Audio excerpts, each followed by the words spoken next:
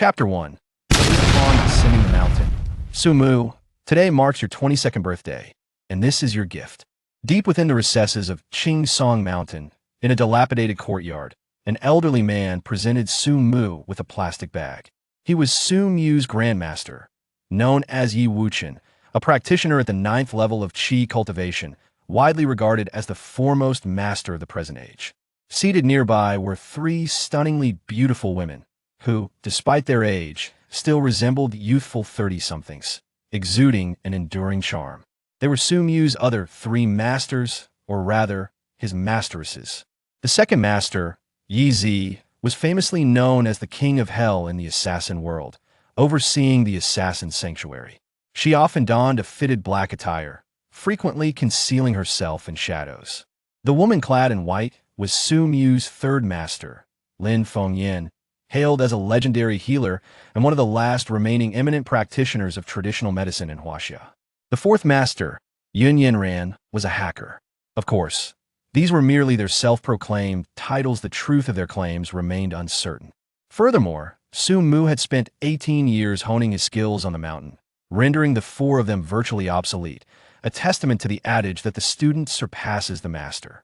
Upon opening the plastic bag, Sumu discovered 9 marriage certificates inside, each bearing his name. Stunned, he exclaimed, "Master, what is this?"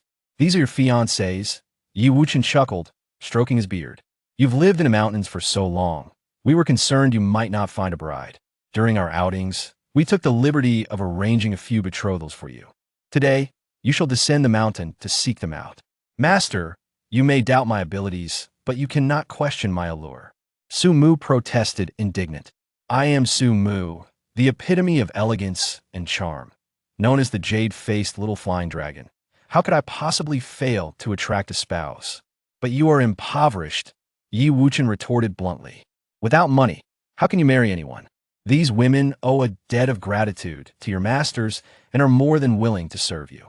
Not only will you spend no money, but they may even grant you a fortune." Sumu countered, "But I already have someone I care for." "Are you referring to that girl, Tangyan?" Yi Wuchen inquired. Sumu nodded in affirmation. 3 years prior, Tang Yun had come to the mountain for treatment, and the 4 masters had been reluctant to intervene. It was Sumu who had administered acupuncture and herbal remedies, tending to her every need. In time, they developed feelings for each other and made a private vow of lifelong commitment. "Not to worry, you can marry them all." The second master, Yi Zi, waved her hand dismissively. "Yi Zi, why can't I marry all 3 of you?" Yi Wuchen asked, puzzled. "What did you just say? You actually wish to marry all 3 of us?" "Sisters, teach him a lesson." At Yi Zi's command, the other 2 masters rolled up their sleeves and proceeded to give Yi Wuchen a thorough beating. Sumu, unfazed, hurried to his small room, hastily packed a couple of clothes, and dashed down the mountain. If he lingered, he would surely become embroiled in the chaos. Without a proper reprimand lasting 3 days and nights, they wouldn't even let him eat. If his master couldn't handle 3 women, how could he expect Sumu to marry 9? That would surely tear a hole in the heavens. Tang Yun, on the other hand, was gentle and understanding. Marrying her alone would suffice. As for the others, he was resolute in his decision to annul the marriages. The nearest place to Jiang City was where 2 of his fiancées resided. One was named Xia Yuqing, and the other, Lu Shuyan. First, he would go there to cancel their marriage certificates, then seek to annul the others. Once all were resolved, he would return to marry Tang Yan. Having made up his mind, Sumu suddenly realized a serious issue. He had no money. In his haste to descend, he had forgotten to bring any. He might as well hitch a ride. Just then, a red BMW sped towards him from the opposite direction. Sumu leaped into the road, arms outstretched to hail the vehicle. Screech! With a sharp screech of brakes, the car halted just 2 meters away from him. The window rolled down, revealing a striking woman. In her 20s, she had long, chestnut-colored hair styled in voluminous curls, complemented by her sparkling eyes, making her exceptionally attractive. However, her words were somewhat ungracious. "Are you trying to get yourself killed? Didn't you see the car? Leaping into the road, like that, are you eager to meet the Grim Reaper?" "Beautiful lady, my apologies," Sumu replied earnestly. "I'm trying to get to Jiang City. Could you give me a lift?" "Absolutely not." "Get lost," Wu Mengfei retorted angrily. Frustrated after a failed trip to Song Mountain and nearly hitting someone on the road, She had no patience for pleasantries. Beautiful lady, I perceive a flickering red cloud in your brow today may bring you misfortune. Su Mu scrutinized Wu Mengfei and continued, if you take me to Jiang City, I can assist you with a free consultation. You are the one who's going to have misfortune. Your entire family is doomed. Wu Mengfei fumed. Get out of my way, or I'll run you over. Fei, stop yelling. At that moment, a cool voice came from within the car. Let him, we need to hurry. Sister Ya, what if this filthy man suddenly appears in the middle of nowhere? What if he has ill intentions? Wu Mengfei protested. Don't worry, I have pepper spray in my bag. He'll keep it ready, Sister Ya replied calmly. If he dares to make any moves, they'll make him regret it. Fine. Wu Mengfei relented, but added, if he dares to do anything untoward, I will make him pay. Secretly, she opened a can of air freshener. Then she turned to Su Mu and said, Hey, my sister Ya is kind-hearted. She's letting you in. Quickly, don't delay us. In the back seat sat a woman in her late 20s. With exquisite features, a fair complexion, and a graceful demeanor, she was undeniably captivating.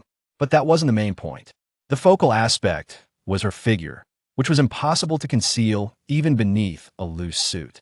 She radiated allure, leaving Su Mu dizzy. Genuinely dizzy. Su Mu's head tilted, and he collapsed against the seat. It was intoxicating. He silently scoffed. I've grown up in a medicinal environment and possess protective spiritual energy. Such trivial toxins cannot overwhelm me. Feigning unconsciousness, he aimed to observe the intentions of these two beauties. Could it be they were planning to abduct him? Seeing this, Xie Jingya gasped, Fei, why is he unconscious? I poisoned him. Wu Mengfei replied with a mischievous smile. Xie Jingya covered her mouth in disbelief. Why did you poison him? Sister Ya, haven't you seen the news lately? Wu Mengfei explained. There are many criminals targeting vulnerable women, especially in vehicles. It's been reported extensively. We must be cautious. But don't worry, this poison just makes him sleep for a while. By the time we reach Jiang City, he'll awaken, and it won't harm him in any way. So they were preparing for me. Su Mu sighed in relief. Might as well grant them some dignity as a way to repay their kindness in offering him a ride. At that moment, two vans sped past them. Just as they overtook, they swerved abruptly, blocking the road. Bang! Despite Wu Mengfei's quick reflexes to brake, the car couldn't resist the momentum and collided with the van. The vehicle jolted, causing Wu Mengfei's head to strike the steering wheel. Her forehead split, blood streaming. The ominous prophecy came to fruition. I'm fine, Xie Jingya declared. Check if that young man is injured. He'll handle the accident. Before Xie Jingya could even open the door, the van's door swung open, and 10 individuals emerged. Dressed flamboyantly with multicolored hair, they certainly did not appear to be upstanding citizens. The man in charge is Ma Shan, a subordinate of Yin Tian, Xie Jingya recognized, her expression tense. This doesn't bode well. Xia, where's the formula? Ma Shan knocked on the car window and inquired. What formula? Xie Jingya feigned ignorance. Ma Shan sneered. Xia, you're not fooling anyone. You came to Qingsong Mountain today to seek the legendary healer for a beauty product formula, didn't you? Today, hand over the formula, and we shall coexist peacefully. Ma Shan, I am well aware that you are a subordinate of Yin Tian, the type who does things for money, she replied. Xie Jingya said, I will offer double the amount. How about you let's leave? President Xie, since you know we are under Yin Tian, you should also be aware of our rules, Ma Shan sneered. With a cold smile, he added, once we take your money, we won't have the lives to spend it. Xie Jingya seized her self-defense spray and sprayed it towards Ma Shan. However, Ma Shan had anticipated this. He raised his arm to block it. Simultaneously, he coldly declared, since you refuse the wine offered and choose the punishment instead, do not blame me for being impolite. Brothers attack. Two stunningly beautiful women, one of whom is a president. I never dreamed of encountering such exquisite gems. Today truly feels like a blessing from the heavens. As he commanded, his men hastily opened the car door. Chapter 2. It turns out to be my aunt. Wait, how come there's a man here? Upon opening the passenger seat, they discovered the unconscious Su Mu. Xie Jingya hurriedly exclaimed, he merely hitched a ride halfway. He has nothing to do with this. Please let him go. Let him go. Ma Shan laughed coldly. Let him escape and then report us to the authorities? Escape? Su Mu scoffed. In my entire life, I have never come across the word escape in my dictionary. Perhaps you could teach me? Are you all right? Wu Mengfei asked in astonishment. Of course. If I were easily knocked out by you, how could I claim to be a divine physician? Su Mu replied with pride. And what if you're awake? In front of me. Before Ma Shan could finish his sentence, he saw a shadow dart past. Bang! Su Mu landed a swift uppercut on Ma Shan's jaw, sending him flying. With a crash, he fell to the ground, unconscious. I absolutely detest it when others refer to themselves as old man in my presence. It's simply asking for a beating. How dare you strike Brother Shan? Everyone, attack him together, incapacitate him. Seeing this, the others swiftly drew their weapons and rushed toward Su Mu. Be careful. Xie Jingya shouted a warning, then instructed Wu Mengfei, Fei, stop dawdling and call the police. I'm going to help him. Xie Jingya grabbed her self-defense spray, ready to join the fray. But she soon gasped in astonishment. Su Mu dashed left and right, landing punches and kicks on his opponents. Those men flew through the air like cannonballs. They crashed to the ground, unconscious. You, how can you be so powerful? Wu Mengfei was taken aback, realizing the fight had already concluded before she could even make the call. I have many more tricks up my sleeve, Su Mu replied with a smile, then began rifling through the pockets of the fallen foes. Wu Mengfei asked curiously, what are you doing? Robbing them, Su Mu stated matter-of-factly. If they're stopping and robbing us, they must be prepared to be robbed in return. Wu Mengfei was flabbergasted, unable to find words to refute him. Is this what they call black eating black? Wu Mengfei gazed at Su Mu with a mix of fear and astonishment. If he were to turn his attention towards her and Xie Jingya, who could possibly stop him? Xie Jingya expressed her gratitude. Young man, thank you for saving us. If it weren't for you today. Before she could finish her sentence, Su Mu interjected, you are to take me to Jiang City, and I shall help you drive away the bad guys. We will owe each other nothing, so please do not ask me for a fare. Puffed. Xie Jingya was amused. Can one truly compare the two? One is a ride-sharing arrangement, the other a life-saving favor. They seem to cancel each other out. What a naive young man. The wariness in Xie Jingya's gaze towards Su Mu had dissipated. However, Wu Mengfei could not help but murmur, are you really that obsessed with money? Not exactly obsessed, Su Mu pondered for a moment. Mainly, I rushed out without bringing any cash. Wu Mengfei was left speechless. What era are we living in? Who still carries cash when going out? A single phone can resolve everything. A phone can solve everything? How so? Su Mu asked with curiosity, pulling out his Nokia 3100 from his pocket. Puffed. Wu Mengfei burst into laughter. You still use such a phone? Wu Mengfei looked at Su Mu as if he were a creature from another world.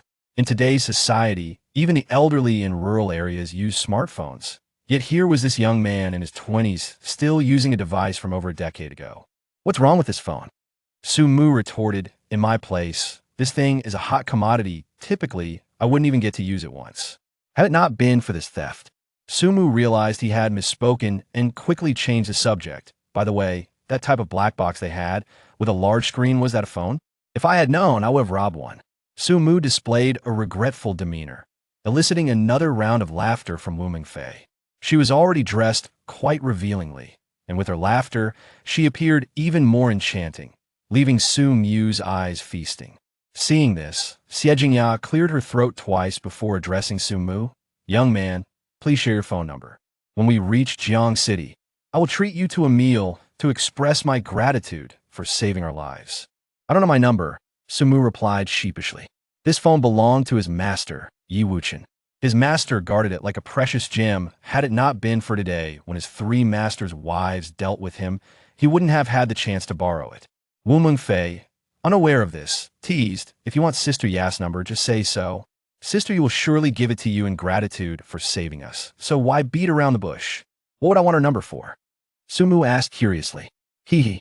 Wu Mengfei sneered. Sister Yi is so beautiful and a president to boot. If you want her number, it's naturally because you want to pursue her.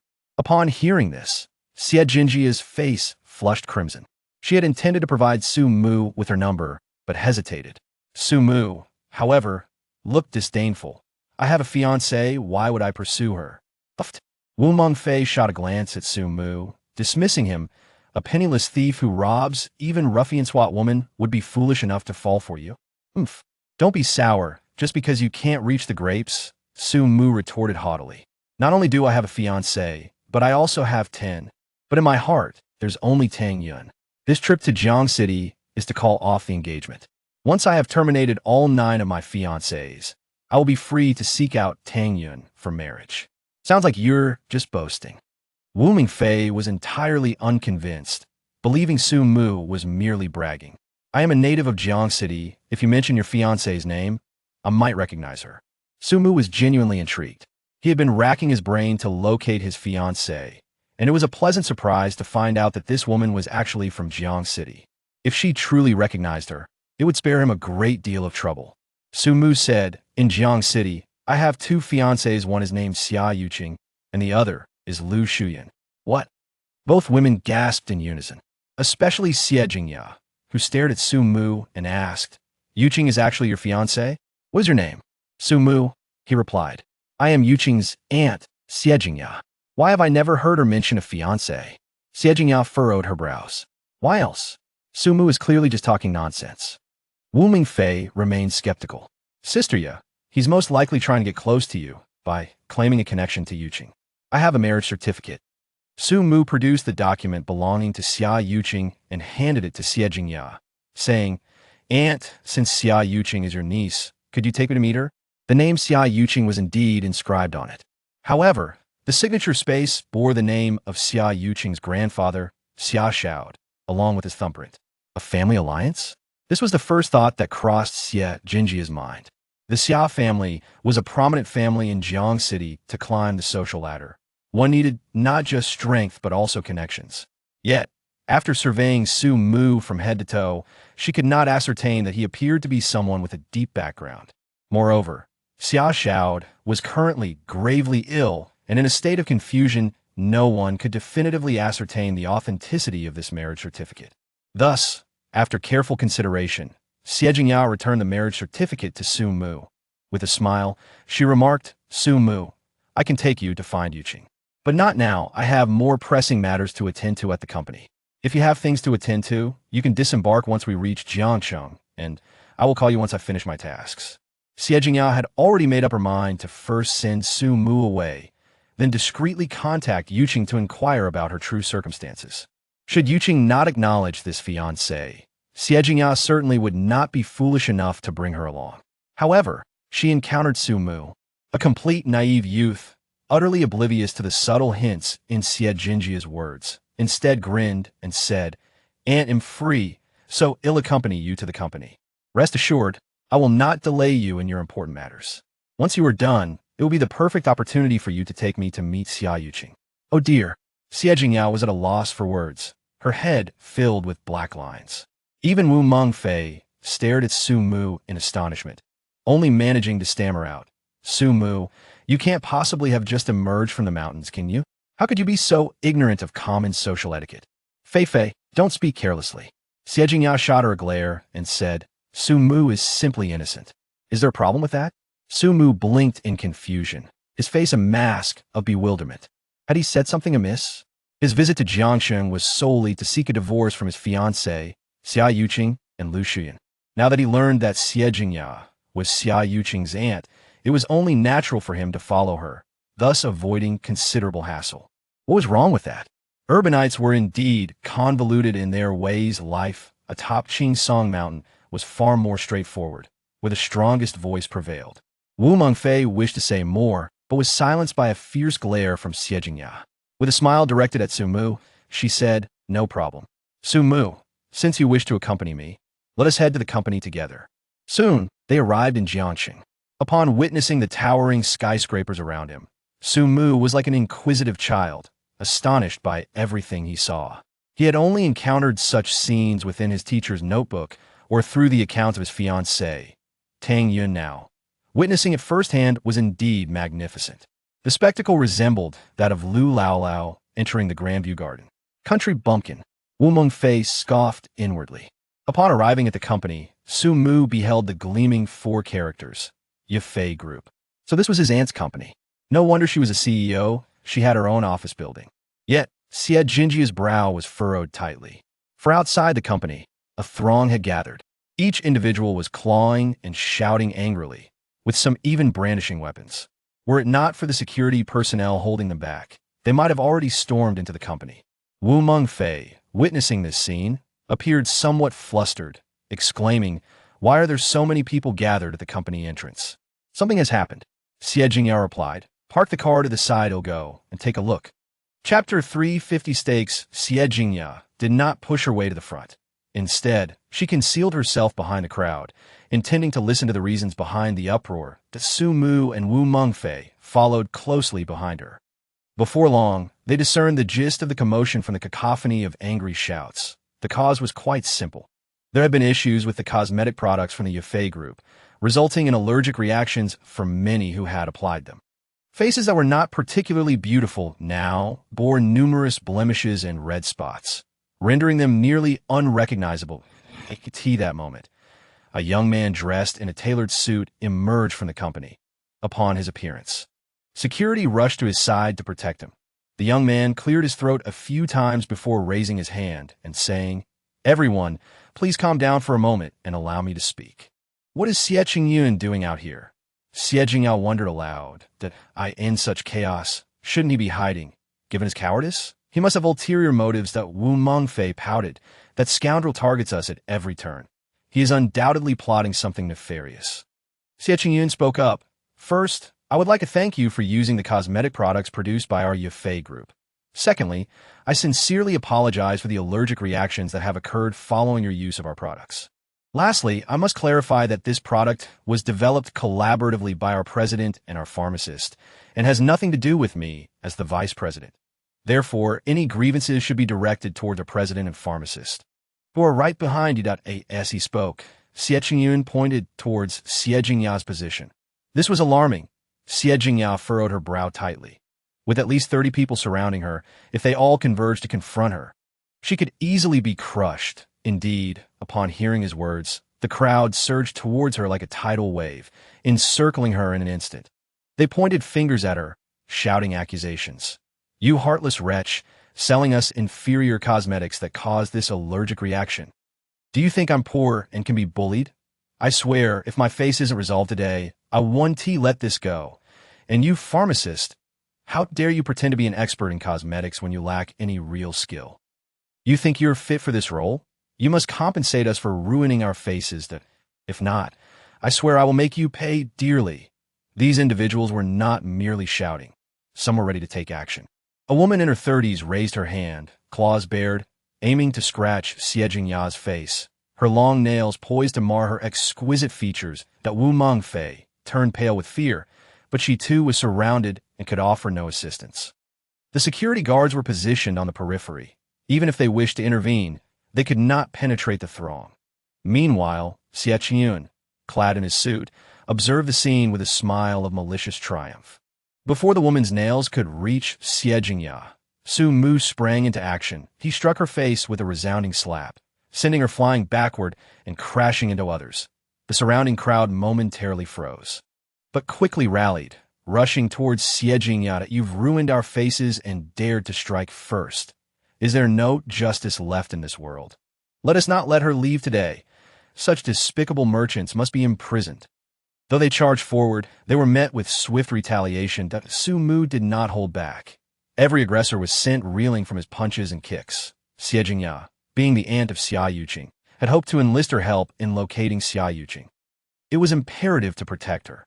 Seizing the opportunity, security rushed in to shield Xie Jingyao. It was only at this point that she grasped the gravity of the situation. Su Mu had resorted to violence, striking customers of the Yafei group. The adage goes that the customer is king, and Su Mu's actions were tantamount to assaulting royalty. If word got out, who would dare purchase product from Yafei group again? If there were issues with the products, they should have been resolved amicably. Resorting to violence was the act of thugs. Before Xie Jingyao could voice her concerns, Xie Qingyun interjected. Pointing at Su Mu, he coldly remarked, "Who are you, and what gives you the right to strike our Yafei group's customers?" "I detest being pointed at," Su Mu retorted, darting forward to seize Xie Qingyun's wrist. With a sharp crack, he broke Qingyun's wrist. The pain sent him into a rage, and he summoned security to take action against Su Mu. The security guards exchanged glances, hesitating to act. After witnessing Su Mu's prowess, they knew they were no match for him. They earn a modest salary each month, and had no desire to risk their lives. Su Mu continued, "As for your so-called customers, are they truly customers? They strike me more as hired actors." "What do you mean by that?" Xie Qingyun fumed. Oh, I need to spell it out for you. Su Mu scoffed. Oh, you think slapping on some makeup can convincingly simulate an allergic reaction? Such a petty trick might deceive my aunt, but it cannot escape my discerning eye. Su Mu, is what you say true? Xie Jingya inquired, skepticism lacing her voice. Of course it's true, Su Mu affirmed earnestly. If you doubt me, call the police right now. Let them apprehend these individuals, and the truth will come to light. Xie Jingya, still uncertain, retrieved her phone, preparing to call the authorities. After all, the situation had escalated into a brawl, and calling the police seemed the most prudent course of action. Xie Qingyun's expression darkened as he declared, "Xie Jingya, you cannot call the police." "Why not?" Su Mu interjected. "I just saw you exchanging glances with these people. Could it be that you orchestrated this scheme to frame my aunt?" Xie Jingya shot him a questioning look. "Nonsense," Xie Qingyun shouted. "This incident occurred at our company's doorstep and is linked to our products. If the police are involved, it will undoubtedly tarnish our company's reputation." As for framing Xie Jingya, that is entirely impossible. She is my aunt, and we are family, bound by blood. How could I possibly betray her? Besides, why do you refer to Xie Jingya as aunt? I do not recall having such a cousin. That's none of your business. Su Mu replied coolly that it seems like your aunt has a nephew like you. Truly, misfortune befalls the family.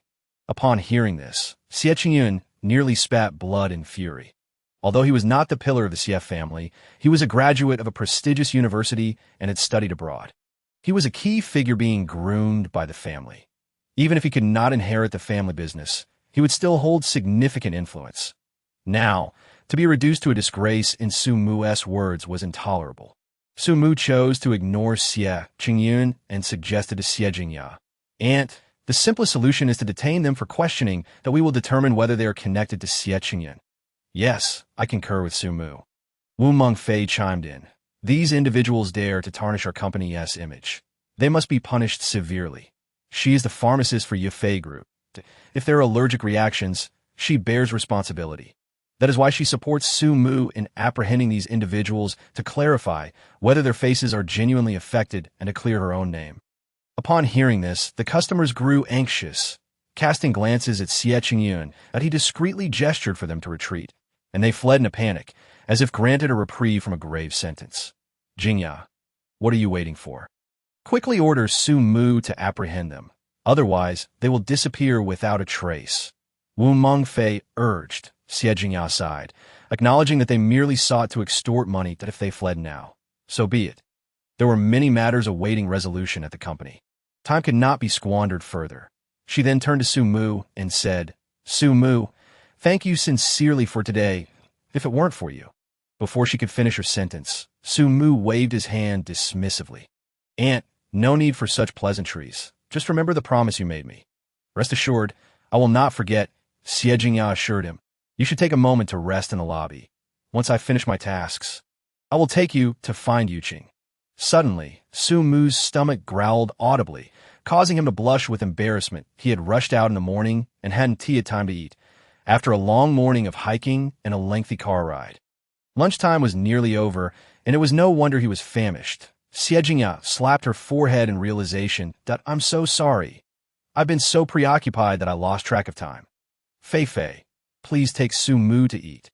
Wu Mengfei, eager to satisfy her curiosity, readily agreed and drove Su Mu to a high-end Western restaurant. As soon as they sat down, she could hardly contain her excitement and asked, "Su Mu, how did you realize those individuals were faking their allergic reactions?" "I am a divine healer, and if I cannot discern such a trifling trick, I would be unworthy of the title," Su Mu declared with unwavering conviction. "Humph," Wu Mengfei pouted, clearly unconvinced and unwilling to pursue the matter further. "Let us order. I would like a steak." "What about you?" "The same as you," Su Mu replied. Tea was his first outing, and he was utterly unaware of the portion size of steak. When the steak was presented, Su Mu was taken aback, pointing at the plate in disbelief. "Is this truly a single serving of steak?" "Indeed, is there a problem?" Wu Mengfei inquired, puzzled. "This is far too little," Su Mu exclaimed. slamming his hand on the table.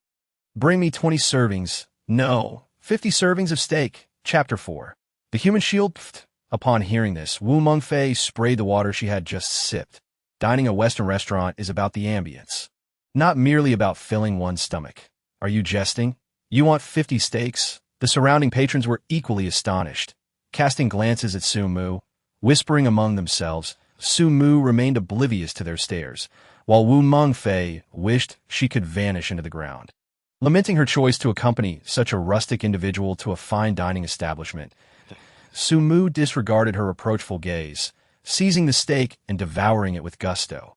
Surprisingly, the steak was delectable, and he relished every bite, attracting further attention from onlookers who labeled him a country bumpkin, claiming he had never seen the world. Yet he paid them no mind. As each steak was served, he consumed it without pause. 50 steaks were devoured, leaving not a morsel behind, and he even let out a satisfied belch.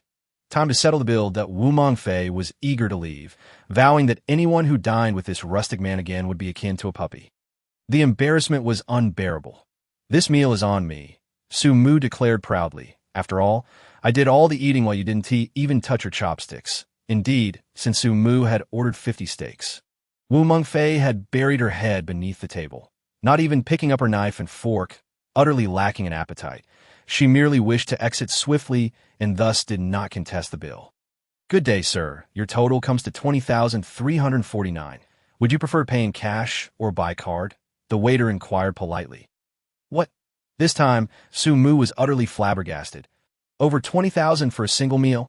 Are you robbing me? His incredulous exclamation drew laughter from nearby diners.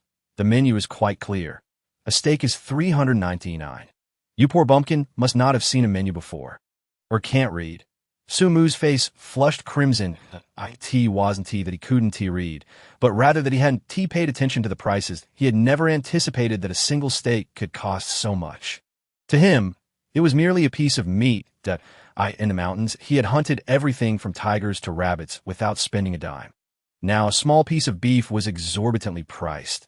The only money he had was the 2,000 he had seized from the bandits at Masan, which was woefully insufficient. My dear, you might as well save your pocket money for cigarettes. I'll cover this meal, Wu Mengfei said, sidling up to Su Mu, leaning against him with a coy demeanor. The image was that of a charming couple, with the man earning a living and the woman radiating beauty. Truly a match made in heaven. Su Mu, still processing the moment, heard a man nearby erupt in anger. Wu Mengfei. What do you mean by this? I pursued you for 3 years, and you've treated me coldly. Now you stoop to being with this rustic fool. Are you intent on offending me? Ah, a human shield, Su Mu realized, and oh wonder Wu Mengfei had clung to him, calling him husband. She was using him to fend off the advances of this unwelcome suitor, with a beautiful woman throwing herself at him. How could Su Mu refuse? However, he prided himself on not being so easily swayed by appearances that he merely sought to assist her in deflecting unwanted attention, all while discreetly wrapping his arm around Wu Mengfei's slender waist. It felt remarkably soft. He even took a deep inhale, savoring her fragrance. Wu Mengfei shot him a sharp glance before addressing the irate man. Sun Tao, you desire our family's ancestral medical skills, which is why you relentlessly pursue me. You truly think I'm unaware. Dreamfei, you've misunderstood.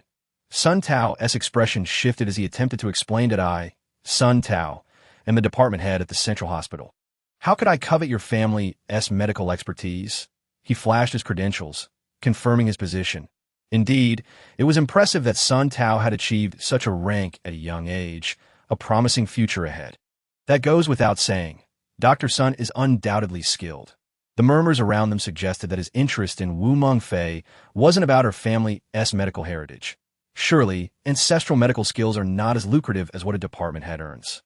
Hearing the gossip, Wu Mengfei felt a pang of embarrassment, while Sun Tao wore a smug grin. Dreamfei, if you cast aside this rustic fool, I can pretend I never saw anything and continue to pursue you. How gracious of Dr. Sun. His girlfriend was already entwined with another man, yet he could still accept the situation graciously. Such was true love. Indeed, if it were not true love, who could tolerate such a humiliation? If I were this girl, I would undoubtedly choose Dr. Sunday. That man is a ragged bumpkin who can't even afford a meal, while Sun Tao is a doctor. My husband is a divine healer. Sun Tao is not worthy to even fetch my husband's shoes. Wu Mengfei retorted in frustration, not wishing to linger any longer. After settling the bill, she grasped Su Mu's hand, eager to escape. But at that moment, a cry for help pierced the air. Oh no! Someone has collapsed! Quick, help! As the exclamation echoed, all eyes turned to the scene. Not far away, an elderly man lay on the ground, eyes shut. His complexion darkening, labored breaths signaling imminent peril. "Dear, wait here for a moment. I'll go assist," Wu Mengfei declared, releasing Su Mu and rushing over. She knelt beside the elderly man, checked his pulse, but was at a loss. "Dreamfei, your family has ancestral medical skills, but they are passed only to males. Let me take over," Sun Tao interjected as he approached Wu Mengfei, recognizing the gravity of the situation, did not contest his presence. Though a feeling of discontent brewed within her, it was frustrating to have such profound medical knowledge in her family, yet not be entrusted with it, as her grandfather had determined it should only be passed to males. Her family's lineage was male-dominant. Her grandfather was an only son, and her father too. Yet here she was, relegated to the role of daughter. Her father, uninterested in medicine, had ventured into business instead. Her grandfather would rather let the knowledge fade than pass it on to her. This situation felt like a thorn lodged in Wu Mengfei's throat, causing discomfort every time it was mentioned. She nearly stumbled, but Su Mu caught her just in time. "Fear not, Fei. He cannot be treated by this old man." He reassured her. Wu Mengfei's frustration was palpable. That what I'm worried about. The onlookers began to scorn Su Mu. Not only is this bumpkin impoverished, but he also lacks ambition. Dr. Sun merely took his girlfriend. And now he wishes for Dr. Sun to fail in treatment. What malice lies within him? Such is the nature of the impoverished. They produce miscreants. That it's a pity that a beautiful flower is wasted on such a worthless scoundrel. "Silence!" Sun Tao bellowed. Not disrupt my treatment." With his authoritative command, the crowd fell silent, though their gazes towards Su Mu remained unfriendly. Even Wu Mengfei pinched his waist sharply, whispering, "Do not speak out of turn.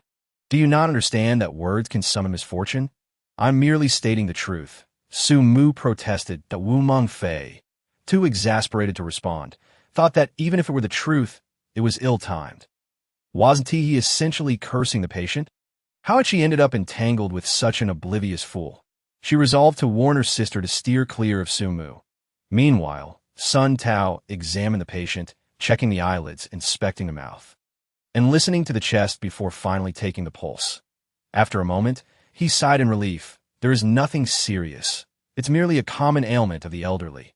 The blood is too thick, causing insufficient oxygen and resulting in temporary shock.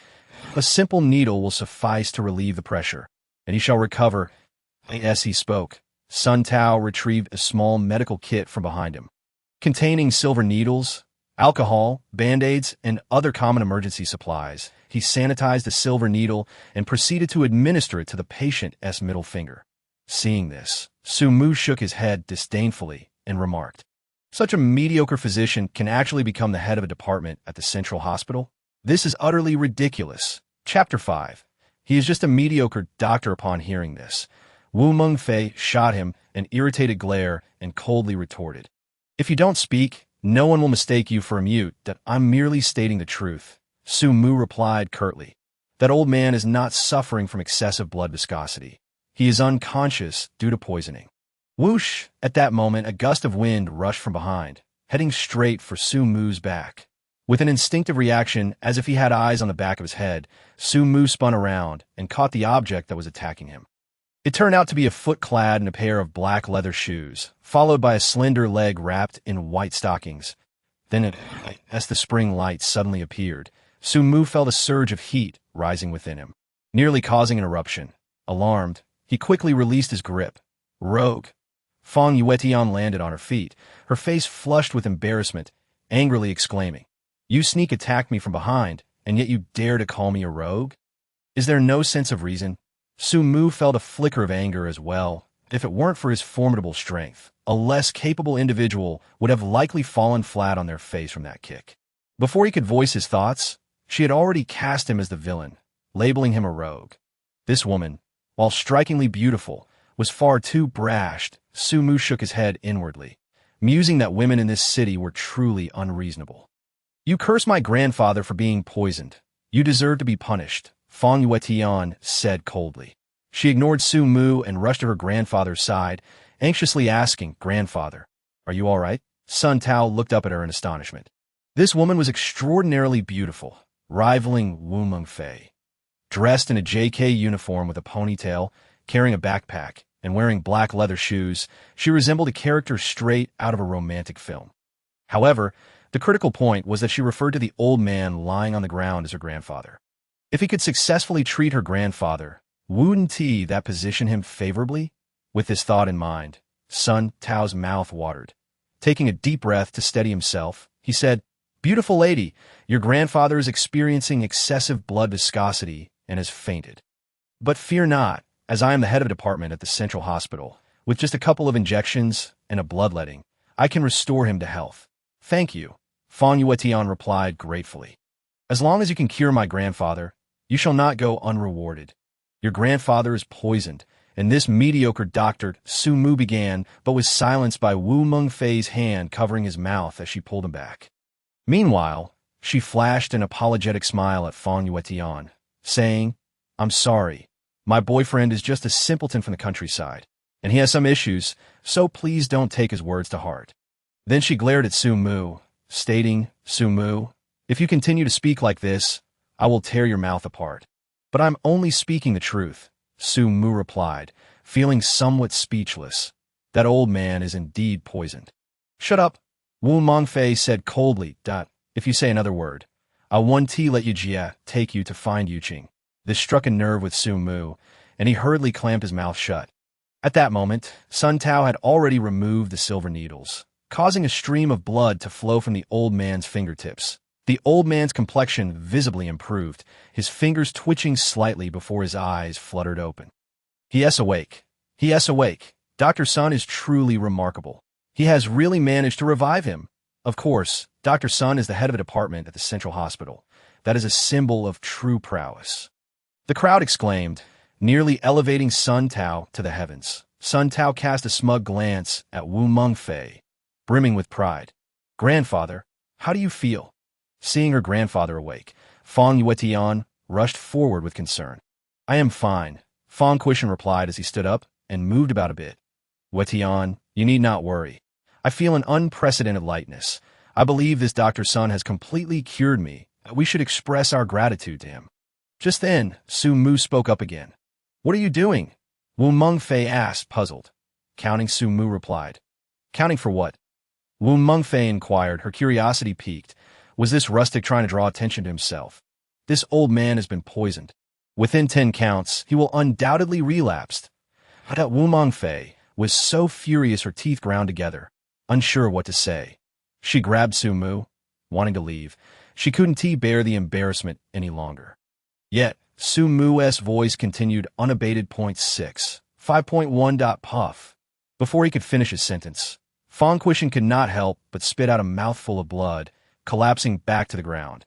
His complexion instantly turned as pale as a sheet, tinged with a hint of green. Grandfather, grandfather, what's wrong? Fong Yuetian cried out in panic, shaking her grandfather's body, tears streaming down her face. Please don't scare me. You are my only grandfather. You cannot leave me. How could this happen? The surrounding crowd gasped in shock, all eyes turning to Sun Tao.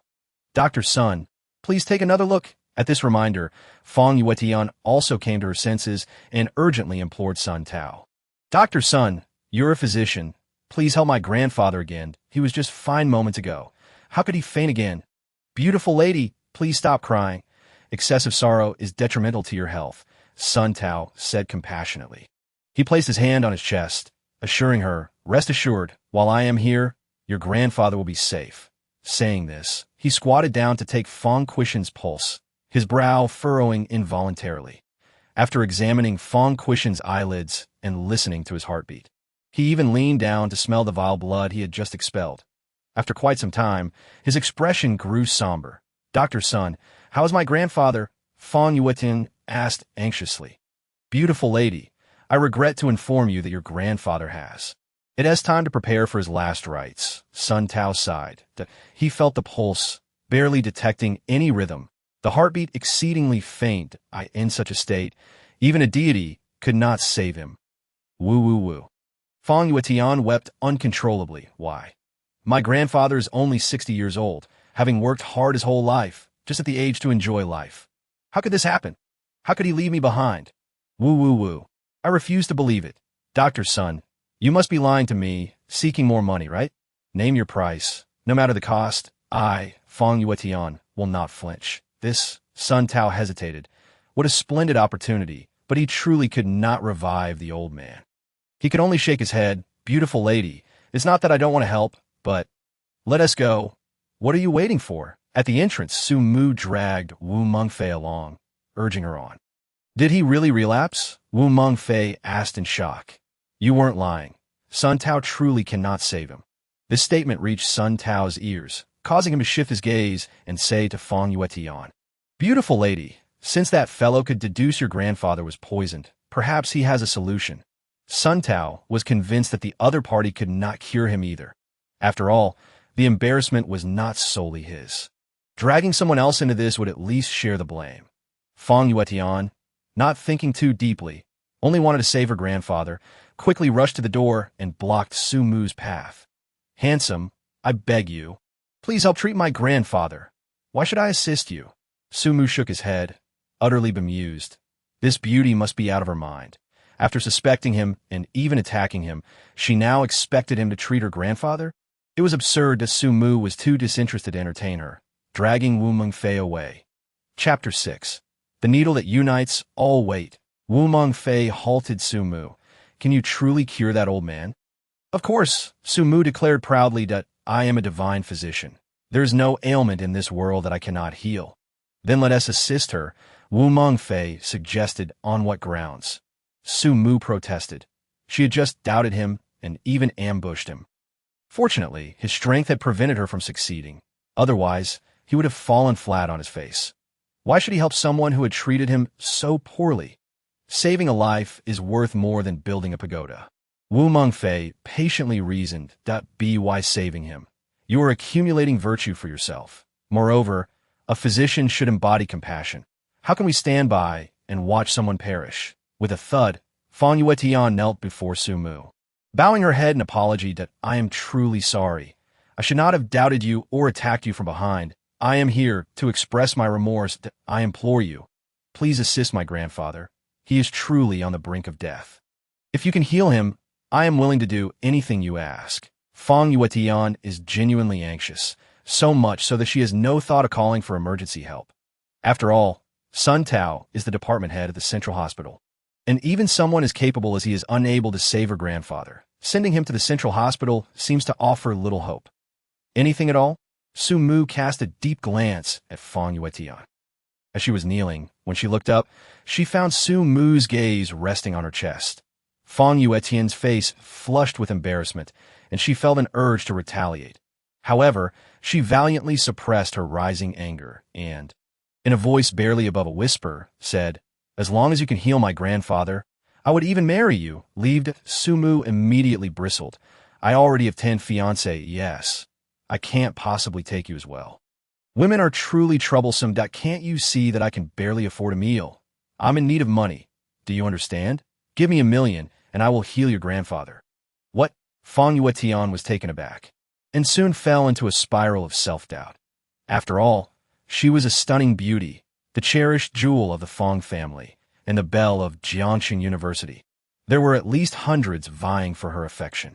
Now, when she offered herself, she was met with disdain. Fang Yuetian couldn't help but scrutinize Su Mu, finding him to be quite an odd individual. Wu Mengfei was equally astonished, just moments ago, seeing Su Mu's piercing gaze directed at Fang Yuetian. She had assumed he was up to some unsavory antics.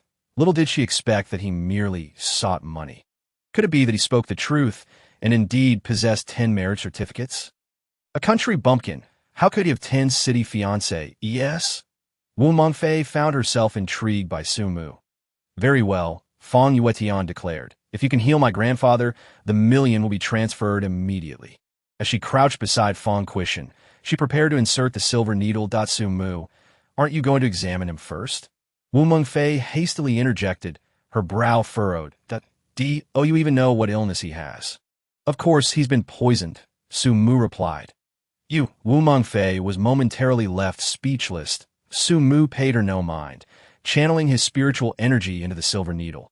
The needle vibrated vigorously, its frequency imperceptible to the ordinary eye. At the opportune moment, Su Mu plunged the silver needle into Fong Quishan's body, quickly following up with a second needle. Observing this, Sun Tao couldn't help but chuckle inwardly. This fellow was indeed a country bumpkin. How reckless to insert a needle into a patient without sterilizing it, risking infection. However, this also absolved him of any responsibility. He kindly chimed in, "Country boy, you haven't sterilized your needles. If something goes wrong, you'll be held accountable. Mind your own business," Su Mu retorted. "Don't you have any shame?" Sun Tao's face reddened with embarrassment. "I may be a mediocre doctor, but at least I managed to rouse the old man for a moment. Meanwhile, you are administering needles without addressing the poison. This is tantamount to murder. When the old man finally stops breathing, I shall relish how you explain this to the fair lady." Upon hearing Sun Tao's words, Fong Yuetian hesitated, considering intervention. Yet Su Mu had already inserted the second, third, and fourth needles. His speed increased, and in the blink of an eye, he had inserted 9 needles and total 0.9 needles converge into one. Wu Mengfei gasped at the sight. How can you perform the 9 needles convergence? What is the 9 needles convergence? Fong Yuetian inquired, her curiosity piqued. Will this needle cure my grandfather? Yes, it must. Fong Yuetian exhaled deeply, relief flooding her as her grandfather appeared to be welled. As for everything else, she was unconcerned. You have stolen the Wu family's ancestral medical technique, Sun Tao remarked coldly. Wu Mengfei, is this the boyfriend you've chosen? Does he truly deserve your grandfather's regard? Silence. Fong Yuetian snapped. You are aggravating me. What if he misplaces a needle? Without permission, you dare to learn someone else's ancestral arts. You are a thief. I will call the authorities. Before Sun Tao could finish a sentence, he was kicked away by Fong Yuetian. You incompetent doctor, did you not hear Su Shini instruct you to be quiet? Close your foul mouth and leave, preferably out of Jiangcheng entirely. If I see you again, I will strike you. Sun Tao wished to protest, but upon seeing Fong Yuetian's raised fist, he swallowed his words and fled. Feeling humiliated in his heart, he still derided the 9 needles convergence. What of it? The key was whether it could heal the illness. If he failed to cure old Master Fong, he could prepare for his own demise. Yet, Sun Tao remained puzzled. This 9 needles convergence was a treasure of the Wu family, and even their granddaughter was not privy to it. How could Su Mu possibly know it? Surely, Wu Mengfei had taught him in secret. This duo was colluding, pilfering the Wu family's medical arts. That he needed to report this, lest the Wu family patriarch remain unaware. Yes, to the Wu family he would go. Determined, Sun Tao sped off in his vehicle. Meanwhile, Su Mu had already inserted the 10th needle. Wu Mengfei took a step back, utterly astonished. This is impossible, absolutely impossible.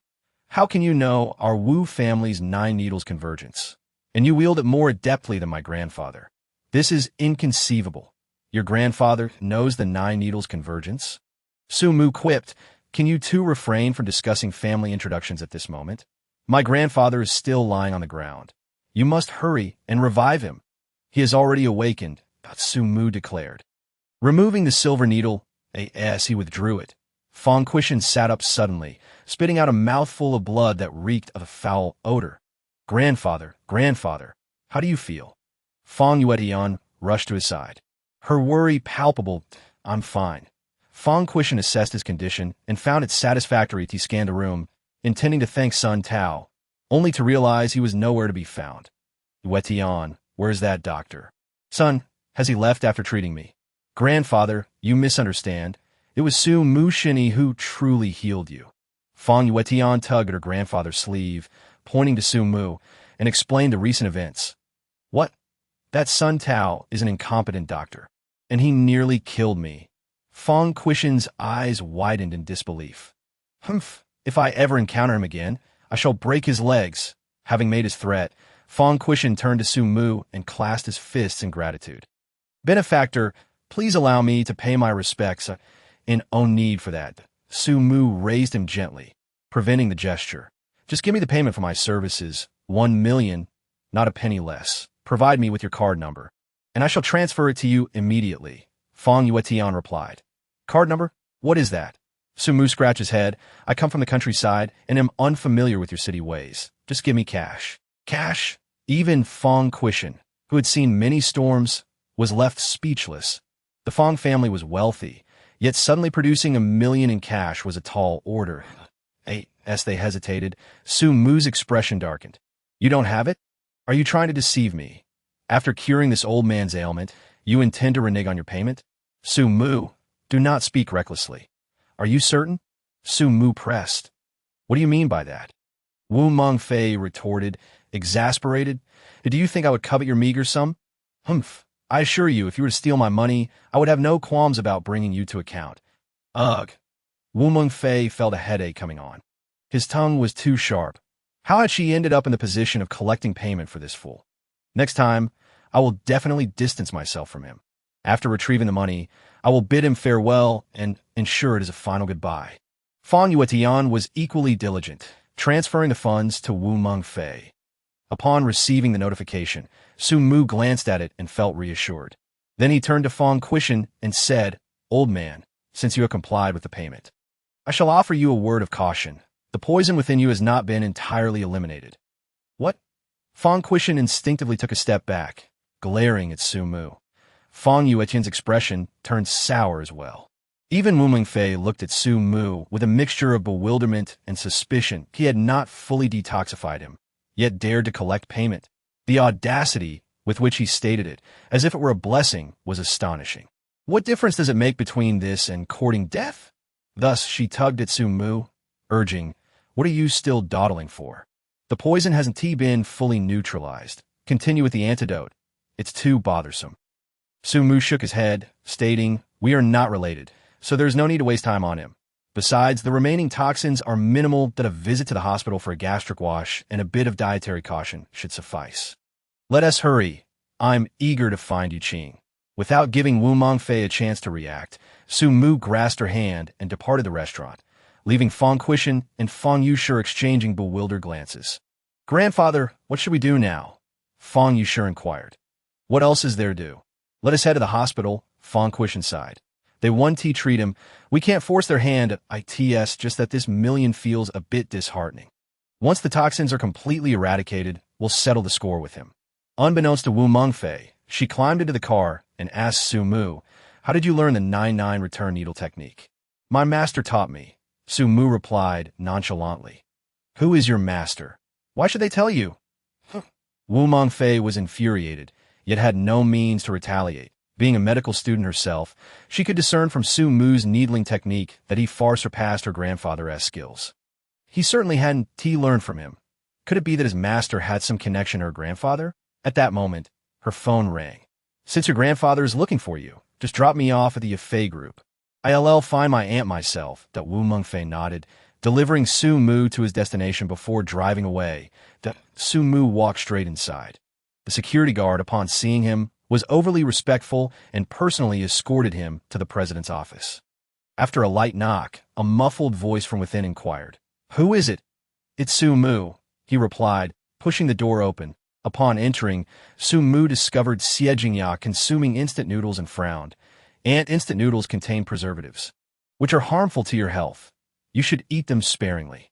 There's no choice. When I'm busy, I hardly have time to eat, Xie Jingya replied with a wry smile. Have a seat. Once I finish my noodles, I'll take you to find Yu Qing. Su Mu sat on the sofa, instantly astonished by its softness. This is incredibly comfortable, much better than sitting on a stone stool at Qingsong Mountain. No wonder everyone enjoys being a president. It's truly a pleasure. Feeling quite at ease, Su Mu nearly succumbed to sleep. Xie Jingya stole a glance at him, noticing he wasn't looking her way, and seized the opportunity to send a message to Xia Yuqing. However, the message seemed to vanish in a thin air, and by the time she finished her bowl of noodles, there was still no reply. A sense of unease crept over her. Just then, Su Mu's voice broke the silence. Aunt, Are you done? Can we go now? Yes, yes, let me tidy up a bit, Xie Jingyao replied with a forced smile. She tossed the noodle container into the trash, washed her hands in the restroom, and touched up her makeup. All right, let us go, she said with a smile. However, after taking just a couple of steps, she felt a sharp pain in her abdomen. Oh no, my period has arrived. Clutching her stomach, Xie Jingyao squatted down, beads of perspiration forming on her forehead. Aunt, what's wrong? Su Mu rushed to support her, his concern evident that it's nothing, just a bit of abdominal pain. Xie Jingyao forced a smile. Why don't you wait a moment? I'll rest a bit, and once the pain subsides, I'll take you to find you Qing. To her astonishment, Su Mu replied. You're experiencing dysmenorrhea. Xie Jinyao's face flushed crimson. This brat, doesn't he know this is a woman's private matter? How can he say it so openly? Aunt, how about I treat you? Su Mu suggested. You can cure ailments? Xie Jingyao was taken aback that I am a divine doctor. Such minor dysmenorrhea is nothing to me. Can you eradicate it completely? Xie Jingyao asked, surprised.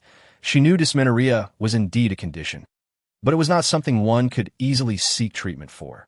After all, as the president, she had to manage the entire company, which was quite overwhelming. Coupled with her irregular eating habits, often resorting to instant noodles, led to hormonal imbalances. Even medication yielded little effect. Su Mu's claim of being able to completely eradicate it raised her skepticism. It absolutely can be, Su Mu asserted.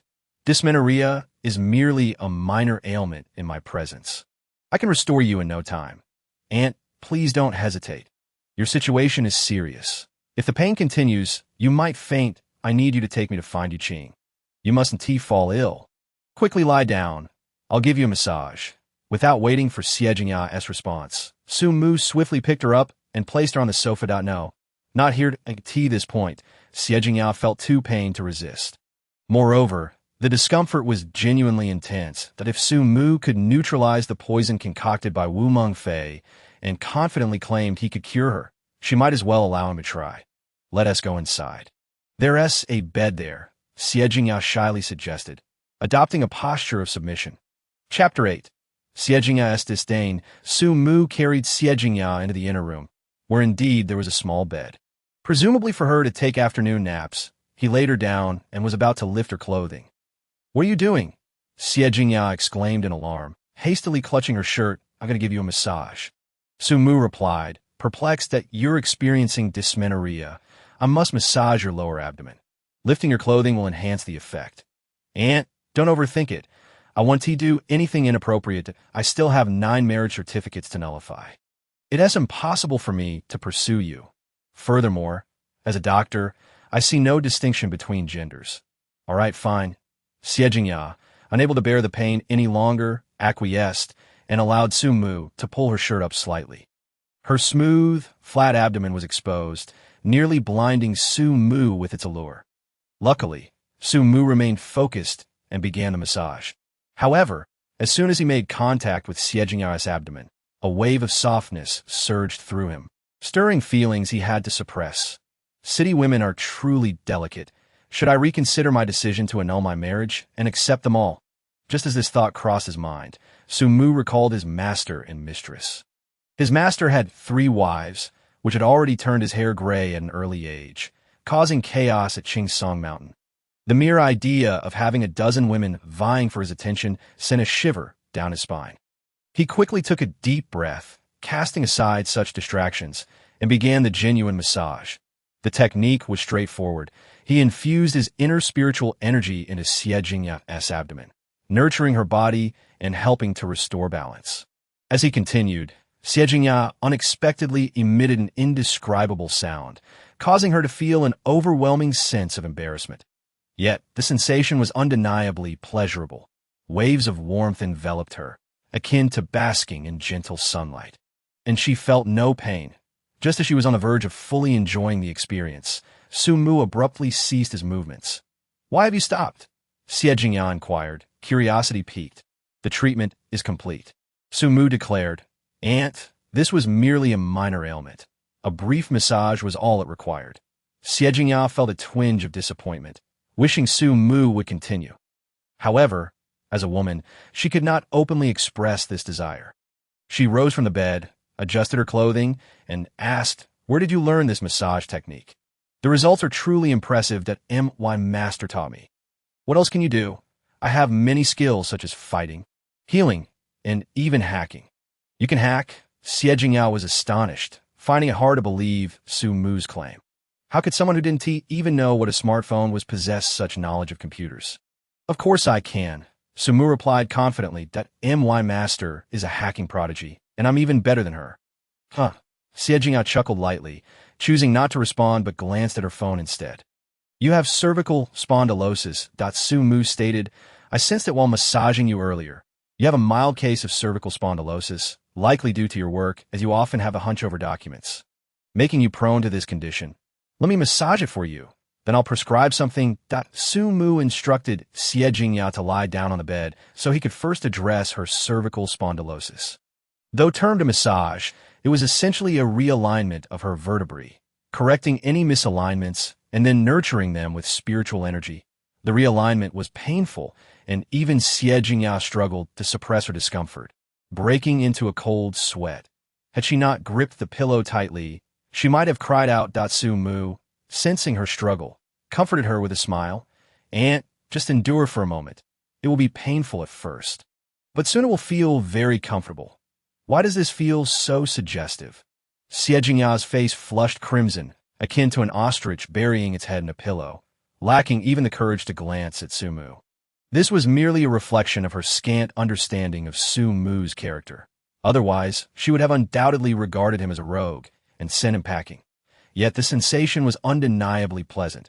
Following the pain, Su Mu channeled his spiritual energy, a wave of warmth soothing Xie Jingyao's cervical spine, enveloping her in exquisite comfort. It must be said, the lad's massage technique was quite commendable, a rare talent indeed. Furthermore, as he extended his hand, Xie Jingyao found herself harboring an admiration for his abilities, unable to restrain her curiosity. "Su Mu, what are your plans after calling off the engagement?" "Plans?" Su Mu paused, chuckling. "What plans could I possibly have? I intend to continue canceling the engagements. Once I have rescinded all 9 marriage contracts, I shall seek out Tang Yun and marry her." "Canceling a marriage contract is no simple feat," Xie Jingyao replied. "First, you must locate the individuals involved. Currently, you are in Jiangsheng, and you are fortunate to have encountered me, which will expedite your search for Yuqing. But what about Lu Shuyan? How do you plan to find her? Moreover, your marriage contracts have been in existence for some time. To annul them, both parties must exchange contracts, and some individuals may have forgotten about them altogether, making them difficult to locate. Lastly, I must emphasize that a marriage agreement involves 2 parties. If the other person is unwilling, what then? Even though you only have 2 contracts here in Jiangsheng, the process of canceling all of them will undoubtedly consume considerable amount of time." Su Mu pondered her words seriously and nodded in agreement. "Auntie, you make an excellent point. What should I do then? Perhaps I should seek employment first," Xie Jingyao suggested. "I see you carry only a single backpack, lacking essential personal items. While you can stay in a hotel temporarily, it becomes impractical over time, especially since you have no funds. You could work while simultaneously annulling the engagements." This notion sparked a glimmer of hope in Su Mu's eyes, though he soon grew somber. "But I lack formal qualifications. Will anyone hire me?" "Why wouldn't they?" Xie Jingyao countered. "Though you may lack academic credentials, your combat prowess is formidable. With your skills, many would eagerly vie to employ you as a bodyguard." "Would you consider hiring me?" Su Mu inquired. "Of course," Xie Jingyao chuckled, delighted to have ensnared him. "I can offer you a salary of 8,000 per month, along with contributions to social insurance and housing fund. Meals included, but accommodation excluded. How does that sound?" "I must decline." Su Mu shook his head under Xie Jingyao's piercing gaze. "Why not?" she asked, taken aback. Su Mu replied, his face reddening. "The salary is too low." "What?" Xie Jingyao thought she had misheard it. In Jiangsheng's market, a typical bodyguard, akin to a security guard, earns around 4,000 monthly. She was offering him 8,000, along with benefits, yet he deemed it insufficient. Clearly, he had not faced the harsh realities of society. "Indeed, it is too low," Su Mu insisted. "I just had dinner with Wu Mengfei, and that meal cost over 20,000. What on earth?" Xie Jingyao was astounded. "What did you consume?" "Steak," he replied nonchalantly. "Steak? Xie Jingyao was momentarily stunned. That shouldn't be overly expensive. I in a moderately upscale restaurant. A steak costs only a few hundred per serving. How did you manage to spend over 20,000? I consumed 50 servings by myself. Xie Jingyao scrutinized Su Mu from head to toe. At a loss for words, he was utterly a glutton. And remarkably, he didn't gain weight. If this were to become common knowledge, countless women would undoubtedly envy him. With a resigned sigh, she concluded, given your voracious appetite, our Yefei group simply cannot afford to sustain you. You should seek other opportunities. After this exchange, Xie Jingyao lay down on the bed, obediently accepting Su Mu's massage. Meanwhile, she resolved internally that even if Su Mu was reluctant to annul the engagement, she would assist Xia Yuqing in doing so that a man with such an insatiable appetite could potentially bankrupt the Xia family. Su Mu remained undeterred, continuing to massage her. This treatment not only alleviated her cervical discomfort, but also promoted circulation and relieved fatigue. Unbeknownst to her, Xie Jingyao gradually drifted into slumber. Listening to her, even breathing, Su Mu continued for a while before halting, feeling somewhat regretful. Now that she was asleep, who would accompany him to find Xia Yuqing? Nevertheless, considering that she had brought him to Jiangsheng and promised to assist him in locating Xia Yuqing, Su Mu forgave her and sat beside her, keeping watch. While Su Mu was lost in thought, his phone rang. It was Xie Jingyao's, resting on the bedside table, and he could clearly see the name Yuqing displayed on the screen. Yuqing, is that you? Xia Yuqing? Su Mu felt a flutter of excitement. However, this was his aunt's phone. It would be an invasion of privacy to answer it without permission. Perhaps it would be wise to wait. After all, his aunt had already agreed to help him. Once she awoke, she would surely take him to find Xia Yuqing. There was no rush. Yet the phone continued to ring incessantly. Should he answer it? If it rang this many times, it might indeed be urgent. As for privacy, Xie Jingyao was his aunt, and Xia Yuqing was his fiancée. It was unlikely they would mind. Resolute, Su Mu picked up the phone and answered. Hello, Auntie. I've been trying to reach you for so long. Why did it take you so long to answer? A voice like a lark responded, bright and melodious. However, Su Mu paid little heed to the sweetness of it and countered. Are you Xia Yuqing? Where are you? I wish to annul our engagement. Who are you? The voice on the other end exclaimed, clearly startled. Why do you have my aunt's phone? Where is she? She is asleep. Su Mu replied. What did you say? The voice shrieked in disbelief that you're in bed with my aunt. Who on earth are you? Quickly hand the phone to her. She is sleeping soundly. I wouldn't dare wake her. Su Mu said, I am Su Mu, Xia Yuqing's fiancé. Are you indeed Xia Yuqing? I am, Xia Yuqing confirmed, though her voice trembled with indignation. You are entangled with my aunt and dare to claim to be my fiancé? I do not recognize you as such. I want to annul our engagement. That suits me just fine. I do not wish to marry you either. Su Mu chuckled. Tell me your location. I will come to find you, so we can annul the marriage. Xia Yuqing burst into tears as a distinguished heiress of the Xia family. Renowned as the belle of Jiangsheng University, she was accustomed to being surrounded by suitors, akin to stars encircling the moon. Who would have thought she would be rejected? The fact that this fiancé was involved with her aunt only compounded her distress. Just the thought of it made her heart ache. Why are you crying? Su Mu asked, perplexed. Quickly provide me with your address, so we can annul the marriage. Wah. Hearing this, Xia Yuqing's sobs intensified. Women truly were a handful, Su Mu mused, cutting the call abruptly that if she wishes to delay this, she should know that the marriage must be annulled. Taking a deep breath, Su Mu cast aside these distractions and returned to a meditative state. It was nearly an hour before Xie Jingyao finally stirred from her slumber. She had slept deeply, devoid of dreams, and upon waking, felt particularly rejuvenated. However, upon seeing Su Mu by her side, a look of guilt washed over her. Su Mu, I apologize. Your massage technique was simply too effective. And I fell asleep without realizing it. No worries, Auntie. I can afford to wait a little while longer, Su Mu replied with a smile. Then recalling something, he added, by the way, Auntie, Xia Yuqing called earlier, and I answered. What? You answered Yuqing's call? Xie Jingyao exclaimed, taken aback. What did she say? She agreed to annul the engagement, Su Mu stated. What else? Nothing else that— Oh, only then did Xie Jingyao breathe a sigh of relief. It seems Su Mu's assertions were indeed accurate. The two had a marriage contract. Since Yuqing had consented to annul it, there was no need for her to intervene further. Although Su Mu was commendable in many respects, he was undeniably a simple country boy, far too naive to be a suitable match for Yuqing. Moreover, given his insatiable appetite, even with the Xia family's support, life with him would hardly be comfortable for her, now that Yuqing had agreed to the annulment. It was imperative to expedite the process to avoid any complications. After a quick wash and a touch of makeup to refresh herself, Xie Jingya took Su Mu with her to find Xia Yuqing. Along the way, Su Mu learned from Xie Jingya that Xia Yuqing was still a student and, moreover, the belle of Jiangxing University. This revelation left Su Mu somewhat astonished.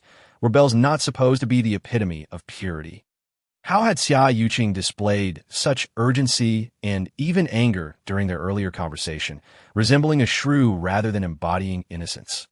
Could it be that the campus beauty in reality differs from the one he has encountered within the pages of his books?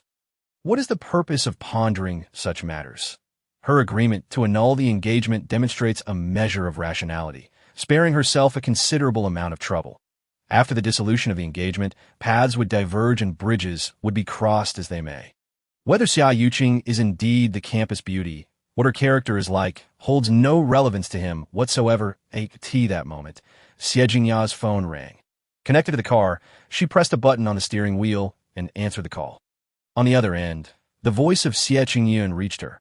"Aunt, joyous news! Joyous news! What news could possibly be so joyous?" Xie Jingya inquired, her brow furrowed. She held a low opinion of this nephew, who, lacking in ability, constantly sought to usurp the Yafei group she had painstakingly built. Moreover, his sweet words won him the old man's favor that it was a challenge for Xie Jingya to expel him from Yafei group. Thus, when Su Mu interrupted her wrist today, she felt not sorrow, but rather a sense of relief. "Regarding the company, I have resolved the formula issue," Xie Qingyun proclaimed, as if seeking praise. "Resolved? What can this uneducated fellow possibly resolve?" She thought, suspecting he had likely been duped. Coldly, Xie Jingya replied, "Qingyun, your wrist is broken. Focus on resting in the hospital. You need not worry about the company's matters. I shall find someone to take over your responsibilities. I have invited Lin, the divine doctor." Xie Qingyun seemed oblivious to the implication behind Xie Jingya's words, remaining exuberant. "What did you say?" This time, it was Xie Jingya who was taken aback. "You invited whom?" "Lin, the divine doctor." "Which Lin, the divine doctor?" Xie Qingyun declared proudly. "In our Jiang city, aside from Lin Ziyuan, who else can be called Lin, the divine doctor?" "Qingyun, isn't he our adversary?" Xie Jingya was even more astonished. "How did you manage to invite him?" "It's all thanks to a friend's assistance." Xie Jingya was also filled with excitement. Lin Ziyuan was a master of traditional medicine, a veritable miracle worker.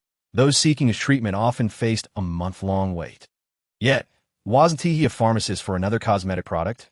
She had approached him several times, only to be rebuffed. Why had he now been summoned by Xie Qingyun? Never mind, that was of little importance. His presence could alleviate the company's crisis. Yet, as for Su Mu, Xie Jingya was momentarily at a loss for how to handle the situation. Su Mu, not one to be oblivious to the world, smiled and said, "Aunt, if you have matters to attend to, please go ahead. I already know where Xia Yuqing is and can take a cab myself." "Thank you for your understanding, dear." Xie Jingya felt a pang of guilt. "You have my number. Should you encounter any issues, do not hesitate to call your aunt. That I assure you, I will help you resolve them. You have already done enough for me. Aunt, there is no need for further trouble." Su Mu replied, "However, you should be cautious. There is a dark streak on your forehead, which is not a good omen. Xie Jingya remained non-committal, wondering why he had reverted to this superstitious mode. Previously, when he had stopped the car, he had warned Wu Mengfei of impending bloodshed, yet that had not come to pass. Su Mu did not press further. Matters of fortune-telling were dictated by belief. Upon exiting the vehicle, Su Mu intended to hail a cab to Jiang City University. But upon turning, he noticed a nearby market. The sign read, Duobao Garden. His master had once told him that his rapid progress was due to frequent visits to flea markets, although filled with various crafts. Genuine treasures occasionally lay hidden among them. Often, these true treasures were imbued with spiritual energy. With only the 6th layer of qi cultivation, it would be exceedingly difficult to elevate his skills in this realm. where spiritual energy was scarce. Now that he had encountered Duo Garden, why not try his luck? Perhaps fortune would smile upon him.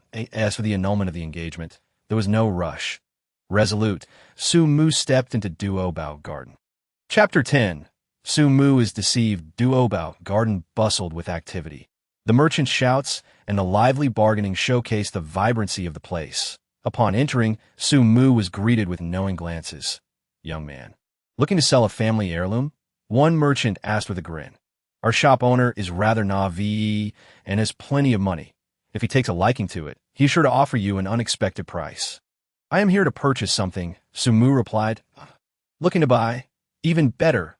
The merchant's eyes narrowed into slits as he smiled. We have not only items from the Qin dynasty, such as the dagger used by Jing Ku to assassinate the king of Qin, but also weapons from the Han dynasty. Su Mu's eyes widened in astonishment, his mouth forming a Na shape. Goodness, this shop is extraordinary. Such ancient artifacts, and all with names attached. They must be rich in spiritual energy. IVE struck gold. Noticing Su Mu's silence, the merchant continued. If you're not interested in those weapons of war, we also have Zhuge Liang's feather fan from the Three Kingdoms period and Li Bai's brush from the Tang dynasty. Of course, if you prefer more decorous items, we also have Yuan blue and white porcelain, incense burners from the Ming dynasty, and so on. Come, step inside and take a look. I guarantee you will leave satisfied. Bring out all those items for me to see. Su Mu urged eagerly as he followed the merchant inside. Another Na'vi young man.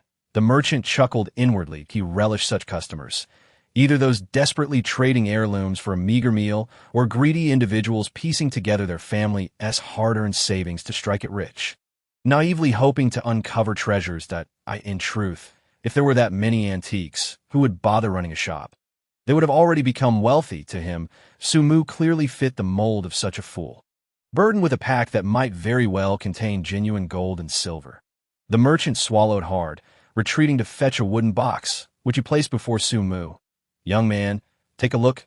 This is the dagger used by Jing Ku. Su Mu glanced into the box, indeed finding a dagger inside. Had the merchant not mentioned it, he would have failed to recognize it as such, for while daggers are typically bright and gleaming, this one was covered in rust, its blade entirely obscured. Even the hilt was corroded beyond recognition. In other words, this was no dagger. It was nothing more than a pile of rust. Curiosity piqued, Su Mu reached out to examine it. He lifted the glass cover, and as his hand brushed the dagger, the rust suddenly dispersed, losing all semblance of a dagger. Witnessing this, the merchant's lips curled into a smirk. Compensate? Su Mu was taken aback. I merely touched the dagger, and it transformed into this. How can you expect me to pay? What? You think you have grounds to argue? The merchant retorted angrily. Did I ask you? Was this dagger not fine before? Did it not turn to rust simply because you opened the cover and touched it? Su Mu nodded. Then doesn't that mean you broke it? The merchant raised his voice. You ruined our dagger. If you don't pay, who will? Su Mu pondered for a moment, and indeed, it was a reasonable argument. Having damaged someone else's property, he should naturally compensate. He weakly inquired, how much for this dagger? I'll pay you. This is an antique from the Qin period, used by Jing Ku during his assassination attempt on the prince. There is only one in the world, worth an astronomical sum. The merchant rambled on, leaving Su Mu in a daze. Was it truly a relic from the Qin period? Yet why did it exude no trace of spiritual energy? Had his master deceived him? While Su Mu was lost in thought, the merchant concluded, so the lowest price for this dagger is 20 million. That if it were to be auctioned, it could fetch 50 million. However, since you seem like an honest farmer, I'll take advantage of you. Just give me 20 million, or I'll call the police to have you arrested. 20 million. Su Mu was dumbfounded. He hadn't even brought money with him, after robbing Ma Shan and the others. He had only earned a little over 2,000, though he had made 1 million for saving a life during a meal. That money was all with Wu Mengfei, and he was far from 20 million. Su Mu weakly replied, I don't have that much money. What should I do? What the hell? So you're a pauper? The merchant muttered to himself, his expression growing darker. He coldly demanded, how much do you have? 2,000. Damn. The merchant cursed. You think you can settle a 20 million item with 2,000? Do I look like a beggar to you? If you can't come up with 20 million today, I'll have your legs broken and then call the police to arrest you. Their commotion attracted a crowd, and as onlookers learned the truth, they looked at Su Mu with sympathy. That butcher Liu is at it again. Is it not so? The reason he bears this moniker is simply due to his frequent acts of deceit, is it not? Alas, today he's been rather unfortunate. Just look at that fellow, clad in tattered garments and bearing a worn-out bag. Clearly a pauper. To demand 20 million from such a person is nothing short of a fantastical notion. If not the full 20 million, at the very least, one could extort 2 or 3,000. Which would be a modest beginning. How enviable! But you cannot harbor such envy, for Liu the butcher has backing, while who do you have supporting you? You can only gaze enviously from afar. The crowd buzzed with chatter, each voice rising above the others. Though it was somewhat chaotic, Su Mu discerned the underlying truth. Liu the butcher intended to exploit him. He was peddling shoddy goods at exorbitant prices. Just as Su Mu felt his anger rising, he noticed someone pushing their way through. A man in his 30s entered, carrying an elderly woman on his back, likely in her 60s or 70s, her face lined with wrinkles and a sallow complexion, indicative of malnutrition. The woman appeared to be grimacing, as if enduring some inner torment. Upon entering, he rushed to the counter, tossing a package from his arm onto the surface. With a resounding crash, a wooden box containing a dagger, the very one used by Jing Ku to assassinate the Qin king, splintered upon hitting the ground. Shattering into 2 pieces, the dagger flew out, scattering rust and revealing a long, thin, dark piece inside. A magnet. At that moment, Su Mu realized he had been played for a fool. Anger instantly marred his expression, and his fists clenched instinctively, ready to teach that merchant a lesson. Shopkeeper, you promised me 5,000 for this painting, did you not? Now pay up, and I shall sell it to you, the man in his 30s urged anxiously. Su Mu's gaze shifted to the package. His attention had been solely on the dagger moments before, but now, upon seeing the package, he sensed a hint of spiritual energy, though not overwhelmingly potent. It was still significant enough to attest that the painting was indeed genuine, an undeniable antique. Intrigued, Su Mu could not help but lean in closer. However, the merchant's face was twisted in fury as he pointed at the man. Growling, "You've completely ruined our $20 million dagger. You shall compensate us. You two need to cough up 20 million, or I assure you, you won't leave this antique shop in peace." Chapter 11. Reverse Robbery. Jian Sheng. How could you be so careless? The elderly woman on the man's back chastised. If something is broken, naturally compensation is due. Let us pay him. Mother, 20 million is beyond our means, Li Jiansheng lamented, tears streaming down his face. Our family is out of money. We came here to sell the ancestral paintings. Oh heavens, I truly did not see that there was a box on the table. He continued, pleading with the shopkeeper, please, have mercy on us. This dagger is worth 20 million. If I let you off, will the owner let me off? The shopkeeper, seething with anger, pointed at the scattered rust on the ground. Li Jiansheng followed the shopkeeper's gaze to the floor, where there was no dagger, only a pile of rust and even a magnet. Shopkeeper, that is merely a magnet attracting rust. Where is the dagger? It would have been impossible for a weapon from the Qin dynasty to retain its form after so many years of corrosion without being magnetically adhered. Stop your nonsense. Pay up immediately.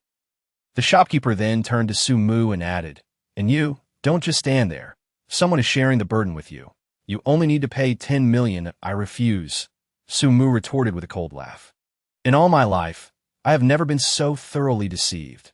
You are the first. Thus, I shall reward you for your audacity. With that, Su Mu lifted his foot and delivered a kick to the shopkeeper's abdomen, sending him crashing backward. The sound of antiques shattering echoed through the room as the shopkeeper collided with the wall, spewing blood. His ribs surely fractured under the impact, and his complexion turned ashen as he gazed upon the wreckage of his wares, weeping in despair. This is the consequence of treating me as a fool, Su Mu stated coldly. If you dare pull such a stunt again, I shall ensure your demise. Finally silenced, the shopkeeper hurriedly retrieved his phone to report the incident. Recognizing the gravity of the situation, Su Mu did not impede him. Instead, he turned to Li Jiansheng and asked, Brother, may I see that painting? What audacity! After confronting Zhou de Gouet, he remains unfazed and wishes to inspect the painting. Does he not fear that Zhou de Gouet will summon people to beat him to a pulp? Young man, you should flee quickly, that if you delay any longer, Zhou de Gouet will call his men. An escape will be impossible. Indeed, brother, while you are formidable, they are numerous and in the right. They could kill you. You must run while you still can. I Jin Sheng, equally terrified, glanced at Su Mu and whispered, Brother, let us speak elsewhere.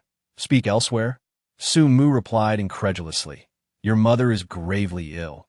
If we travel to another place, the jostling might worsen her condition. Quickly present the painting. Let me see it, if it is indeed an antique. I shall provide you with the funds necessary for your mother's treatment. That it is undoubtedly an antique, passed down through generations in my family. Li Jin Sheng insisted, handing the wrapped painting to Su Mu. Holding the painting, Su Mu felt its latent spiritual energy more distinctly that he could hardly contain his excitement as he opened it, only to be taken aback. It seemed he lacked the knowledge to authenticate antiques. Never mind, I shall keep it for now. Wine master once said that anything exuding spiritual energy is aged and certainly not a forgery. Very well, I shall accept it. How much do you wish for? Su Mu inquired, rewrapping the painting. Jin Sheng raised a single finger. 100,000. Su Mu was taken aback. His funds were tied up with Wu Mengfei. I cannot afford that. 1,000. Disappointment washed over Li Jin Sheng's face as he corrected himself. I urgently need money for my mother's treatment. If you give me 1,000, I will sell you this painting. Su Mu's expression became awkward. He could not muster even that amount. However, he was well versed in medical matters and quickly proposed. Brother, how about this? I am a doctor and can treat your mother. If she recovers, you can consider the painting as my fee. What say you? Li Jin Sheng hesitated. His mother was suffering from cancer, and they had already exhausted their family's savings for her surgery. Now, with her condition relapsing, he could not afford to pay for her treatment and was left with no choice but to sell their ancestral treasure. The sudden appearance of someone willing to treat her was hard for him to believe. Yet his mother weakly interjected, Jin Sheng, let him try. This is our only heirloom, and even if we sell it, it won't last long in the hospital. We would only wait for death. If this young man possesses medical skills, let him attempt it. Perhaps a miracle will occur. Hearing this, Li Jin Sheng was reduced to tears. Mother, it is my inadequacy. I have failed to earn enough to provide for your treatment. I am an unfilial son. Foolish child, the elderly woman caressed Li Jin Sheng's head affectionately, in the face of your mother's grave illness. Your willingness to exhaust our family's wealth shows your great filial piety. It is I who am useless, burdening you. After some comforting, the elderly woman turned to Su Mu and said, Young brother, please treat me. Regardless of the outcome, the painting shall be yours. Su Mu did not decline. He instructed Li Jin Sheng to set his mother down and began his treatment. Li Jin Sheng, however, interjected, Wait, do you even know what illness my mother suffers from? You are not conducting any examinations or even checking her pulse before beginning treatment. This is reckless. Your mother suffers from liver cancer, Su Mu stated bluntly. Although she has undergone surgery, it was not thorough. Signs of relapse are now apparent. Am I correct? Li Jin Sheng was stunned, nodding vigorously. Yes, young brother, you're absolutely correct. Quickly, treat my mother without any equipment. Su Mu had accurately diagnosed her condition, marking him as a true miracle worker. Hope surged within Li Jin Sheng. His mother could be saved. Su Mu did not disappoint him, administering the 9-9 return needle technique. This method not only detoxified, but also eradicated cancerous cells, albeit at a considerable cost of spiritual energy. Even though he was at the 6th level of Qi training, the treatment consumed a significant portion of his energy, leaving him breathless and sweating profusely. With a heavy exhale, Su Mu removed the silver needles and collapsed onto the ground. Exhaling a deep, purging breath. Brother, your mother's ailment has been completely cured. If you doubt it, you may take her for a checkup at the hospital. Additionally, your mother has just begun to recover from serious illness and is rather frail. I shall provide you with a prescription. Procure the medicine and ensure she takes it continuously for 10 to 15 days to regain her strength. Good. Li Jin Sheng received the prescription, overwhelmed with emotion, and knelt before Su Mu, bowing his head. Benefactor, thank you. I am truly grateful that I am a loss for how to repay you. All I seek is to serve you in my next life as a humble beast of burden. Your artwork shall serve as my fee. We owe each other nothing. Now, hasten to fetch the medicine for your mother. Su Mu insisted, waving his hand to dismiss him. Wish to leave? Not a chance. Zhou Daguai had risen from the ground, suppressing his pain, and roared in fury. Shanggu has already arrived. Let be known, none of you shall leave this place alive. That Su Mu did not even glance in his direction, but turned to Li Jinsheng and inquired, Do you have any money? What? Li Jinsheng was taken aback that in such perilous circumstances should they not be fleeing? Yet, recalling how Su Mu had just healed his mother, he shook his head and replied, I have none left. We spent all our funds on her treatment. Then it is fortuitous. We shall rob him, Su Mu said with a grin. Upon hearing the first half of the statement, Li Jinsheng felt despair wash over him.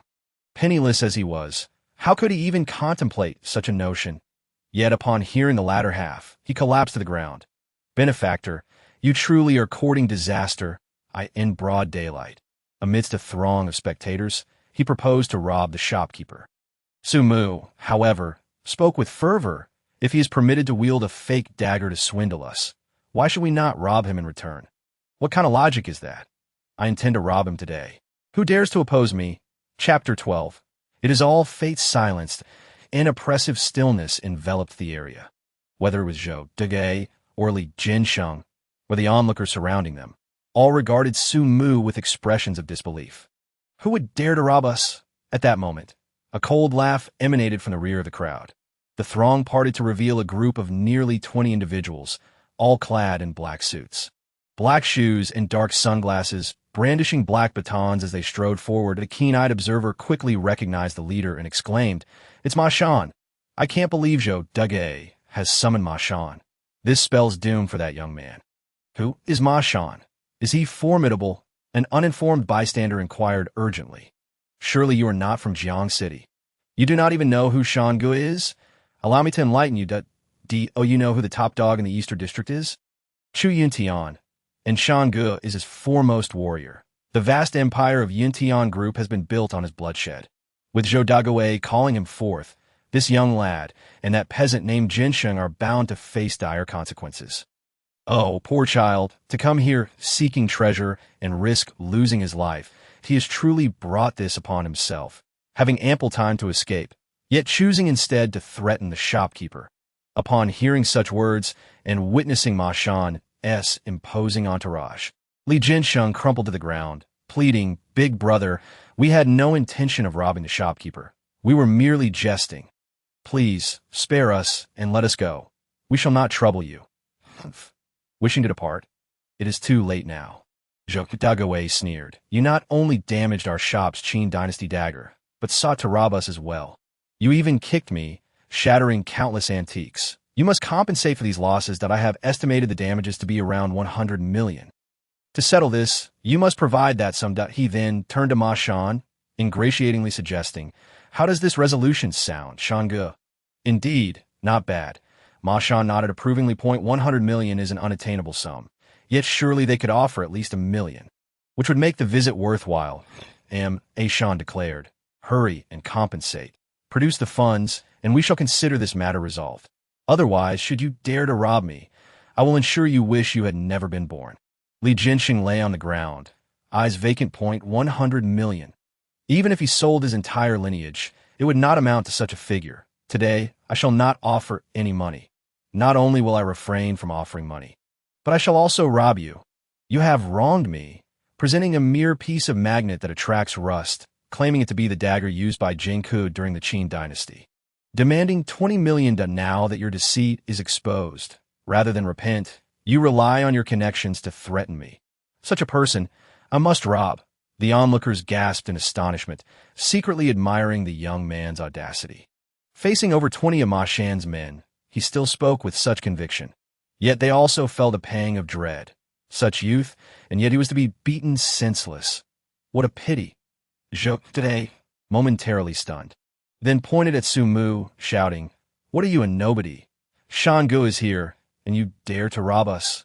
This is akin to courting death. Shang, this scoundrel attacked me. Do not indulge him. Teach him a lesson. And he will know better.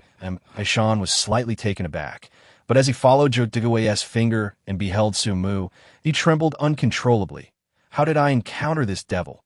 Earlier that day, on the highway. It was this very devil who had decimated them. With 7 or 8 men, they had failed to withstand even a single encounter. All were laid low, and their money had been stolen. Subsequently, Ma Shan reported to Chief Chu, who warned him to steer clear of this formidable foe. Otherwise, the entire Yuntian group would falter. Now, once again, they had fallen into the clutches of this very deviled. Shan's legs quaked as he heard Zhou Digui's incessant complaints about Su Mu. Without a moment's hesitation, Ma Shan swung his hand, landing a resounding slap across Zhou Digui's face. One strike sent Zhou Digui spinning thrice before he collapsed to the ground. Clutching his face in disbelief, Zhou Digui gasped, Shanggu, why did you hit me? He was the one robbing us. You should be attacking him. Yet Ma Shan paid him no heed and knelt before Su Mu, speaking earnestly, Master, what brings you here? Your presence has truly graced this humble establishment. Surrounding onlookers were left speechless, and Shan had knelt and referred to Su Mu as Master. What was his true identity? Yet none in the vicinity recognized Su Mu, leaving them in a state of shock. Li Gunxing's eyes widened as he glanced between Su Mu and Ma Shan, sensing a glimmer of hope. Zhou Dagui hastily covered his mouth, collapsing to the ground, wishing he could extract himself from the predicament. You are the one. Su Mu finally recognized Ma Shan and smiled. It appears we truly are destined to cross paths, since our fates are intertwined. I shall not rob you. Shan breathed a sigh of relief. To be robbed twice in a single day would have tarnished the reputation of the Eastern District as top warrior.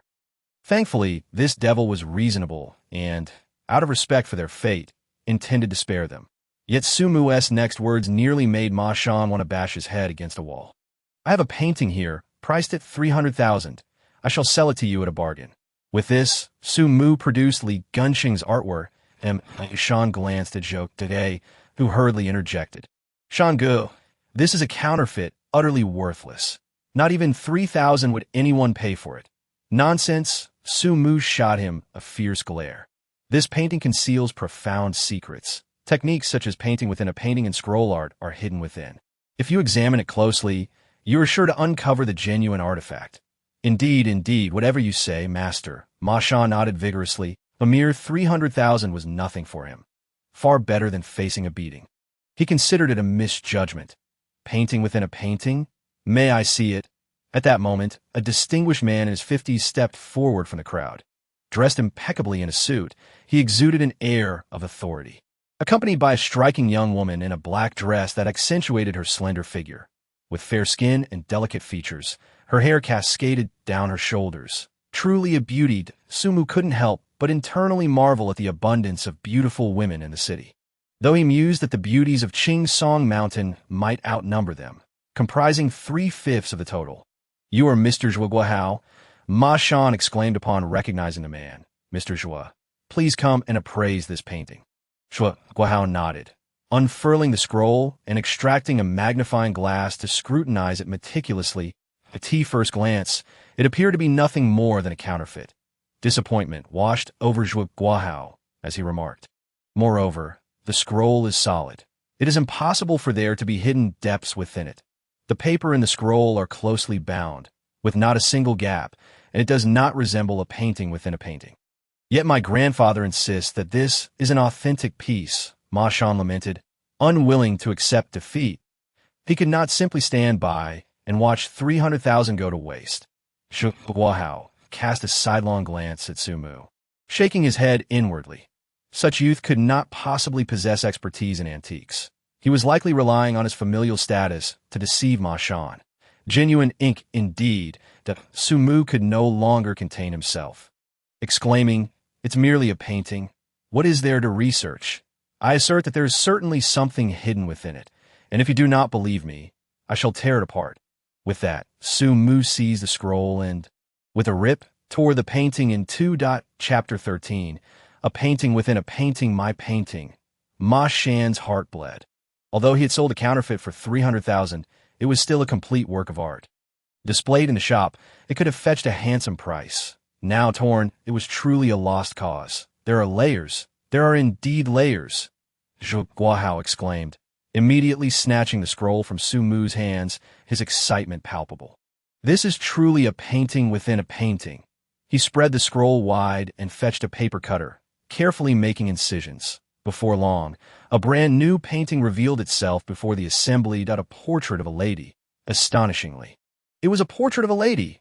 Zhu Guahao examined the scroll with his magnifying glass, unable to suppress a gasp. What is a portrait of a lady? Ma Shan inquired, perplexed. So, does this mean my painting is authentic and worth a fortune? Ma Shan, you have stumbled upon a treasure. Mr. Zhua, how much do you think my painting could sell for? Ma Shan's thoughts were consumed by monetary gain. He was utterly ignorant of calligraphy and antiques. Nothing was as tangible as cold, hard cash. Although this was indeed a genuine work by Tang Yin, it was not a masterpiece. Zhu Guahao pondered for a moment before responding. In a normal sale, it might fetch between 300 to 500,000 that, if placed in an auction house, it could potentially reach even higher, though not by much. Ma Shan, how about I buy it for 500,000? Gulp. Ma Shan swallowed hard. Earning 20,000 in an instant felt like a dream. Yet he was acutely aware that the painting belonged to Su Mu. He dared not make a unilateral decision and turned to Su Mu, seeking his counsel. What do you think, grandfather? Su Mu remained silent, instead directing a question at Li Jiansheng. Do you regret giving it to me? Benefactor, you're slapping my face. Li Jiansheng shook his head, saying, that painting was given to you as a consultation fee. It belongs to you. How much you sell it for is none of my concern, and I have no regrets. Su Mu nodded and addressed Ma Shan. Then let us sell the painting to Mr. Zhua. 300,000 for this esteemed gentleman. After all, this painting is a family heirloom. The remaining 200,000, we shall split 10,000 each. Yes, yes, Ma Shan dared not argue. Earning 10,000 meant this trip was not in vain. Moreover, this commotion had helped to mend his relationship with Su Mu, which was crucial. Otherwise, having such an enemy would rob him of restful sleep. Benefactor, you have already healed my mother. I cannot take your money. Li Jiansheng hastily declined. Without payment, how will you conduct examinations for your mother? How will you procure her medicine? Su Mu retorted sharply. Take it. After all, it is your family's painting. I have already received enough as a consultation fee. Li Jiansheng ceased his refusals, kneeling before Su Mu, repeatedly bowing in gratitude. Zhu Guahao instructed his daughter, Zhua Ying, to collect the painting and handed 50,000 to Ma Shan. Shan transferred 30,000 to Li Jiansheng, who, clutching the money, once more expressed his thanks to Su Mu before departing to take his mother to the hospital for a checkup. Grandfather, what is your account number? I will transfer you 10,000. Ma Shan respectfully addressed Su Mu. I do not have an account. Just give me cash. Su Mu replied indifferently. He would need to arrange for a card soon, or else collecting payments would become inconvenient. Ma Shan summoned Zhou Dugay to retrieve cash. 10 bundles of money. Su Mu hardly glanced at them, stuffing them directly into his worn backpack. Zhu Guahao then turned to Su Mu. Young brother, may I inquire how you discerned that there was a painting within the painting? Why should I tell you? Su Mu scoffed. If I teach you, how will I earn money in the future? Zhu Guahao was momentarily taken aback. Despite his status as a prominent figure in the antique community and the honorary vice president of the Appraisal Association, he had not expected to be rebuffed by a mere youth. Yet, instead of anger, he burst into laughter. Young brother, you truly are forthright. My name is Zhu Guahao. May I ask yours? And who is your mentor? Su Mu. He answered flatly. As for my mentor, I have nothing to disclose. Young brother Su Mu, we seem to have an instant rapport. If you have no pressing matters, could I invite you to accompany me as I stroll through the Duobao garden? It would allow this old man to sharpen his discerning eye. Certainly, Su Mu agreed. He had intended to explore the Duobao garden anyway. Moreover, having just absorbed the energy from that portrait of a lady, he felt indebted to Zhu Guahao and found it difficult to decline. Besides, following him might yield further opportunities to absorb more energy. Come, young brother Su Mu, let us visit another shop. Zhu Guahao clapped Su Mu on the shoulder, his smile warm and sincere. Wait, Su Mu interjected. There's something else? Zhuge Guohao asked, momentarily puzzled. I mentioned I would rob them, yet I have yet to do so. How can it be considered finished? Su Mu asserted with conviction. Zhuge Guohao was at a loss for words. Zhuge Ying shot Su Mu a disdainful look and quietly remarked to her father that he merely stumbled upon the truth by chance, recognizing it as a painting within a painting. How can you treat him so courteously? Furthermore, look at him. He is about to rob someone outright. He must have some issues. We should leave quickly to avoid trouble. Do you not speak nonsense? Zhuge Guohao shot her a fierce glare. Young brother Su Mu not only possesses remarkable medical skills, but also an exceptionally keen eye for gems. He is precisely the individual we ought to befriend. Sighing resignedly, Zhuge Ying thought, Father is wonderful in many ways, but his fondness for befriending people is excessive. From all walks of life, he seemed to know someone from every background. This tendency often made the Zhuge family appear somewhat out of place, unable to truly integrate into the ranks of prominent families. Yet, as it was her father's passion, she could hardly voice dissent. Shan, taken aback by Su Mu's words, promptly produced the card with the money. Grandfather, this is the 20,000 I just received. It's all yours. I do not want your money. Su Mu waved his hand dismissively. This time, I intend to rob a mobile phone. Ma Shan thought he had misheard. Su Mu repeated, Earlier, I had yet to see a smart device. I didn't realize it was something to be robbed. Now you can rectify that oversight from this morning. Hurry up, give me the phone. Do not delay my excursion with Mr. Zhuge through the Duobao garden. Shan dared not refute, hastily handing over the phone to Su Mu. You are blatantly robbing me. Ying could no longer contain her frustration. Exclaiming angrily, Is there a problem? Su Mu retorted. Just now, the shopkeeper used a magnet to extract some rust and demanded 20 million from me. ISNT that also a blatant robbery. You held your tongue then. Yet now, I merely demand a mobile phone, and you dare to criticize me. What do you mean by this? Do you look down upon us poor people? Zhuge Ying was left speechless. Zhuge Guohao quickly interjected to mediate. Young brother Su Mu, you have misunderstood my daughter. She is merely concerned that you might be engaging in illegal activities, hence her attempt to dissuade you that robbing a phone illegal. Su Mu asked. Puzzled, he had lived on Song Mountain since he could remember. Although his masters had taught him many skills, they had never imparted any laws that IT is not illegal. Not illegal. Ma Shan hastily assured. Grandfather, this phone is a gift for you. How could it possibly be illegal? That is good then. Su Mu smiled. Mr. Zhuge, let us proceed to explore the Duobao garden. Chapter 14. An unusual treatment method. There was little to explore in the Duobao garden.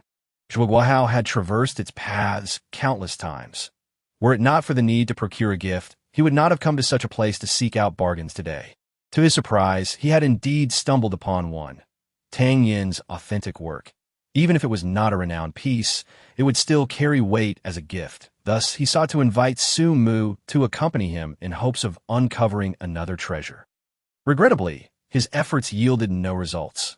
After surveying the entirety of the Duobao garden, he found no genuine artifact. Of course, this was related to Su Mu's criteria for determining authenticity. In his eyes, only antiques imbued with spiritual energy were worthy of the title authentic.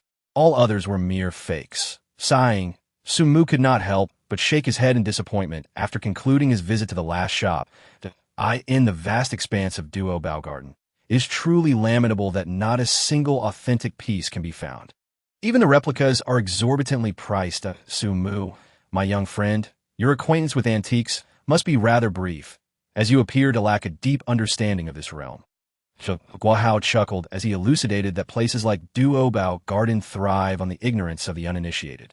Genuine treasures are either sequestered in state museums or hoarded by affluent families. Behold an original work by Tang Yin here today is undoubtedly a worthwhile experience. I see that Su Mu's realization dawned upon him. Should I pay a visit to the museum? Indeed. I must have. Harbors countless treasures, and one might stumble upon unexpected delights. Zhuge Guohao, unaware of Su Mu's musings, glanced at the sky, observing the sun dipping low, casting a golden hue across the landscape. He then extended an invitation. Su Mu, the hour is late. Would you allow me the pleasure of treating you to dinner? It would serve as my gratitude for your assistance in procuring such a fine painting. There was no need for pleasantries, and Su Mu, feeling famished, readily accepted. Besides, it was already quite late, and he could only postpone his visit to Jiangxing University to annul his engagement with Xia Yuqing until tomorrow. Dad, why are you still inviting him to dinner? Zhuo Ying interjected, her brow furrowed. You still consider him a recluse of great wisdom. The entire Duobao garden is turned over, yet not a single genuine artifact was unearthed. That painting was clearly a stroke of luck for him. Zhuo Guohao's expression darkened, and just as he was about to admonish Zhuo Ying, he heard Su Mu retort, "Are you unwell? You are the one who is unwell. Your entire family is unwell." Zhuo Ying shot back, "Dad, did you hear that? He even cursed me with illness. Is such a person truly worthy of your friendship? Am I mistaken?" Su Mu replied. Zhuo Ying's face flushed crimson with indignation, glaring at Su Mu as if she longed to slap him twice. Furthermore, she had been experiencing persistent pain in her chest since waking up, which became more pronounced during physical activity. Zhuo Ying's face paled. Staring blankly at Su Mu, for his words rang true. She indeed exhibited those symptoms. Su Mu continued, "This indicates an ailment, hormonal imbalance. Moreover, it has escalated into a pathological condition, resulting in glandular hyperplasia. What should I do to treat it?" Zhuo Ying asked instinctively. "It's quite simple. Massage." Su Mu gestured. "Just 3 sessions with me will ensure complete recovery."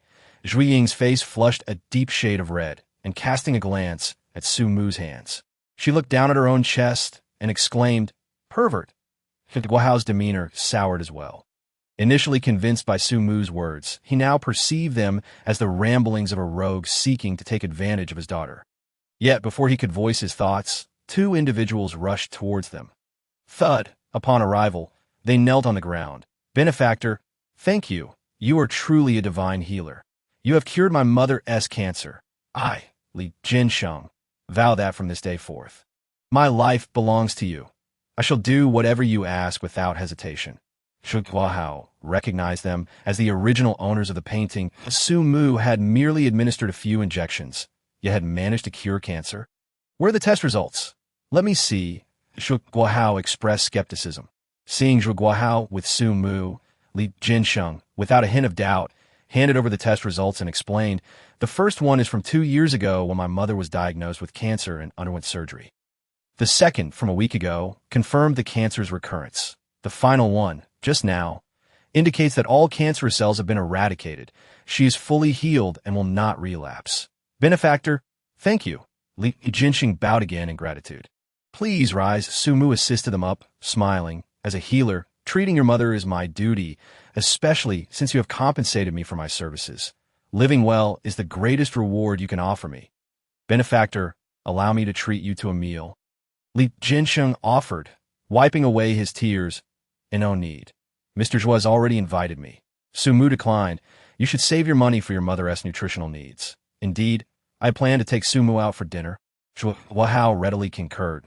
"If you wish to join us, I would not mind adding 2 more pairs of chopsticks." No, I must fetch medicine for my mother," Li Jinxing replied, hastily departing with his mother. "How sincere," Su Mu remarked genuinely. Zhuo Guohao grasped Su Mu's hand, pleading, "Su, divine healer, I implore you to treat Xiaoying that I wish to treat her," but she refuses. Su Mu shrugged innocently. Zhuo Guohao glanced at Zhuo Ying, who was staring at the ground in silence. Previously, she had deemed Su Mu a rogue, yet he had cured cancer with just a few needles. Truly a miraculous healer, surpassing any physician in Jiangxing. However, his methods were rather unconventional, and Zhuo Ying struggled to come to terms with this. After a prolonged silence, she finally mustered the courage to ask, blushing, "Su, divine healer, are there other treatment options besides massage? For instance, acupuncture? There are alternatives, yet they take longer to show results." Su Mu explained, "Your condition has persisted for quite some time. If not treated promptly, it may lead to further complications. Thus, massage is the most effective method. If you consent, I can commence the treatment right away." Zhuo Ying stammered. "It was Zhuo Guohao who reacted first, sighing. "Su, divine healer, my daughter is still inexperienced and quite shy. I will persuade her again tomorrow. Let us proceed to dinner." "That works for me," Su Mu replied nonchalantly. As long as I remain in Jiangcheng, I am available to treat her anytime. Once I leave, it will be beyond my reach. When do you plan to depart? Zhu Guohao inquired anxiously. There is no set date, Su Mu replied. I have 2 fiancés here. I will leave once I annul the engagements. Lu Shuyan, Zhu Guohao paused. The name sounding vaguely familiar. Oh, you know her? Su Mu asked, surprised.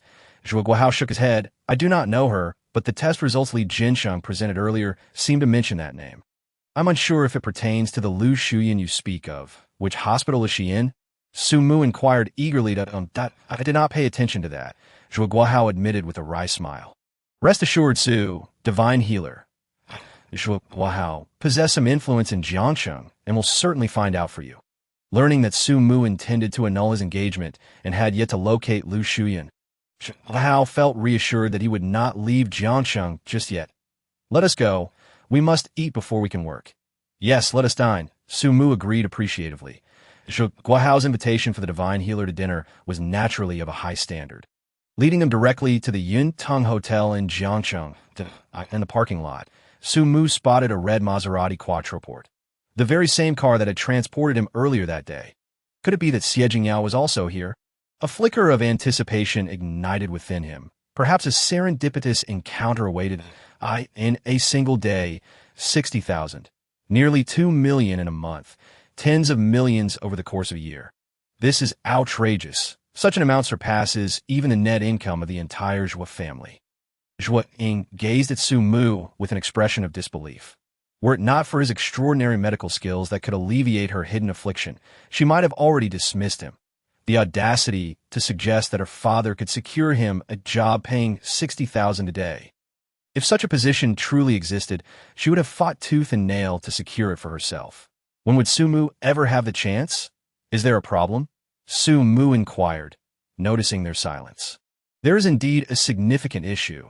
Zhu Guohao sighed deeply before earnestly explaining. In Jiang City, the average salary for a regular office worker is around 4,000, but a slightly better position might pay around 10,000. Your claim of earning 60,000 a day is simply unfathomable. Wait a moment, Su Mu furrowed his brow. Is it really that difficult to earn money in Jiang City? I just arrived today, and the day isn't even over yet. Yet I've already made over 1 million. How did you manage that? Zhu Guohao asked, curiosity piqued. Zhuing also perked up, attentively listening that I robbed Masan and made over 2,000 in the morning. At noon, I treated a patient and earned 1 million just now at Duobao Garden. I cured Li Genxing's mother and earned another 100,000. That adds up to over 1 million, doesn't it? Zhu Guohao was left speechless for quite some time. The speed at which Su Mu was earning money rivaled that of a large enterprise employing thousands. Zhu Ying's eyes brightened slightly as she remarked, Su Shini, since your medical skills are so impressive and you can earn so much, why not open your own clinic? You would even need to advertise, as long as your skills are solid. Patients will come flocking to you. You could dictate how much you want to earn.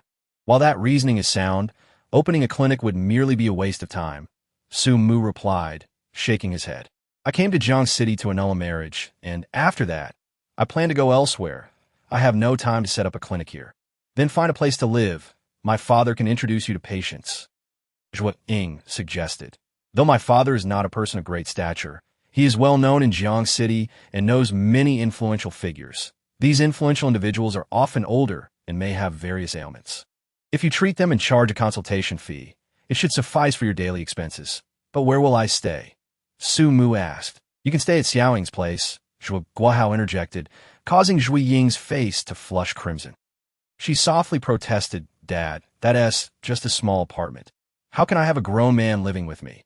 It would be quite inconvenient. What does it matter? Zhu Guohao replied with great bravado. He is a doctor. In the eyes of a doctor, there is no distinction between genders. Besides, you are currently his patient, that if your condition flares up, Su Shini can provide immediate treatment. Zhu Ying wanted to say more, but Zhu Guohao cut her off decisively. Enough, it's settled. It's getting late. We can't let Su Shini sleep on the streets. That he was astute in his judgments and had a knack for discerning character. Su Mu was clearly a skilled individual. Not only formidable in strength, but also exceptionally talented in medicine. Moreover, he was a somewhat naive and charming young man, and it was evident that he was a potential asset. Allowing him to stay with his daughter might even spark a romantic connection, elevating the Zhua family to new heights. Even if they maintained an entirely platonic relationship with the assistance Su Mu was receiving, should he rise to prominence, a little favor here and there would surely benefit the Zhua family immensely. At that moment, Su Mu's phone rang. No, to be precise, it was the phone belonging to Ma Han that rang. Su Mu was oblivious until Zhua Guahao prompted him to answer the call, at which point he realized it was his phone ringing. He took it out and saw the name of Chu Laoda displayed on the screen. Not thinking much of it, he swiped to answer the call, only to be met with an enraged roar from the other end. Ma Han, where the hell have you been? Don't you know that Li Xiao is throwing a party for Xiejingya tonight? Smack. After delivering the reprimand, the caller hung up, leaving Su Mu in a daze. He hastily turned to Zhu Guahao and asked, Brother Zhua, who is Li Xiao? Zhu Guahao quickly dissuaded him, thinking Su Mu had mistaken himself for Ma Han and was about to meddle unnecessarily. But Xiejingya is my aunt. Su Mu exclaimed angrily that it was one thing not to know about this matter, but now that I know my aunt is being threatened, how could I possibly ignore it? Su Shini, when I came in earlier, I saw Li Xiao enter the adjacent private room. I will take you to find him now. Zhu Ying declared, as a woman herself, she could not tolerate the actions of a wealthy scion taking advantage of an innocent girl, especially since it was Su Mu's aunt involved. Her sense of justice flared even more. Xiaoying, do you know who Li Xiao is? Zhu Guahao said, his tone laced with concern. He is the young master of the Li family. And the Li family in Jiang City is not to be trifled with, Dad. Are you afraid of him too? Zhu Ying retorted with a sneer. You always teach me to stand up for the underdog. Why are you backing down now? Zhu Guahao was at a loss for words. Standing up for justice must be measured against the circumstances. If the Zhua family offended the Li family, they would struggle to survive in Jiang City. Yet, he did not wish to lose face in front of his daughter, so he steeled himself and said, Fine, I will accompany you both. I've dined with Li Xiao a few times. He will at least show me some courtesy. However, his temper is not the best. You must not speak unless I give you the signal. We must not provoke his wrath before we accomplish our goal. Su Mu, focused solely on rescuing his aunt, did not argue. Zhu Ying, seeing her father's willingness to help, smiled, the earlier anger fading from her face. She took the lead, guiding them toward the private room. Outside the door stood two burly men in black, each wielding a baton, their demeanor menacing. What do you want? One of them asked coldly. We're looking for Li Xiao, Zhu Guahao said, attempting to ingratiate himself with a smile while offering a cigarette, only to be refused by the bodyguards. What is the matter? One of the guards asked, eyeing Zhu Guahao with suspicion before knocking on the door. Knock, knock. What are you knocking for? Don't you know I'm busy inside? Get lost, came a furious shout from within. Don't come near. Help! Help! Just then, a cry for help rang out from inside, and Su Mu recognized the voice unmistakably. It was his aunt, Xiejingya. Chapter 16. The young master strikes back. Su Mu panicked. Ignoring Zhu Guahao, he delivered a swift hand chop that sent one bodyguard crashing to the ground. With a powerful kick, he knocked the other guard away, rendering him unconscious. What are you doing? Zhu Guahao exclaimed, nearly terrified that a confrontation with Li Xiao was inevitable now. Even offering a genuine apology would not quell Li Xiao's fury. This was disastrous. Utterly disastrous. Zhu Guahao collapsed to the ground, his eyes vacant as he lamented.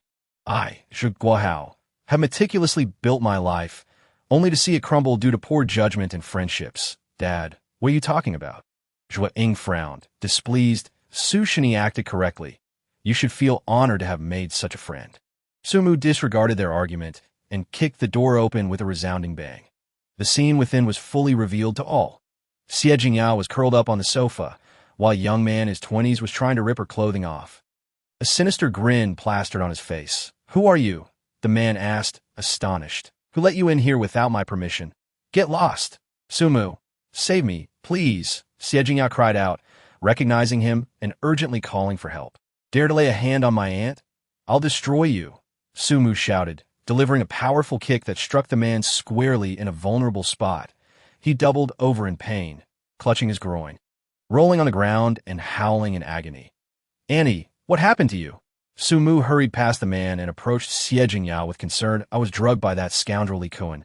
I can't move at all, she replied through gritted teeth. Drugged? Su Mu felt a surge of urgency as he checked Xie Jingya's pulse, his brow furrowing. What kind of drug is this? I can't seem to identify it. It is a type of drug that can only be neutralized through intimate relations with a man, Xie Jingya said, her face flushed with embarrassment. What should we do? Su Mu exclaimed, panic-stricken. You're my aunt. I can't possibly do something like that. Besides, I have feelings for Tang Yin. Although you are incredibly beautiful and quite alluring at this moment. Stop talking. Just take me away, Xie Jingya urged. Let us find a hotel to stay in first.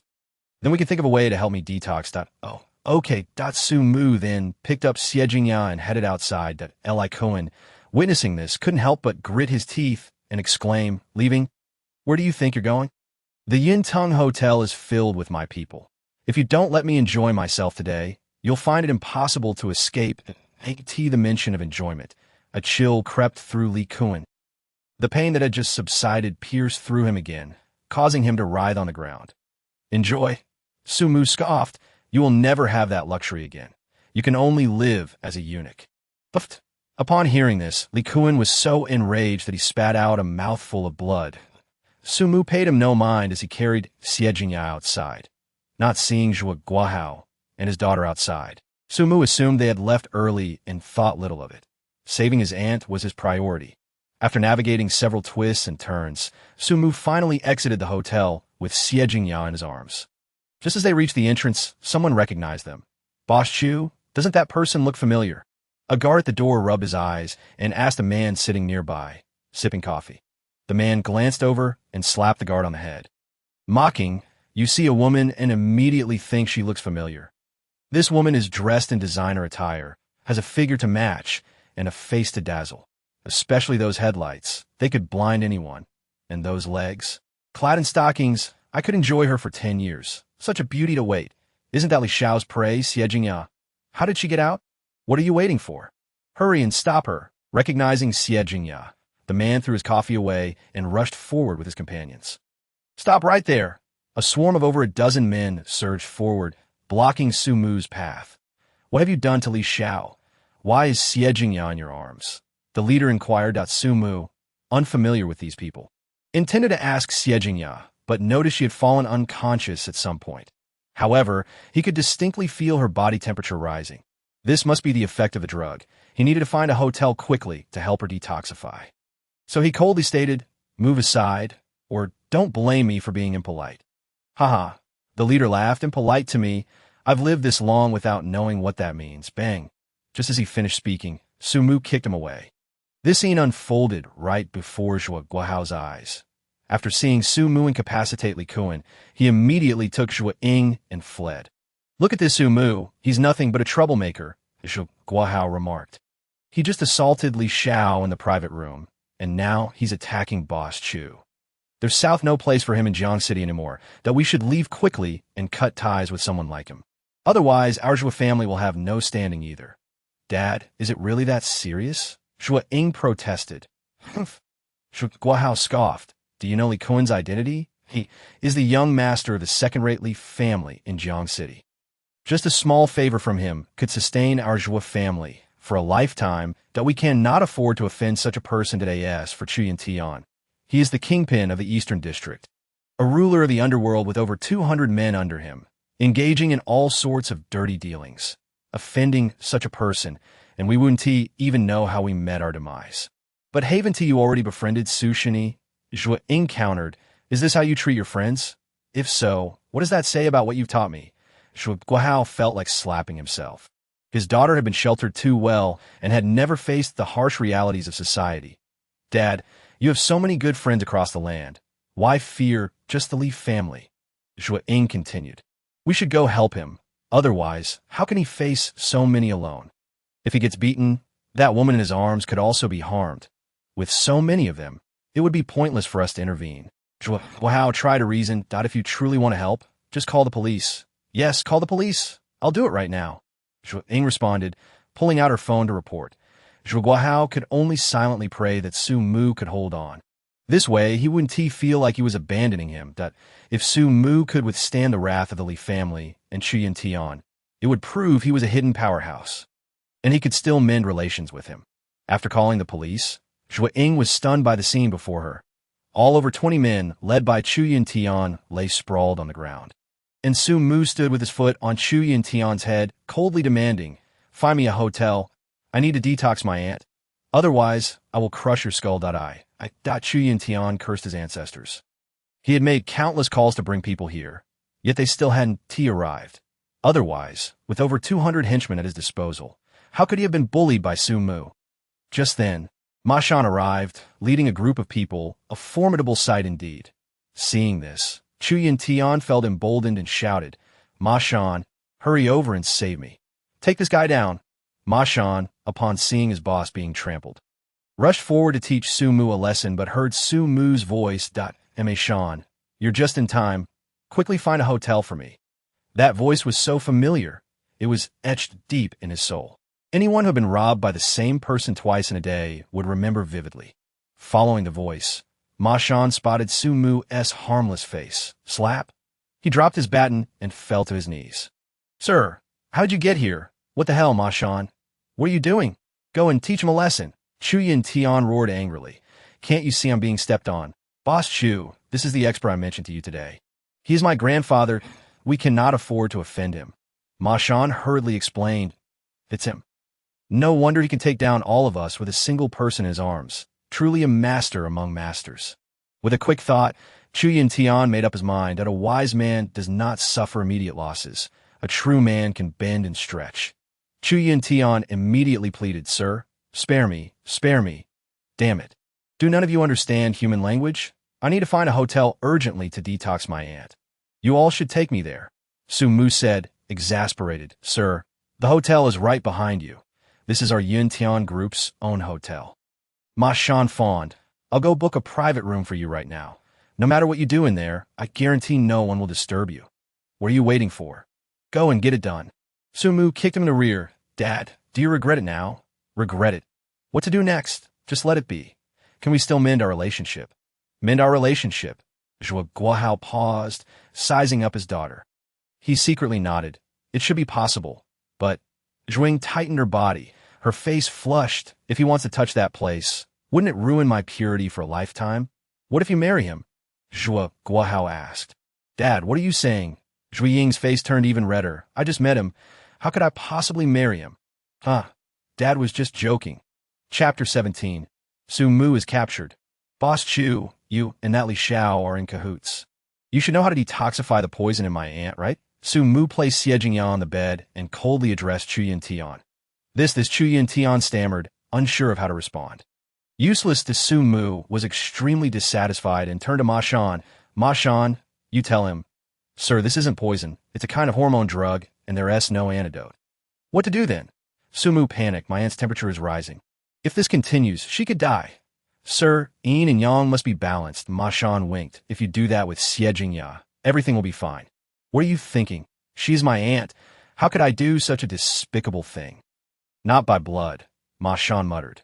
This morning, Su Mu was robbed, and he proceeded to investigate Su Mu's background, only to discover that he was found by Xie Jingya on the street. The two had no connection whatsoever and were not even acquainted prior to this incident. Noticing Su Mu's silence, Ma Shan excitedly suggested, "Master, regardless of the circumstances, Xie Jingya is a so, and quite beautiful, with such a youthful and delicate appearance, if only." Before Ma Shan could finish, Su Mu delivered a sharp slap across his face. "If you don't speak sensibly, you might as well cut off that tongue and feed it to the dogs." "Master, it can actually be rinsed with cold water continuously until the temperature drops. That I only heard others say it works. After all, once this thing is used, a confrontation is inevitable, right? I have no experience with rinsing." Just then, Xie Jingya on the bed began to stir, tearing at her clothes and murmuring, "So hot, I feel so hot." Ma Shan was at a loss for words, his gaze fixated, drool escaping his lips. "Get lost." Su Mu kicked him out, adding, "And you leave as well, useless waste." After shooing them away and locking the door, Su Mu climbed onto the bed. "Annie, don't be afraid. I'll carry you to the shower right now." Saying this, Su Mu picked up Xie Jingya and rushed to the shower, turning on the faucet to let cold water cascade down. Xie Jingya, clad in a thin white shirt, became visibly outlined as the water soaked through, revealing her form clearly. even the color becoming distinctly apparent, especially accentuated by her dazzling headlights. In such a state, she could captivate any man, Su Mu included. Despite repeatedly telling himself that form is emptiness, he could not suppress his body's reaction. He simply could not turn away. After all, Xie Jingya was still unconscious. If he left her side, she would surely collapse onto the floor. There was no bathtub here, and the smooth, icy floor, doused with cold water, would certainly lead to a cold. Su Mu dared not look any further. He chose instead to close his eyes, holding Xie Jingya and allowing the water to flow over them both. Nonetheless, Su Mu's heart raced uncontrollably. Who could remain calm when embracing a beautiful woman, inhaling her fragrance and feeling her soft, smooth skin? Especially as Xie Jingya continued to writhe and tear at her clothing, murmuring softly. Time passed, and suddenly the door to the room swung open. Su Mu barked coldly. "Who allowed you to enter without my permission? Get out!" Hearing the commotion, Liang Qian drew her handgun and swiftly entered the bathroom. "Don't move, police." Only then did Su Mu turn to look, and indeed, it was a police officer, quite striking in appearance. She had an oval face, willow leaf eyebrows, long eyelashes framing her round eyes, a delicate nose, and cherry red lips. Her face was etched with frost, radiating seriousness, clad in a police uniform and wielding a sidearm. Exuding an air of authority, two other officers followed closely behind, also armed. "What brings you here?" Su Mu instinctively asked. "Can't you see I'm detoxifying my aunt?" "Hurry and leave. You aren't needed here to Liang Qian was both amused and infuriated.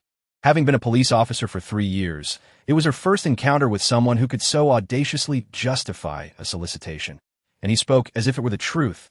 However, her amusement faded quickly. At that moment, Xie Jingya shifted, revealing her face. Liang Qian recognized her immediately. This was her classmate and best friend, Xie Jingya. Shocked, Liang Qian rushed over, roaring in anger, "You scoundrel! What have you done to Yaya? If anything happens to her, I'll take your life." Without giving Su Mu a chance to explain, Liang Qian snatched Xie Jingya from his grasp and removed her jacket to drape it over her. Su Mu, realizing she was an acquaintance, refrained from retaliating. After all, someone like Liang Qian could hardly wrest Xie Jingya from him without a fight. "Take him away.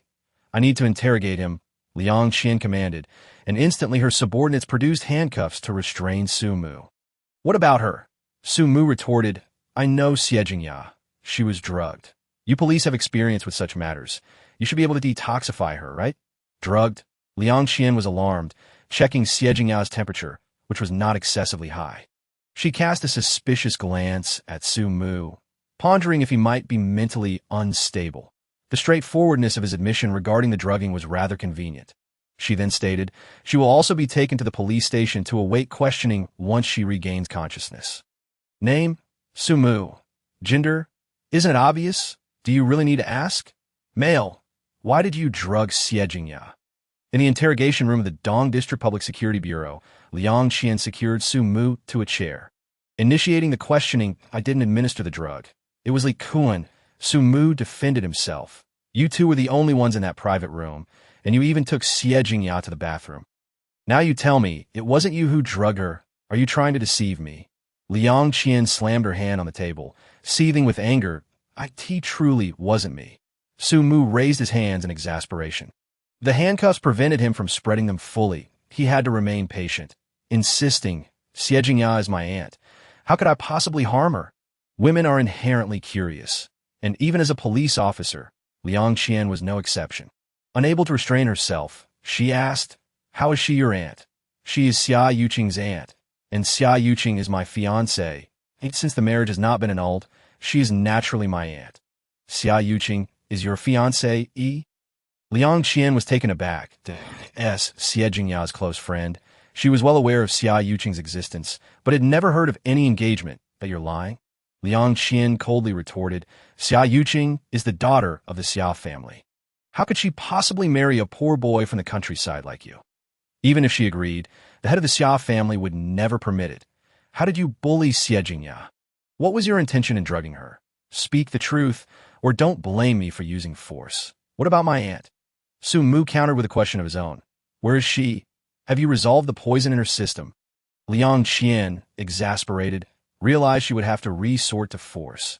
She turned off the surveillance equipment and, clenching her fists, charged at Su Mu, striking him on the shoulder while shouting, "I'll teach you a lesson for not telling the truth." She was genuinely furious. Xie Jingyao was her best friend, and this impoverished wretch had sullied her. Liang Qian's rage had reached its boiling point, especially since Su Mu was being completely uncooperative. However, her punch missed, and instead, Su Mu seized her arm. Liang Qian stared in disbelief. How could this be? His hands were supposed to be cuffed. How had he escaped? And how had he managed to overpower her? This all transpired right before her eyes, and she hadn't caught a single detail. Before she could ponder further, Su Mu had her pinned against the table, raising his hand to deliver a light slap to her backside. Smack. The sound was crisp despite the gentle force. Although Liang Qian felt a sting, her face burned with embarrassment. As a public servant, how could you use force against a law-abiding citizen like me? Don't you think you're in the wrong? Su Mu inquired. Su Mu, how dare you slam my backside? I'll kill you. Liang Qian shrieked in a fit of rage. Clearly, she still did not recognize her error, so Su Mu continued. Unfazed, he smacked her again. Smack, smack, smack, after several slaps. He resumed, questioning, "Do you understand your mistake now?" He raised his hand again, indicating that if she remained obstinate, more slaps would follow. I was wrong, Liang Qian said through tears, barely squeezing the words out from between clenched teeth. Yet the slaps continued.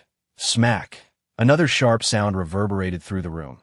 The pain was not unbearable, but the humiliation was profound, a disgrace. The vice captain of the security team, being struck in such a manner by a stranger was utterly mortifying. Why do you keep hitting me? Liang Qian demanded angrily. Haha. Su Mu chuckled awkwardly. I'm sorry, it's a habit. Puffed.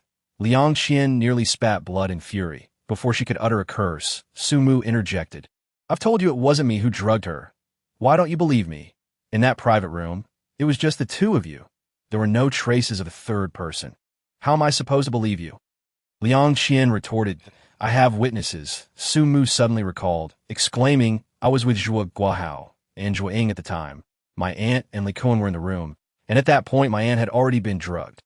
However, she still had some awareness and urged me to find a hotel to save her. Liang Qian replied, it was Zhuo Ying who reported the incident. What? Su Mu gasped, incredulous. She reported that I drugged her. Yes, Liang Qian, seeing Su Mu's anger, deliberately lied that you're lying. Su Mu flatly denied it, slapping Liang Qian again.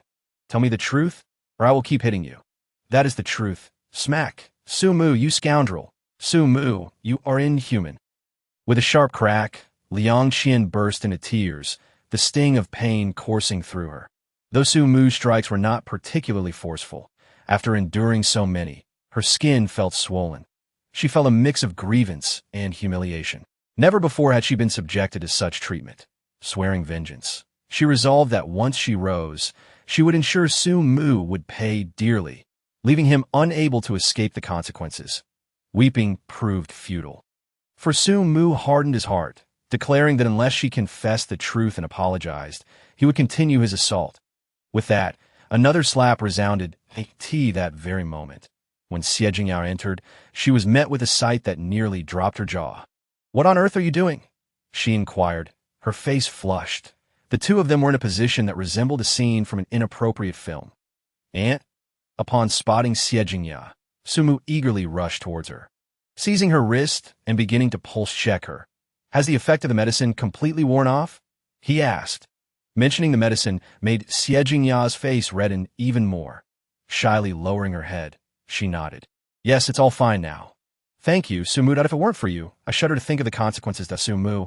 I swear I will kill you. At that moment, Liang Qian drew her firearm, pointing it at Su Mu and clicking the safety off. Xie Jingyao gasped in shock, swiftly pulling Su Mu behind her. Qian, what are you doing? Xiaomu is my lifesaver. You can't possibly kill him. Liang Qian faltered, tears streaming down her face, sobbing uncontrollably, seizing the opportunity while she was momentarily dazed. Su Mu moved swiftly, darting in front of Liang Qian to wrest the gun from her grasp and return it to its holster. He then restrained her arm, forcefully pinning her back onto the table. Smack. That S for pointing a gun at me. Smack. That S for misunderstanding me. This time, Su Mu's strikes were much more forceful, eliciting sounds of pain from Liang Qian. Yet amidst her pain, an inexplicable sensation lingered. Liang Qian felt her face flush with embarrassment, wishing to disappear into the ground. Deep inside, she vehemently denied any feelings beyond pain, insisting that as a policewoman, she could never harbor such proclivities to Su Mu. "Stop this at once." Xie Jingyao rushed forward, grasping Su Mu's arm and glaring at him. "How could you strike a police officer in the station? Do you realize this is a crime? I didn't know." Su Mu blinked innocently. Xie Jingyao was momentarily stunned. After all, Su Mu had just come from a remote area where ignorance of the law was understandable, especially given his unfamiliarity with even a smartphone. "Now that you know, quickly apologize to Qian Qian." "Why should I apologize to her?" Su Mu protested. "She not only arrested me, but also misunderstood my intentions towards you, even trying to assault me. Someone like that deserves a beating." Ew. Xie Jingyao was infuriated, but knew Su Mu was too naive, seeing only right and wrong without regard for status. With a sigh, she turned to Liang Qian and said, "Qian Qian, I apologize on Su Mu's behalf. He just arrived from the countryside and is unfamiliar with the world. I'm sorry he offended you." "Yaya, you haven't done anything wrong, so there's no need to apologize to me." Liang Qian waved her hand graciously. "But you, tell me about what happened yesterday. Who drugged you? Was it Li Kun?" "Yes," Xie Jingyao nodded.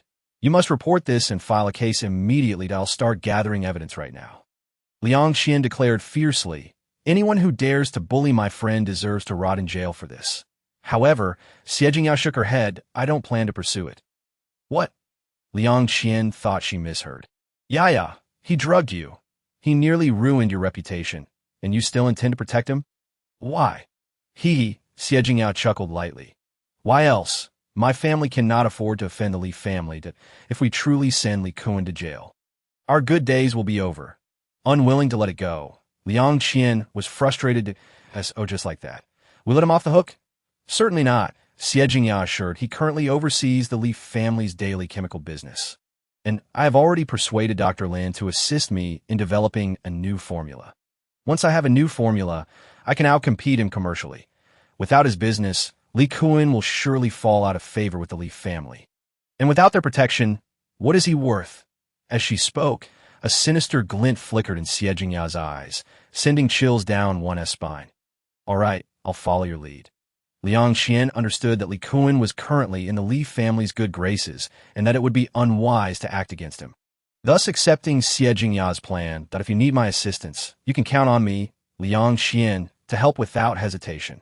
"Thank you, Qian Qian, don't catch a cold after being drenched all night." "Well then, we should be on our way."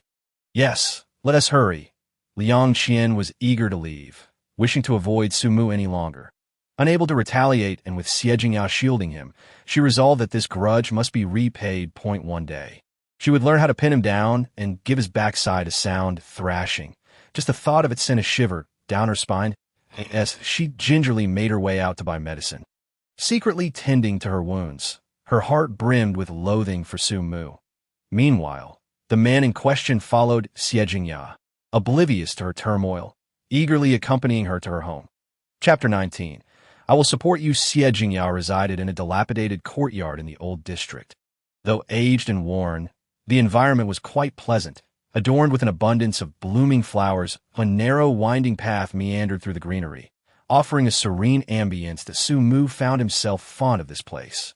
Appreciating its cleanliness and elegance. "Xiaomu, please rest in the living room for a moment. I'll wash up and change before preparing dinner for you," Xie Jingyao instructed, retreating to her bedroom to fetch her nightgown before entering the bathroom. Listening to the sound of running water, Su Mu couldn't help but recall the enchanting events of the previous night, a wave of heat rising within him. Women truly distracted him from his purpose. Shaking his head, he dismissed those thoughts and began to examine the villa more closely. The decor was simple yet tasteful, and the cleanliness was immaculate. The more he looked, the more he admired it. Wishing he could possess a similar villa to share an uninhibited life with Tang Yun, he resolved to inquire with his aunt about the cost of purchasing such a place by the time he finished exploring the 3 floors. Xie Jingyao emerged from the bathroom, freshly bathed and clad in a pink nightgown, drying her wet hair with a towel. The scent of shower gel lingered around her, creating a vision that was nothing short of breathtaking. Su-mu was momentarily awestruck by the transformation. She was a stark contrast to the cold, domineering CEO he had witnessed at the company at home. She exuded a charming femininity, free-spirited and emotional. Both styles were captivating in their own right. "What are you staring at? Come here and help me dry my hair," Xie urged, her face flushed. "If you delay any longer, I'll be late for work." She handed Su-mu a pink hairdryer.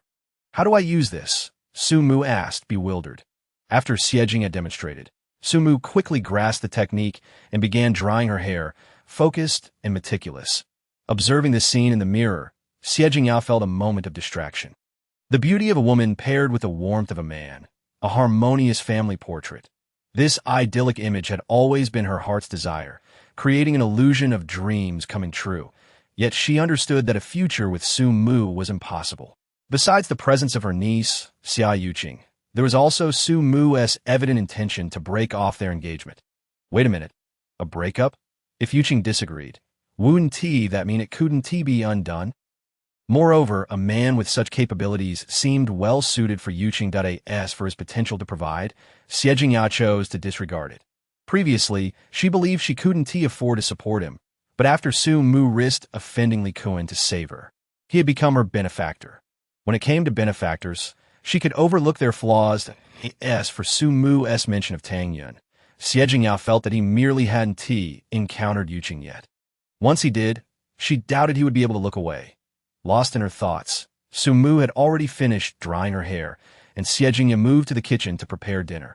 Knowing Su-mu's appetite, she made an elaborate breakfast, featuring 4 dishes and a soup, along with 2 steamed buns specifically heated for him. Su-mu, having been famished, dove into the meal, relishing every bite. Meanwhile, Xie took her time, eating sparingly. Seizing the opportunity, she inquired about the events of the previous night. Su-mu recounted the details casually, leaving Xie nearly speechless upon learning he was also skilled in medicine. This man was truly remarkable, capable of fighting, knowledgeable in medical arts, and possessing a warm heart. To top it off, he was quite handsome. He and Yuqing seemed increasingly compatible. Glancing at Su-mu, Xie couldn't help but admire him more. Akin to a mother-in-law surveying a prospective son in law. By the way, Xiaomu, I have an appointment with Dr. Lin today to discuss the formula for a new product at the company, so I want to have time to accompany you to Jiangxing University to see Yuqing. You can stay here for now. Xie, with a gentle smile, remarked, "Allow me to find a moment to call Yuqing and invite her to meet you here. No worries. Annie, I also need to visit Zhuoying." Su-mu replied casually. "And what business do you have with Zhuoying?" Xie inquired, her heart growing wary. They had been together the previous night, and Zhuo Guohao had even allowed Su-mu to stay at Zhuoying's residence, which clearly suggested ill intentions. "I have nowhere else to stay.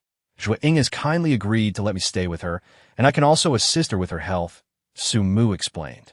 "Absolutely not," Xie instinctively retorted, as if a woman were restraining her own man. "Why not?" Su-mu asked, somewhat perplexed. "I've already made a promise to Zhuo Guohao. I can't go back on my word. Can I?" "Su-mu, you have just arrived in the city and are unaware of the treachery that lurks in people's hearts. What if they mean to harm you?" "They wouldn't dare. Even if they wouldn't. You, a grown man, living under the same roof as a woman. Wouldn't that tarnish her reputation? How would Zhuoying ever marry in the future?" Well, Su-mu hesitated. It was indeed inappropriate for a man and a woman to cohabitate together. However, he had no other place to go in Jiangxing. Surely, he couldn't sleep on the streets. Noticing his confusion, Xie softened her tone and smiled. "Little Mu, there are plenty of empty rooms here at my place. You can stay here." "Stay here?" Su-mu was overjoyed. Yet a thought struck him. Wasn't his aunt also a single woman? He timidly asked, "Annie, what about your reputation? What if this jeopardizes your chances of marriage?" "If I can't marry, then you can marry me," Xie teased. Su-mu's face turned crimson, but he maintained a serious demeanor. "That won't do. I only have eyes for Tang Yun." "How could I marry you?" Xie was momentarily speechless.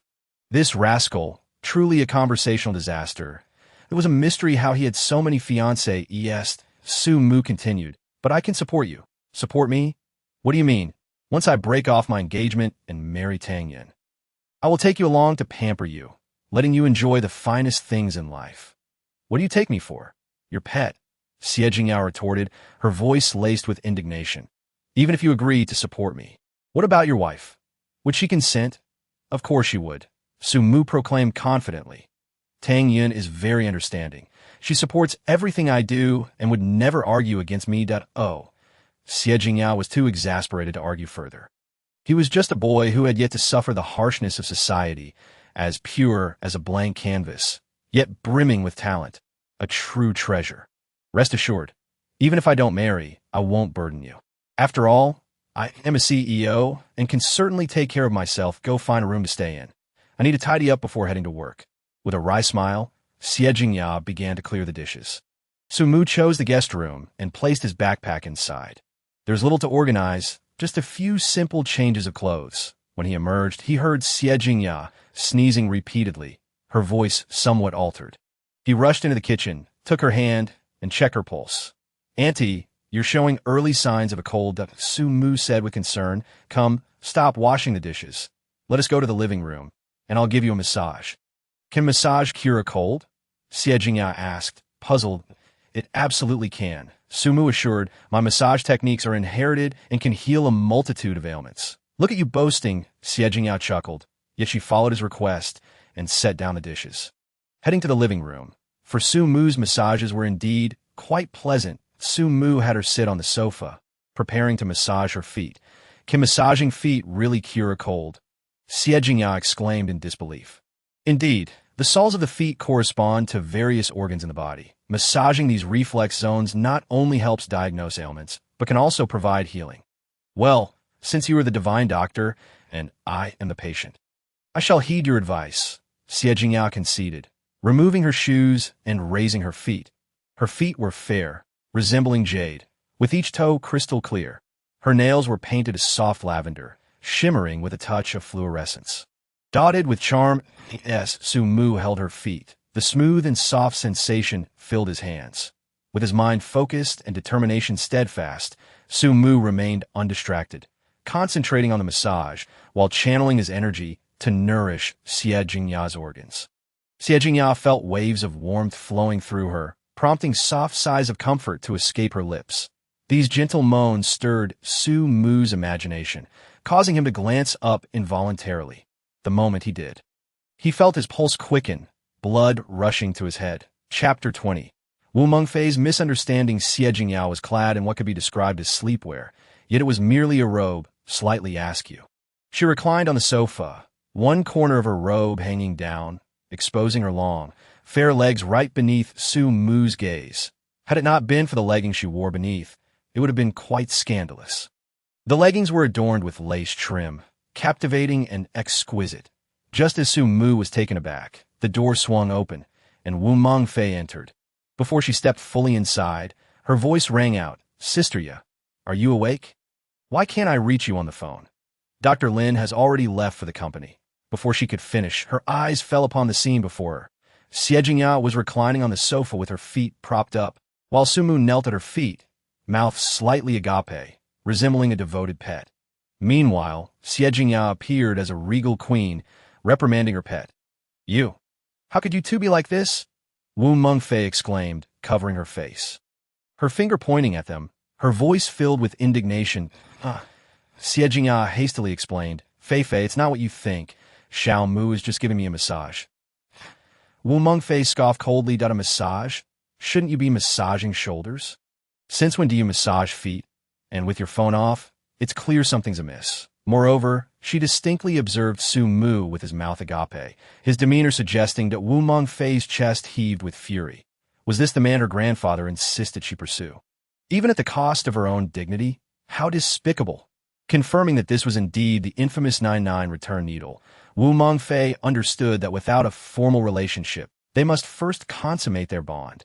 She was well aware that her grandfather was the pillar of the family, and his words were akin to imperial edicts within the Wu household, unchallenged by anyone. Moreover, as a child of a prominent family, Wu Mengfei understood that her marriage could very well be sacrificed for the sake of family interests. Thus, She felt little aversion. On the contrary, she had developed quite a fondness for Su-mu. Aside from his ability to eat, he excelled in nearly every other aspect. He was skilled, possessed remarkable medical expertise, and was handsome. Most importantly, he was refreshingly sincere, like a blank canvas. Marrying such a man would surely place her future in her own hands. Therefore, Wu Mengfei had not voiced her objections and had even secretly devised several plans to win Su-mu's heart, dreaming of a beautiful life together. Yet now, all of this felt as ephemeral as a bubble, shattered by the realization that Su-mu was entangled with Xie Jingyao. If it had been someone else, she might have attempted to steal him away. But Xie Jingyao was her closest friend. How could she possibly act against her? Fei, please wait a moment. I'll change my clothes and head to the company. Xie Jingyao called out as she hurriedly retreated to her bedroom. Wu Mengfei, you arrived just in time. Come help me get a bank card, Su-mu said, entirely oblivious to Wu Mengfei's anger, grinning as he spoke. What do you need a card for? To collect money that I'm not available, Wu Mengfei replied coldly. He was still fixated on the million in her pocket, his leverage over her. Without that million, there would be no connection between them. And how could she then consummate their bond? Su-mu scratched his head, feeling somewhat awkward like a tea that moment. Xie Jingyao emerged from her room, dressed in a white shirt, a black and white casual blazer, and black trousers, covering herself thoroughly. Yet, her alluring figure remained unmistakable. Her hair was elegantly pinned up, and she wore a pair of modest heels with light makeup. Sharp, refreshing, and exuding an exceptional aura. Xiaomu, there's a spare key in the study. Don't forget to take it when you leave, Xie Jingyao instructed Su-mu. Fei and I are heading to the company. Upon hearing this, Wu Mengfei's anger flared even more. So, you're living together now. Do you need to rush this process? That's your niece's fiancé we're talking about. Isn't this a violation of decorum? Why are you still standing there? Seeing Wu Mengfei in a daze, Xie Jingyao urged. Dr. Lin has already arrived at the company. We need to hurry so as not to keep him waiting. Without allowing Wu Mengfei a chance to respond, she grabbed her and hurriedly left. Su-mu busied himself washing the dishes before reaching out to contact Zhuo Ying. This woman dared to call the police. He needed to confront her and demand an explanation, or else he would make her regret it. Finding her phone number, Su-mu dialed. Unfamiliar with smartphones, he could only use his old phone. Hello, this is Zhuo Ying. Whom are you looking for? Came the polite and clear voice on the other end. I'm looking for you. Why did you call the police? Su-mu questioned indignantly. At once. Zhuo Ying recognized his voice and hurriedly explained. Dr. Su, first and foremost, I must apologize that we, the Zhuo family, cannot afford to offend the Li family. Therefore, upon witnessing your dismissal of Li Kuan, we fled in haste, which was indeed our fault. Later, when I saw you being targeted by the elder Chu, I grew concerned for your safety and decided to report it to the authorities. If you must place blame, let it fall upon me. My father bears no responsibility. Are you implying that you did not inform the police that I was the one who poisoned him? Su-mu inquired. How could that be? Zhuo Ying replied, that I witnessed you attempting to save him. How could I accuse you of administering the drug? I merely fear that you might not withstand the pressure from the elder Chu, which is why I called for help. I see, Su-mu said, realization dawning upon him that it was all a result of Liang Qian's misguided assumptions. That woman cannot discern right from wrong. She deserves a reprimand. I understand now, and I appreciate your assistance. I must attend to other matters. With that, Su-mu prepared to end the call. Wait, Zhuo Ying interjected. Su Shanshu, do you not desire to earn some money? An opportunity has just arisen. My father has found a patient who has been poisoned. Could you assist him in detoxifying? Not only is he wealthy, but he also wields considerable influence. Should you aid him, you could navigate Jiang City with ease in the future. Has a patient truly been found so quickly? Su-mu asked, elated. Very well. Provide me with the address, and I shall head there shortly. Zhuo Ying ended the call and sent the address to Su-mu. Villa No. 9 in Qinghe Garden. Although Su-mu was unfamiliar with the location, that did not deter him. He could simply take a taxi. Instead of rushing over, Su-mu took some time to explore the surroundings. Since it was his destination, he needed to ensure his safety. After setting up some protective formations and practicing for a while, he finally hailed a taxi to the address provided by Zhuo Ying as noon approached. Upon arrival, he was stopped by the property management. Only after calling Zhua Ying to clarify the situation was he granted entry. Such an influential patient, they won't even let me into the community. Su Mu murmured in disbelief. Hee, Zhua Ying chuckled lightly. Qinghe Garden is a gathering place for the affluent of Jiang City. The security is bound to be stringent. Otherwise, the wealthy would squander their riches without a care. Su Mu wholeheartedly agreed, recognizing that the wealthier one was, the more they feared for their lives. Thus it was only natural for security to be tight that, of course, individuals like this would be willing to pay handsomely. This trip could potentially earn him $1 million, that just imagining it thrilled him.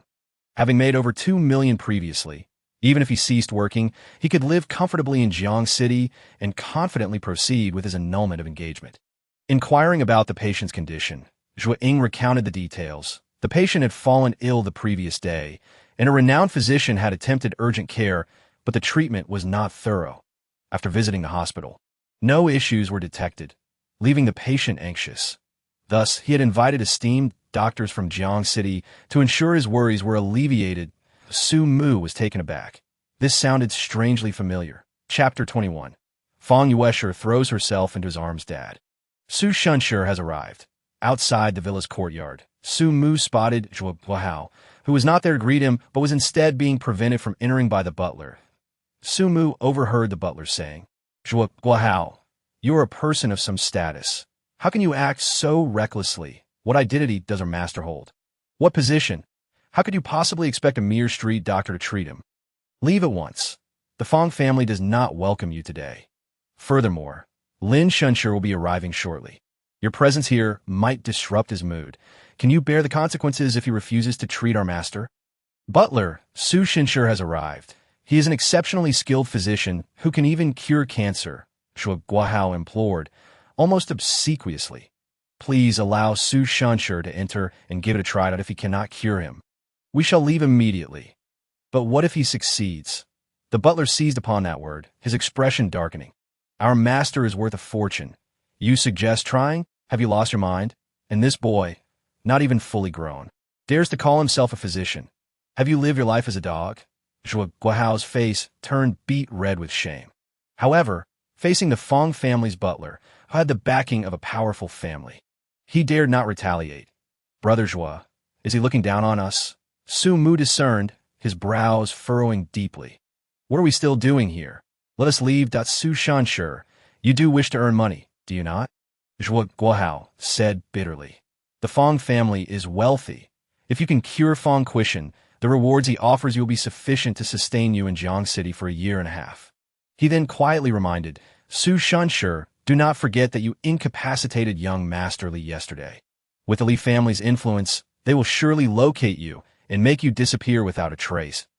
If you can align yourself with the Fang family, even if you were to kill young Master Li, with Fang Quishan's protection, the Li family would not dare to utter a word.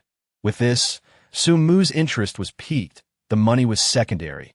He was not overly concerned about the Li family. However, the prospect of assisting with his annulled engagement stirred his desires. If he could expedite the process, he would soon be able to meet Tang Yun. After years apart, he longed to see her again. Since the moment he descended the mountain, he yearned to rush to Tang Yun and marry her. Had it not been for his master providing him with 9 marriage certificates, he might have already sought Tang Yun out. Cursed fiancé, how vexing. Step aside. Do not hinder me from treating the patient, Su Mu said, pointing at the butler with indifference. The butler erupted in laughter as if he had heard the grandest joke.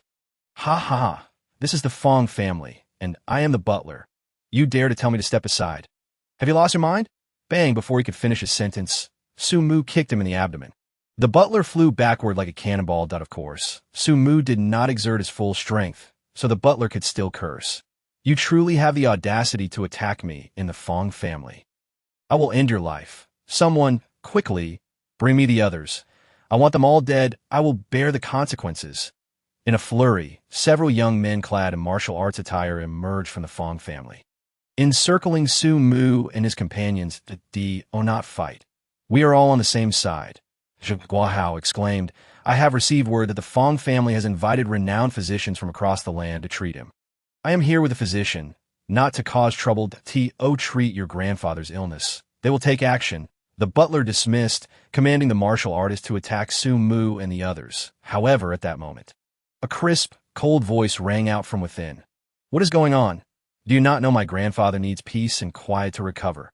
Who allowed you to cause a ruckus here?" The voice sounded familiar, but surrounded by people, Su Mu could not see who it was. "Miss, these individuals are attempting to invade the Fong family and have assaulted me, which is why I summoned assistance," the butler explained hurriedly. "Take your quarrel elsewhere. Do not disturb my grandfather," Fong Yuesher said coldly. "But miss, I've told you countless times your grandfather is fine. How can you not believe me?" An elderly voice interjected, sounding somewhat helpless. "If I cannot discern the ailment, then no one else will ha." Fong Yuesher scoffed. "Deceived? I witnessed Su Mu heal my grandfather with my own eyes, that I distinctly heard Su Mu say that he had not completely removed the toxins from my grandfather's body. How could he possibly be well? It only proves that Lin Ziyuan is not as capable as he claims." Bang, bang, bang. Just then, Fong Yuesher heard a series of dull thuds, and the individuals who had been sent to handle the situation were sent flying, crashing into the butler. The butler, overwhelmed, spat blood. "You dare to resort to violence in the Fong family? I will take your life." Seeing this, Fong Yuesher clenched her fists and charged forward. The toxins in her grandfather's body had yet to be cleared, leaving her in a foul mood, and she struck with fury. However, as she reached Su Mu, she recognized him as Su Shanshi. Her expression shifted in surprise, and before she could retract her arm, it was too late. She found herself leaping into Su Mu's embrace that Su Mu did not evade, given Fong Yuesher's momentum. If he had dodged, she would certainly have fallen awkwardly. This was not an act of pity. It was about money. Just yesterday, he had earned $1 million from this girl, and encountering her again could yield even greater rewards. He could not allow her to feel embarrassed. Bang! They collided, warmth enveloping them. Fong Yuesher's face flushed crimson as she hastily explained. "Su Shanshi, I apologize. I didn't see it was you." She then stepped back, glancing at Su Mu's chest with a hint of admiration. "What a solid chest. I knocked myself sore." She longed to touch it but felt hesitant. Her face growing even redder. Turns out it was your grandfather's ailment after all. Su Mu chuckled, stating that if I were to detoxify him, I must agree to 2 conditions. "What conditions?" she inquired. Her excitement palpable. "As long as you can fulfill them, I assure you I will assist you," Fong Yuesher eagerly replied. After Su Mu's departure yesterday, she had taken her grandfather to the hospital for examination. The results revealed no ailments, merely a state of weakness. Fong Quishan was unconvinced and sought numerous renowned doctors, including the esteemed national physician Lin Ziyuan, yet no diagnosis could be made. Meanwhile, those sent to locate Su Mu returned empty-handed. To her astonishment, Su Mu had come to her, promising to treat her grandfather. Fong Yuesher's anxious heart finally found solace. "First, dismiss that butler," Su Mu said, pointing at the butler who had just risen from the ground. His tone indifferent. "He has hindered my ability to earn." The butler coughed up blood again. This reason was truly outrageous. Had he merely suggested a lack of respect, the old butler might not have been so incensed. "Very well, I shall dismiss him immediately," Fong Yuesher replied without a moment's hesitation. "And the second condition?" "Second, I require 5 million as my fee," Su Mu elaborated. "Not only will I detoxify your grandfather, but I can also identify the source of the toxin." Once again, it was about money. Fong Yuesher felt a mix of anger and amusement. What a money-hungry young man! Yet she readily acquiesced. All of this left Zhuo Guahao and Zhuo Ying utterly dumbfounded. It turned out they were already acquainted, and their worries had been for naught. Lin Ziyuan, however, strode over in a huff, coldly remarking, "Why must the young man resort to deceit? It's foolish to swindle, especially by targeting the Fong family. And who might you be?" Su Mu shot him a glance, disdain evident in his expression. "I am Lin Ziyuan," he proclaimed proudly, "a national physician and a renowned healer in Jiangxing." "Lin Ziyuan?" Su Mu paused for a moment. "Aren't you the one assisting my aunt at Yafei Group with some product formulation? What brings you here?" Mentioning this caused Lin Ziyuan's demeanor to shift slightly, but he quickly regained his composure, responding coldly, "Little trickster, do not divert my inquiries. If you claim Fong Lao is poisoned, what exactly is the toxin?"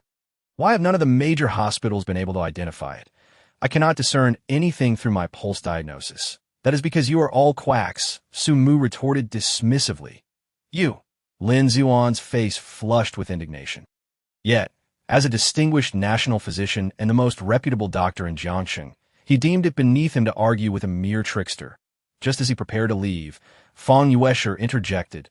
Lin Zuan, you ought to leave at once and not delay Su Shini in treating my grandfather.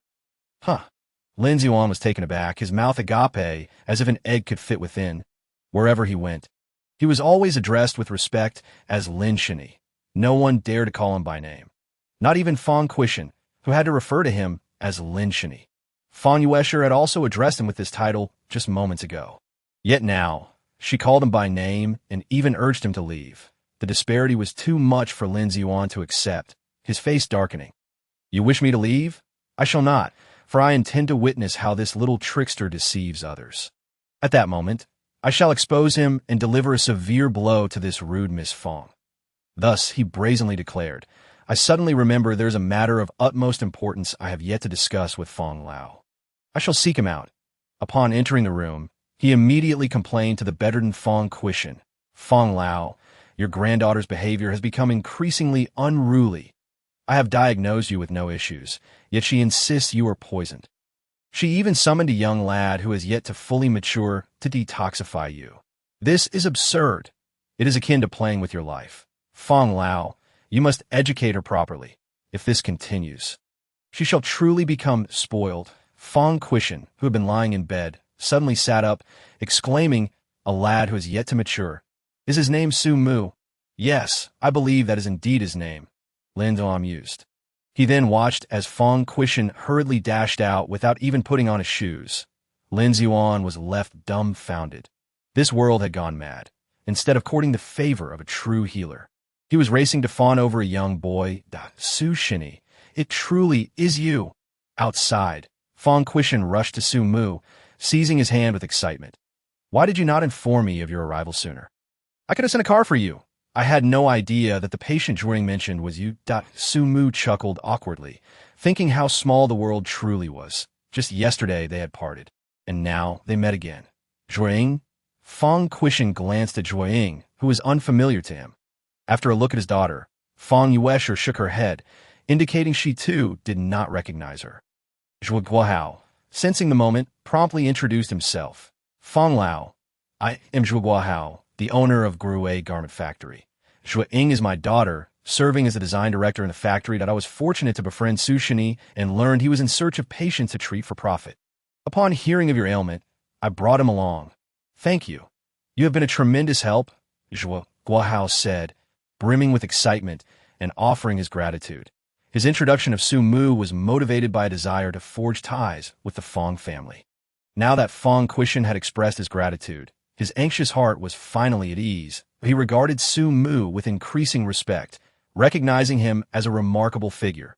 Having only arrived in Jiangxing 2 days prior, he had already earned such admiration from a local magnate. His future was indeed promising. He then glanced at his daughter, who was tall and graceful, perfectly matched with Su Mu. Given her condition, perhaps she might even cling to him. Fang Lao, you appear vigorous. You hardly seem poisoned, Lin Zuan interjected, furrowing his brow. You know nothing, Fang Quishan retorted curtly. Realizing he may have been too harsh, he turned to Su Mu, saying, Su Shini, please detoxify me and demonstrate what a true physician is capable of, so that he may fully concede. Humph. Lin Zuan scoffed. If he truly can identify the poison within you, I shall take him as my master. Su Mu cast a sidelong glance at him, ignoring the remark, and addressed Fang Quishan. Find a sealed room. I will treat you now. Very well. Follow me to my bedroom, Fang Quishan replied, leading Su Mu away. Zhuo Guohao and Zhuo Ying wisely remained in the living room, where servants would attend to them with the utmost respect. Su Mu first took Fang Quishan's pulse. Moments later, a frown creased his brow. What troubles you? Fang Quishan asked anxiously. I essay that you cannot detoxify me this time. Your toxin appears to have worsened, Su Mu stated. Yesterday, I expelled most of the poison from you. With a cleansing of the intestines and careful attention to your diet, it should have lightened. Yet now, It seems you have returned to a state nearly as severe as before, and in a couple of days, you may find yourself unconscious once more. I do not know, Fong Quishan replied.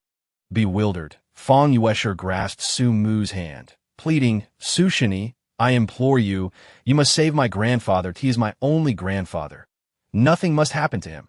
The treatment is feasible, Su Mu assured. The key lies in identifying the source of the toxin. Otherwise, should I expel the poison entirely, he may be poisoned again in just a few days, which would reflect poorly on my abilities as well. That he then inquired, Feng Lao, what have you consumed in recent days? Yesterday's steak for lunch. Before he could finish, Su Mu raised his hand to interrupt. That contains no poison. The takeout you ordered for dinner, and the black-bone chicken soup this morning. Fong Quishan expressed confusion. But we all ate the same meals. Why am I the only one poisoned? Perhaps consider something unique, Su Mu suggested. This toxin seems to reside within your vital energy. Vital energy? Fong Quishan suddenly had a revelation. Could it be related to my wine consumption? I have a specially concocted wine I drink daily. That is my medicinal wine, designed to stimulate your potential and expand your meridians. How could it possibly be toxic? Lin Duan interjected. Meanwhile, Fong Yuesher brought over the jar that contained the wine. Su Mu opened the lid, inhaled the aroma, and sampled a small amount. The source of the toxin lies within this, he declared. Preposterous! You speak slander! Lin Zuan roared and angered. I have also consumed this wine, and I have not been poisoned. Why has Fong Lao fallen ill? You truly are a charlatan. Old Fong. Quickly have someone capture him and break his legs. Let us see if he dares to come here to swindle again. Fong Quishan remained silent, merely gesturing for Su Mu to continue. This wine is concocted with ginseng, angelica, and dragon whisker rabbit silk. Indeed, this medicinal wine is formulated using these 3 ingredients, and it is absolutely non-toxic. Lin Zuan felt a flicker of admiration for Su Mu, who could discern the recipe merely by scent and taste. However, admiration aside, he would never concede that his medicinal wine was harmful. True, it poses no danger to you, Su Mu nodded, but for martial artists, it is a slow-acting poison. Prolonged consumption not only hampers the speed of martial arts training, but also causes toxins to permeate the body, ultimately transforming it into a malignant growth, leading to an inescapable demise. Chapter 23. An annual salary of 40 million. This. Thud. Lin Zuan fell to the ground in terror, his face a mask of disbelief. Impossible, absolutely impossible. This recipe has been passed down through our ancestors, specifically designed to enhance the powers of martial artists. How could it possibly be toxic? Our forebears thrived on this formula to achieve mastery. If it were poisonous, how could they have lived over 100 years? Dr. Su, I can vouch for this, Fong Quishan interjected. Local records indicate that the Lin family's ancestors also consumed this wine. This brings us to the matter of your detoxification. Su Mu smiled and said, there are 2 methods. The first is for me to thoroughly cleanse your body of toxins, after which you must never consume this wine again, or else you will inevitably succumb to its effects. The second option is to continue drinking it, finding a way to integrate these toxins into your true energy. Should you succeed, your strength will significantly increase, and those toxins will become an asset, akin to mastering a poison technique. Even against stronger opponents, you would be able to handle them with ease. No, if he continues drinking, my grandfather will surely perish from poisoning. We cannot allow that. We choose the first option. Fong Yuesher immediately shook her head, favoring a more secure approach. After all, her grandfather was advanced in age and could not endure such turmoil. Everyone leave. I wish to speak with Dr. Su privately, Fong Quishan said gravely. Lin Zuan did not hesitate and promptly turned to flee. Grandfather, out! Dr. Su, I implore you. Fong Yuesher could only plead with Su Mu. Why are you asking me? Su Mu replied, somewhat bewildered. Fong Yuesher felt as though she had encountered a simpleton and explained, please do not let my grandfather continue drinking that wine. That is his choice. It is not my concern, Su Mu replied indifferently. Fong Yuesher suppressed her irritation. He truly was insufferably oblivious. Had it not been for his remarkable medical skills capable of detoxifying her grandfather, she would have wanted to teach him a lesson. Fong Yuesher, leave, Fong Quishan said coldly. Reluctantly, she departed, casting a pleading glance at Su Mu as she exited, which he completely disregarded. Dr. Su, if I choose the second option, What are the chances of successfully cultivating the poison technique? Once everyone had left, Fong Quishan looked intently at Su Mu and asked 0.90%. Su Mu replied, I'll leave a 10% margin in case of ill fortune leading to an untimely demise.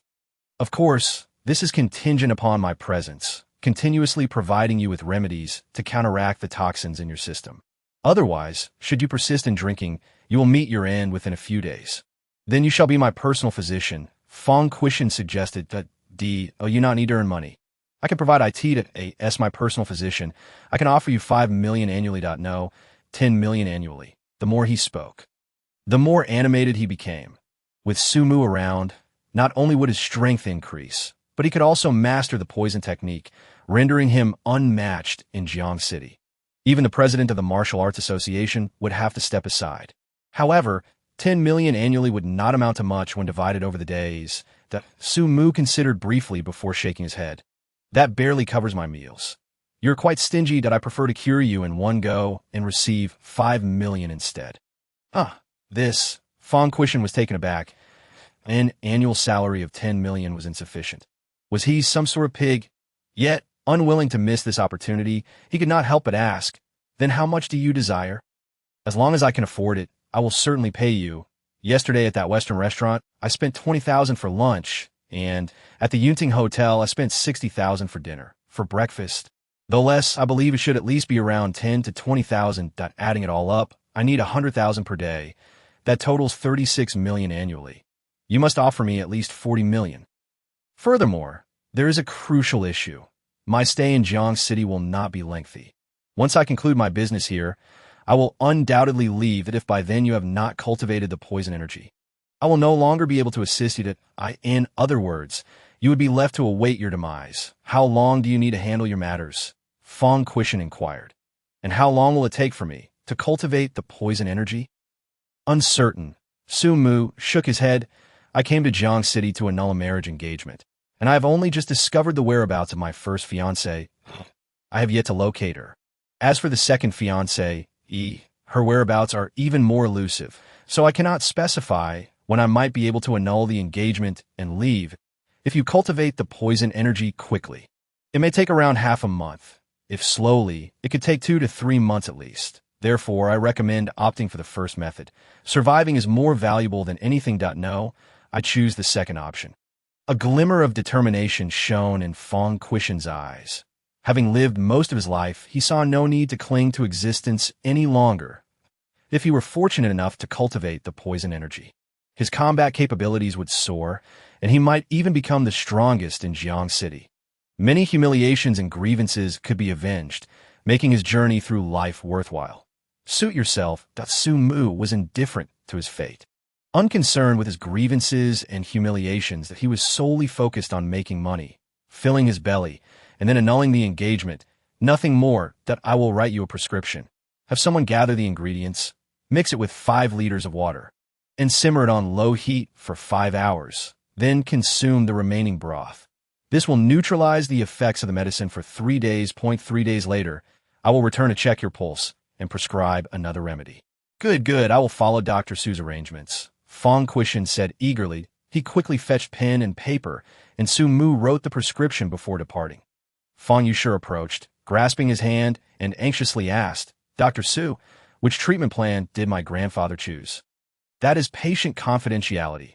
I cannot disclose it, Su Mu replied coolly. Stop with the formalities. Quickly hand over the money. Su Mu insisted. 0.5 million, not a cent less. Hearing the sum of 5 million, Fong Yushi felt a slight relief. Su Mu had previously stated that the detoxification would require 5 million, which implied he had already neutralized the toxins in her grandfather's body. Without hesitation, she pulled out her phone and requested Su Mu's account number. I do not have a card. You can pay me in cash, Su Mu replied. My family does not possess that much cash. Fong Yushi said with a wry smile. Shall I transfer it to the card from yesterday? That works. Su Mu considered it. Since Wu Mengfei already had his 1 million, an additional 5 million would not be an issue. He carried 10,000 on him, sufficient for a day's meals. He would arrange to get a card tomorrow and ask Wu Mengfei for the funds. Fong Yushi performed a series of operations on her phone, transferring the money to Wu Mengfei, and showed Su Mu the successful transaction receipt. Fraud. You are nothing but a fraud. At that moment, Lin Zuan regained consciousness and pointed at Su Mu, shouting, "That formula absolutely cannot be toxic. You are deceiving old Fong. You charlatan, I will not let this go." Lin Zuan, this is the Fong residence, not your playground. Fong Yushi interjected coldly, blocking him. "Dr. Su is our most esteemed guest. Should you dare to lay a hand on him, I assure you, you will leave the Fong residence in a state of disrepair today." "You!" Lin Zuan glared in fury. "Fine, you are willing to be deceived rather than trust me. I shall await the day the Fong family loses everything to this swindler. At that time, I will sit at your door and laugh for 3 days and nights." "Leave." Fong Quishan instructed his subordinates to fetch medicinal herbs and brew the medicine. Just as he finished, he overheard the conversation. Pointing at the doorway, he barked angrily. "From this moment on, the Lin family and the Fong family are at odds. If you dare to slander the esteemed physician Su again, I will not hesitate to investigate Lin Zuan's poisoning case and eradicate your Lin family." Lin Zuan, infuriated, found himself powerless against Fong Quishan. He could only leave with a bitter remark, vowing to settle the score, and hurriedly departed, fearing that lingering any longer might trap him. Chapter 24. The inquisitive one. Fong Quishan invited Su Mu to dine at his residence. And Su Mu, naturally, did not hold back. Treated as a guest of honor by the Fong family, he took a seat at the head of the table. The feast comprised an array of culinary delights, particularly sumptuous seafood, leaving Su Mu savoring every bite. Zhuo Guohai and Zhuo Ying also received high honors. Fong Quishan recalled their status as the proprietors of Guowei Garment Factory and promptly decided to have their factory produce the uniforms for the Fong family's martial arts school. Zhuo Guohai expressed immense gratitude, introducing Su Mu to Fong Quishan with this very intention. To his surprise, Fong Quishan readily agreed, indicating that physician Su held significant esteem in his eyes. Zhuo Guohai felt he had truly stumbled upon a treasure. He resolved to continue introducing patients to physician Su, including the president of Jiangxing University, who was said to be ailing, and an elderly general from the military, whose health was failing. The thought of physician Su healing them all filled Zhuo Guohai with anticipation. As he envisioned future wealth beckoning him, he realized he needed to urge his daughter to seek treatment promptly and secure Su Mu's favor. After all, he was not merely a prospective son-in-law, but a veritable golden goose. Seizing the moment, Zhuo Guohai inquired, "Physician Su, do you have any plans this afternoon? If not, I could have Xiaoying show you around Jiangxing City." Su Mu, busy gnawing on a chicken leg, paid him no heed. However, Fong Quishan, with a glint in his eye, discerned Zhuo Guohai's intentions and coldly remarked, "Mr. Zhuo, Physician Su is now our family's private doctor and will be residing with us to attend to our health. He likely won't have the time to accompany you," he added. "Now that you have secured our martial arts school's order, you should get busy. Don't let us hinder your work." Indeed, Elder Fong is right. "I shall take my leave now." Zhuo Guohai quickly agreed, hurrying away with Zhuo Ying. This was a substantial order, and if sustained, it could elevate their family status. Zhuo Guohai could not afford to be careless. After they departed, Su Mu let out a contented burp and set down his chopsticks. Scanning the room, he noticed that Zhuo Guohai and Zhuo Ying were gone and furrowed his brow, asking, "Where did Brother Zhuo and Zhuo Ying go? Weren't they supposed to show me around?" He had been so absorbed in his meal that he had not paid attention to their conversation. Fong Quishan quickly replied, "Mr. Zhuo had urgent matters to attend to, so he left. Physician Su, if you wish to explore Jiangxing City, let you sure accompany you to ITS the weekend, and she has no other commitments that I want to go to Jiangxing University. Oh, you know where it is?" Su Mu inquired. "Jiangxing University? I know it well." Fong Yushi exclaimed, "I'm a student there, already in my 3rd year. I could navigate the campus with my eyes closed." "You attend Jiangxing University?" Su Mu was somewhat surprised and quickly asked, "Do you know Xia Yuqing?" "Xia Yuqing? Of course, I know her well.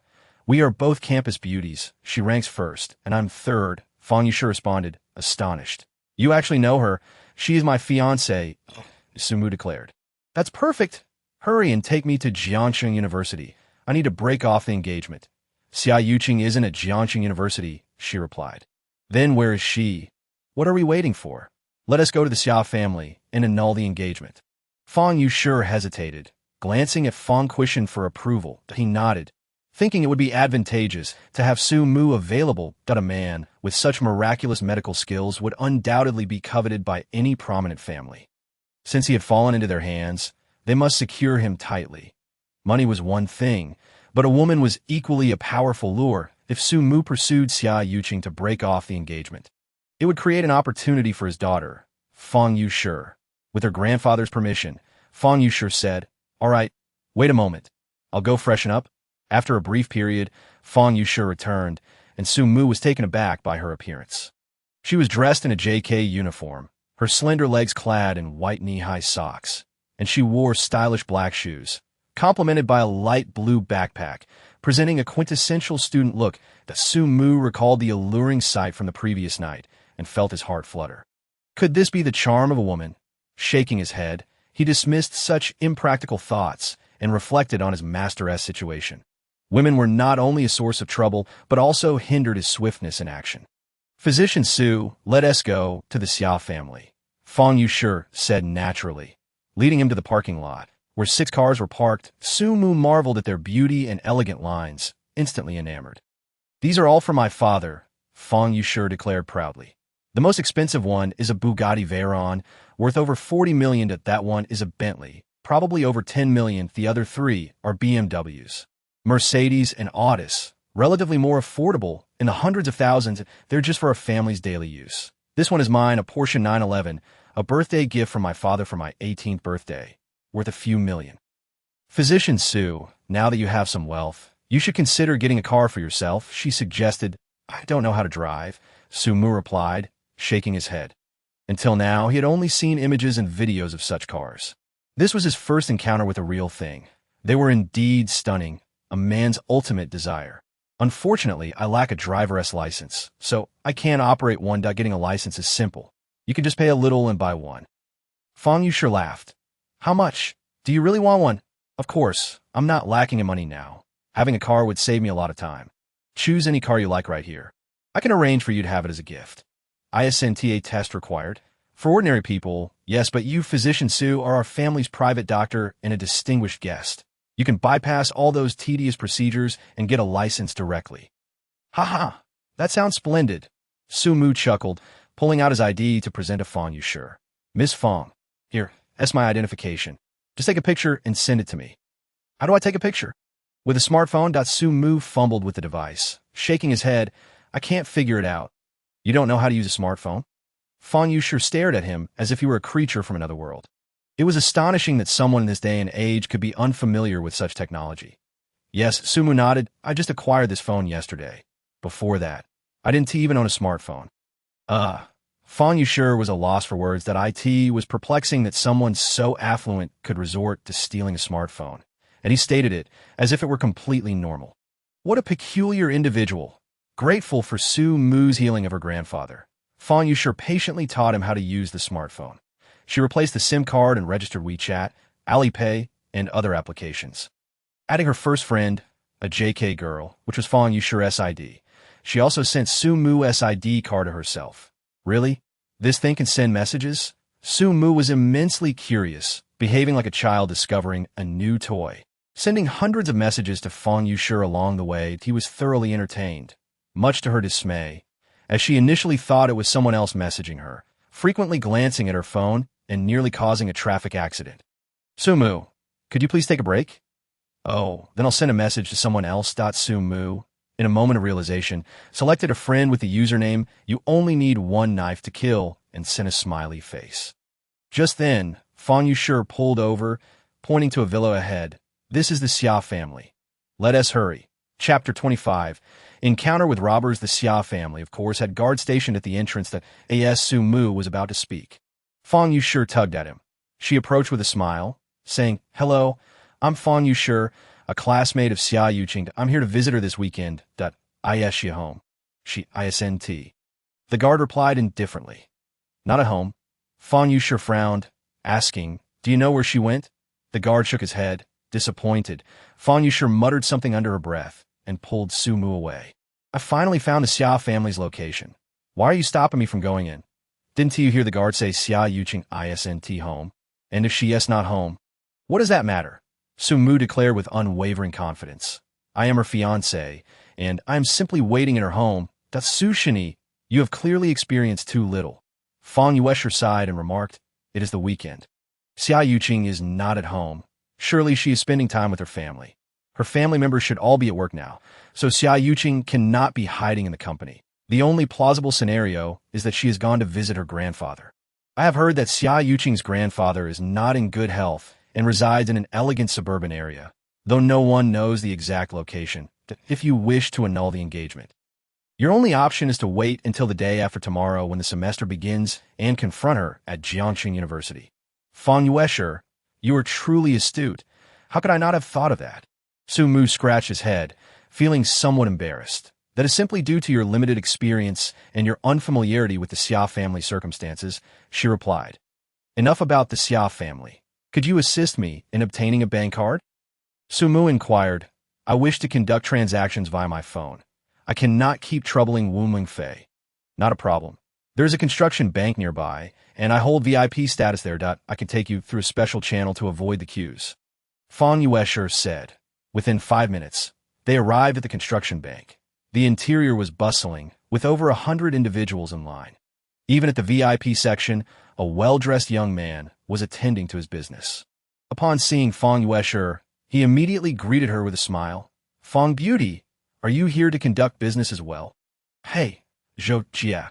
I ascend to your family in the western suburbs. What brings you all the way here? Fang Yuesher responded, surprised. You aren't hoping for a chance encounter with Xia Yuqing, are you? I advise you to abandon that notion. Xia Yuqing already has a fiancé. As she spoke, she cast a deliberate glance at Sumu. What? Xia Yuqing has a fiancé? Zhou Jia exclaimed, taken aback. When did this happen? Why has she never mentioned it to me? Why should she inform you? Fang Yuesher tossed her hair dismissively, her tone haughty. Zhou Jia, aware of Fang Yuesher's temperament, chuckled awkwardly without pressing the issue. Instead, he stepped aside, gesturing courteously. Fang Beauty, ladies first. Please proceed with your business. Fang Yuesher, unreserved, took Sumu to the front and requested the clerk to assist him in obtaining a bank card. Fang Beauty, we're actually helping him get a card? Zhou Jia was astonished. What is he to you? Does it concern you? Fang Yuesher retorted disdainfully, I am not concerned. However, if this information were to reach Yinfeng's ears, Zhou Jia sneered, given his protective nature towards you, this young man may not see the light of the next day. How about this?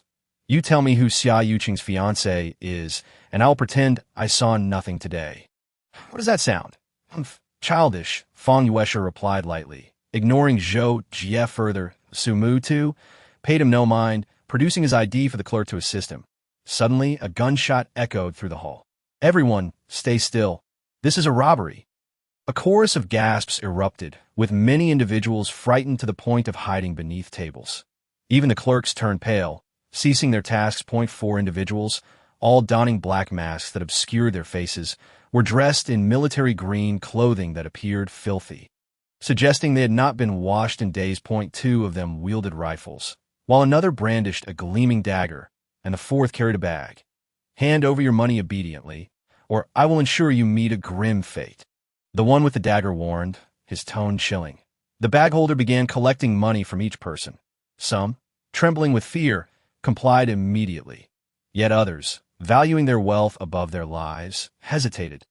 The dagger wielder swiftly slashed at one individual, leaving a deep wound and blood gushing forth, effectively silencing any resistance. If anyone dares to waste my time, I will end your life without hesitation. Soon, no one dared to oppose. One by one, they surrendered their money. The robbers, noticing a few individuals still wearing rings, ruthlessly stripped them off and pocketed them, daring to rob a bank. You must be out of your minds, Zhou Jia scoffed. I fear you may have the means to acquire money, but you want to live to spend it. What did you say? The dagger-wielding robber lunged towards Zhou Jia, only to be halted by Zhou Jia's 2 bodyguards, who brandished their batons, shielding him. Zhou Jia, emboldened by his entourage, sneered, Did you not hear me? If I am not mistaken, the police are already outside. I'm certain you will not escape this bank. Bang! A gunshot rang out, the bullet striking the ground before Zhou Jia, sending shards of stone into his face. The 2 bodyguards wasted no time. They discarded their batons and fell to their knees, pleading, "Please don't kill us. He is young Master Zhou, immensely wealthy. Robbing him is worth more than all these other people combined. He just withdrew 5 million. It's in that box right there." Zhou Jie cursed under his breath. However, his bodyguards had other priorities. Their lives were at stake. They opened the box and began filling the bag with the cash inside. "This is my money," Zhou Jie lamented, his heart bleeding. The Zhou family had strict upbringing, and this 5 million had taken him a long time to save, intended as a splendid gift for Xia Yuqing's birthday, along with a proposal. Now, all his plans lay in ruins. Zhou Jie tried to protect his money, but the dagger-wielding robber kicked him away, pummeling him with fists and feet, while coldly threatening, "If you dare reach for it again, I will sever your limbs." Zhou Jie, covering his head, bore the marks of shoes upon his body, utterly miserable, yet he remained compliant, helplessly watching as others filled the bag with his money, too terrified to utter a word. "Is my card ready?" Su Mu inquired, seemingly oblivious to the chaos around him, addressing the clerk. "What?" The clerk and everyone present were dumbfounded, staring at him as if he were a fool. Did he not see the robbers? Did he not notice the guns in their hands? Even the clerks had ducked beneath the tables, too frightened to assist him. Fang Yuesher, knowing Su Mu's temperament, feared he might provoke trouble. She urgently tugged at his arm, whispering, "Su Shini, there are robbers here. The clerks are terrified and cannot assist you right now. Let us wait a moment. Once they finish robbing and leave, we can go to another bank." Suddenly, the robber with the dagger caught sight of Fang Yuesher, his eyes lighting up. "Hey, brother, there's a beautiful lady, and she is exquisite. Don't waste time." One of the gunmen interjected coolly. "Our leader has given us 10 minutes. 3 have already passed. We must hurry to collect the money and leave." "No worries. We still have 7 minutes. That is plenty of time." The dagger-wielding robber advanced toward Fang Yuesher, commanding, "Little beauty, quickly remove your clothes and serve me. As long as you comply, I guarantee I won't take your money." Unexpectedly, Su Mu interjected, "Get lost. Do not hinder my card application. Otherwise, I will ensure you regret it." His eyes brimmed with fury, radiating an icy glare that sent shivers down spines. Chapter 26. A high-stakes hostage situation. "Shut up, you fool," Zhou Jie shouted angrily. "These robbers are armed. A single bullet could end your life. If you wish to die, do not drag us down with you to Ayesh your wife." The dagger-wielding robber did not react with anger. Instead, he grinned wickedly. "I've changed my mind. You will personally strip her of her clothing, every last piece." Otherwise, he waved the dagger threateningly before Su Mu'd. I could see that moment. Su Mu sprang into action, seizing the robber's wrist with a swift motion. Snapping it with a crack, the dagger clattered to the ground, producing a sharp sound. The robber, racked with pain, cried out for help. "Brother, quick, kill him! Shoot him down!" However, he needn't have spoken. His brother and the other gunmen were already firing in their direction. Bang, bang, bang. A cacophony of gunfire erupted. Yet Su Mu was swifter. He yanked the robber in front of him, using him as a shield against the barrage of bullets. The projectiles struck the robber, blood gushing forth, instantly transforming Zhou Jie beside him into a blood-soaked figure. Having never witnessed such a scene, Zhou Jie retched violently, collapsing to the floor, utterly faint from fear. "Brother, we've killed the 5th one." One of the gunmen exclaimed. They were already condemned men. Death was no longer a concern. The second brother spoke indifferently. "Hurry and change the magazine. In a moment, we'll take that man down and avenge the 5th. The sound of clicks echoed incessantly as the two clumsily replaced their magazines. Su Mu sensed his opportunity had arrived. He discarded his cover, his toes touching the ground as his body surged forth like an arrow released from a bow. Swiftly darting to the side of the two robbers, grasping one robber's wrist with a firm grip, he twisted with a crack, breaking it effortlessly, with a swift kick aimed at the other robber's wrist. He similarly shattered that wrist. Both firearms fell to the ground almost simultaneously, the magazines yet to be inserted, bullets scattering chaotically across the floor. With a swift motion, Su Mu struck down both men with a decisive chop, sending them sprawling. "How are you so strong?" The robber, who was stuffing money into a sack, looked on in astonishment. Upon seeing Fang Yuesher beside him, a cunning smile crept onto his face. "What use is your strength?" Your woman is in my grasp. You'll have no choice but to surrender. As he spoke, he moved to attack Fong Yuesher. Yet, she was swifter. Lifting her leg, she executed a vertical kick that soared above the robber's head. As her foot descended, it connected with a resounding thud against the robber's nose, breaking it with a crack, sending him crashing to the ground in a heap. Without a moment's pause, Fong Yuesher stepped onto his back, deftly removing the robber's tie, twisting his arm behind him and binding it together. With a heavy sigh of relief, Fong Yuesher finally caught her breath, feeling both mentally and physically drained, yet exhilarated by the triumph of subduing the robbers. Su Shini, you are truly valiant. As Su Mu approached her, Fong Yuesher expressed her genuine admiration. With such skill, she surmised her grandfather would have been no match for him, and even the president of the Jiangqing Martial Art Association might not stand a chance. However, Su Mu merely nodded and strode directly to the teller, knocking on the counter and saying coolly, "Hey, the robbers are unconscious. Stop hiding and come out to assist me with my card. Subdued? Huh, my boss is upstairs." And he got a bomb. The robber pinned down by Fong Yuesher sneered. "Once he learns of our predicament, he will surely detonate it. None of you will escape. Enough noise." Su Mu swiftly slapped him, then delivered a chop that rendered him unconscious. The teller, hearing the commotion, glanced up and confirmed the robbers had all been subdued, one of them even riddled with holes. "Call the police, hurry." This was the teller's sole thought as she pulled out her phone to dial. However, at that moment, a loudspeaker blared outside. "You are surrounded.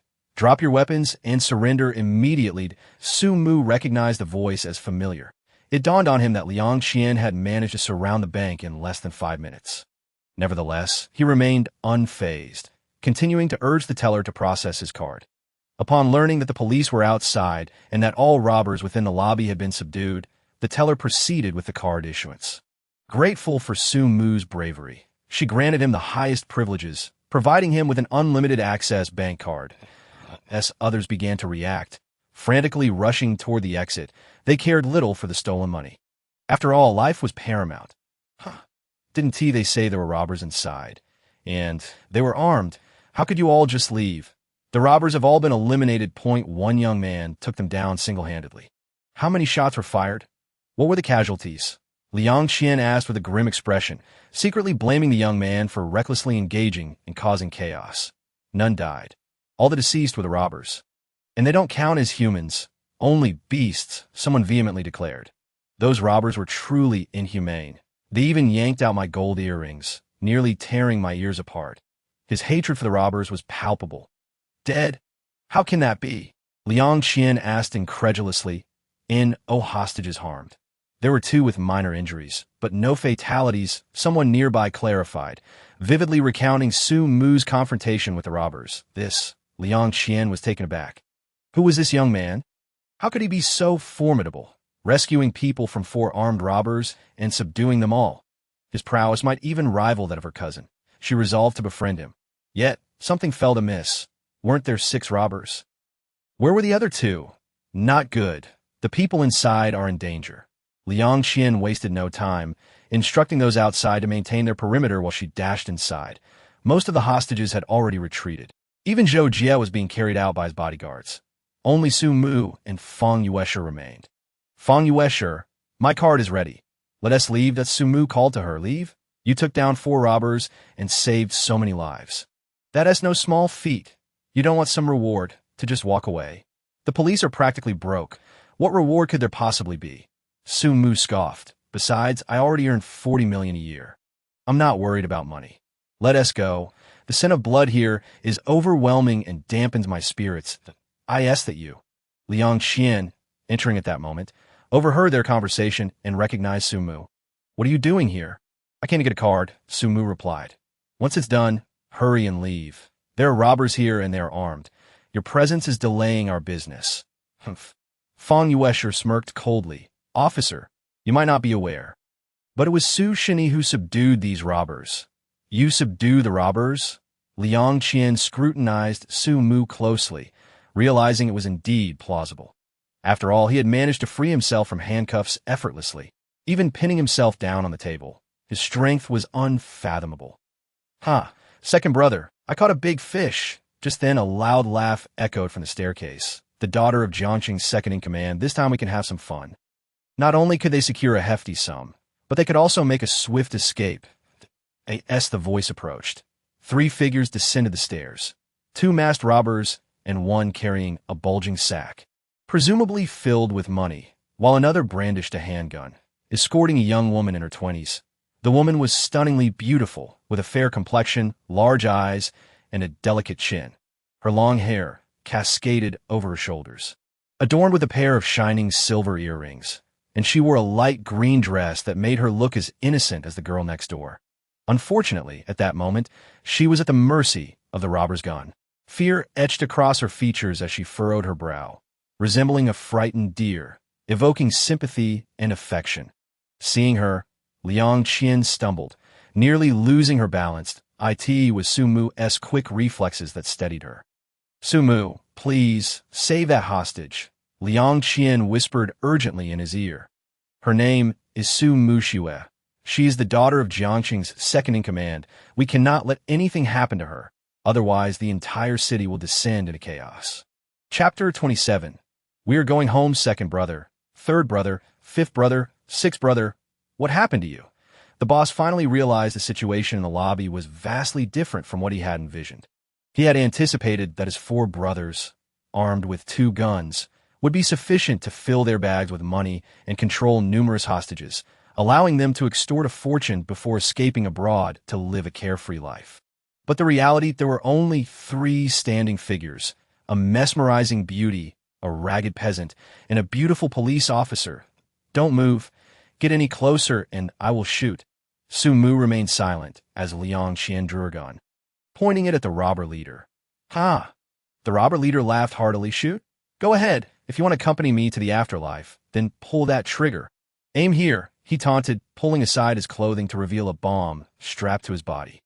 Liang Qian's expression changed, realizing the intelligence was accurate. There truly was a bomb. Put the gun down, otherwise I will kill her first. The robber leader jabbed his gun at Su Muxue's head. Don't, please, Liang Qian said bitterly. She is the daughter of the second-in-command. If you kill her, you will never escape Jiangqing. You rob a bank for money, right? Name your price, and I will arrange for someone to prepare it for you, ensuring your safe departure. But you must guarantee one thing. Release the hostage you have. You're quite reasonable, the robber leader sneered. How could I not be? That's the daughter of the second-in-command. If something happens right under my nose, even if she is from the Liang family, I cannot bear that cost. Not to mention, Su Mu is right here, that he is capable of subduing those 4 robbers. So he should certainly be able to handle these 2 as well. I am merely stalling for time, creating a favorable opportunity for him. Prepare 20 million in cash for me. The leader of the robbers has issued his demands, and a helicopter must be ready within half an hour. Otherwise, I will not leave and will detonate the bomb, taking us all to the underworld together, with several beautiful women accompanying me. At least I won't be lonely. Boss, did you hear that? Liang Qian spoke into the intercom. The other party requires 20 million in cash, plus a helicopter, to be ready within half an hour. Hurry and prepare it. Damn it, you're just a security captain, not a negotiation expert. A scolding came from the other side. Who told you to easily promise them benefits? Damn it, we have them surrounded, and even the SWAT team has arrived with multiple guns pointed at his head. With a single command, we could blow their heads off. Such favorable conditions, and you agreed to give them 20 million, along with a helicopter? Why don't you just offer yourself to them? Boss, Su Muxue is in their hands. Liang Qian weakly replied. Who? Su Muxue, the deputy's daughter. The other side couldn't help but curse again. Damn, how did she end up in the hands of the robbers? Damn it, I'm going to prepare the items right now. We must stabilize the robbers and ensure they don't harm the hostage. Did you hear that? Our boss is preparing things for you. Liang Qian let out a sigh of relief and said to the robbers, Can we discuss this now? For instance, can we exchange hostages? I'll be your hostage if you let her go. The young girl had never encountered such a scene, her small frame trembling in fear that if something went wrong and angered the deputy, it could lead to their demise. The leader of the robbers laughed. What a joke. All of you are my hostages now. Xiao Wu, tie those 2 up and bring them over here. Did I ask for this police officer? Make her stay far away. Damn it. Our brother may have been killed by her. She must be a skilled adversary, so we must stay cautious. With these 3 hostages, we have enough to make our escape. Xiao Wu took out a rope and approached to bind them, simultaneously ordering Liang Qian to step back. A subtle smile curved Liang Qian's lips. She had succeeded. As long as Su Mu got close to the robbers, he should be able to subdue them. Even if he couldn't team-manage it all at once, he could create an opportunity to shoot, at the very least saving Su Mu Xue. Liang Qian retreated to the door, while Xiao Wu tied up Su Mu and Fang Yueshe, dragging them to the leader's side. With a lewd grin, he said, "Big brother, this girl isn't bad-looking. Since we have plenty of time, why not let me have some fun first? Damn it, a dog can't change its nature." The leader scolded but did not refuse. "Stay close. I might need your help to deal with some unexpected situations." "All right then." Xiao Wu excitedly pulled Fang Yueshe aside. "Brother, don't do this." Fang Yueshe frowned. "It's just for fun. I can play along with you. Just untie me, and I'll help you take off your clothes." "Aren't you afraid?" Xiao Wu asked, somewhat surprised. "I do this for a living. What is there to fear? I think I'm making a huge profit here." Xiao Wu, without suspicion, untied Fang Yueshe. She first exchanged a glance with Su Mu, then began to genuinely help Xiao Wu remove his clothing. Her slender fingers deftly unbuttoned the buttons of Xiao Wu's military green jacket, all the while throwing flirtatious glances his way. Xiao Wu was entranced, grinning foolishly. He even began to entertain thoughts. "Little sister, why not come with us when we leave? I have money. I can take you abroad. As long as you serve us, I guarantee you'll live a life of luxury." "Really?" Fang Yueshe exclaimed in delight. As she spoke, she quietly moved behind him and began to take off her jacket. Xiao Wu cooperatively lifted his arms. It was at this moment that she grabbed the hem of the jacket, wrapping it around Xiao Wu's arm, then kicked the back of his knee. Bang, with a muffled thud. Xiao Wu involuntarily knelt on the ground. Before he could react, Fang Yueshe feigned annoyance, saying, "Don't be anxious. Little sister is here to serve you. No need for you to do anything." Though she said this, Fang Yueshe's movements showed no hesitation. She covered Xiao Wu's mouth with one hand, using her legs to pin him down. Xiao Wu could only make muffled sounds. Despite this, it caught the attention of the old robber, who glanced over, his face darkening as he pointed his gun at Fang Yueshe. Coldly, he demanded, "What the hell are you doing? Let Xiao Wu go immediately, or I will shoot you dead." However, someone was faster than him. It was Su Mu. He broke free from his bindings, swinging the rope in his hand. The rope became taut, striking the robber's wrist like steel. Crack. The bone shattered. Clang. The gun fell to the ground. "Ah!" The robber cried out in pain. Su Mu, however, did not give him a chance. Rushing forward with the rope, he seized the arm that held Su Mu Xue and applied pressure, dislocating it with ease. Following that, he delivered a kick. The robber was sent flying like a cannonball, crashing against the door and falling to the ground. Liang Qian didn't have time to gasp in astonishment. She rushed forward, twisting the robber's arm behind his back and handcuffing him. After completing these tasks, she let out a heavy sigh, collapsing onto the ground. Her back was drenched with cold sweat, despite her outward calmness. Her heart raced with anxiety. After all, she was facing vicious criminals, armed with guns and explosives. A moment's carelessness could lead to her own death and potentially catastrophic consequences. Thankfully, there was Su Mu. Otherwise, she truly wouldn't know how this day would end. With this thought, Liang Qian glanced at Su Mu, filled with gratitude, though she felt a lingering pain in her backside. Su Mu approached Xiao Wu, and amidst his bewildered terror, delivered a swift strike that knocked him out cold. "What? You don't want a reward? This is a great achievement. You're just going to give up? The police are dirt poor. Even if there's a reward, it won't be much. And besides, I'm hungry and want to go eat." Thud. Just as he finished speaking, Su Mu Xue collapsed before him. She gestured frantically, her face filled with gratitude, even attempting to bow to Su Mu. Su Mu, she has a speech impediment. Su Mu shook his head. "Don't be ridiculous. She has just been kidnapped by robbers, suffered immense shock, and given her status. She likely won't have a moment's peace tonight. How could she possibly have the opportunity to treat me to a meal?" Moreover, Su Mu also feared trouble, but he understood that if he stayed, He would inevitably be subjected to various inquiries that it was better to leave immediately and let Liang Qian take the credit. Also, Liang Qian, you handled everything here. It has nothing to do with me. I merely came to obtain a card. That's all. After saying this, he took Fang Yuesher and prepared to leave. Liang Qian exclaimed, Su Mu, the reward for this incident is at least 1 million. Don T, you want it? Chapter 28. Eavesdropping Why Woon T, I want it. Su Mu paused for a moment. You help me keep it. You take the credit, and I'll take the money. Liang Qian was at a loss for words. 1 million is just said and done. And this monumental achievement, just handed over like that. Su Mu truly is generous if he weren't so rough around the edges. He could be considered quite a decent man. The money could be given to Xie Jingya. But the credit? She didn't dare to claim it, subduing the robbers, resolving the bank crisis, and rescuing the deputy's daughter. This achievement was enough to elevate an ordinary person to greatness. Liang Qian didn't want to jeopardize Su Mu's future, especially with Xie Jingya's connections in play. However, Fang Yuesher had a different perspective. Su Mu was really stingy. 1 million, with his appetite.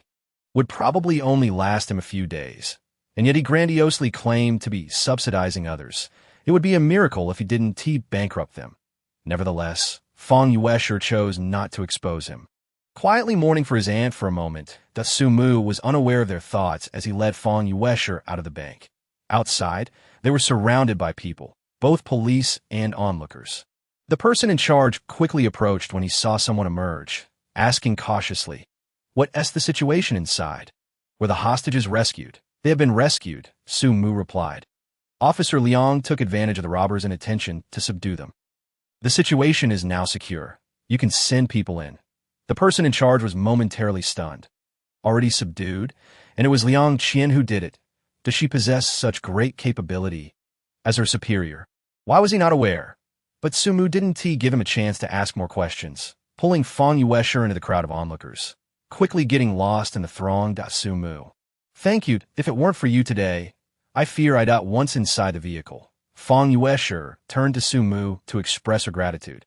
Before she could finish speaking, Su Mu interrupted her, saying, "If you truly wish to thank me, then please treat me to a meal, that I am absolutely famished." Upon witnessing Su Mu clutching his stomach in a manner akin to a starving ghost, Fang Yuesher couldn't help but burst into laughter. "All right, I shall treat you to dinner. Speak up, where would you like to go?" "Oh, right. You have just arrived in Jiangcheng and are unfamiliar with this place. Let us dine at Tianci Hotel. It is a 5-star establishment with exceptional chefs. You are sure to enjoy it." Hearing this, Su Mu felt even hungrier. Fortunately, it was not far. Within 10 minutes, the two arrived at Tianci Hotel. Fang Yuesher ordered an extravagant feast, amounting to over 30,000, causing her heart to ache at the expense. She could not help but lament internally, wondering who might be the unfortunate soul destined to marry this gluttonous Su Mu, while he was indeed a capable earner. His appetite was insatiable. At the rate he consumed food, he could easily devour tens of millions in a year, and family fortune could withstand such a relentless appetite. If she were to learn that her grandfather intended to betroth her to Su Mu, she would likely be driven to the brink of despair. Once satiated, she considered parting ways with Su Mu. However, she noticed him making a gesture for silence, pointing discreetly towards a private room behind them, whispering, "Keep your voice down. They are plotting to harm my aunt next door." Huh. Fang Yuesher was taken aback. After all, this was a 5-star hotel, renowned for its excellent soundproofing between private rooms. Even the most scandalous activities could hardly be heard. How could he possibly have overheard anything? Skeptical, Fang Yuesher pressed her ear against the wall to listen, but heard nothing. "Listen closely," Su Mu advised, resting his hand on her shoulder. Instantly, Fang Yuesher felt a warm current flow from her shoulder into her body, ultimately converging in her ears. Her surprise, she actually began to hear voices from the adjacent room. A man, with an air of arrogance, declared, "What is she, Xie Jingya, so proud of? In a few days the Yifei group will be mine." "Xie Xiao is indeed formidable," another person complimented. "But how will you wrest the Yifei group from Xie Jingya? She founded it single-handedly and holds all the shares. Though you are Xie Jingya's nephew, she would not easily part with her shares, would she?" "Ha ha, you are unaware. The Yafei Group has faced suppression from the Li family, and I share a close relationship with Li Xiao. He has already promised me that once I bring down the Yafei Group, he will support me as president. Thus, it appeared that Xie Xiao had successfully allied himself with Li Xiao. The others continued to flatter him, albeit still puzzled about how Li Xiao could undermine the Yafei Group.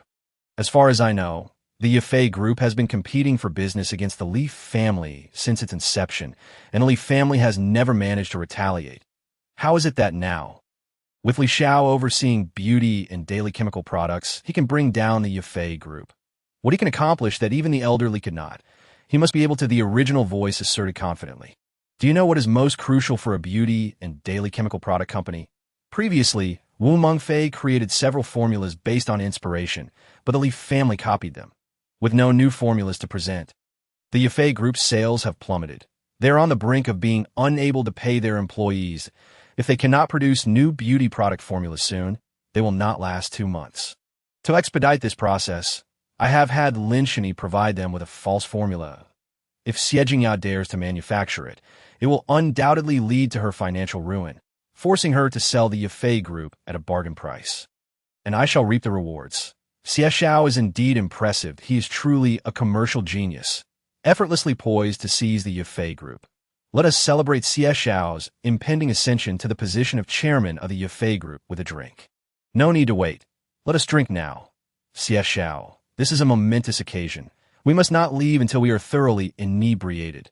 Indeed, we shall not leave until we are intoxicated.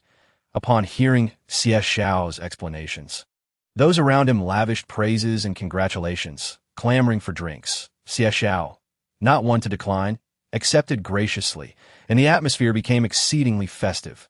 Unbeknownst to them, Su Mu's expression was dark and brooding. Clenching his fists, he stood up, ready to confront the neighboring room. Su Shini, what are you doing? Fan Yushi hurriedly pulled him back. What does it look like I'm doing? Su Mu replied coldly. This Xie Qingyun dares to conspire against my aunt. I'm going to teach him a lesson. Teach him a lesson. Are you not afraid of going to jail? Fan Yushi countered. But I cannot just stand by and watch my aunt's hard-earned company collapse. Su Mu retorted angrily. Fan Yushi, no longer anxious, smiled knowingly. Though she had not experienced the harsh realities of society, she was still a granddaughter of the Fang family. Su Shini, if you wish to assist Xie Jingya, you can only approach it from 2 angles. First, gather evidence of Xie Qingyun's conspiracy against your aunt and present it to her. This way, Xie Jingya can avoid being harmed. However, at this moment, the Yafei Group lacks new formulas. Even if she knows it is a trap, she would have to step into it and might not heed your advice. Second, you must find a new formula for beauty and daily chemical products. Formulas? Su Mu's thoughts stirred. He had plenty of them, and just a few casually written ones could eclipse all existing beauty products on the market.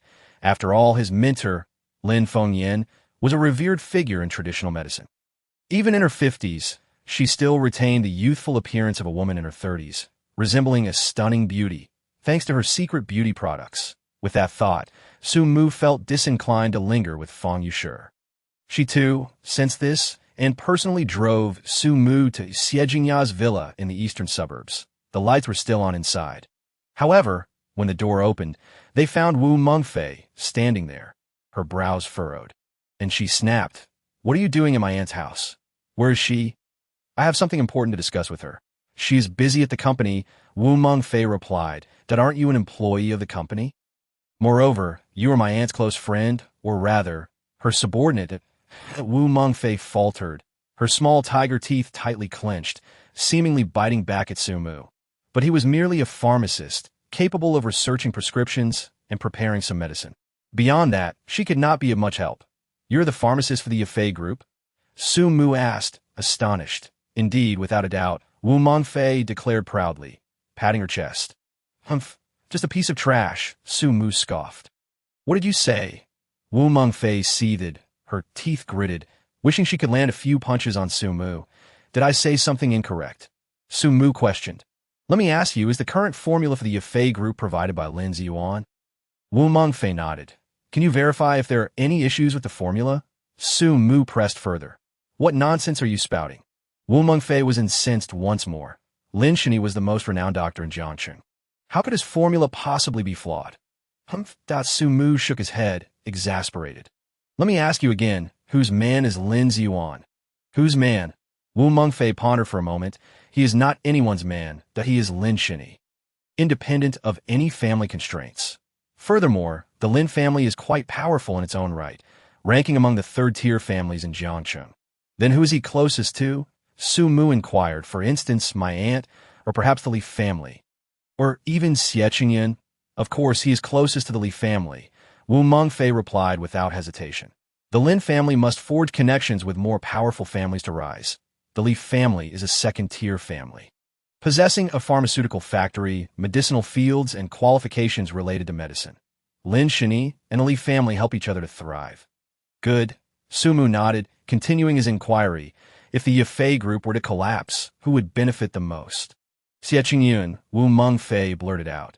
However, upon realizing her response, she shook her head and clarified. No, Xie Qingyun is Aunt Ye's nephew, assigned by the Xie family to learn at the Yafei group. If the Yafei group were to collapse, Xie Qingyun would lose his job, if not him. Then it would be the competitors of the Yafei group, such as Shuero Cosmetics, which is a Li family enterprise. You seem to understand quite well. Sumu complimented. Once there are issues with the formula, does the Yafei group stand a chance of collapsing? If the Yafei group collapses, will it be acquired by the Li family? That Wu Mengfei was momentarily at a loss. Yet she still could not believe that Lin Ziyuan would tamper with the formula. Sumu, do not judge a gentleman's heart with your petty thoughts. Dr. Lin, renowned as a miraculous physician in Jiangxing, would he truly tarnish his esteemed reputation for a mere handful of silver? Furthermore, this esteemed Dr. Lin was invited by Xie Qingyun, the vice president of Yafei Group. Surely, he cannot wish for the downfall of Yafei Group. Moreover, we have all examined Dr. Lin's formula, which is devoid of any issues. Hence, it is only fitting that I label you as worthless, Su Mu stated bluntly. You, Wu Mengfei exclaimed, her eyes wide with disbelief. Yet, she felt utterly powerless against this country bumpkin in terms of medical prowess. He seemed to surpass her as well. The crux of the matter lay in her grandfather insisting that she integrate him into her life, solidifying her role as his woman. Wu Mengfei was filled with resentment. I might as well draft a few formulas myself. Su Mu sighed. This aunt of mine is quite naive to believe Lin Duan's fabrications. And her nephew, who has long coveted her position, still chooses to heed his slanderous words. Let us hope she learns her lesson from this experience and becomes more discerning in the future. You can draft formulas? Wu Mengfei looked at Su Mu in astonishment, as if seeing him for the first time. Of course, I am a miraculous physician. Anything related to medicine is a piece of cake for me. Su Mu replied with pride. He procured paper and pen, swiftly writing down a formula and handing it to Wu Mengfei. This is a formula for youthful skin. While it cannot guarantee eternal youth, consistent application can help maintain a youthful appearance into one's 50s, which should be enough to save Yafei Group. What? Wu Mengfei gasped in shock. Maintaining the looks of a 30-year-old at 50, wasn't that equivalent to eternal youth? She hurriedly examined the formula, which listed dozens of medicinal ingredients, all of which she recognized. However, the combination left her bewildered, especially since several ingredients were incompatible, making it impossible to concoct a viable remedy. Can this truly yield a beauty product? Wu Mengfei expressed her profound skepticism to that moment. Su Mu handed her another formula. This one is for scar removal. Can completely eliminate scars that are not older than 10 years, leaving no trace behind. Naturally, the application period is longer, typically taking about 1 to 3 years to see results. However, for freckles, they can vanish within a month or two. Once again, Wu Mengfei was taken aback. The ability to eradicate scars made this beauty product astonishing. As a pharmacist, she understood the implications. If this formula were genuine, it could command an astronomical price. Yet despite her scrutiny, she could not discern the underlying logic. Su Mu then proceeded to draft a third formula. This one was for hydration and moisture retention, ensuring the skin remained smooth and supple. Next came the fourth formula, designed to control oil, specifically for oily skin types. There was one for whitening, which could transform individuals of darker complexion into fairer ones with prolonged use. Another formula would impart a fragrant aroma to the skin, albeit at a higher cost. Su Mu continued to write 10 formulas in total, all of which he entrusted to Wu Mengfei. Wu Mengfei, as a subordinate of my aunt, if you, an outsider, do not believe Lindsay Yuan is a fraud, then my aunt will be even less inclined to believe it. Therefore, you must secretly produce these products to mitigate Ye Fei Group's losses that Wu Mengfei merely scoffed. Why should I believe you, if you truly possess such abilities? Would you lack even to fare for a taxi? You'd be rolling in wealth by now. Even if you cannot become the world's richest, you could easily be the wealthiest in the city. Yet, she did not wish to undermine Su Mu's pride, so she tucked the formulas away into her bag. With a smile, she inquired, now that the company's issues are resolved, shall we address some practical matters? Are you hungry? I'm not hungry, Su Mu replied. Fang Yuanming treated me to a meal that cost over 30,000. I am quite full that Wu Mengfei felt an urge to curse. She had gone to great lengths to secure her friend's house keys just to prepare a meal for him. And now she was left hungry while he indulged in a gourmet feast. To add insult to injury, he mentioned it, I won't drool over it. Wu Mengfei swallowed hard, in order to fulfill her grandfather's wishes. She suppressed her frustrations and, with a hint of flattery, said, since you've already eaten, you should hurry and take a shower and I'll draw the water for you. With that, Wu Mengfei rushed to the bathroom, found a shower gel, and added a few spices that a smirk graced her lips. Aren't you quite the arrogant one? Tonight, I shall ensure that the raw rice is cooked into a meal, fulfilling my grandfather's task. She could only hope that her grandfather would keep his promise and impart his family's medical knowledge once her mission was accomplished. Otherwise, she would suffer a great loss after preparing the bath. Wu Mengfei retrieved a set of sleepwear for Su Mu. This is a sleepwear I bought for you. One size fits all. It should fit well. Once you're done showering, you can put on. That is the shower gel. Use a bit for a more thorough clean. I'll use the other bathroom as showered at goodbye. As Wu Mengfei thought about the impending events, her heart raced, and she fled in a hurry. Chapter 30. Save Yuqing. Hiding in a bathroom, Wu Mengfei pressed her hand to her heart and exhaled heavily. How mortifying! Yet, for the sake of medicine, how could she not make sacrifices? Besides, Su Mu was not unattractive. With a bit of grooming, he could easily be considered a campus heartthrob. Marrying such a man would not be a loss. The only concern was that Su Mu had quite the appetite. Spending tens of thousands on a single meal was beyond her means. However, her grandfather had promised her that once she married Su Mu, she would have free reign over the Wu family's finances. With wealth and the chance to learn the family's medical arts, this was precisely what Wu Mengfei had always dreamed of. Thus, it was not a loss, but rather a profit. Gathering her thoughts, Wu Mengfei undressed and stepped into the shower. She washed meticulously, as tonight could very well be her first time, and she aimed for perfection. After scrubbing with the shower gel multiple times, her fair skin turned slightly pink before she finally stopped. Drying herself off, she donned the sleepwear she had specifically chosen. Minimal fabric and an abundance of ties and straps, topped with a sheer pink silk shawl. Gazing at her reflection in the mirror, Wu Mengfei felt her face flush deeper.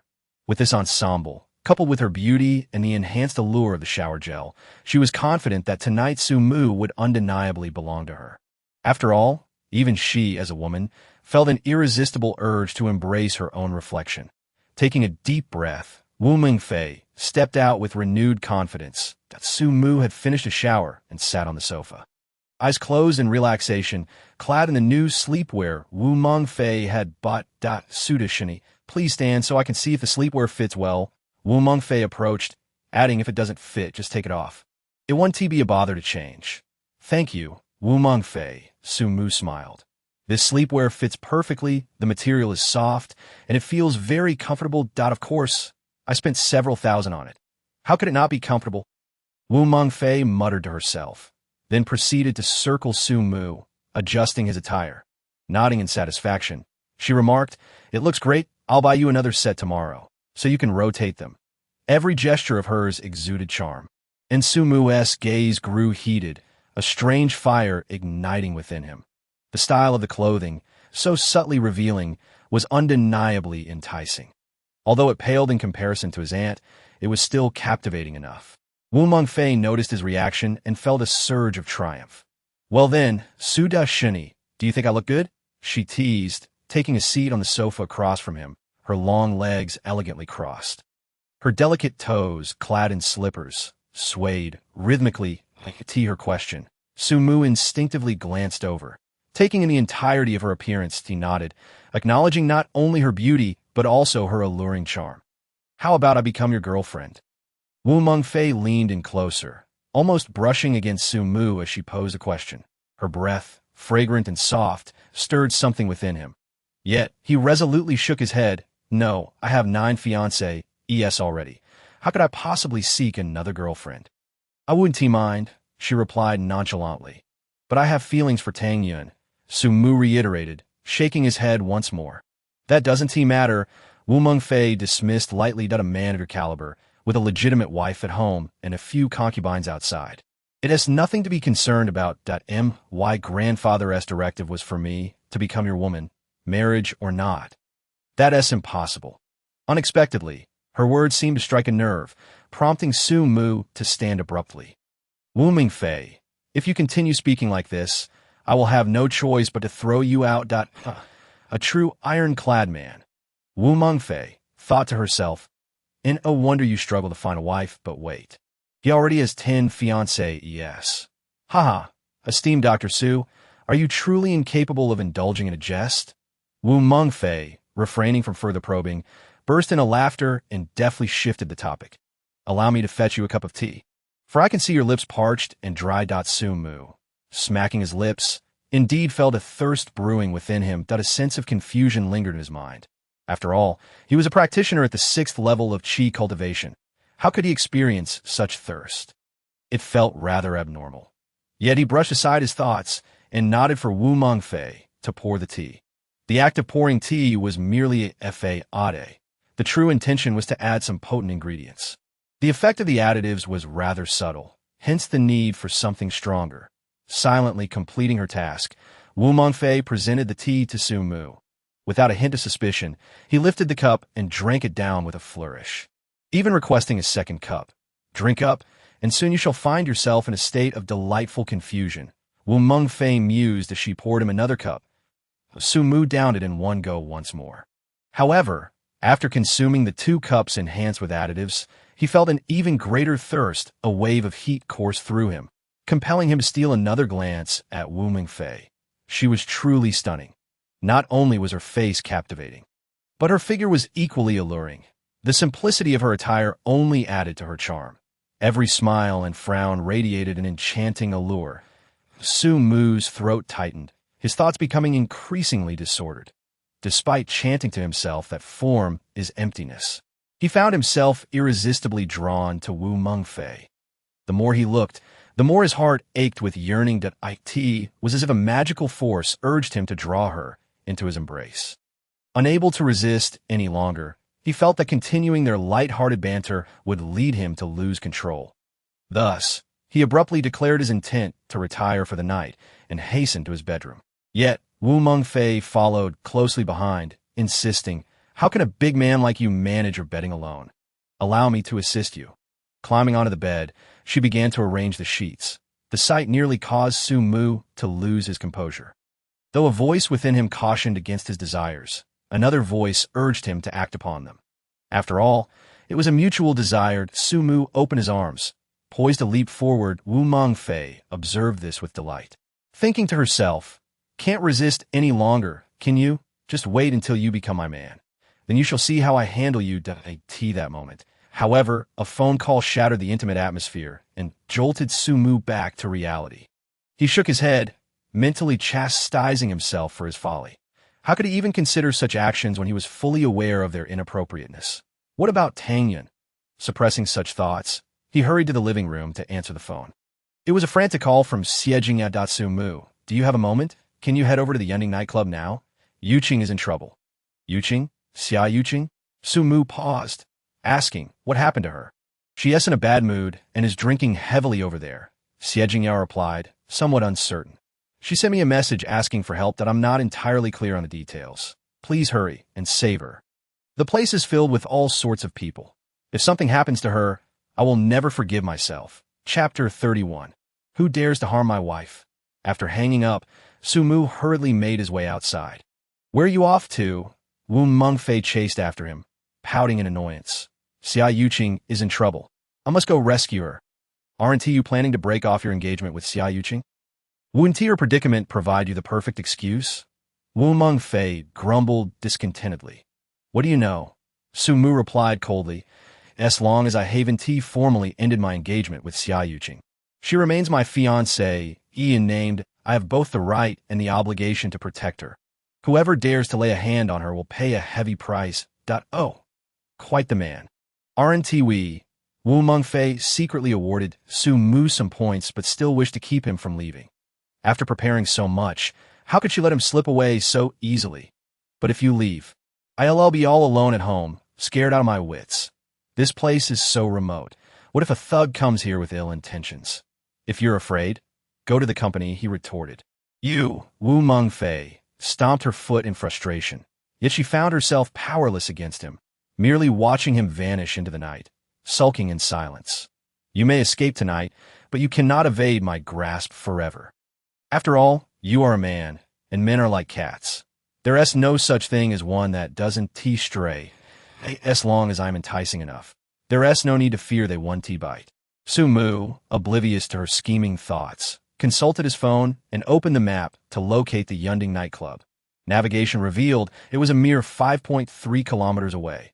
With a swift motion, Su Mu propelled himself forward, moving with such speed that he appeared as a mere blur. Not even daylight could reveal his form to the untrained EY. In just over 2 minutes, he arrived at the Yunding nightclub. A staff member greeted him, inquiring how many guests he was expecting. That I'm looking for someone, Su Mu replied indifferently. Her name is Xia Yuqing. She is being bullied here. Where is she? The staff member hesitated, caught off guard. The nightclub hosted hundreds of guests daily. How could he possibly know Xia Yuqing? Even if he did, he wouldn't be able to disclose information about her. The place was a den of vice, filled with all sorts of activities. Whether it was a casual encounter or a more nefarious purpose, it was always a matter of mutual consent. Even if someone were discovered, what of it? The show would go on regardless. Su Mu, clearly intent on catching his wife in a compromising situation, had made his intentions abundantly clear. Yet, why did he have to be so brazen about it? The staff member's face darkened as he shook his head dismissively. I don't know her. If you're looking for someone, perhaps you should contact her by phone. Don't linger here and disturb our business. I don't have her number, Su Mu replied, feeling defeated. Forget it. I'll search for her myself. Ignoring the staff member, he ascended to a higher platform. Scanning the area, but finding no signs of any wrongdoing, he then called out, Xia Yuqing, Xia Yuqing. Where are you? I've come to rescue you.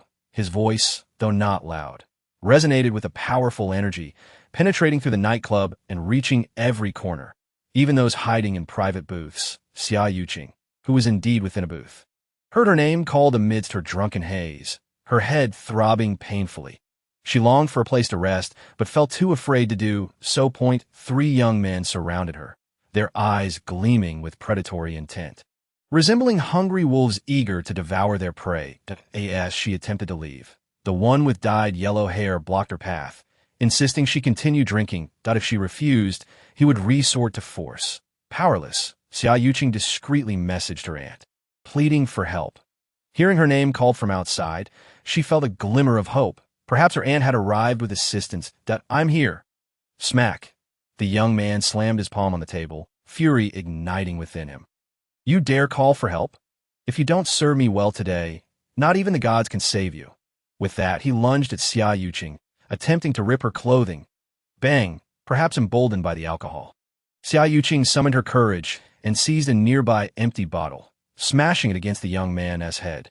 The bottle shattered, leaving a gash on his forehead, blood gushing forth. Stunned, Xia Yuqing gazed at the young man, then at the jagged bottleneck in her hand, feeling utterly lost. You dare strike me? Smack, smack. The yellow-haired youth retaliated, delivering 2 resounding slaps to Xia Yuqing's face. Even if the King of Heaven comes today, you escaped. I intend to keep you as my personal plaything, and when I tire of you, I'll discard you like rubbish. Grabbing the dazed Xia Yuqing, he flung her onto the bed. Already reeling from drunkenness and pain, Xia Yuqing felt her head spinning and struggled to stand. With only a flicker of willpower left, she cried out for help. Save me. Please come save me. Save you? The yellow-haired youth wiped the blood from his forehead, sneering. This is a nightclub. After all, with all this noise, even if you scream your lungs out, no one will hear you. And even if they do, no one will dare come to your rescue. First, let me enjoy myself and tend to my injury. He loosened his belt and pounced onto the bed. Xia Yuqing fought desperately, but her body was too weak to resist. She managed to kick out weakly, but it only served to amuse the yellow-haired youth further. Oh, I love it when they resist. Otherwise, it's like playing with a corpse. No fun at all. Brother, you go first. We'll enjoy the leftovers later, chimed in the two companions beside him, laughing cruelly. Xia Yuqing wept, tears streaming down her cheeks. Clenching the sharp glass in her hand, she summoned her last ounce of strength and aimed for her own neck. Even in death, she must preserve her purity. She cannot allow Huang Mao to tarnish her honor. Bang! At that moment, the door was violently kicked open. It was Su Mu, while others could not hear Xia Yuqing's cries for help. He could. Following the sound, he found this private room, and without knocking, he kicked the door down. With one forceful kick, the door flew open. Did he not see the sign outside that forbids entry to outsiders? Who let you in? Are you Xia Yuqing? Su Mu pointed at Xia Yuqing on the bed and asked. Xia Yuqing weakly nodded. The attempt to take her own life had failed. Overcome by alcohol, she lacked the strength to even end her own life. She had merely managed to pierce her skin without injuring any arteries. Although blood flowed profusely, it appeared quite alarming, as long as she was not dead. It was a relief. Her grandfather was still lying in the hospital, his most beloved granddaughter. If she were to perish, it would likely be too much for him to bear. Remaining alive to serve her grandfather until he could be laid to rest after 100 years would fulfill her wish. Contemplating these thoughts, Xia Yuqing was overwhelmed with sorrow. Coupled with the effects of alcohol, her eyelids grew heavy, and she fainted. Xia Yuqing was the fiancée of the young master. Su Mu confirmed her identity and coldly remarked, although the young master intends to call off the engagement, it has not yet been annulled. She is still his woman. If you dare to bully the young master's woman, he shall break your third leg. Huang Mao looked Su Mu over from head to toe, laughing instead of getting angry. Who was this bumpkin daring to cause trouble at the Yunding nightclub? Do you know whose territory this is? With a single word, I could summon hundreds of men, and a single spit from each could drown you. And yet, you dare to boast here about breaking my third leg. Aren't you this girl's fiancé? You've come at just the right time. You too, go teach him a lesson. Today, I will make him kneel here, witnessing his woman delighting under me, and he shall applaud. Chapter 32. Suyi bang, bang. Huang Mao's two lackeys attempted to attack Su Mu. However, as they approached, Su Mu kicked them away. How can you fight so well? Huang Mao was somewhat dumbfounded. He hadn't even seen how Su Mu had struck before his two subordinates were incapacitated, lying on the ground, unconscious and unaware of their fate. Yet Huang Mao was not afraid. He saw his men rushing in, a dark mass armed with weapons, hastily surrounding the entrance. Huang Mao's courage grew as he sneered. So what if you can fight? I don't believe you can take on a crowd alone. Who the hell is causing a ruckus in my territory? The people outside shouted loudly, their patience wearing thin. Hearing this, Huang Mao felt even more triumphant. Shangge, you've arrived just in time. This bastard not only kicked down our private room door, but also severely injured my men. Quickly call your people to deal with him. Today, we must break his legs, or no one will dare come to our Yunding nightclub again. Does he dare? Pooh. Just as Ma Shan was about to make a move, he recognized Su Mu. His legs buckled, and he knelt on the ground. Master, why are you here? Joking aside, Su Mu's strength was well established. Even the notorious Chu Laodan knelt before him. Being merely a henchman by Chu Laodan's side, how could he dare to act? If the young master hadn't come, his head would have been on the chopping block tonight. Su Mu coldly stated, Bei Shan didn't need to look to guess the situation. It was clear that Huang Mao had gotten some kind of bug up his backside, prompting him to target the young master's woman. Bang, bang, bang. Ma Shan hurriedly kowtowed and pleaded for mercy. Master, it was my fault for not recognizing the lady. I apologize. Someone break Huang Mao's third leg. Then feed him to the fish. Huang Mao was dumbfounded. His smile had not fully faded when he heard the dreadful news. Why was this not what he had anticipated? Shang had brought so many people. Why were they afraid of this bumpkin? But no one provided him with an answer. Following Ma Shan's orders, someone immediately subdued Huang Mao, pinning him to the ground, and before Su Mu, they broke his third leg.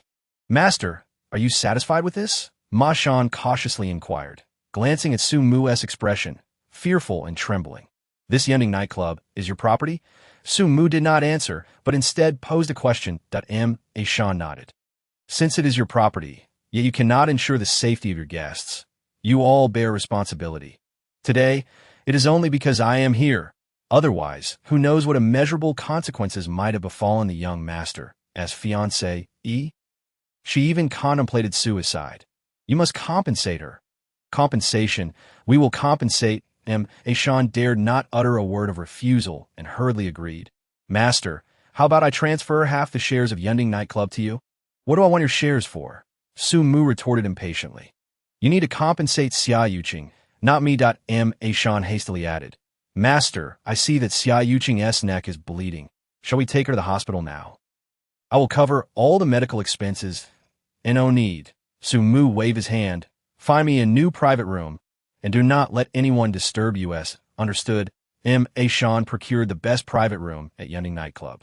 Su Mu carried Xia Yuqing inside, closed the door, and instructed Ma Shan to guard outside, calling him if anything arose. The door remained closed for quite some time before a subordinate furrowed his brow and asked, "Shang, who is this person? You call the master, so he must have some standing, yet I've never seen such a figure in Jiang City before. Damn it, I don't know where Su Yi came from either." Speaking of this, Ma Shan grew upset. He recounted his encounter with Su Mu and cautioned his subordinates. "From now on, when you see Su Yi, be respectful. Otherwise, you'll face consequences that even Chu Laoda cannot help you with." By the way, quickly inform Chu Laoda about this matter. Yunding nightclub was established by Chu Laoda, and I cannot make decisions about half the shares without his approval. The subordinates inwardly cursed. Why say such solemn vows if you cannot make decisions? Now you want me to find Chu Laoda? Isn't that courting trouble? What if I provoke Chu Laoda's displeasure? He could swat me dead, and who would I turn to for justice? Yet, Shang was the second in command of Yunding, so his words must be heeded. The subordinates had no choice but to grit their teeth and approach Chu Laoda.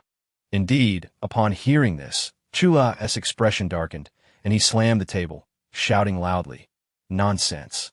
This is utter nonsense." Yes, Shang is indeed being reckless," that a subordinate bitterly said, "but Su Yi is merely a bumpkin. With so many of us at Yunding, how could we fear him? Not to mention half the shares. We can't give him even a fraction. That if he dares to make a fuss, the brothers shall teach him a lesson." Slap. As soon as the words left his mouth, the subordinate received a slap. "Nonsense," Chu Yuntian scolded. "Su Yi is a brilliant and formidable individual. How could he possibly be a bumpkin? Dare to belittle Su Yi again, and I will take your life." That fool Ma Shan, clearly aware that Su Yi was present, was still so stingy, only offering half the shares. "Forget it. I'll go personally. Unless I apologize to Su Yi face to face and hear him say he forgives me, I will never feel at ease." The subordinate was dumbfounded. Of course, he was also scared that Su Yi is not someone to offend. Even if it means crossing Chu Laoda, one must never provoke Su Yi. Su Mu, unaware of all this, carried Xia Yuqing into the private room and began to treat her. The wound on her neck was small and did not hit any arteries. Furthermore, after such a lengthy period, the wound had stopped bleeding. That a simple band-aid would suffice, although it would leave a scar. However, there was no need for concern. Su Mu could concoct a medicinal ointment that would restore her wound to its original state. Su Mu would not personally procure the medicine.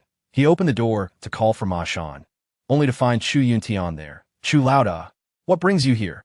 Su Mu inquired, somewhat surprised at Su Yi. "I cannot bear the title of Chu Laoda. Just call me Xiao Chu." Chu Yuntian smiled apologetically. He had built his empire through sheer strength and understood the importance of power. Someone like Su Mu could easily eliminate him without a sound. Chu Yuntian could only strive to befriend him and never offend him. Su Yi, I am here to apologize. Such an incident occurred on my turf involving Xia Yuqing. I cannot escape responsibility.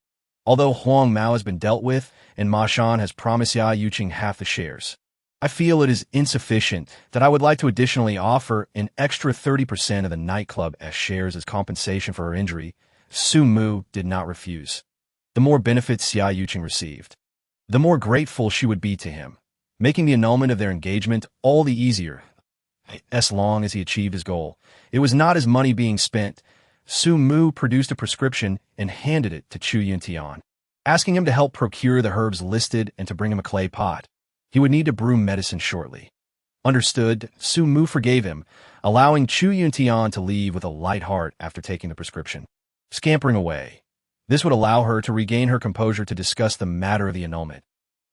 As his palm rested against Xia Yuqing's back, Su-mu felt an inexplicable surge of warmth within him. It was as if the desires stirred by Wu Mengfei had resurfaced at that moment, compelling Su-mu to embrace the woman before him, to claim her on the spot. After all, Xia Yuqing was his fiancée. It was not against the law. Chapter 33. Teaching Su-mu to play do diju resolute in his intentions, Su-mu was about to make his move. Yet at that moment, Xia Yuqing abruptly pushed him away, her voice ringing out with fury. "Get away from me. Don't touch me." Su-mu was taken aback, his face flushing with embarrassment. How had he been discovered, after all his efforts to be mischievous? It had resulted in Dot's social death. However, after that outburst, there was no further discussion. Su-mu glanced up and realized Xia Yuqing still had her eyes closed. She was talking in her sleep. Su-mu felt a wave of awkwardness wash over him. Yet upon closer inspection, he found that this fiancée of his was truly stunning. She possessed a perfectly oval face and willow-like eyebrows. Her features were exquisitely crafted, as if sculpted by a master artisan. The shining silver earrings she wore added an extra touch of elegance. With her eyes closed and eyelashes gently lowered, her cheeks flushed from the alcohol, she resembled a celestial beauty. Moreover, her figure was exquisite. Though not as voluptuous as that of his aunt, it was perfectly proportioned, neither too much nor too little. Sitting on the bed, her long legs dangled lazily, exuding a captivating allure. Having consumed Wu Mengfei's meticulously prepared concoction, Su-mu felt his heart racing. Was it his dwindling self-control, or were the women in the city simply too enchanting? Why did he always feel this primal urge rising within him? Su-mu cursed himself inwardly. No, he could not take advantage of her vulnerability. Although Xia Yuqing was his fiancée, his ultimate goal was to annul the engagement. If he took advantage of her, how could he ever back out of the marriage? Taking a deep breath, Su-mu turned and rushed to the bathroom, turning on the shower and letting cold water cascade over him. After more than 10 minutes, the heat within him finally subsided. While he marveled at her breathtaking beauty, the fervor had dissipated from his heart. Concerned that Xia Yuqing might catch a chill, Su-mu approached to remove her shoes and cover her with a blanket. However, this inadvertently startled Xia Yuqing, who grasped his wrist tightly, pulling him toward her chest, murmuring, "Aunt, don't go, please don't go, I'm scared." Yuqing is scared as Su-mu was taken aback, especially as he felt the softness of her grasp, causing his heart to race anew. Xia Yuqing continued, "Aunt, do you know? I become a sinner of the Xia family." The rest of her words were too faint for Su-mu to decipher. He attempted to pull away, but found her grip unyielding. Perhaps it was best to remain as he was. After all, he was merely helping her recover from inebriation. Whether his hand rested in front of her or behind made little difference. A little advantage here wouldn't hurt, considering she was his fiancée. Yet thus, Su-mu lay beside Xia Yuqing, gradually channeling his spiritual energy into her to alleviate her intoxication, by the time he had completely dispelled the effects of the alcohol. He was drenched in sweat. No, to be precise, he was holding back. Anyone's hand placed in such a soft area would inevitably feel something. Moreover, Su-mu was a young man in his 20s. Filled with vitality, it was only his thoughts of Tang Yun, coupled with Xia Yuqing's injury, that restrained him from yielding to temptation. He took deep breaths to calm himself. Yet, in this state, sleep eluded him. With no other recourse, Su-mu pulled out his phone to tinker with it. This was a new device, and he was eager to explore its features. After all, it could generate money, allowing him to easily procure meals with a simple swipe. Upon opening WeChat, he noticed he had only 2 friends. Fang Yuesher was furious. Her voice message blared, "Su-mu, Why aren't you sleeping at this hour? What else with all these useless messages? If you keep this up, I'll block you. I can't sleep, Su Mu replied, feeling wrong as he typed with one hand, hoping to learn about his smartphone but lacking the knowledge. Can you teach me? Teach you what? Fong Yuesher Huff. Go play Do Di Zhu. You can win gold beans there. Where's Do Di Zhu? In the game. Oh, let me find it. Su Mu decided not to trouble Fong Yuesher further, locating Do Di Zhu in the game interface. Following the prompts, he registered an account. The system gifted him 1,000 gold beans.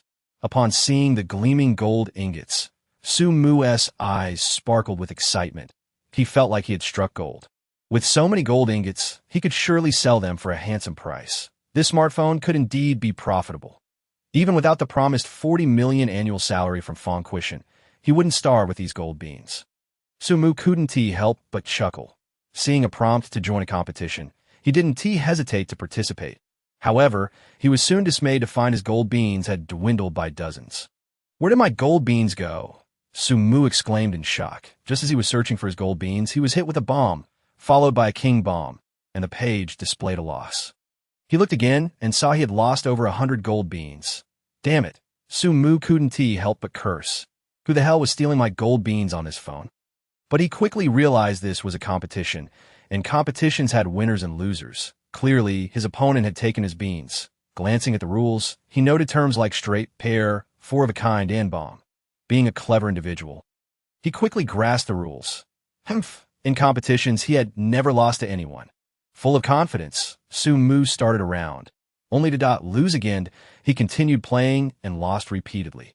After losing 5 or 6 times, he was down to just over 200 gold beans. But finally, having mastered the rules, he began to win. With each victory, he amassed over 10,000 gold beans. Laughing like a child, Su Mu entered a high-stakes room where the stakes were higher if he won this time. He would make a fortune. His hand was strong, featuring a king bomb and 4 twos, along with 2 aces. The rest of his cards were also favorable, promising a significant multiplier in winnings. Confident, he played a pair of 3s. And then his phone screen went black. No battery. It shut down. Su Mu was so furious he wanted to smash the phone. If he lost this round, all those gold beans would be gone. Moreover, he didn't even have a charger. Bang, bang, bang. At that moment, someone knocked on the door. It was Chu Yuntian's voice that followed. You can come in. I need it now. Su Mu lamented the loss of his phone battery, regretting that he couldn't earn more gold beans. However, healing Xia Yuqing's injury was also commendable. After all, they had an engagement, and he couldn't let her bear any blemishes. Chu Yuntian entered, placing what Su Mu needed on the table, ready to leave. Wait, Su Mu called out. Help me find a phone charger for Ma Shan. I only robbed his phone and forgot to take the charger. Chu Yuntian was left speechless. You, such a remarkable character. Need to rob a charger. You robbed a phone and now want to rob a charger too. Are you that broke? Chu Yuntian nodded and exited. Closing the door behind him, Su Mu inspected the medicinal materials, confirming their quality, before starting to brew the medicine. This particular concoction he prepared swiftly. After all, he had been brewing medicine for over 10 years on the mountain for his master. He knew precisely when to add each ingredient and the appropriate heat to apply. Within an hour, he had completed the brew. The mixture was dark and unappealing in appearance, but exuded a fragrant medicinal aroma. Once the concoction cooled, Su Mu poured it into a glass bottle and approached the bedside to apply the medicine to Xia Yuqing. He carefully dipped a bit of the ointment and began to apply it to her neck. Su Mu was meticulous, first spreading it evenly, then applying additional ointment for nourishment, and finally wrapping it with gauze to prevent it from dripping. Just as Su Mu lifted Xia Yuqing's head, the gauze had yet to pass around her neck when she suddenly awoke, her eyes fluttering open. Her head throbbed painfully. It's over. I've been sullied. Without a moment to think, Xia Yuqing glared at Su Mu, raising her hand and silently swinging it toward him. Chapter 34.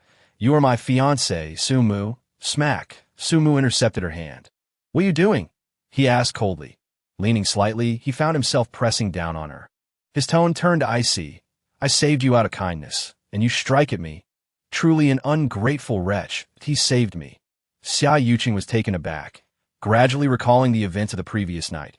She had been harassed by Huang Mao and was on the verge of taking her own life when someone had indeed come to her aid. But wasn't it supposed to be her aunt? Who was this man? And why was he in her bed? A flurry of questions raced through her mind as her eyes remained fixed on Su Mu. Awaiting an explanation that "Don't hit me again," Su Mu urged patiently. "Your neck is injured. I'm applying medicine." Injured neck? Xia Yuqing indeed felt some pain in her neck, likely a result of scratching herself with the bottle. It was not life-threatening. Su Mu then released her hand, proceeding to wrap the gauze around her neck. They could see that moment. The door swung open. "Yuqing, how are you? Where are you hurt?" It was her aunt, Xie Jingya. After receiving Xia Yuqing's message, she rushed over to help. However, she had been detained by company personnel, as the company's survival was at stake. Xie Jingya had no choice but to seek Su Mu's assistance. Upon inquiry, it was revealed that Su Mu and Xia Yuqing were in this private room.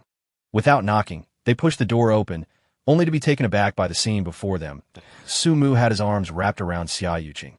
Their bodies almost intertwined, with Xia Yuqing's face nestled against Su Mu's chest. Moreover, both were on the bed, their posture resembling that of a young couple just awakening, preparing to share tender moments. What are you doing?" Xie Jingya stammered. "Aunt? What are you doing here?" Xia Yuqing, noticing Xie Jingya, panicked and hastily pulled the blanket over herself. She attempted to explain but found herself at a loss for words, still disoriented from just waking up. Only aware that Su Mu was tending to her injuries. "Aunt, I am treating Xia Yuqing's wounds," Su Mu stated calmly. "Treating wounds?" Xie Jingya expressed her concern. "Yuqing, where are you hurt? How did it happen? Let me take a look." As she spoke, she leaned closer to examine Xia Yuqing's injury. "Don't look." Su Mu quickly intervened. "Aunt, Xia Yuqing was bullied by a yellow-haired thug, and when she attempted to take her own life, she cut her neck. It's merely a superficial wound. Nothing serious. That I've already applied medicine. She'll be fine in a couple of days, so you needn't worry. No, I still won't feel at ease unless I see it with my own eyes." Xie Jingya insisted stubbornly. She uncovered the gauze from Xia Yuqing's neck, revealing the wound, a crescent-shaped gash with flesh rolled back and traces of blood, a sight that was truly harrowing. "Silly girl, why are you so foolish?" Xie Jingya exclaimed, embracing Xia Yuqing, tears streaming down her face. Although she was Xia Yuqing's aunt, their ages were similar, and they had played together since childhood, almost like close friends. Xie Jingya was deeply concerned for her niece and cherished her greatly. "Aunt, please don't cry. It's all my fault. I won't do anything foolish again." Xia Yuqing wept as well. She never wished to die, but in that moment, what else could she do to preserve her purity? She couldn't allow those people to tarnish her. "Why are you both crying?" Su Mu remarked, somewhat exasperated. "The person is alive and well. They haven't died." "You..." Xie Jingya shot him a fierce glare. However, recalling that this fellow had saved Xia Yuqing, she chose not to pursue the matter further and turned to Xia Yuqing instead. "Yuqing, do you know who harmed you? Tell aunt, and I'll avenge you. The yellow-haired thug here must be a subordinate of Yun Tian." Xia Yuqing replied. Xie Jingya's expression instantly froze. The people of Yun Tian were not to be trifled with, not even by their family, the Xie clan. Xia Yuqing was aware of this as well. Shaking her head and saying, "Aunt, we are no match for Yun Tian. Let's not seek revenge. That I won't come to places like this again. That I've already avenged you." Su Mu interjected. "That yellow-haired thug is now crippled. And Chu Yun Tian has fed him to the fish in the river. As for the other two, they're unconscious from my kicks. I'm not particularly clear on how Chu Yun Tian will handle them, but I doubt they'll have a pleasant outcome. That yellow-haired thug is one of Chu Yun Tian's men. Do you really think he will deal with his own people?" Xia Yuqing appeared skeptical. "Absolutely," Su Mu declared proudly. "Chu Yun Tian is my grandson, and he is very obedient." Xia Yuqing let out a cold laugh. "Chu Yun Tian is the boss of Yun Tian. How could he possibly be your grandson? Besides, you're not much older than him. He could be your grandfather." Just then, the door swung open, and Chu Yun Tian stepped out. With a thud, he knelt before Su Mu, looking fearful and anxious. "Master Su, I just went to the restroom and did not expect anyone to intrude upon your private room. I apologize. Please punish me as the cherished jewel of the Xia family." Xia Yuqing naturally recognized Chu Yun Tian, the tyrant of the East District. Yet now, seeing him kneeling and addressing Su Mu as master, it nearly dropped her jaw in disbelief. It turned out he was indeed telling the truth. Chu Yin Tian was genuinely his grandson. Xia Yuqing looked at her aunt in shock, hoping for an explanation, only to find that her aunt was even more astonished, her eyes bulging in disbelief. "That is my aunt," Su Mu stated indifferently. "This matter no longer concerns you. You may leave." "Yes, sir," Chu Yin Tian responded respectfully, retreating while casting a glance at Xie Jingya, memorizing her appearance. Since she was Master Su's aunt, she was not someone to offend. However, upon closer inspection, he recognized her as the target of Li Xiao. Stopping in his tracks, he remarked, "Master Su, since you incapacitated Li Xiao, the Li family is now furious, and they are actively searching for you to exact revenge. I haven't sought them out for retribution. I thought that was sufficient, yet they dare to retaliate?" Su Mu expressed his surprise. Humph, truly unaware of their own mortality. Chu Yin Tian was equally taken aback. A major figure indeed, he thought. Brushing aside even the Li family, in his heart, he gave Su Mu a thumbs up. Having provided his warning, he felt no need to linger and exited, closing the door behind him. Su Mu, the Li family is a second-rate family in Jiangsheng, with formidable strength, Xie Jingya exclaimed, momentarily forgetting to comfort Xia Yuqing. She grasped Su Mu's hand in alarm. Furthermore, the Li family has a super-strong butler. Once they set their sights on you, no matter how deep you hide, they will find you. You should leave at once. Xia Yuqing shared her aunt's sentiment. The Li family was far too powerful. This man before them was simply no match for them. Yet Xie Jingya seemed overly concerned for him. Could it be that there was something between the two of them? That would be splendid. Her aunt had been so focused on her career that she was practically a leftover woman.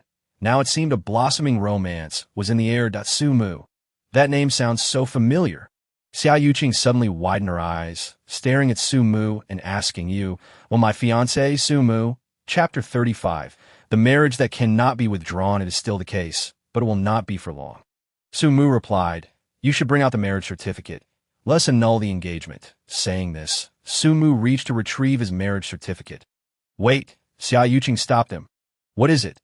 Su Mu asked, puzzled. "I do not wish to annul the engagement," Xia Yuqing declared firmly. Su Mu was taken aback and somewhat angered.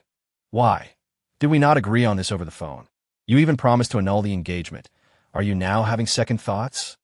Xie Jingya looked at Xia Yuqing in astonishment. "Yuqing, we had everything sorted out before. Why the sudden change of heart?" Instead of responding, Xia Yuqing began to cry, tears cascading down her cheeks like a string of pearls. Uncontrollable. "Yuqing, please don't cry." Xie Jingya gently comforted her. "If there is a problem, tell Aunt, and I will help you resolve it." "Aunt, I was wrong." Xia Yuqing lifted her head, tearfully saying, "I truly regret it. I should not have annulled the engagement. I should not have angered grandfather. Had I not done so, he would not have suffered a stroke from the stress and would not be in critical condition, rushed to the emergency room. Still in danger. In 01 the Xia family would blame me, that if no one blames me, I would not feel downcast, and I would not have come here to drink away my sorrows and be bullied. What should I do, Aunt? Do I really have to marry a completely unfamiliar man like Su Mu?" "Buzz." Xie Jingya's mind buzzed with shock. Embracing Xia Yuqing's shoulders, she exclaimed, "Yuqing, are you saying this is true? Grandfather is gravely ill and in critical condition?" "Yes," Xia Yuqing nodded. "After I spoke with Su Mu on the phone, I went to ask grandfather for the marriage certificate to annul the engagement. Who would have thought he refused and even threatened to expel me from the family? I caused him to vomit blood out of anger and was sent to the hospital, diagnosed with an acute stroke. And he is still in the ICU, yet to recover. Whether he can pull through is uncertain. It is all my fault. If I had not gone against grandfather's wishes, he could have." Xia Yuqing could not finish.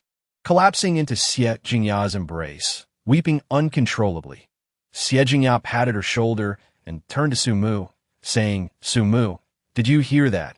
Yuqing was nearly driven to have grandfather fall ill for the sake of annulling the engagement. And now she faces being expelled from the Xia family.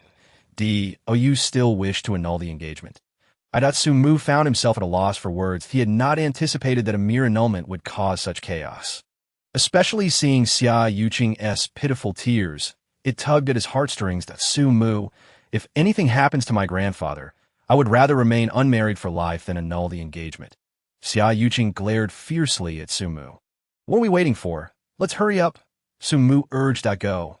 Xia Yuqing paused momentarily. Where else could we go? Naturally, we must rush to treat your grandfather. Su Mu replied irritably. I came to Jiang City specifically to call off the engagement. Now that your grandfather's life hangs by a thread, what am I to do if something unfortunate happens and you still refuse to annul the engagement? We must first rescue your grandfather from the brink of death. Can you really cure my grandfather? Xia Yuqing looked at Su Mu. Disbelief etched on her face. I am not merely a doctor. Su Mu corrected. I am a divine physician. Skepticism lingered in Xia Yuqing's eyes as she turned to her aunt. Seeking confirmation, Xiao Mu indeed possesses some medical knowledge, but whether he can heal your grandfather, I cannot guarantee. Xie Jingyao recalled how Su Mu had treated her dysmenorrhea, causing her cheeks to flush. Xia Yuqing, however, failed to notice her blushing countenance, and instead appeared slightly elated. Yet before she could speak, Su Mu continued, Xia Yuqing, if I manage to cure your grandfather, you must agree to annul our engagement. Xia Yuqing fell into a spiral of self-doubt. After all, she was a beauty of the school flower caliber, ranking among the finest in all of Jiang City. The young gentlemen pursuing her could form a long queue. Yet Su Mu insisted on calling off their engagement. Did he find her undesirable? Xia Yuqing felt a pang of grievance. Xie Jingyao was equally taken aback. With Xia Yuqing's beauty, which man could tear his gaze away? Initially, she had worried that Su Mu, upon meeting Xia Yuqing, would cling to her stubbornly rather than annulling the engagement. But now, she began to question Su Mu's intentions. Unable to resist, she asked, Xiao Mu, do you prefer men? This question garnered Xia Yuqing's silent agreement, soothing her wounded spirit. Impossible. Su Mu shook his head resolutely. How could a perfectly normal person like myself possibly prefer men? Then why do you wish to call off the engagement with Yuqing? Aunt, did I not tell you before? The one I love is Tang Yun. I've already pledged my life to her, and I do not wish to let her down. Tang Yun? Xia Yuqing murmured the name, imprinting in her mind. She was curious to see what this Tang Yun looked like, to understand how she could outshine her. Su Mu turned to Xia Yuqing and asked, will you agree? If you don't agree, then I won't take action. If you don't take action, I will never annul the engagement. Xia Yuqing, feeling emboldened, thought, since her grandfather was already in such a state, they might as well let Su Mu have a try. What if he succeeded? Besides, Su Mu was her fiancé, chosen by her grandfather. If he stayed by her grandfather's side, perhaps her grandfather would be so pleased that he would awaken as for whether to annul the engagement in the end. That would be left to fate. You. Su Mu was momentarily speechless. Fine, I will take action. Let us go to the hospital and save your grandfather. Not now. Xia Yuqing shook her head. What are you up to now? Su Mu frowned, his expression darkening. He had initially planned to annul one engagement per day, hoping to swiftly resolve the matter and then marry Tang Yun. Yet now, even the first engagement seemed indefinitely postponed. Filling Su Mu with a sense of helplessness, Xia Yuqing explained, I have an injury on my neck that needs dressing. I cannot let the Xia family see it. Xie Jingya quickly fetched some gauze to help Xia Yuqing bind her wound. But Su Mu interjected, don't rush. First apply some ointment. Saying this, he produced the ointment he had prepared earlier. What kind of ointment is this? Xie Jingya asked curiously. It is an ointment that accelerates wound healing and will leave no scar. Su Mu replied, no scar. Xie Jingya, who was sensitive to scars due to her work in cosmetics, pressed further. Are you certain? How long should it be applied? About 3 days. Su Mu considered. After 3 days, Xia Yuqing's wound will heal completely, leaving no trace of having been injured. This, Xie Jingyao was moved. This is not merely ointment. It is akin to a miraculous medicine that if incorporated into cosmetics, it would undoubtedly become a bestseller, sweeping across the land. Before she could voice her thoughts, Xia Yuqing exclaimed in delight. Su Mu, are you saying I won't have any scars? Of course, Su Mu replied proudly. I am a divine physician. How could a mere scar pose a challenge for me? At that moment, Xie Jingya had finished dressing Xia Yuqing's wound. Xia Yuqing, not daring to delay, seized Su Mu's hand and rushed out. Xie Jingya intended to follow but was stopped by Xia Yuqing. Aunt, you haven't slept all night. You should take the opportunity to rest. Once my grandfather's condition stabilizes, I'll call you to visit him. Xie Jingya considered this and realized she was indeed exhausted, having yawned several times. The company was lacking formulas, forcing her to work tirelessly. Now that she had Lin's divine physician's formula and had confirmed its efficacy, it was time to rest. She decided not to follow them. But as she watched the two of them hand in hand, a surge of unexplainable sorrow welled up within her. What is wrong with me? Xiao Mu is my niece's fiancé. They are meant to be together. Why do I feel jealous? Shaking her head vigorously, Xie Jingya cast aside these thoughts and walked out of the Yunding nightclub with her head held high. Chapter 36. The fraud. Xia Yuqing took Su Mu and hailed a taxi, heading straight for the People's Hospital. Upon arriving at the ICU, they were intercepted by a young man. Xia Yuqing, how dare you come here? The young man frowned, his face darkened. That I've brought a divine physician to treat my grandfather. Xia Yuqing hurriedly explained, pushing Su Mu forward. This is Su Mu. He is a divine physician. He will definitely be able to heal grandfather. Xiaolei initially thought Xia Yuqing was being sensible, but upon seeing Su Mu's attire and appearance, his anger flared even more. He pointed toward the staircase and shouted, "Are you trying to hasten grandfather's demise? You actually brought a country bumpkin to treat him? What are you thinking? Get out, all of you. Get out, brother. I truly want to save grandfather." Xia Yuqing pleaded urgently that Su Mu is indeed a divine physician. He can definitely heal grandfather. Xiaolei sneered, a divine physician? Where is this divine physician? What diseases has he treated? What accomplishments does he have? Why have I never heard of such a divine physician in Jiang City? I doubt Xia Yuqing was at a loss for words. After all, she had only just met Su Mu and knew him merely as her fiancé, knowing nothing else about him. Even the title of divine physician was self-bestowed. She turned to Su Mu, waiting for him to explain, "I have cured Fang Quishan, and while at Duobao Garden, I healed Li Gengxing's mother, a cancer patient, using acupuncture to completely eradicate the cancer cells in her body." Huh. Hearing this, Xiaolei laughed coldly. Xia Yuqing, did you hear that? He claims he can cure cancer and that he treated Fang Quishan for poisoning. Do you really believe this fraud who speaks such nonsense? Xia Yuqing's face turned crimson, unsure how to explain. Cancer is an incurable disease that on the entire Blue Star, no one has been able to conquer this challenge. It can only be managed through surgical removal and continuous chemotherapy for survival. Yet Su Mu boldly claimed he had eliminated cancer cells with acupuncture. That was an outrageous boast as for Fang Quishan. He was the head of a second-tier family, a martial artist of exceptional strength. Who could poison him? Even if he were truly poisoned, it would not be Su Mu who treated him. After all, he had only just arrived in Jiang City a few days ago. How could he possibly encounter such a significant figure? In that instant, even Xia Yuqing began to regret her hasty decision. All she had wanted was to heal her grandfather, yet she had neglected to investigate Su Mu's background. It was truly a case of lifting a rock only to drop it on her own foot. "Xiaolei, what are you making such a fuss about?" At that moment, a cold voice echoed from within. "Oh, you not realize that your grandfather is undergoing emergency treatment and requires silence?" "Dad, it's Xia Yuqing." Xiaolei replied, his face flushed. "She has brought a divine physician to treat grandfather." He emphasized the words divine physician heavily. "A divine physician. Where is he?" Hearing the term, Xiao Wenin hurried over. "Yuqing, where's the divine physician you found?"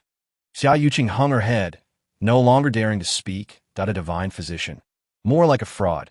She had already come to terms with reality and deliberately distanced herself from Su Mu. Xiaolei pointed at Su Mu, saying, "This is the divine physician that Xia Yuqing found, that he claims to have cured Fang Quishan of poisoning and treated cancer patients using acupuncture to eradicate the cancer cells in their bodies." Xiao Wenin scrutinized Su Mu from head to toe, his brows knitting tightly. With a dark expression, he exclaimed, "Nonsense! This is sheer folly. The old gentleman cares for you so deeply, yet you have driven him into the ICU. And as if that were not enough, you have brought in such a reckless youth to attend to him. You wish for his demise to come even more swiftly?" "Uncle, I did not." Xia Yuqing feebly protested. "Get lost." Xiao Wenin dismissed her defense, pointing down the corridor and declaring, "Go as far away as you can. You are no longer a member of the Xia family.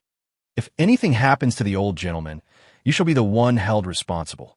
The Xia family has no place for a descendant as heartless as you. Why do you treat Xia Yuqing in such a manner?" Su Mu could no longer bear to stay silent. Regardless, Xia Yuqing is still my fiancée until the marriage is annulled. It is my duty and obligation to protect her. What wrong has she committed by simply wishing to end our engagement? The old gentleman's narrow-mindedness, his sulking, and sudden cerebral hemorrhage have nothing to do with Xia Yuqing. Cough, cough. Xia Wenin continued to cough in agitation, his face flushed with anger. Xia Lei hurriedly stepped forward to pat his back. After a while, Xia Wenin finally found some relief and could breathe more easily. However, Xia Lei's gaze remained fixed on Xia Yuqing, as if she were his adversary, his icy stare laced with a hint of murderous intent. Xia Yuqing, is it not enough that you have upset grandfather? Now you have even sought out a fraud to further infuriate my father. Are you intent on ruining the entire Xia family? No, I haven't. Xia Yuqing shook her head desperately, her expression one of profound grievance. Yet, she found herself at a loss for words. After all, Su Mu was far too young, and what he said was simply too shocking. Not only did her uncle and brother begin to doubt Su Mu, but she herself started to waver in her faith as well. Well said. He's indeed a complete fraud. That moment. A loud laugh echoed from the corridor. An elderly man in his 60s stepped out, his brow involuntarily furrowing. This old man some sort of persistent leech? Why does he seem to appear wherever I go? Before Su Mu could speak, Xia Wenin rushed forward, grasping Lin Ziyuan's hand, and exclaimed excitedly, "Divine Dr. Lin, you have arrived just in time. My father has suffered a cerebral hemorrhage and is currently in the ICU receiving emergency treatment. Can you lend your expertise to stabilize his condition? Rest assured, whatever you require, just ask. Even if it costs the entire Xia family, I will not let Divine Dr. Lin down." "Father, is he the renowned Divine Dr. Lin?" Xia Lei inquired with confusion. Xia Wenin nodded, and Xia Lei's excitement grew. If Divine Dr. Lin intervenes, grandfather will surely turn from peril to safety. Even Xia Yuqing let out a slight sigh of relief. She knew of Lin Yuan's capabilities. If he were to act, grandfather would likely emerge from danger. The weight on her heart began to lift. "I'm sorry, but I am currently unavailable," Lin Yuan replied, gesturing upward. "There's a more critical patient upstairs who requires my attention. Moreover, for sudden cerebral hemorrhages, traditional Chinese medicine is generally ineffective. Even if I were to intervene, I cannot guarantee a successful treatment. Surgery is the only viable option, and I am not adept at performing surgeries." Xia Wenin's hope transformed into disappointment and despair as he pleaded, "Divine Dr. Lin, is there truly no way?" "It all hinges on the surgical outcome." Lin Ziyuan sighed, saying that if the surgery is successful, I can assist in post-operative care, which should not be a major issue. However, if the surgery fails, the unspoken words hung heavily in the air, and everyone understood. Heads hung low, expression somber. "Lin Ziyuan, how can you still call yourself a divine doctor if you cannot even handle a cerebral hemorrhage?" Yet at that moment, Su Mu coldly laughed, saying, "What is the difference between you and a quack?" "You." Lin Ziyuan pointed at Su Mu, his arm trembling with rage. "You believe you can treat him?" Lin Ziyuan asked instinctively. "Of course." Su Mu replied with pride, "that a mere cerebral hemorrhage is nothing in my presence." "Umph. A fraud can only boast." Lin Ziyuan retorted, "If you have the ability, go and treat him. Let your actions speak that I will not allow this fraud to treat my grandfather."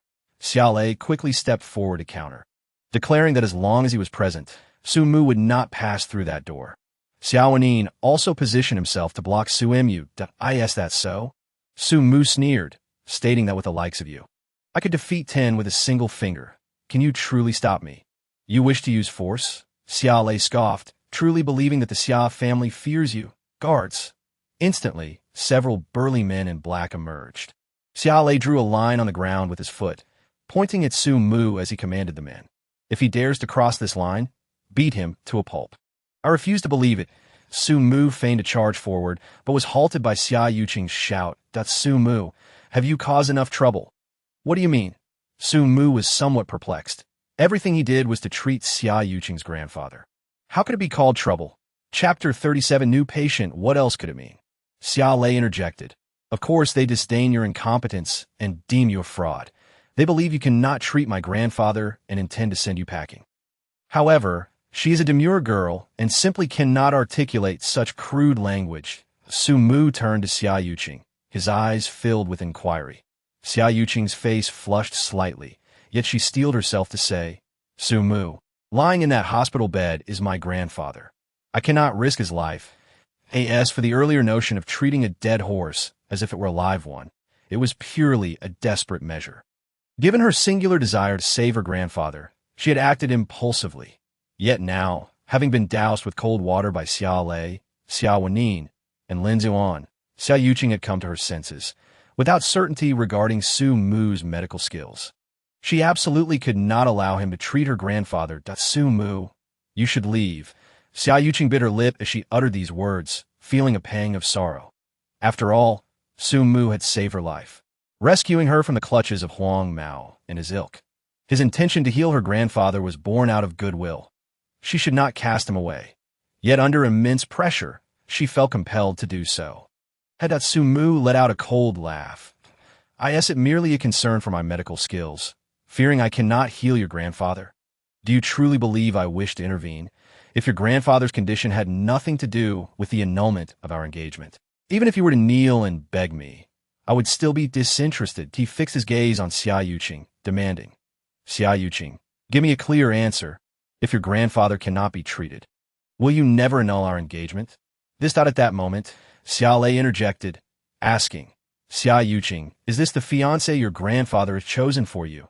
Dressed in rags, looking like a country bumpkin, and to top it off, he is a fraud.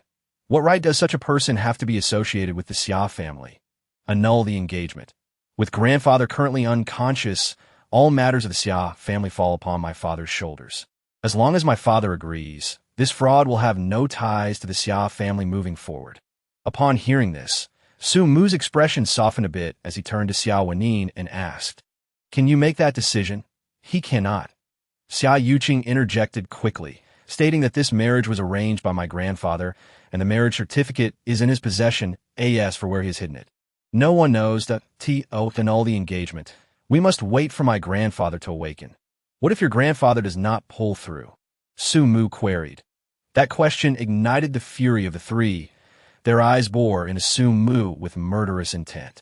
If looks could kill, Su Mu would have been slain countless times by now. Seeing the commotion, Lin Zuan realized his objective had been achieved and took his leave. As he departed, he uttered a few gracious words. Thank you, Divine Dr. Lin. Xia Wenin and the others hurriedly expressed their gratitude. After all, he was the most renowned divine doctor in Jiang City, and the Xia family often struggled to engage his services. For him to say such words was enough to bring prestige to the Xia family. If the old gentleman were to be treated by him, there was at least a 50% chance he would survive. Lin Zuan nodded and ascended the stairs. Su Mu, you should also leave. We will discuss the annulment later. Xia Yuqing, fearing a confrontation between Su Mu and the Xia family, felt compelled to send him away. Su Mu coldly laughed once more, stating, You do not allow me to treat him merely because you fear my medical skills are lacking and that I cannot heal the patient? I will tell you the truth. Humph. With a cold remark, Su Mu turned to leave the building. However, just as he turned, his phone rang. It was Zhuoring calling. Could it be another patient? Su Mu's interest was piqued as he answered, only to hear Zhuoring urgently say, Su Shindi, where are you? Can you come to the People's Hospital? My best friend's grandfather has fallen ill, is unconscious, and is in imminent danger. Can you save him? Indeed, there is another patient. Su Mu smiled and asked, Which ward is the patient in? I find myself in the People's Hospital, on the 7th floor, in the VIP ward. Zhuoring inquires, Which floor are you on? I will come and find you. Su Mu turns to Xia Yuqing and asks, What floor is this? The 4th floor, Xia Yuqing replies, adding Su Mu, the 7th floor houses the VIP ward. Very few individuals from the entirety of Jiang City can afford to stay here. They are either high-ranking officials or immensely wealthy magnates, the heads of families and so forth, that if you lack the capability, it is best not to take on this responsibility. Should anything untoward occur, your life would not suffice as compensation. Her concern for Su Mu is evident, yet to his ears, it sounds particularly jarring. A cold sneer escapes Su Mu's lips. You do not believe in me, yet there are those who do. Instead of seeking the divine physician, you allow these quacks to treat your grandfather. Although a cerebral hemorrhage is not deemed a severe ailment, Delays in rescue can easily lead to fatality. How long has your grandfather been lying here? If it has been 5 days, it is prudent to prepare for his funeral. Lying here for a few days? Xia Yuqing silently calculates in her mind, realizing it has been over 2 days. In other words, her grandfather has merely a little more than 2 days left to live. No, it is more accurate to say he is in a state of half-life. He can only lie in bed receiving treatment. Unable to move or speak. Xia Yuqing is unable to accept this reality, collapsing onto the ground in despair, her face a mask of regret and self-recrimination. Su Mu feels no sympathy for her. As his fiancée, her disbelief is a just punishment for her suffering. You fraud. Xia Yuqing nearly demands Su Mu's departure, accusing him of spreading malicious words and cursing her grandfather. Does he wish for death? Xia Lei can no longer contain himself, glaring at Su Mu. What are you doing? Before Su Mu can respond, Zhuo Ying arrives. Dressed formally in a white shirt and a black blazer, her fitted skirt and slender legs clad in black stockings. She embodies the essence of a contemporary urban professional. Her figure and appearance exude a mature charm that captivates the imagination. Upon her arrival, she directs her attention to Su Mu. Divine physician Su. Come with me at once. Tang Lao. Which Tang Lao? Xiao Wenin cannot restrain himself from asking. What? Xiao Wenin is taken aback. How could Tang Lao suddenly fall gravely ill? He is the guardian deity of Jiang City. I am unaware of the details. Zhuo Ying shakes her head, speaking bitterly. My status does not afford me the privilege of knowing the inner workings of the Tang family. Su Mu, you must not go. Xiao Wenin sternly addresses Su Mu, disregarding Zhuo Ying. Tang Lao's status is extraordinary. You are merely a fraud that if you are exposed, not only will you lose your life, but the entire Xia family will suffer alongside you. Who are you calling a fraud? Zhuo Ying retorts defiantly. Divine physician Su is indeed a true healer. He has cured cancer patients and detoxified Fang Quishan's internal poison that if he cannot heal Tang Lao.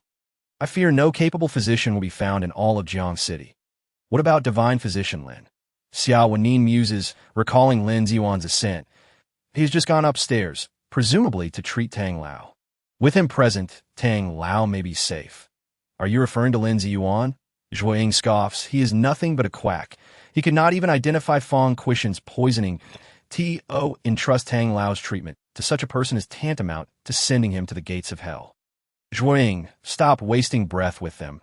Su Mu replies indifferently. These individuals are clearly lacking in intellect. While ignoring the divine physician, they choose to believe in others, and it is their elder who suffers. Come, let us hasten upstairs to save Tang Lao. I have heard he is particularly wealthy. I shall make a considerable profit. Su Mu's impatience is palpable. Though he currently lacks for nothing, who could ever have too much wealth? After all, as a man, earning sufficiently ensures a life of love and trust with the woman he cherishes. Without affording the Xia family a chance to respond, Su Mu takes Zhuo Ying by the hand and ascends the stairs. Xia Yuqing, do not remain frozen, Xiao Wenin urgently commands. Quickly follow and stop Su Mu that we must not allow him to treat Tang Lao. He is your fiancé. Should he fail, the entire Xia family will be irrevocably doomed. Chapter 38. Prepare for the funeral on the 7th floor, surrounded by numerous individuals. The corridor is filled with people clad in military uniforms, standing at attention, firearms in hand, eyes scanning their surroundings to the entrance of the ward. A multitude gathers, men, women, and children alike, each face betraying anxiety as they stretch their necks to peer inside. Yet the door remains blocked, obscuring their view. At the foot of the staircase stands a young woman in her 20s. Her skin slightly yellowed, yet her features are striking. She boasts an exceptional figure, exuding a harmonious beauty, her athletic attire accentuating her form, and her ponytail lending her an air of freshness and competence. Her eyes gleam with intensity as she surveys the corridor, akin to a ravenous wolf poised to pounce on its prey. However, upon seeing Zhuo Ying, her expression shifts to one of urgency. She steps forward, her voice tinged with anxiety. Zhuo Ying, you're here. Where is the divine physician you invited? This is him. Zhuo Ying gestures towards Su Mu. His name is Su Mu, and his medical skills are remarkable. The woman scrutinizes Su Mu, unable to suppress a derisive shake of her head. What kind of divine physician is this? in his early 20s, dressed in rags. He would be indistinguishable from a beggar on the street. It is common knowledge that in today's society, the medical profession is quite lucrative, especially for divine physicians. Who among them is not revered by affluent families? If Su Mu possessed genuine skill, he would hardly be in such a destitute state. Yet, respecting her classmates' invitation, Tang Yao offers a semblance of courtesy, nodding for them to enter. Immediately, a guard approaches to search Su Mu. Instinctively, Su Mu seizes the guard's wrist, executing a shoulder throw that sends the man crashing to the ground. The loud thud captures the attention of everyone present, particularly the guards, who rush forward, poised to retaliate against Su Mu. Those brandishing firearms swiftly chamber their weapons, aiming them at Su Mu with grave expressions. Divine Physician Su, what are you doing? Zhuang exclaims in alarm, urgently commanding, release him at once. These are the Tang family's guards, tasked with ensuring Tang Lao's safety. Anyone entering the 7th floor must undergo inspection. Otherwise, entry is forbidden at I see. Su Mu responds, releasing the guard's arm and apologizing. I was unaware of the regulations here. It is of no consequence. The guard waves his hand dismissively, feeling humiliated, in no matter his prowess as Tang Lao's personal guard. Facing off against Su Mu has left him utterly humiliated. However, as this is a doctor summoned by the young lady, he refrains from causing a scene. Tang Yao, cease this foolishness. Outside the ward, a middle-aged man in his 40s casts a wary glance at Su Mu before addressing Tang Yao. Divine Physician Lin is inside, treating your grandfather. He requires quiet not disturb him. Father, I'm not interrupting, Tang Yao clarifies. This is Dr. Su Mu, recommended by a classmate to treat my grandfather. Your grandfather is in the capable hands of Divine Physician Lin. There is no need to involve anyone else, Tang Xingwu states, scrutinizing Su Mu with a furrowed brow. It is evident that he shares doubts regarding Su Mu's abilities, yet recognizing his daughter's filial piety, he chooses not to press the matter further. That moment, the guard completes the search and permits Su Mu to proceed. Parting the crowd, Su Mu strides confidently towards the ward's door. This action startles those nearby, particularly Tang Xingwu, who seizes Su Mu's arm, coldly demanding, "What are you doing? I just stated that Divine Physician Lin is inside treating my father. How dare you barge in? If you disturb Divine Physician Lin, will you take responsibility?" Divine Physician Lin. Su Mu counters, "Are you referring to Lin Ziyuan?" Tang Xingwu nods as Su Mu scoffs. "He is nothing but a quack. What ailments can he cure? Step aside. Do not impede me from treating Tang Lao. Your family is wealthy. I shall demand a consultation fee of 10 million this juncture." Xia Yuqing has also arrived, but is halted at the stairway without any Tang family members to guide her. Hearing Su Mu's words, she gasps in disbelief. "Is it not enough that you deceived me? You dare come here to swindle the Tang family? Do you understand what the Tang family represents in Jiang City? If you wish to die, do not drag our Xia family into the grave with you, fraud." The crowd's gaze turns hostile towards Su Mu, particularly Tang Yao. Why does she claim Su Mu is a fraud? Could it be that you are deceiving me? I am not. Zhuang hastily interjects. Su Mu is indeed a divine physician. 2 nights ago, I witnessed him heal a cancer patient with my own eyes. Zhuang recounted the events that transpired at Duobao Garden that day, also mentioning the situation regarding Fang Quishan's treatment yesterday. "You cured Fang Quishan?" Tang Xingwu remarked coldly. "No." Su Mu shook his head. "His condition is too severe. It cannot be cured in just 1 or 2 attempts. Moreover, his case is rather unique. Whether he can ultimately be healed depends entirely on fate. Can this still be considered a miraculous doctor?" "This is tantamount to issuing an eviction order," came the retort, as even Tang Yao was hastily dismissed. Tang Yao felt a sense of grievance and shot a fierce glare at Su Mu, blaming him for deceiving the Tang family. She resolved that once she descended, she would ensure Su Mu faced the consequences of his trickery. Just then, the door to the ward swung open, and Lin Ziyuan emerged. The Tang family, preoccupied with the old master's precarious condition, paid no heed to Su Mu. Even Tang Yao rushed over, eager to glean first-hand information. "Lin the divine doctor, how is my father?" Tang Xingwu grasped Lin's hand. Unease etched on his face. Lin Ziyuan shook his head, speaking solemnly. Tang, I am deeply sorry. I have done all I could. Thud. Tang Shengwu stumbled, nearly collapsing, but Tang Yao was quick to support him. Yet, she offered no words of comfort, for her own eyes brimmed with tears. Grandfather had always favored her, and now he was on the brink of departing from this world. Her heart ached, yet she dared not weep aloud. Tears swirled in her eyes, a picture of pitiable despair. Lin, the divine doctor, you're the most formidable healer in Jiangsheng. Surely there must be some way. Tang Shengwu pressed on, unwilling to accept the grim reality. Lin Yuan continued to shake his head. Tang, the elder is of advanced age and already suffers from various ailments. Now, having consumed alcohol, his body simply cannot withstand it. The simultaneous onset of multiple afflictions leaves me powerless. Thud! Tang Yao could not bear this truth and collapsed to the ground, muttering in self-reproach. She even raised her hand to strike her own face, crying out, "It is my fault. I made grandfather drink," which led to this outcome. Grandfather, I am so sorry. Wailing uncontrollably, she succumbed to her emotions. Tang Shengwu and the others merely glanced at her, offering no rebuke or consolation. It was indeed her fault. Had she not urged the old master to partake in even half a cup of wine, he might not have met such a fate, but that had been the old master's own request. Not just Tang Yao, but any of the Tang family present would have dared not defy the old man's wishes. If blame were to be placed, it could only rest upon the old man's own greed.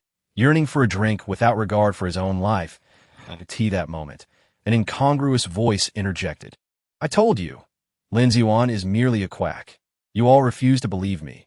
Yet now do you see? Su Mu mocked. Allowing him to treat the old master would only hasten his journey to the afterlife.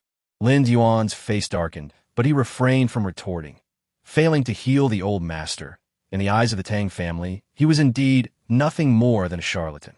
The members of the Tang family fixed Su Mu with hostile glares. Even at such a moment, he had the audacity to speak derisively. Though Tang Shengwu was typically composed, he could no longer restrain his anger, exclaiming, "Get lost! If you continue to spout nonsense, do not blame me for being uncivil." If you wish me to leave, I shall," Su Mu shot back. Unyielding, he had come here both at Zheng's invitation, seeking to profit and approve his medical skills to Xia Yuqing, hoping to solidify his position and move closer to the end of their engagement. As for Tang Shengwu's status, in Su Mu's eyes, it was inconsequential. He dismissed it entirely. Thus, he issued a warning, "But I caution you, if you delay treatment any longer, you will truly need to prepare for the elder's funeral." Chapter 39. You're trying to extort money, grandfather. Grandfather, what is wrong? At that moment, a voice of distress pierced through the air. The Tang family exchanged glances, each revealing their helplessness. The elevator doors opened, and a young man emerged. More accurately, he rolled out, seated in a wheelchair, his hands briskly maneuvering the wheels as he propelled himself forward. The young man moved with remarkable speed, swiftly passing Su Mu to reach the ward's entrance. "Dad, why?" The youth looked up, questioning, "Why was I not informed that grandfather suddenly fell gravely ill and was on the brink of death? He is my most respected grandfather. Am I not even permitted to see him off on his final journey?" "Tang Bin, it is not that we did not inform you." Tang Shengwu sighed. Lamenting, "You are also a patient. The doctor said your condition cannot endure stress, that I feared you would be unable to withstand such a blow. Hence I intended to wait until your grandfather recovered before telling you." Who would have thought? The rest of his words fell silent. The old master had departed without a word. As his son, Tang Shengwu felt immense sorrow and struggled to accept this truth. Yet, as the current head of the Tang family, he had to suppress his grief and confront the situation with composure, patting the young man's shoulder in resignation. "Tang Bin, I am your father. I do not wish to bury my own father." "Bury what?" Su Mu interjected with a sneer. "A mere gunshot wound is hardly a serious illness. Do you truly believe the esteemed Lin can't handle it?" Upon hearing this, Tang Shengwu nearly erupted in anger, but Tang Yao beat him to it. She glared at Su Mu, urgently demanding, "How do you know my brother was shot?" She then turned to Zhuing. Her tone icy. "Zhuing, did you tell him? This constitutes a breach of confidentiality. You know, just this alone could land you in prison for life." Zhuing trembled with fear. though she and Tang Yao were classmates. She had never known of Tang Yao as true identity. She was only aware of her formidable background. Now, confronted with the reality, she realized that it was not merely formidable, but overwhelmingly so. Her father was the top official of Jiangcheng, and her grandfather was a distinguished war hero. Such a lineage could cause the very ground to tremble with a mere stamp of a foot. A family of this caliber was not someone she could provoke. Even her father would be insignificant in their presence. Are you going to answer me, or just stare blankly? Tang Yao raised her voice. Miss Tang, I did not say anything. Zhuo Ying shook her head. I had no prior knowledge of your identity, nor did I know you had a brother, let alone that he was injured. How could I inform Su the divine doctor? Ah, I have long stated, I am indeed a divine doctor. Su Mu chuckled. A divine doctor does not require someone else to relay the condition, that a single glance suffices to grasp the essence. Not only do I know he has a gunshot wound, but I also know it has been approximately 3 years. The injury affected his meridians, and without timely treatment, it has led to complete paralysis of his legs. Be silent. Xia Yuqing shouted in alarm. Admonishing Su Mu, do not speak such nonsense. She then turned to the Tang family, apologizing. I am sorry, everyone. My fiancé has a few screws loose. Please do not take him seriously. I will take him away immediately. Yet, she found herself blocked by the guards, left only to glare at Su Mu, silently urging him to leave. Su Mu cast her a disinterested glance, ignoring her, and continued. Moreover, the bullet has lingered too long, leading to infection. Even the bones have begun to necrotize. He must be enduring excruciating pain every moment. I beg you. Su Mu, please stop, Xia Yuqing pleaded, on the verge of tears. The Tang family was a colossal entity in Jiangcheng. Su Mu not only cursed their elder, but also fabricated tales about their younger generation. This was tantamount to provoking the Tang family to their limits. Had she known this fool was so unreliable, she would never have brought him to the hospital. But alas, there is no remedy for regret. Xia Yuqing could only hope Su Mu would cease his words, follow her, and apologize to the Tang family, thereby alleviating their ire. However, Tang Bin glared at her, rebuking, you should be the one to keep quiet. Xia Yuqing was momentarily taken aback. Why was everyone deviating from the expected script? Ignoring her further, Tang Bin turned to Su Mu, urgently inquiring, Su Mu, can you discern my condition and treat it? As I mentioned, a mere minor ailment. I can guarantee a swift cure, Su Mu proclaimed with pride. Then what are we waiting for? Hurry and treat me. Tang Bin exclaimed excitedly. If you can relieve me of this unbearable pain, I will consider you a true divine doctor. From now on, in Jiangcheng, our Tang family will protect you. No one will dare to bully you again. Su Mu, however, shook his head. Tang Bin was taken aback. You refuse to treat me? Why? First, I do not need anyone's protection, Su Mu replied coolly. Secondly, my abilities are limited. If I heal you, I fear I will be powerless to assist the one inside. Do you wish for me to treat you first? Or shall I attend to your grandfather first? What? Tang Bin gasped. You can heal my grandfather, though I have not taken your grandfather's pulse and am unaware of a specific ailment. You must hasten to treat him, Tang Bin urged, and my legs have been incapacitated for 3 years. I can endure a little longer, Su Mu replied bitterly. They won't allow me to treat him. The hospital has issued a critical condition notice. And even the renowned Dr. Lin is at a loss. In Jiangcheng, it is as if my grandfather has already been sentenced to death. If Su Mu possesses a solution, why not let him attempt it? What if he succeeds?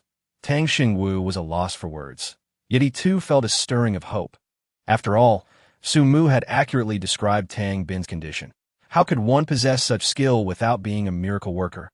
However, Tang Xingwu was also apprehensive. He held a prominent position and had many enemies.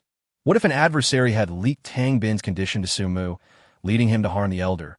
Nevertheless, upon further reflection, it seemed the elder had no hope left. Thus, it was worth a shot, even if it was a desperate gamble. After a moment's contemplation, Tang Xingwu nodded, saying, Su Mu, I can permit you to treat my father. However, you should be aware that my father's status is extraordinary, and should you fail, the consequences may be severe. Su Mu paused, responding, if Dr. Lin cannot heal him, then nothing will happen. Yet if I fail, I will be held accountable.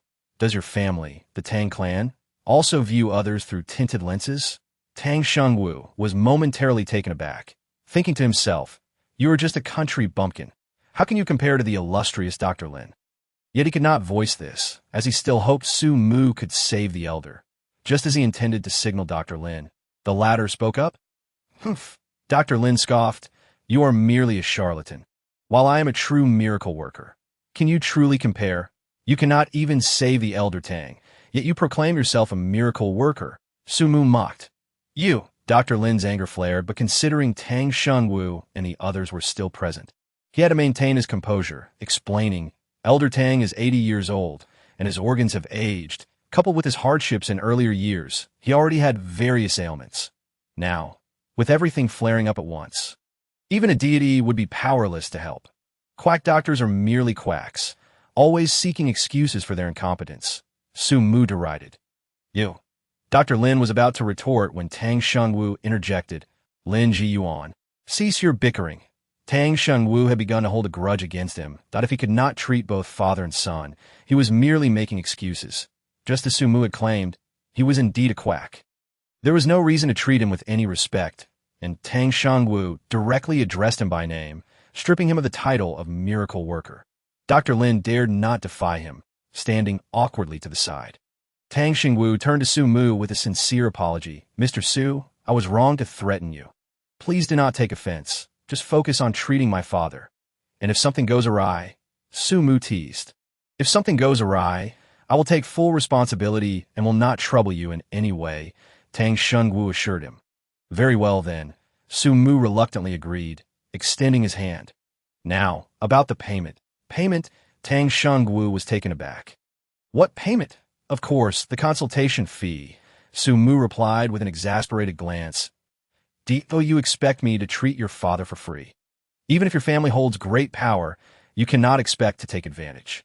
Tang Shengwu's face flushed with embarrassment. He had not considered this aspect, as the Tang family had their own personal physician and had never paid for medical services, being quite accustomed to it. How much? He asked, his face still red. 50 million, Su Mu stated, holding up a hand.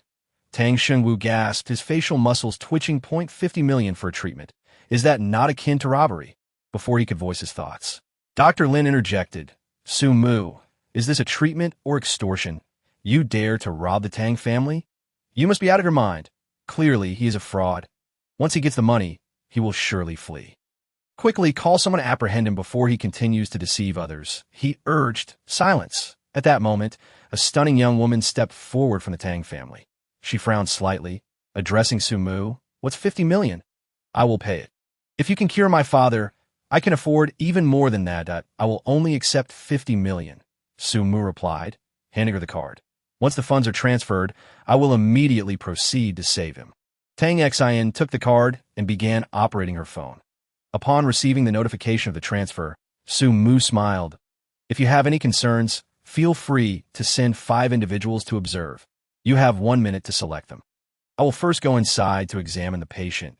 As he spoke, Su Mu entered the room. I want to go in.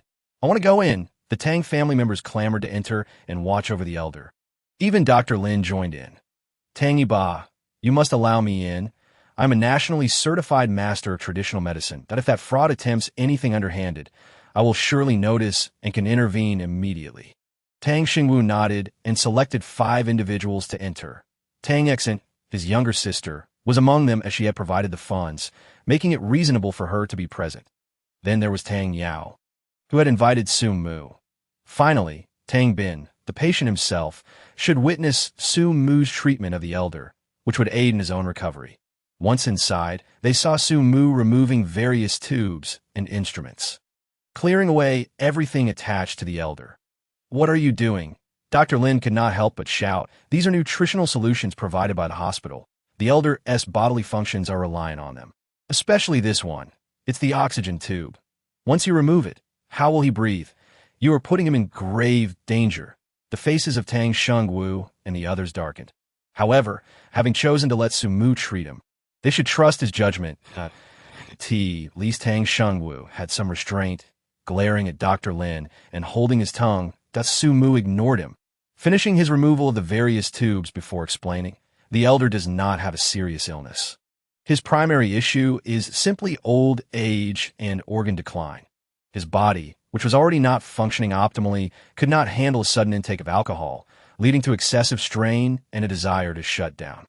However, this is not insurmountable. As long as I nurture his organs, they will function normally again. Can you truly nurture aging organs back to health? Dr. Lin questioned incredulously. Can one really reverse aging?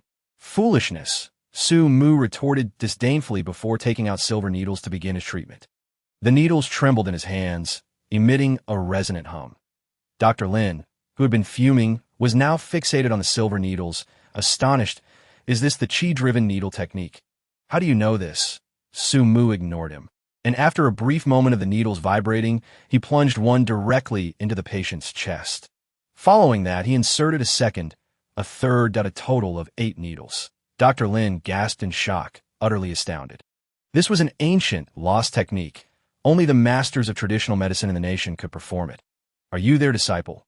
Su Mu still did not respond, occasionally adjusting the silver needles. Yes, he did. The needles vibrated faster and faster, nearly imperceptible to the naked eye. Only the humming sound remained. The needle technique was arranged in a bagua formation, but required spiritual energy to activate for efficacy. The energy, under the guidance of the formation, penetrated into the patient's body through the silver needles, gradually nourishing the elder's organs. Su Mu had to maintain the balance of the formation, meaning all needles must vibrate at a uniform frequency. Otherwise, all would be in vain. Can this technique truly heal my grandfather? I am uncertain. During a class trip, we encountered a car accident. Driven by a physician's compassion, we rushed to provide aid, yet one injured individual was gravely hurt and on the brink of death. Everyone was at a loss. Even the teacher shook his head and sighed, declaring the individual beyond salvation. Just then, a young girl, likely not yet 20, approached the injured. She took out silver needles and inserted them. One after another, 8 in total. We, who prided ourselves as top students of the medical school, chastised the girl for her recklessness, only to be halted by our teacher. He pointed to her technique, explaining it was a high-level skill, the qi-driven needle. Not long after, the injured individual regained consciousness. Not only did he survive, but he was also able to stand unaided, although he was still somewhat weaker compared to before the injury. He was, in fact, the most recovered among all the injured, which felt nothing short of a miracle to us. After speaking, the young woman departed, leaving behind a remark. Had we not witnessed it with our own eyes, we would never have believed that such miraculous acupuncture techniques existed in this world. The teacher mentioned that it was passed down from the art of Jiyu. Now that Dr. Su could perform it, one could only assume that old Master Tang would be just fine. In his final words, he even changed his address for Su Mu, no longer calling him a fraud, but rather a divine doctor. Grandpa has awakened, Tang Yao exclaimed excitedly. Indeed, he opened his eyes. Su Mu exhaled deeply, beads of sweat forming on his forehead. Although it was merely a set of acupuncture techniques, the exertion was immense. After all, the old man was already 80 years old, and his bodily functions had deteriorated significantly. Coupled with the fact that this acupuncture method was inherently taxing, even Su Mu appeared utterly exhausted. Dad, how do you feel? Tang Shengwu inquired, leaning in with concern. I've only had a couple of sips of wine. What could possibly be wrong? Tang Jiwa huffed, glaring at them. What are you young ones doing, lingering around this old man? You've even summoned Dr. Lin. Are you not aware of his busy schedule? Don't waste time here.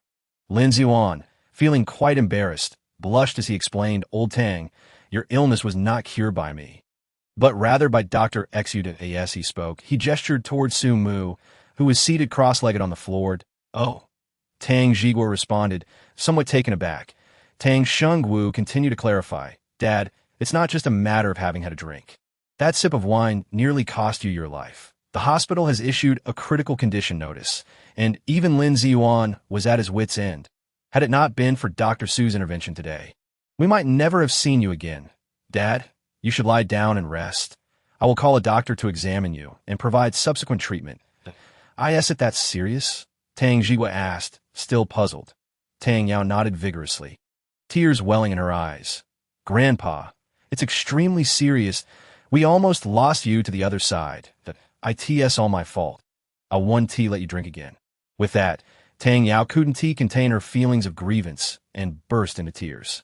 Her cries were heard outside, leading others to believe that the old man had passed away. That a wave of panic ensued, with people collapsing to the ground, wailing loudly.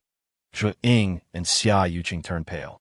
Especially Xia Yuqing, who sank down onto the stairs, her eyes vacant. Su Mu's blunder could spell doom for the Xia family. What is all this crying about? Tang Shengwu shouted angrily as he opened the door. The old man is awake. Now go fetch a doctor to check on him and see if there are any other issues, then proceed with the final treatment. Awake? Xia Yuqing could hardly believe her ears. Could it be true that Su Mu did not deceive them and was indeed a divine doctor? Would it mean her grandfather was saved? She stifled her sobs, and a glimmer of hope finally appeared on her face. Chapter 41. News of Lu Shuyun the doctor arrived promptly, with even the chief physician, Hu Chun, making an appearance. Faced with old Tang's condition, he felt utterly powerless and had prepared to resign. He was in his office drafting a resignation letter when he received a report from a nurse, stating that Tang Jigua had regained consciousness.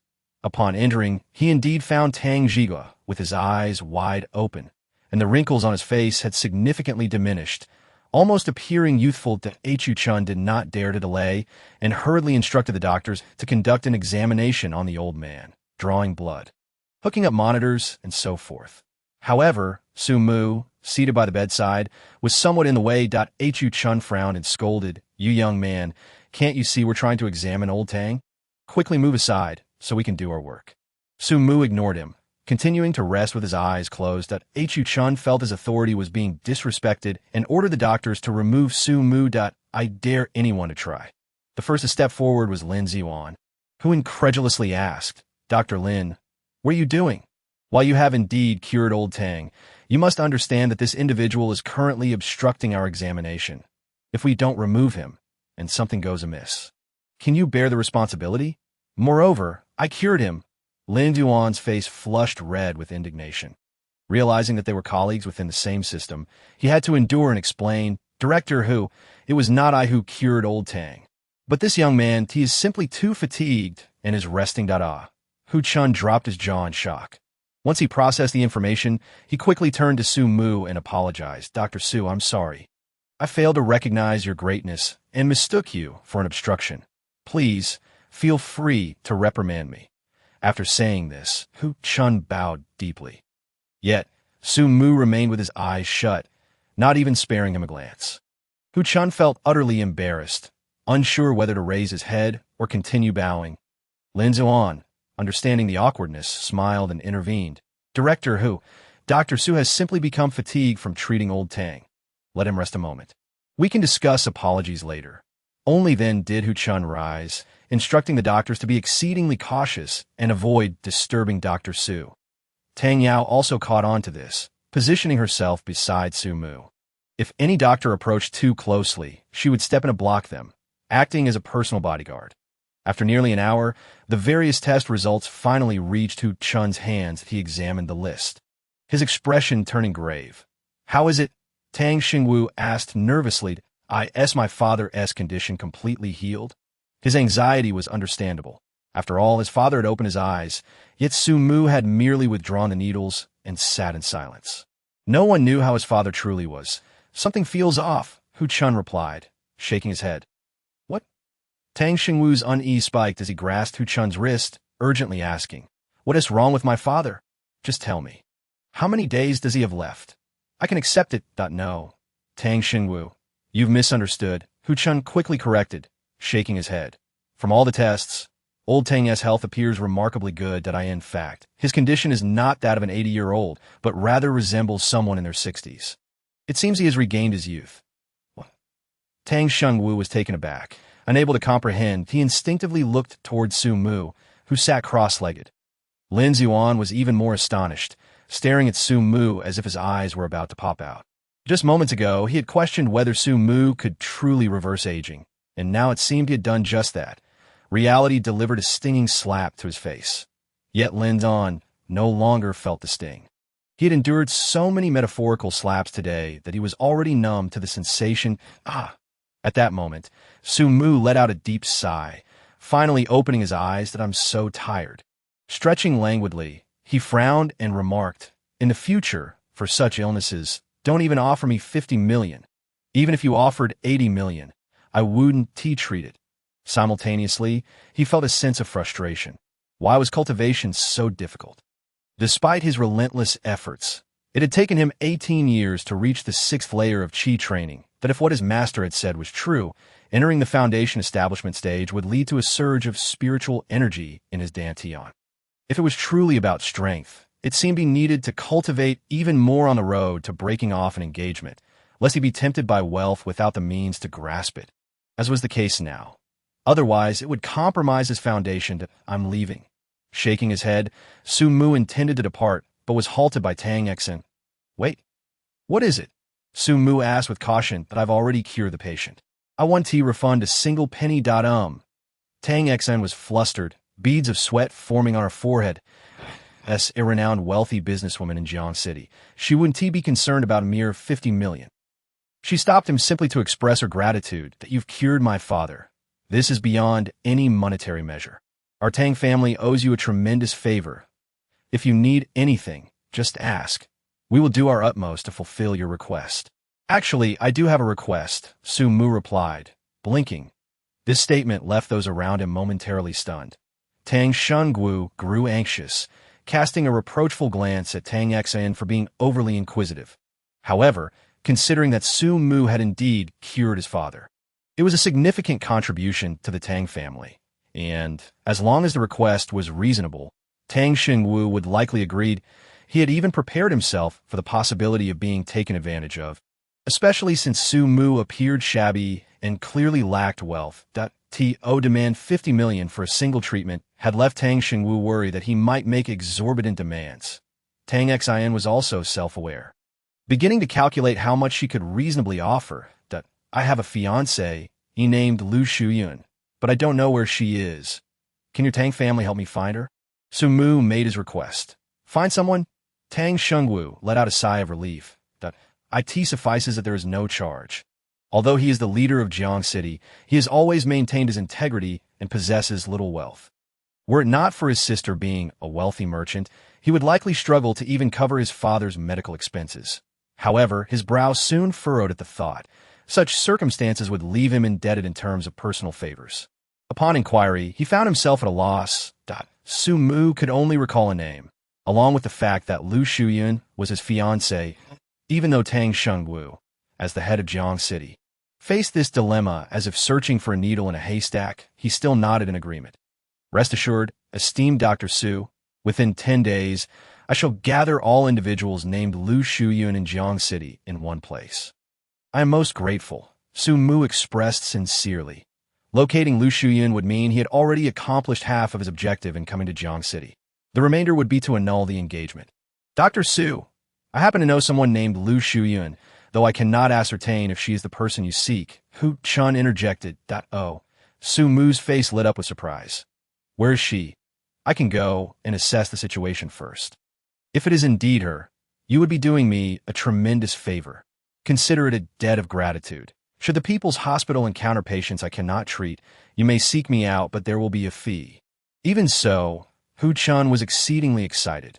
With his endorsement, the People's Hospital would surely be bustling with patients. She is a chief physician at the Central Hospital. "Thank you, that I shall go find her at once." With that, Su Mu prepared to depart, only to be obstructed by Lin Ziyuan. Su Mu scowled. "Lin Ziyuan, what do you want, you quack?" Lin Ziyuan's face flushed crimson once more. Regardless of his status as a nationally certified master physician, a veritable miracle worker in Jiang City, he found himself being labeled a quack by Su Mu. The crux of the matter was that he had no grounds for rebuttal.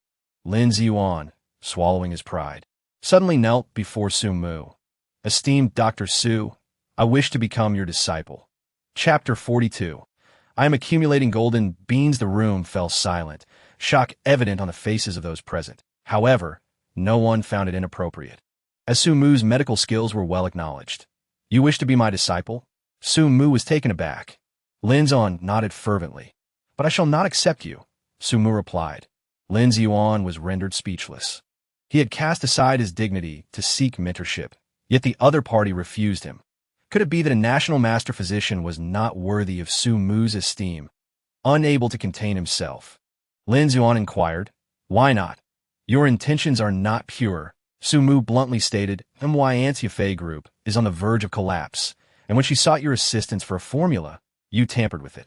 Do you believe you are justified in betraying my aunt's trust? Esteemed Dr. Su, this is a misunderstanding. Lin Zuan protested immediately. The misunderstanding. Did you not conspire with Xie Qingyun and Li Kuan to seize my anti-Fei group? No, I swear, that is untrue. Lin Zuan shook his head vigorously. It was Xie Qingyun and Li Kuan who plotted together. I was not involved. The formula I provided to President Xie was indeed a genuine beauty formula, though its effects were not as pronounced. Besides, as a national master physician, how could I possibly ruin my own reputation? So you're not in league with them? Su Mu nodded internally. Although Lin Yuan's medical prowess was lacking, at least he had not succumbed to moral degradation. No, Lin Yuan quickly clarified. Our Lin family primarily practices medicine and sells medicine. We maintain a doctor-patient relationship with those affluent families that we would never engage in their predatory schemes. If that is the case, I shall grant you an opportunity. Su Mu was inclined to take on an apprentice, especially someone like Lin Yuan, a national master physician.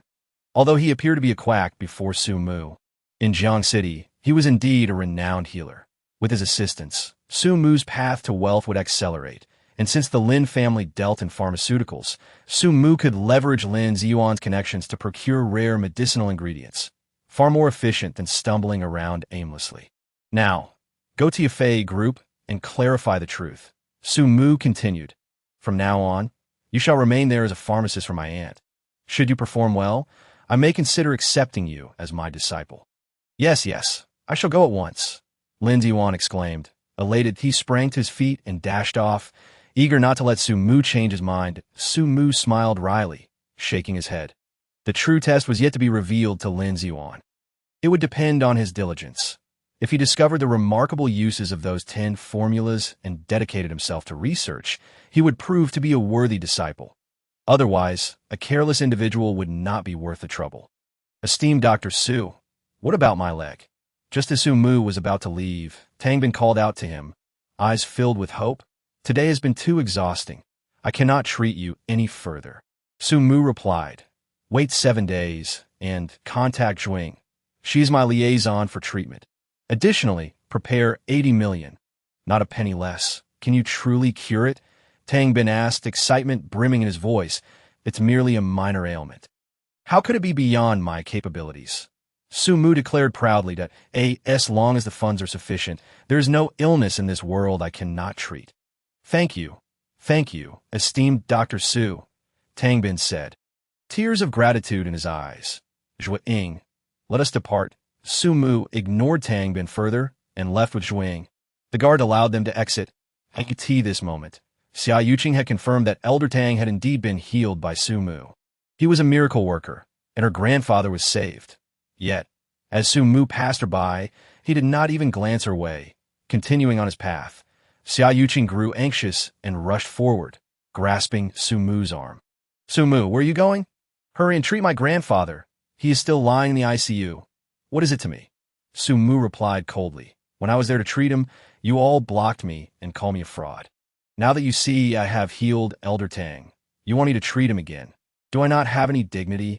I previously told your uncle that if you want to treat him, it is not impossible, but you must carry me there in a grand procession.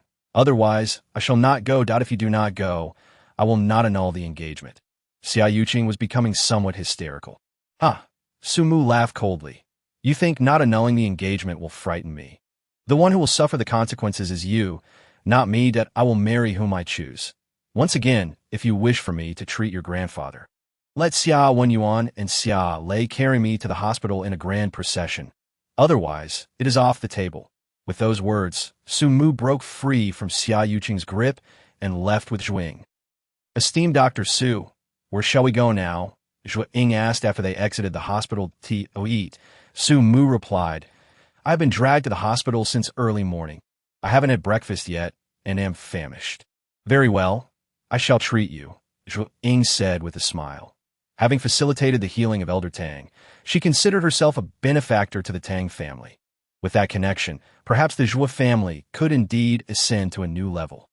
Reflecting on this, Zhua Ying admired her father's ability to forge connections widely, casting a broad net and then nurturing key relationships. Indeed, cultivating a relationship with Su Mu might bring new vitality to our Zhua family. The more she looked at Su Mu, the more handsome he appeared, as if he radiated a pure light, drawing others in. How could I allow you to treat me? Su Mu laughed, refusing. Today, I earned 50 million, and since you played matchmaker, it is certainly my turn to treat you. Let us have steak. That day, Wu Mengfei took me to try it, and it was indeed delicious. Today, we shall go there for lunch. Zhua Ying readily agreed. However, she felt somewhat speechless as well. Having earned 50 million, shouldn't they indulge in a lavish feast? Perhaps Australian lobster or delicacies like shark fin soup? Yet here they were, opting for a mere few hundred yuan steak. What a miser! Yet, if it helped the Zhua family advance, the meal was of little consequence. After all, the Zhua family was a wealthy clan, and Zhua Ying had tasted many fine dishes before. Zhua Ying drove, with Su Mu directing the way, and they soon arrived at the Western restaurant. Su Mu slammed his hand on the table and declared, "Bring me 100 steaks." Zhua Ying was nearly stunned into silence, staring at Su Mu in disbelief. Was this even human? To order 100 steaks in one breath. However, recalling that he had nearly devoured an entire table of food by himself that day, she found it somewhat reasonable. He was indeed a glutton, not someone to be judged by ordinary standards. The waiter recognized Su Mu and nodded, instructing the kitchen to prepare the order while dialing a phone number. Unaware of these details, Su Mu began to indulge ravenously once the steaks arrived. Out of the 100, Zhua Ying consumed only one, while Su Mu devoured 99. After patting his round belly, Su Mu exclaimed with satisfaction, "Check, please." The surrounding diners were left awestruck. Initially filled with disdain, I thought Su Mu was merely showing off by ordering 100 servings of steak. However, upon witnessing the empty plates beside him, admiration began to surface on the faces of those around. His capacity for consumption was astonishing, so much that even a pig would struggle to match it. Remarkably, this fellow hardly seemed to gain any weight. His physique was exceptionally well proportioned, evoking envy from those nearby. A waiter approached politely, inquiring, "Sir, will you be paying in cash or by card?" "I'll pay with golden beans," Su Mu replied, producing a phone he had pilfered from Ashan. "What on earth?" The waiter was taken aback. Su Mu deftly navigated to the Do Di Zhu game interface, that he lamented the loss of all the golden beans he had won the previous day. But fortunately, the system had gifted him 1,000 beans today. Just in time for his meal, the waiter was left dumbfounded and bitterly remarked, "Sir, those golden beans are from Do Di Zhu. They cannot be used for payment." "Cannot be used for payment?" Su Mu was momentarily stunned. "What do you mean? Are these not golden beans?" "Indeed, they're golden beans," the waiter confirmed. "But why can't they be used to settle the bill?" Su Mu, frowning, retorted, "Are you trying to take advantage of my ignorance?" The diners around were equally astonished. Truly a bumpkin, they thought. Not only could he eat, but he also attempted to pay with golden beans from a game. What an absurdity! They pointed and whispered amongst themselves. Zhua Ying's face flushed with embarrassment as she hurriedly pulled Su Mu aside, saying, "Su Shini, please sit down and rest for a moment. This meal is on me, and no need," came a voice not from Su Mu, but from a woman descending the stairs, her high heels clicking with each step. Approaching Su Mu, she produced a card and said, "Su Shini, this is our establishment's purple gold card. From now on, simply present this card when dining here, and your meals will be complimentary." The collective gasp resonated through the restaurant. The purple gold card. How could this bumpkin possibly deserve such an honor at the Sanjin Western restaurant? Rumor had it that such cards were so rare in Jiang City that one could count the holders on one hand. Those who possessed them were either immensely wealthy or of noble status. "Hush! Do you wish to die? Even now, you dare to call him a bumpkin?" "Right, I was wrong. This gentleman is a revered doctor." An informed patron remarked, "I saw him here a couple of days ago. He consumed 50 servings of steak, and when the patriarch of the Fong family, Fong Quishan, collapsed, it was he who healed him. With such medical prowess, it's no wonder the restaurant holds him in high regard. That can't be right, that if we're talking about medical skill, the most accomplished in Jiang City is Lin Shini. And even he has not earned a purple gold card from Sanjin Western Restaurant." Could it be that this young man surpasses Lin Shini? The crowd murmured in agreement, all eyes fixed on the newly arrived woman. Filled with curiosity, even Su Mu began to ponder. Surely, such a valuable gift came with expectations. Speak. What is it that you desire? If it's within my capability, I wouldn't mind accepting this card. Su Shini, there's no need for you to do anything, Lu Xian replied with a beaming smile, gesturing toward the entrance. Su Shini, do you see what our restaurant is called? Sanjin Western Restaurant. And what does Sanjin signify? Xian? Su Mu suddenly realized. Could it be the property of Tang Xian? Lu Xian affirmed. Sanjin Western Restaurant is indeed under President Tang Xian's umbrella. I am Lu Xian, the manager here. Today I received notice that Su Shini would be dining with us. Hence the gift of the purple gold card. In light of this, Su Mu graciously accepted the card. Free meals in the future. Such an opportunity would be foolish to decline, but he couldn't help but appreciate the Tang family's approach. Having already provided him with a consultation fee, they were now bestowing upon him a complimentary dining card and promising assistance in locating Lu Shuyan. Quite reliable indeed. Lu Xian added, not just from my establishment. It's likely that all of President Tang's ventures have received the same notification. From now on, whenever Su Shini dines on President Tang's premises, you won't need to spend a single cent. Even Lu Xian couldn't help but envy Su Mu. Tang Xan was known as the wealthiest woman in Jiang City. With a fortune nearing 10 billion, Su Mu, seemingly ordinary, had garnered the favor of President Tang. His future appeared promising. Ah, splendid. The Tang family truly is remarkable. Should anyone in the Tang family fall ill, they need only seek my assistance. The surrounding patrons were taken aback. Such a young man had forged ties with the Tang family. His potential for future advancement seemed limitless. They cast envious glances at Su Mu, and no one dared to mock him any longer. Zhou Ying found herself increasingly impressed by her father's discerning eye. Meanwhile, Su Mu suddenly recalled something and asked urgently, Manager Lu, I distinctly had golden beans on my phone.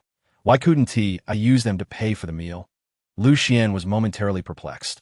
What golden beans? The waiter, sensing the shift in mood, quickly explained, Manager Lu, Su Shini is referring to the golden beans from Do Di Zhu. Lu Xian regarded Su Mu with a peculiar expression, unsure of how to respond.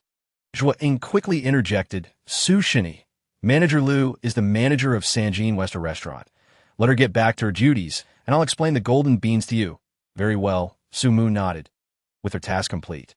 Lu Xian took her leave, though not without casting one last curious glance at Su Mu, pondering how such a person had caught the Tang family's attention. Su Shini, Do Di Zhu is merely a game. The golden beans are a form of in-game currency that can only be used within the game, not in reality. Zhou Ying patiently elucidated that Su Mu, being astute, grasped the concept immediately, slapping his thigh in disbelief. Fang Yuesher has led me astray. After a moment of frustration, Su Mu turned to Zhou Ying and asked, Have you made a decision? Would you like me to treat your ailment? Zhu Ying's cheeks flushed, revealing hesitation. Su Shini, I'm still uncertain. Could you grant me a few more days?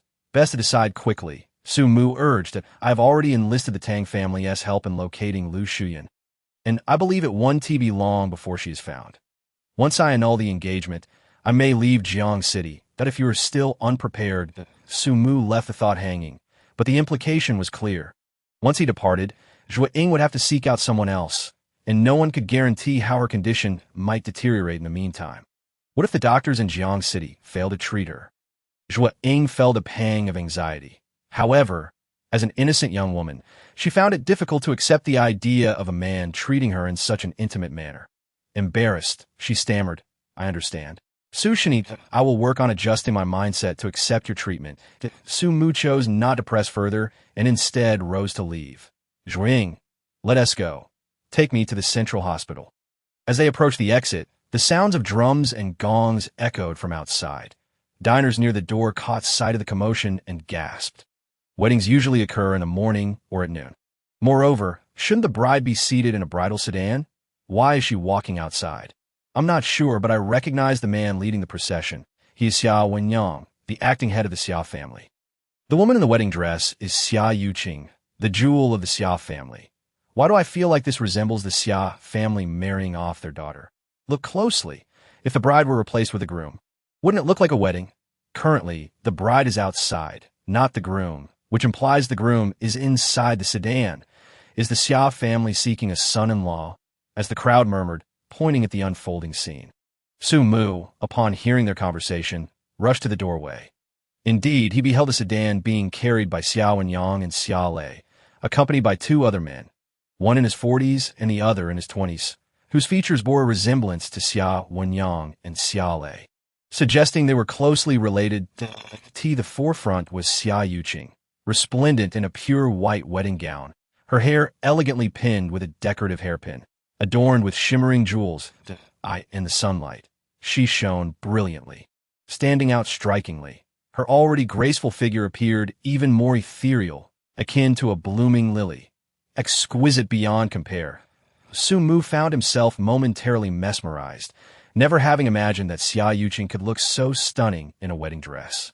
In that instant, a reluctance to annul their engagement flickered in his heart, even contemplating marrying her and entering the bridal chamber without delay. Xia Yuqing, spotting Su Mu amidst the crowd, called out cheerfully, "Su Mu Shini, the Xia family sedan has arrived. Please enter."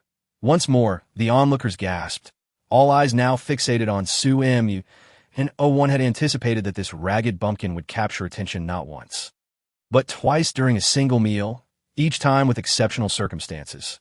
Clearly, he possessed remarkable medical skills if he had managed to heal Fong Qiushan.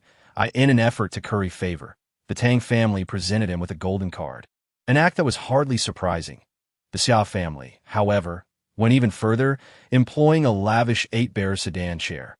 Was this merely an invitation, or perhaps a proposal of marriage? The crowd remained in the dark. Yet, Su Mu did not dwell on such matters. After all, Xia Yuqing was his fiancée, and by healing old Master Xia, the path to his own withdrawal from the engagement would be significantly eased. Thus, he nodded slightly and stepped forward, entering the sedan chair. With a heavy sigh of relief, Xia Yuqing entered. It was done. According to the customs of Jiang City, when a woman donned a wedding dress and invited a man into the sedan, it signified a betrothal. By this right, Su Mu was now recognized as her husband. One could only wonder how he might escape her grasp. Chapter 44. Why not withdraw from the engagement? Su Mu, blissfully unaware of these implications, sat comfortably within the sedan chair, thoroughly enjoying himself. The Xia family's demeanor was exceedingly gracious. Not only had they transported him in the sumptuous 8-bearer sedan, but they also celebrated with gongs and drums, creating a lively atmosphere. However, setting off firecrackers might have been excessive. Su Mu lifted the curtain and couldn't help but inquire, "Xia Yuqing, why the firecrackers?" Xia Yuqing paused momentarily, but soon replied with a smile. "With Su Shini's intervention, my grandfather will surely recover. The firecrackers are merely a prelude to celebrating his restoration to health." Indeed, Su Mu chuckled, oblivious to the fact that he had become the Xia family's son-in-law. Upon arriving at the hospital, Xiao Wenyang instructed the servants to return the sedan and respectfully addressed Su Mu. "Su Shini, my father has entrusted his care to you." Su Mu responded with pride. Director Hu Chun, upon seeing Su Mu's return, learned that he was to treat Xia Shao. Hu Chun was well aware of Xia Shao's condition. After all, he was the head of the Xia family. Although not as influential as Tang Jigua, his family's wealth still amounted to several million, marking them as affluent in Jiang City. Wealthy individuals were always welcomed by Hu Chun, who personally convened a meeting to discuss Xia Shao's ailment. The consensus was that surgery was the only viable option to remove the blood clots in his brain. However, given that Xia Shao was over 60, the risks associated with such a procedure were substantial. Xiao Wenyang, Xiao Wuhao, and the younger generation of the Xia family were hesitant to take the chance.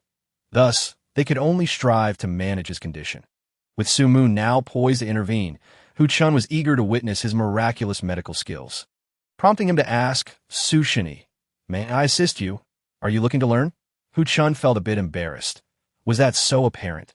Nevertheless, "I could indeed use your assistance." Despite feeling somewhat dismissed, Hu Chun was genuinely pleased. Witnessing Su Mu's extraordinary medical prowess would surely provide him with ample conversation for a lifetime. He hurried off to assist Su Mu in the emergency room. Su Mu first assessed Xia Shao's condition and then took his pulse. After a moment of relief, He declared, "Fortunately, he still has a breath of life. He can be healed." Chu-chan was at a loss for words in the face of Xia Xiao's condition. Even the hospital's most esteemed doctors have been unable to devise a foolproof solution. Yet here was Su Mu, merely taking a pulse and asserting that recovery was possible. In comparison, Hu-chan felt that the hundreds of physicians at his hospital were mere charlatans, himself included. Chu-chan, go fetch a trash bin. Also, prepare a basin of hot water and a clean towel. Upon hearing Su Mu's instructions, Hu-chan wasted no time and hurriedly complied. In no time, the items were ready. Su Mu directed Hu-chan to hold the trash bin beside Xia Xiao, and then began to administer acupuncture. He employed the 9-to-1 needle technique, a method capable of detoxifying and treating various ailments, including the current cerebral hemorrhage. With swift precision, Su Mu inserted 9 needles in succession. The 9-to-1 needle? Hu-chan exclaimed, astonished that, as the director of a public hospital, he recognized this technique as a familial secret of the Wu clan, known only to Wu Yongkong. How could Su Mu also possess this knowledge? Moreover, his technique appeared far more adept than Wu Yongkong's. You certainly have an eye for quality, Su Mu acknowledged, casting a glance at Hu-chan. Indeed, this is the 9-to-1 needle. The 9 needles serve as a supplement, while the final needle establishes a formation. Once inserted, these 10 silver needles resonate within the patient, eliminating pathogens, toxins, blood clots, and other ailments. It could be said that when executed to perfection, the 9-to-1 needle could cure all manner of diseases. As he spoke, Su Mu inserted the final silver needle and began to manipulate the others, channeling his spiritual energy to expel the blood clots from Xia Xiao's brain. After approximately half an hour, he withdrew the final needle and urged, Hu-chan, quickly place the trash bin beneath this needle site. The clotted blood is about to flow out. As soon as he finished speaking, fresh blood gushed from the needle's puncture. Hu-chan had been prepared and swiftly positioned the trash bin to catch the trickling blood. Su Mu continued to adjust the other 9 needles, encouraging the outflow of clotted blood. After a good 10 minutes, he finally paused and reinserted the 10th needle. With the clots removed, the focus shifted to nurturing Xia Xiao's brain. The blood vessels, nerves, brainstem, synapses, and other components had sustained significant damage and required spiritual nourishment to restore their normal function. This was an exceedingly laborious task. After about 10 minutes, Su Mu ceased his efforts. Though his complexion had turned as pale as paper and beads of sweat dotted his forehead, exhausted and weakened, he leaned against the bed for support. Hu-chan, the treatment is complete. Please assist me in removing the silver needles. Hu-chan complied, extracting the needles and returning them to Su Mu. Following Su Mu's instructions, he used a warm towel to clean the blood around Xia Xiao's wound. Su-shini, is that all that is required? Hu-chan inquired, furrowing his brow as he noted that Xia Xiao had yet to regain consciousness. Yes, Su Mu nodded. You may summon his family. Hu-chan opened the door, and Xia Yuqing and the others rushed in eagerly. Director Hu, how is my father, grandfather, faring? Su-shini assures that all is well. You may enter to visit him, Hu-chan replied. However, the patient has yet to awaken and requires rest, so please keep your voices down and do not linger too long. The group nodded and hurried into the room. Though Xia Xiao's complexion had improved significantly and color had returned to his face, he remained with his eyes closed. Xia Yuqing, seeing this, grew anxious. She stepped forward and gently nudged Su Mu, imploring, Su Mu, did you not say he would recover? Why is my grandfather not yet awakened? Suddenly, Xia Xiao coughed twice and opened his eyes. Xia Yuqing's face flushed with embarrassment. She had misjudged Su Mu. Yet now was not the time for apologies. She rushed to her grandfather's bedside, remorsefully declaring, Grandfather, it is all my fault. I should not have attempted to withdraw from my engagement with Su Mu, which upset you. Please forgive me. I will never withdraw from the engagement again. At her words, Su Mu frowned, as though she had no intention of withdrawing from the engagement after all. Had his efforts been in vain? Xia Yuqing, your words carry no weight. Su Mu replied somberly. You previously stated that if I healed your grandfather, you would withdraw from the engagement. Now that I have succeeded, why do you not fulfill your promise? Chapter 45, Su Mu's wedding night, because I have already married you. Xia Yuqing blushed as she replied. What? Su Mu was taken aback. Xia Yuqing, what do you mean by that? When did I marry you? Just now, she stated that I wore a wedding dress and had my family carry the sedan chair for you to enter. That signifies your acceptance of the marriage and your role as my husband.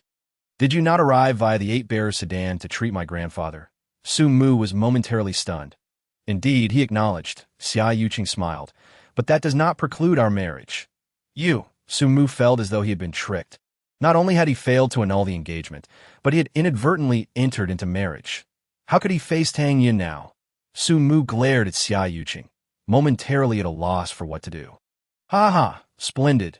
Yuqing, you have done exceptionally well. You have not disappointed your grandfather, praised Xia Xiaod, who, hearing this, stroked his beard with satisfaction and laughed heartily. Wen Yuan, Wu Hao, Yuqing, you may all leave now. I need to speak with Su Mu privately. Father, what about your health? Both Xia Wenyuan and Xia Wuhao expressed concern over their father's condition. Shouldn't we conduct another examination? Xia Wenyuan was still uneasy, but Hu Chun interjected, no further examination is necessary. With Su Shenyi's intervention, I can assure you that he will achieve a complete recovery. Trust that old Master Xia will face no issues. Reassured by Hu Chun's words, the others quietly exited the room, leaving only Xia Xiaod and Su Mu. Su Mu remained seated on the floor, his heart burning with anger, eager to reprimand the Xia family. However, due to the depletion of his spiritual energy and the toll it had taken on his mind, he found himself powerless to act. Xia Xiaod rolled out of bed, assisting Su Mu to his feet, his face flushed with embarrassment as he said, Su Mu, it was my idea to have Yuqing marry you. It has nothing to do with her, as a granddaughter of the Xia family. She must prioritize the family's interests and dare not defy my orders. If you wish to place blame, direct it at me. What use is it to blame her? Su Mu retorted with annoyance. Is it possible to call off the engagement? Is it because Yuqing is not beautiful enough to catch your eye? Not at all. Su Mu shook his head. Xia Yuqing is exceptionally beautiful, a true gem. I find myself quite envious. Then why do you still wish to break the engagement? A flicker of surprise crossed Xia Xiaod's face. Though confusion prevailed, you must understand, this marriage was arranged by my esteemed master. While modern society may not adhere strictly to the dictates of parental consent and matchmaking, we old-timers retain some vestiges of traditional beliefs. If you were to annul the engagement, would your master consent? Sighing, Su Mu replied, mentioning that makes me lament. I have someone I truly love, and my descent from the mountain was to marry her. However, according to my master's perspective, he expects me to accept all these fiancés without question. Yet, you must realize that the law does not permit such arrangements, and managing 3 women is bound to be a daily ordeal. How can I focus on anything else? Xia Xiao looked at him in disbelief. Su Mu, how can you be so foolish? The law may not allow it, but as long as you don't obtain that little booklet, isn't it merely a formality? As for those women causing a ruckus, that is of no concern. Consider your master. He has at least 3 women by his side, right? Causing a ruckus? Indeed. Su Mu replied candidly. It's chaos every day, and my master's face is perpetually a mess from the turmoil. The worst part is that I end up as the punching bag, taking the brunt of it. Is that so? Xia Xiaod was taken aback, struggling to believe it. Su Mu, you must be mistaken. When I saw your master, the 3 lovely ladies accompanying him were all respectful and affectionate toward him. They would never resort to physical altercations. Su Mu was equally bewildered. How could this be? Why do they always fight in my presence? Ha ha! Xia Xiao chuckled, stroking his beard. Those involved are often oblivious. Su Mu. Their antics in your presence stem from their consideration of you as one of their own. Before us ordinary folk, they are all decorum and affection. Furthermore, fighting is a sign of love. What couple doesn't have their squabbles? As long as their hearts are intertwined, they are indeed a perfect match. Su Mu pondered deeply. Having spent his entire life on the mountain, his only connection to the outside world was through his 4th master's computer. Yet his master only taught him how to write code. Even when online, it was merely to research information, leaving him with scant knowledge of worldly affairs. Hence, he was unaware of modern devices and had made the foolish mistake of treating game tokens as currency. At that moment, he felt like a blank slate, eagerly absorbing knowledge. Xia Xiaod's words were akin to enlightenment, revealing a new perspective. Could it be that I don't need to break the engagement after all? 10 fiancé, yes. All accepted? Yet Sumu soon shook his head, thinking to himself that it was absolutely unfeasible. Even if I agree, would Tang Yun accept it, if she is displeased and causes a scene? What then? A headache began to form. Noticing Sumu's lingering hesitation, Xia Xiao continued, Sumu, are you contemplating what to do about the person you love? Sumu's eyes lit up, and he nodded. Huh. Xia Xiao laughed again. The one who truly loves you will embrace all facets of your life, just like your master.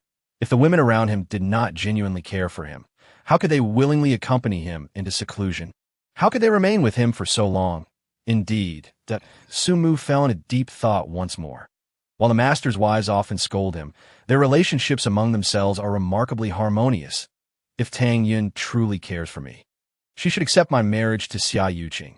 Moreover, this marriage was not of my own volition, that if she cannot even accept that, it only proves her lack of love for me. All those vows made on the mountain were probably just to placate me. In that light, I need not rush to annul the engagement. Perhaps marrying now would even serve as a test for Tang Yun. With his mind now clear, Sumu felt a wave of relief wash over him. A smile gracing his face, he bowed to Xia Xiao, saying, Grandfather, age brings wisdom. Your insights have truly lightened my burden. Indeed, it was worth my efforts to heal you. Reminded of his health, Xia Xiao became anxious. Xiaomu, am I truly cured? Yes, Sumu nodded. You could be discharged. Huh, that is wonderful, truly wonderful. Xia Xiao's heart, once burdened, now soared with joy, his smile broadening. Not only was he healed, but he also gained a formidable son-in-law. With such a powerful individual aligned with the Xia family, their ascent was now inevitable. Xia Xiao patted Su Mu's shoulder, feeling a deep sense of satisfaction. As they opened the door, the Xia family members rushed in. Upon seeing her grandfather unharmed, Xia Yuqing sighed in relief before bowing to Sumu. Dr. Su, I sincerely apologize. You have healed my grandfather, yet I have repaid your kindness with ingratitude by marrying you. Before Xia Yuqing could finish, Sumu interrupted. Yuqing, from this moment forward, we are family, and there is no need for apologies. Xia Yuqing stood frozen, murmuring, what does being family mean? Xia Xiao chuckled and explained, Yuqing, Xiao Mu has decided not to break the engagement. Henceforth, you are to be his wife, be sure to fulfill your duties as a wife, nurturing and supporting him. Xia Yuqing exclaimed in shock. Tonight is the wedding night. Upon hearing this, Xia Yuqing felt as if struck by lightning, standing there in stunned silence. Wedding night. Does this mean I have sold myself? The reality of her status as a student weighed heavily on her. How could she marry so soon? This was disastrous. It was not that Su Mu could not escape his predicament, but rather that she was now ensnared in Su Mu's quagmire. Seeing her in such shock brought Su Mu a sense of satisfaction. How does it feel to scheme against me? Now it's your turn to face the consequences.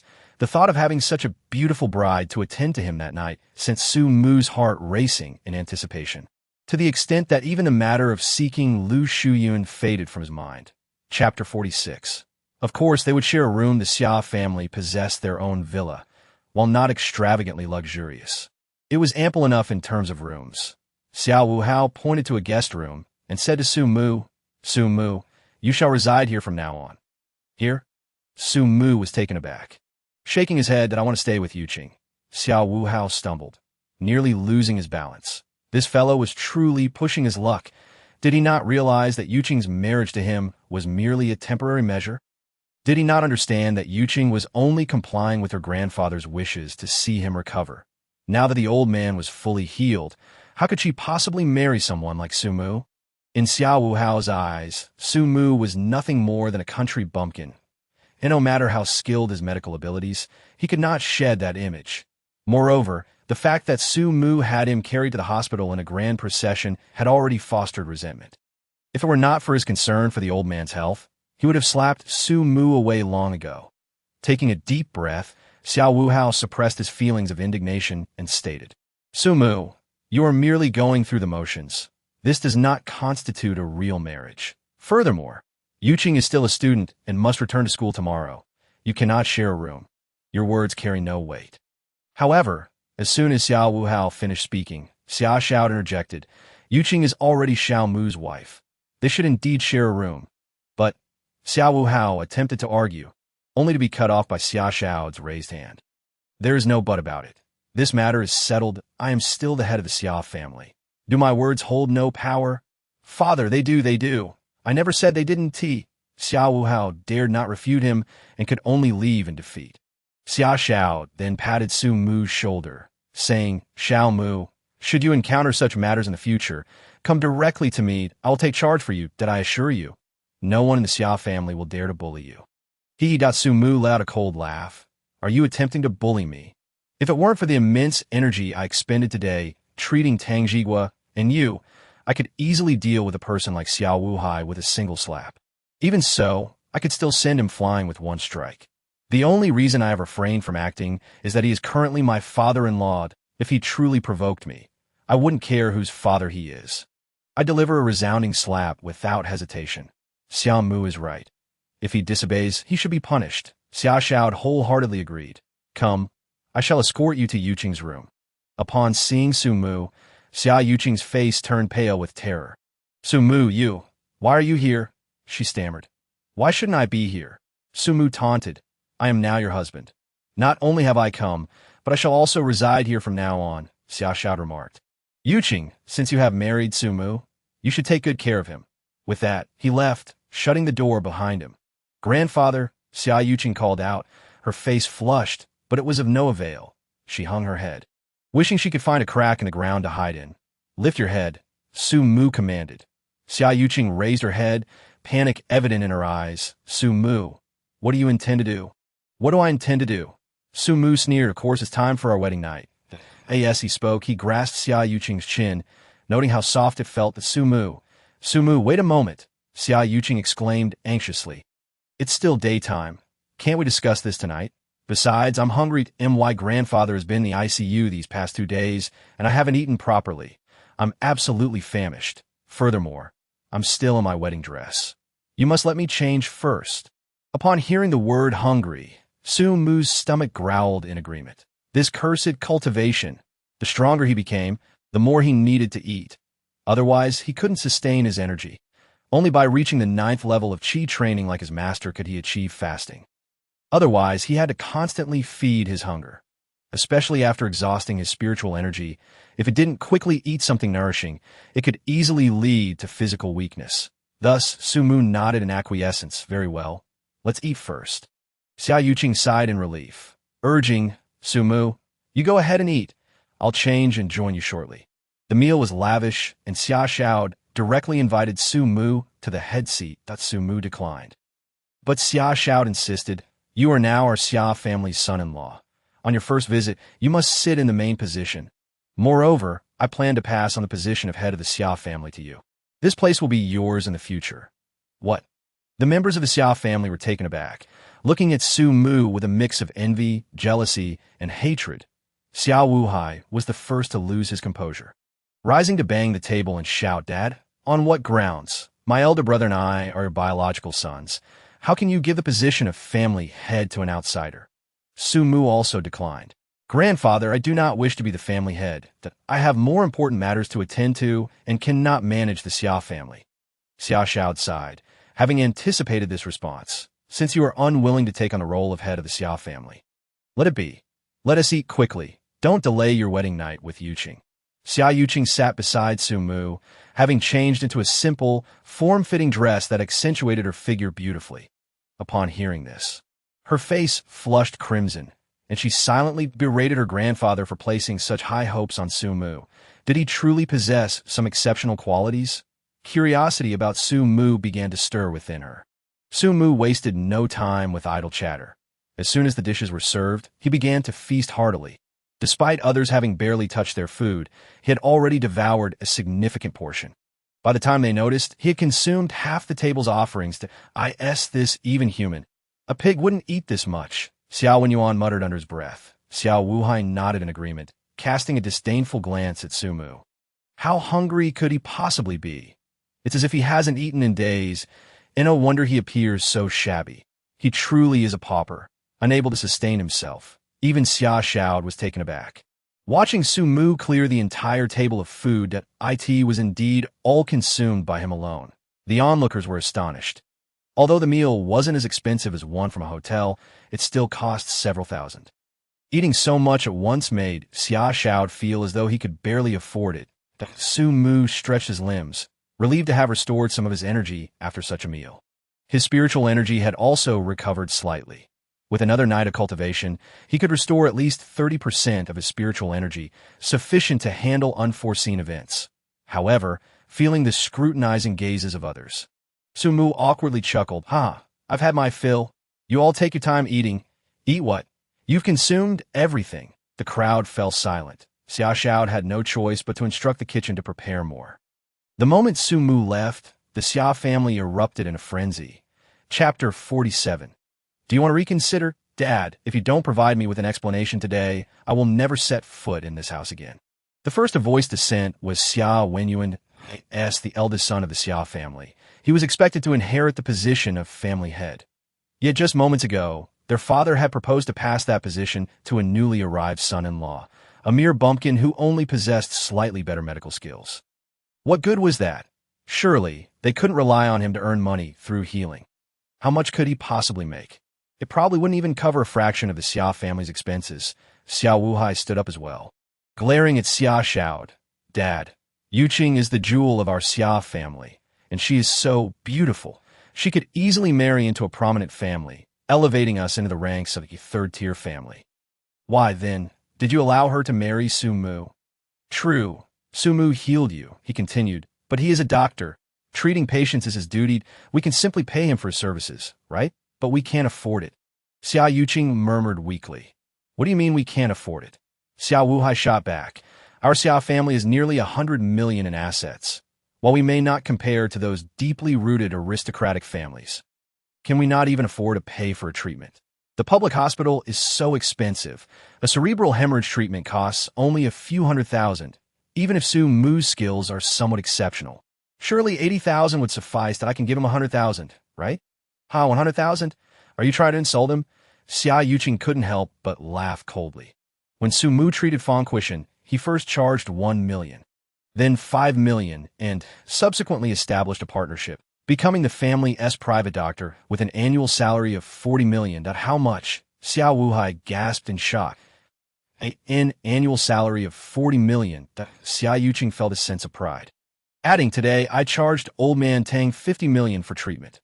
Wow. Xia Wuhai inhaled sharply, at a loss for words. But that wasn't all. Xia Yuqing continued. Furthermore, Su Mu has agreed to treat Tang Bin's legs for 80 million. Thud. Xia Wuhai collapsed back into his chair. Dazed, the other members of the Xia family were equally astonished, their perceptions of Su Mu drastically shifting. Initially, they had viewed him as a down-and-out bumpkin who could eat them out of house and home. But now it seemed he earned more in a few days than the Xia family's total assets. The disparity was painfully clear. Their previous disdain was now replaced with shame. Could they still obstruct Su Mu and Yuqing's marriage? Xia Xiao stroked his beard and smiled. Xia Wenyuan, how can you refute this? One man is worth the combined efforts of several generations of the Xia family. It isn't that Su Mu is unworthy of Xia Yuqing. Rather, she is elevating herself. If you were to learn of Yuqing's marriage to Su Mu, it would undoubtedly harm the Xia family. Many of their business dealings were intertwined with the Zhou family. And if they retaliated, how could the Xia family maintain their standing? Xia Xiao laughed heartily. Wuhai, is the Zhou family more formidable than the Fang family? Is the Zhou family more powerful than the Tang family? Once Su Mu becomes our Xia family's son-in-law, the Fang and Tang families will be our connections. Just consider this. With the Tang family as protection, who in Jiang City would dare to challenge the Xia family? Xia Xiao's grandiose words inspired the surrounding Xia family members. Indeed, the Fang and Tang families were Su Mu's allies, since he was now the Xia family's son-in-law, even if he charged for his services. The Fang and Tang families would surely assist him. With Su Mu's medical prowess, would he struggle to connect with noble families?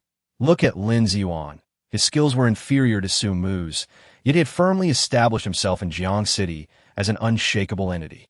One by one, the faces of the Xia family members radiated hope, silently praising the old man's keen insight. Only Xia Yuqing felt a discontent brewing within her. She had only met Su Mu a few times. And they were already married? The key point was that the entire Xia family unanimously approved. She was deprived even of the opportunity to retort.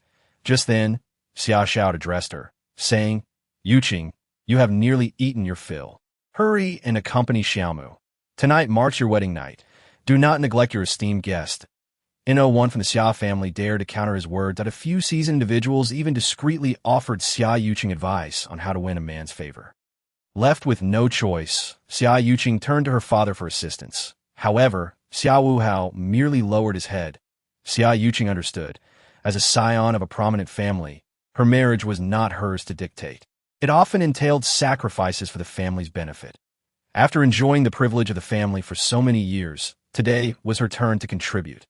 Though Xia Yuqing felt a pang of resentment, she found herself powerless. She bit her lip, stood up, and walked away. Since she could not resist, she would acquiesce to fate. At least Su Mu was relatively handsome. Moreover, with such profound medical skills, following him would not be a loss. Upon entering, she discovered Su Mu sitting cross-legged on the bed, eyes closed in meditation. Sensing her presence, he opened his eyes and eagerly beckoned, Come quickly. Let's not delay our wedding night. Xia Yuqing's cheeks flushed, and she shot Su Mu a sharp glare. Was he really so impatient? Did he consider her merely a tool for venting his frustrations? Yet, Xia Yuqing dared not voice her thoughts. This was a matter of great expectation for the Xia family. What could a mere woman do? She could only endure in silence. Wait, she gritted her teeth, saying, I was drunk yesterday and did not bathe. I must clean myself if I cannot resist. I at least deserve some semblance of ceremony. I must be presentable, for this is my first time. Su Mu had no objections. After all, Xia Yuqing was to be his prey tonight, and there was no escape from his grasp. Half an hour later, Xia Yuqing emerged from the bathroom, donning a pink nightgown, her hair damp and her features exquisite. Like a lotus emerging from the water, she rendered Su Mu momentarily speechless. How beautiful she was! Marrying such a wife seemed quite advantageous, as long as Tang Yin was agreeable. Just as Xia Xiao had stated, if she truly cared for him, would she be concerned about how many women surrounded him? Regarding the chaos on the mountain, Su Mu had gleaned an answer from Xia Xiao. Happiness, regardless of whether they were masters or mistresses, despite their raucous antics, a smile of contentment never left their faces. Su Mu took a deep breath. He could hardly contain himself. Rising, he grasped Xia Yuqing's arm and effortlessly flung her onto the bed. Bang! Su Mu followed suit, pressing down upon her, soft, fragrant. Their lips met, and Xia Yuqing instantly felt a jolt, her body trembling. Realizing what was happening, her expression changed drastically, and she forcefully pushed Su Mu away. Are you having second thoughts? Su Mu asked coldly. Chapter 48. Wu Mengfei's distress. My period has arrived. Xia Yuqing said with a composed face that I cannot accompany you tonight. Your period can't possibly stop us. Su Mu retorted icily. Where is she? I will make her regret it. Xia Yuqing's face darkened. She patiently explained, It means I have my menstruation. I could see this moment. We cannot engage in such activities. Su Mu merely glanced at her and immediately confirmed the truth of her words. Indeed, she had started her cycle. His brow furrowed. Knowing she was due, why hadn't she mentioned it sooner? You made me all excited for nothing. I had no idea, Xia Yuqing replied, feeling wronged. My cycle has always been regular by the calendar. I should have at least another week. Who could have predicted it would come early? Drinking, sorrow, anxiety, nervousness, excitement. These emotions all mixed together. It's no wonder it arrived early, Su Mu replied earnestly. Puffed, Xia Yuqing burst into laughter at his serious demeanor. You're not angry? Angry? Why would I be? Su Mu countered. Because we can't proceed with our wedding night, Xia Yuqing said, batting her eyelashes shyly. I saw you pounce on me like a famished wolf just moments ago. Now you seem to have lost your fervor, and I'm concerned at Su Mu. How about I take you to the red light district? The red light district. Su Mu was momentarily taken aback. What is that? Xia Yuqing looked at him as if he were a monster. How could he not know what a red light district was? Was he even a man? But then, she found herself somewhat pleased. If that were the case, Su Mu was indeed as pure as they come. She felt fortunate to have stumbled upon such a treasure. After mulling it over, she decided against tarnishing such a pure man. Smiling, she shook her head and said, "It's nothing, but I'll go to the restroom first." With that, Xia Yuqing blushed and fled. Watching her retreating form, Su Mu couldn't help but smile. This girl was actually shy. Unable to proceed with the wedding night, Su Mu intended to continue his meditation to restore his strength. However, just as he sat down, his phone rang. It was Wu Mengfei calling. Upon answering, he heard her urgent voice. "Where are you?" "Hurry to Yifei group. Yi is in trouble." Bang! A startled cry escaped Wu Mengfei's lips, followed by a man's cold laughter. "How dare you call for help? Who do you think you can summon with the Wu family's influence?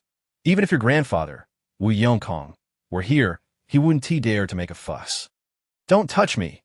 Don't touch me!" Wu Mengfei screamed. A crash indicated her phone had fallen, and then silence ensued. Xie Jingya was in trouble. Su Mu could not afford to hesitate, that he rose and left. Neglecting to inform Xia Yuqing, the distance to Yifei group was not far. Su Mu moved swiftly, disappearing into the night like a specter. Within 5 minutes, he arrived at the entrance of Yifei group. There, 2 rows of black-clad bodyguards stood watch. Ignoring them, Su Mu strode forward. "Hey, what do you think you're doing?" One bodyguard stepped forward, blocking his path, and said coldly, "This area is under lockdown. Unless you have business here, you'd best leave." Bang! Before he finished speaking, Su Mu had already made his move that a kick to the man's chest sent him flying. "How dare you lay a hand on a member of the Li family?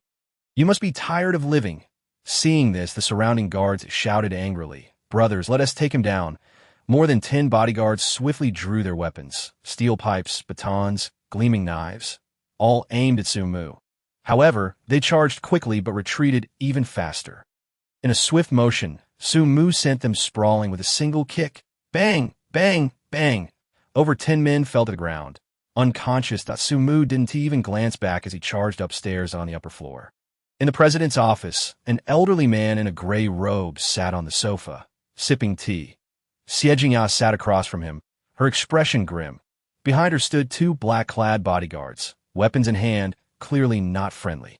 Next to her, Wu Mengfei lay on the ground, blood trickling from her mouth, her face marked with 5 red, swollen fingerprints. Her hair was disheveled, and her beautiful attire was soiled, covered in shoe prints, her eyes filled with resentment fixed on the bodyguard before her. "What are you staring at?" The bodyguard scoffed. "If it weren't for your second uncle's intervention, I would have stripped you bare by now. Abayo, if you don't teach them a harsh lesson, they won't listen." The bodyguard named Abayo frowned. "Look at them now. They're behaving themselves," he said. "Xie Jingya, the 5-minute deadline has passed. If you still don't reveal Su Mu's whereabouts, I will take care of Wu Mengfei first." "You dare," Xie Jingya retorted coldly. "Huh." Abayo laughed heartily. "Dare? You still haven't grasped the situation, offending young Masterly. Do you think the Xie family will come to your aid? Of course, in the face of the Li family. Would the Xie family dare to intervene? Today, I will deal with Wu Mengfei right in front of you, and we shall see whether Wu Mengfei is more important to you or Su Mu." Xie Jingya could only seek help from Li Guanghui. "Uncle Li, will you just stand by and watch your subordinates run amok? Are you not afraid of the police coming after you and bringing trouble to the Li family?" "Xie Zong, I would like to intervene." Li Guanghui spread his hands innocently. "But our task is to find Su Mu. If we can't locate him, young Masterly will have our skins. If you continue to withhold information, they will turn on you, including me." "But I really don't know," Xie Jingya protested, feeling aggrieved. "I merely encountered Su Mu on the road and gave him a ride to Jiangsheng. I have no connection with him and do not know where he is." If there is no connection, why does he call you Annie?" Li Guanghui clearly did not believe her. "That's just a local custom. Younger men call older women Annie," Xie Jingya argued. "Xie Jingya, my patience is wearing thin." Li Guanghui's expression darkened, and he coldly stated, "I shall grant you one final opportunity. If you remain silent, I cannot guarantee what my subordinates might do." Xie Jingya was about to speak when Wu Mengfei urgently interjected. "Sister Ya, why sacrifice both of us for someone unrelated? Just tell them where Su Mu is. How difficult can it be? Do you truly wish to watch the Yifei group you founded crumble to dust?" Xie Jingya bit her lip, feeling a sense of unwillingness. yet helplessness. Having been saved by Sumu twice, how could she betray him? Shaking her head, she closed her eyes, resigning herself to her fate, even if suffering awaited her. She refused to disclose Sumu's whereabouts. With a crash, Li Guanghui slammed his teacup onto the floor, roaring in anger. Since you choose to reject my offer of goodwill, I shall no longer hold back. A Biao, take action. A Biao seized Wu Mengfei by the hair, ready to strike. Wu Mengfei's face turned pale with fear as she cried out repeatedly for help. Sumu, hurry, save me. Just then, a sigh echoed from outside the door, followed by its sudden opening. Sumu strode in with purpose. Moving swiftly to Wu Mengfei's side in the blink of an eye, he grasped a Biao's neck and effortlessly hurled the nearly 200-pound man outside. With a thud, a Biao crashed to the ground, spitting out a mouthful of blood, his head tilting as he fell unconscious. Upon seeing Sumu, Wu Mengfei immediately threw herself into his arms, tears streaming down her face as she pounded her fists against his chest in reproach, exclaiming, "You fool! Why did you take so long to arrive?" Chapter 49. I will eliminate future threats. Who are you? Li Guanghui was taken aback by the unfolding situation. After all, a Biao was his most formidable subordinate. Yet this individual had tossed him aside, as if he were a mere child, leaving him bloodied and unconscious. This display of strength compelled Li Guanghui to take notice that I arranged for many people downstairs. How did you manage to enter? Unfortunately, Sumu paid him no heed, gently patting Wu Mengfei's back to soothe her. Everything is fine now. I am here, and I will take charge, gently pushing Wu Mengfei aside. He continued, why did you not call for me when trouble arose? This mess was caused by me. Why should you bear the burden alone? Can you even handle it? Xie Jingya opened her mouth, but no words emerged, tears welling in her eyes that Sumu had truly come for her, risking his life in the process. She felt deeply touched, yet a thought struck her, prompting her to urge Sumu. You must leave quickly. Li Guanghui, the steward of the Li family, is the vice president of the Martial Arts Association and possesses immense strength. You cannot match him. I will hold him off. You escape. Escape? To where? Li Guanghui rose, fixing his gaze on Sumu. You must be Su Why young master wishes to see you. Come with me. He is not Sumu. Xie Jingya stood, placing herself protectively behind him. Before she could finish her sentence, Sumu interrupted. Auntie, rest assured, I will be fine. He then turned to Li Guanghui. Is it Li Kun who wishes to see me? Li Guanghui nodded. My young master said that if you refuse to go, he will have my men break your limbs and carry you there to ask the vice president of the Martial Arts Association. Li Guanghui, though not the strongest in Jiang City, held a sense of pride and dismissed Sumu as inconsequential. However, before he could finish speaking, Sumu stepped forward and delivered a resounding slap to his face. The sound echoed like thunder as Li Guanghui was sent reeling, crashing onto a Biao. A Biao, just regaining consciousness, was struck again, causing him to vomit blood and lose consciousness once more. Had he been struck? Li Guanghui's head buzzed, his face flushed with embarrassment and rage. That it was one thing to be attacked by a young man in his 20s. It was another to have his dignity trampled upon. The news would be a source of shame for him. Wu Mengfei gazed at Sumu with wide-eyed admiration, her heart racing. He was so manly. He had even taken down Li Guanghui. Was this not the Prince Charming she had always dreamed of, swooping in to save her in her moment of peril?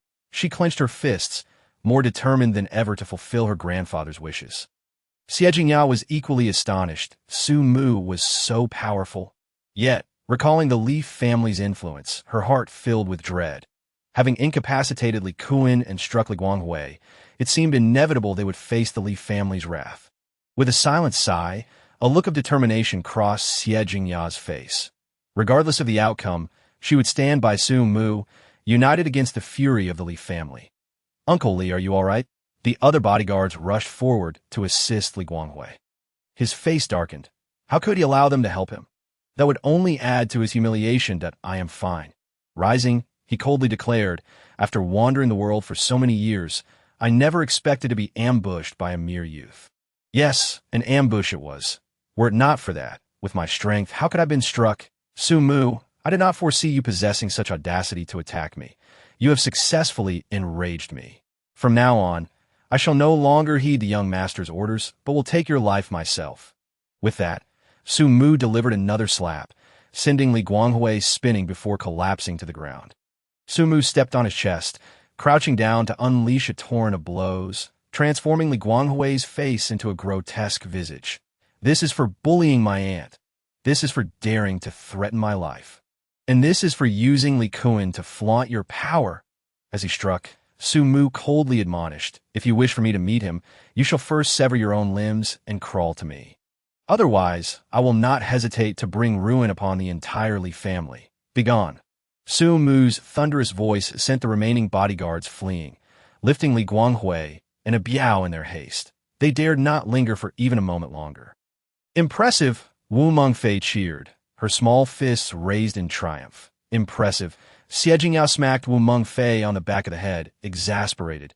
"You have attacked the Li family. How can they possibly let this go? Su Mu, you must flee at once, but if you linger any longer, you will truly be trapped." The Li family had deep ties with the Martial Arts Association, and with Li Guanghui as the vice president. They would undoubtedly seek revenge that Dio not remain here. Pushing Su Mu away, she insisted he leave. "Well, the Martial Arts Association, if they dare to bully my aunt, I am more than willing to uproot them entirely," Su Mu proclaimed defiantly. Xie Jingyao felt a surge of emotion, but she remained resolute, insisting Su Mu depart. She even instructed Wu Mengfei, "Fei, you personally escort Su Mu away." Wu Mengfei hesitated, but, upon seeing Xie Jingyao's urgency, dared not protest further. She could only lead Su Mu away. This unexpected compliance surprised Wu Mengfei. Had he truly backed down? Yet, thinking of the Li family's influence, she understood. Just as Sister Yi had said, remaining would be tantamount to courting death. Upon reaching the parking lot, Su Mu asked, "Wu Mengfei, do you know the locations of the Li family and the Martial Arts Association?" "Huh." Wu Mengfei was taken aback. "Su Shini, why do you ask this?" "Humph." Su Mu snorted. "To eliminate future threats, of course. Did you not see how terrified my aunt was? If we do not eradicate the Li family and the Martial Arts Association as threats, she may never sleep peacefully again." "Oh, you truly care for Sister Yi?" Wu Mengfei inquired, a hint of jealousy in her tone. "What do you mean?" Su Mu replied, puzzled. "She is my aunt. Is it not natural for me to care for her? Moreover, she has treated me the best since I descended the mountain. She is my only family in Jiang City. If I do not care for her, should I care for others?" Hearing this, Wu Mengfei felt a pang of regret. Was this what gratitude looked like?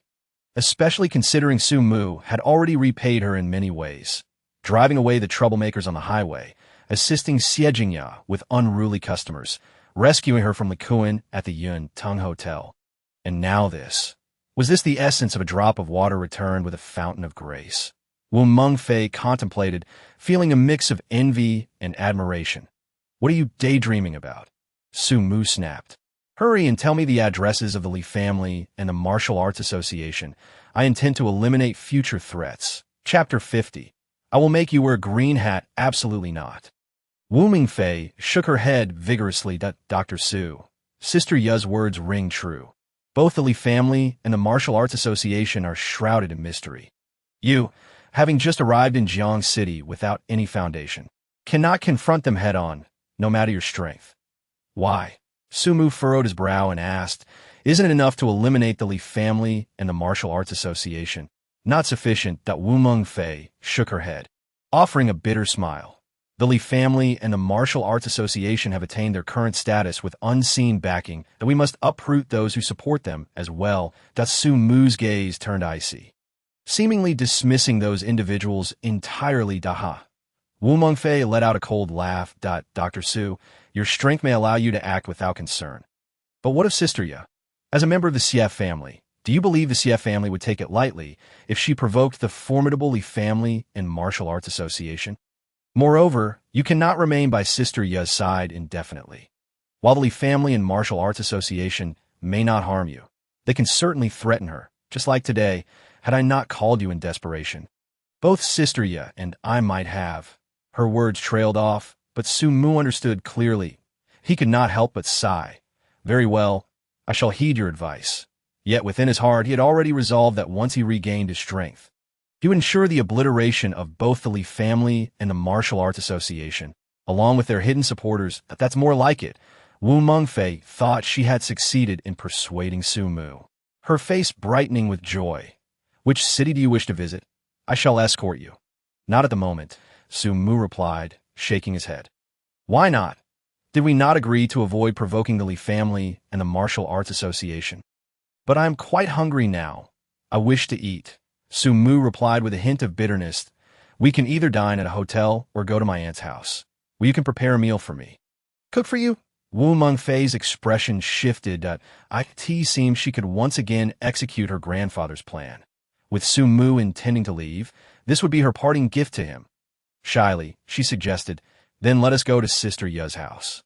It will also allow you to sample my culinary skills. Wu Mengfei's cooking proved to be quite impressive. She prepared an entire feast, vibrant in color, aroma, and flavor. Su Mu was thoroughly satisfied, giving Wu Mengfei a thumbs up and exclaiming, Wu Mengfei, your culinary skills are remarkable, rivaling that of a five-star hotel chef. I wish you could cook for me every day. Ah! Wu Mengfei was taken aback. What did this mean? Had she truly captured Su Mu's heart? As the saying goes, to win a man's affection, one must first win his stomach. Wu Mengfei could not help but feel a surge of anticipation. Yet, the thought of Su Mu leaving made her feel a pang of disappointment. Ultimately, she gritted her teeth and resolved. So what if he leaves? With Dr. Su's abilities, he could thrive in any city. To Dr. Su, you should rest for a moment. I will go take a shower. Having come to this conclusion, Wu Mengfei shyly withdrew, taking a set of sleepwear and retreating into the bathroom. The sound of running water filled the air. However, Su Mu remained focused, his mind consumed with thoughts of regaining his strength. He sat cross-legged, diligently practicing his cultivation, determined to restore his power swiftly so he could eliminate the Li family and the Martial Arts Association. As his techniques flowed, Su Mu's breathing slowed significantly. He would take a breath and wait a full 10 minutes before exhaling, only to repeat the cycle. Should anyone have been monitoring his breath, they might easily have mistaken him for one who had ceased to breathe. Suddenly, the ringtone of his phone interrupted his meditation. He glanced at the screen. It was Xia Yuqing. Being his wife, Su Mu did not delay, summoning the phone to his hand with a flick of his wrist, a feat achievable at the third level of qi cultivation. Once connected, he heard Xia Yuqing's gentle voice. Su Mu, where have you been? Ah. Xia Yuqing was seething with rage internally. This scoundrel, having just married her today, was supposed to be celebrating their nuptials, yet he had gone to his aunt's house instead. Although her monthly cycle prevented her from breaking through that final barrier, they could at least engage in other intimate activities, couldn't they? Yet he had chosen to seek out his aunt instead. However, Xia Yuqing was acutely aware that without solid evidence, she could not wrongfully accuse Su Mu. She couldn't even face her own family. Taking a deep breath, Xia Yuqing composed herself, forcing a smile as she said, All right then, you should rest well. I'll go to sleep now. Good night. Su Mu, could you please hand me a towel? Just as she was about to end the call, a woman's voice echoed from the other end, clear and melodious. Xia Yuqing instantly recognized it was not her aunt. Before she could voice her suspicions, all she heard was the busy signal as Su Mu hung up. Scoundrel! You just married me today, and you're already looking to betray me. Su Mu, you are no man. I will make you wear a green hat. Xia Yuqing was infuriated, throwing her phone in frustration. Huawei. No worries. I can pick it up and it will still work. Unbeknownst to Su Mu. After ending the call, he turned to Wu Mengfei and said, I'm busy. You can help yourself. How do I go out? Wu Mengfei shyly inquired. Surely, she couldn't just face him openly, could she? After asking, she cast an expectant glance at the bathroom door, ready to burst out if he agreed. Her hand rested on the doorknob, ready to twist it open. All right, I shall step out now. Wu Mengfei, feeling shy, did not pay attention to Su Mu's words and swung the door open, only to find the living room empty. Where is everyone? Su Mu had gone to sleep, refusing to look at her. Was he dismissing her? After all, she considered herself quite the beauty. Was he truly so indifferent? Yet, Su Mu remained a prince charming in Wu Mengfei's eyes, so she sought to justify his actions that he must be exhausted after the fight and staying up late. It's only natural he would be tired. Let him rest more so he can be ready for tomorrow's journey. However, she couldn't shake the feeling of disappointment that she hadn't had the chance to send him off properly. Meanwhile, in the central hospital, Li Kuan received a call from Li Guanghui. "What did you say?" Upon hearing Li Guanghui's account, Li Kuan leaped to his feet, the force still attached to him. The doctors had advised him that they couldn't treat his injuries properly, suggesting instead that he use a rope to suspend the damaged area to allow the shattered veins to heal naturally. The sudden movement nearly dislodged the four, causing him immense pain that brought tears to his eyes. "Ah!" Li Kuan cried out in agony. "Young Master Kuan, what's wrong?" Li Guanghui asked with concern. "Rest assured, while I may not be a match for that Su Mu, the president of the Martial Arts Association will certainly be able to take him down. Go and take care of it immediately," Li Kuan commanded, breathing deeply to alleviate some of the pain. "Additionally, apply pressure on the Xie family that if they do not obediently deliver Xie Jingya to my bed, I will ensure the entire Xie family is expelled from Jiang City." Chapter 51. Let us go to the Li family. Su Mu exhaled a long breath after a night of cultivation. He had regained 80% of his strength. With renewed confidence, he planned to indulge in a few more sumptuous meals before visiting the Li family. "Wu Mengfei, is dinner ready?" "I am famished," Su Mu called out. Puzzled, Su Mu expanded his spiritual awareness. Sensing that he was the sole living presence in the villa, he hurried out of the bedroom only to find a note left in the living room. Escape? Am I the sort to flee?" Su Mu scoffed, channeling his spiritual energy to ignite the note, reducing it to ashes in an instant. After a quick tidy-up, Su Mu departed from the villa, his first destination being the Yuntung Hotel. Chu Yuntian had already informed his subordinates of Su Mu's situation, and everyone recognized him, and no one dared to obstruct him. They even respectfully called him Young Master Su. Su Mu strode directly into Chu Yuntian's office. Although there were guests present, he paid them no mind. Addressing Chu Yuntian directly, "Do you know where the Li family is located?" Dressed in a trench coat, with one leg crossed over the other and a cigar in hand, Chu Yuntian exuded an air of authority. Upon hearing Su Mu's question, he glanced over. "Always heard that Boss Chu runs a tight ship. Seeing it firsthand today, it's rather lackluster," Su Mu remarked with a smirk. Chu Yuntian's face flushed with embarrassment as he stammered, "Lu Chong," he said, "I'm asking you a question. Why are you explaining yourself to him?" Su Mu interjected, his brow furrowed. "Quickly tell me where the Li family is. I intend to annihilate them." Pointing at Su Mu, Lu Chong exclaimed in disbelief, "What did you just say? You want to destroy the Li family? Who do you think you are? Aren't you afraid the wind will twist your tongue?" Slap! Su Mu swiftly delivered a resounding slap, knocking Lu Chong to the ground, two of his front teeth flying out and blood trickling from his mouth. "Now can you keep quiet?"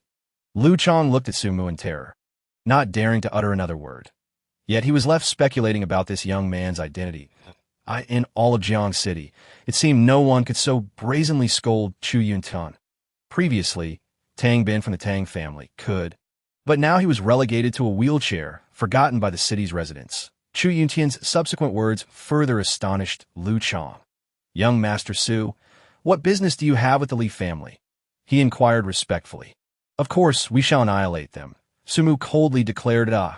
Even with Chu Yuntian's cultivation, he could not help but be taken aback. The Li family was merely a second-rate clan in Jiangsheng, with assets amounting to billions. How could he so brazenly proclaim their destruction? Such audacity must stem from immense confidence. Yet upon reflecting on Su Mu's astonishing prowess, Chu Yuntian felt reassured.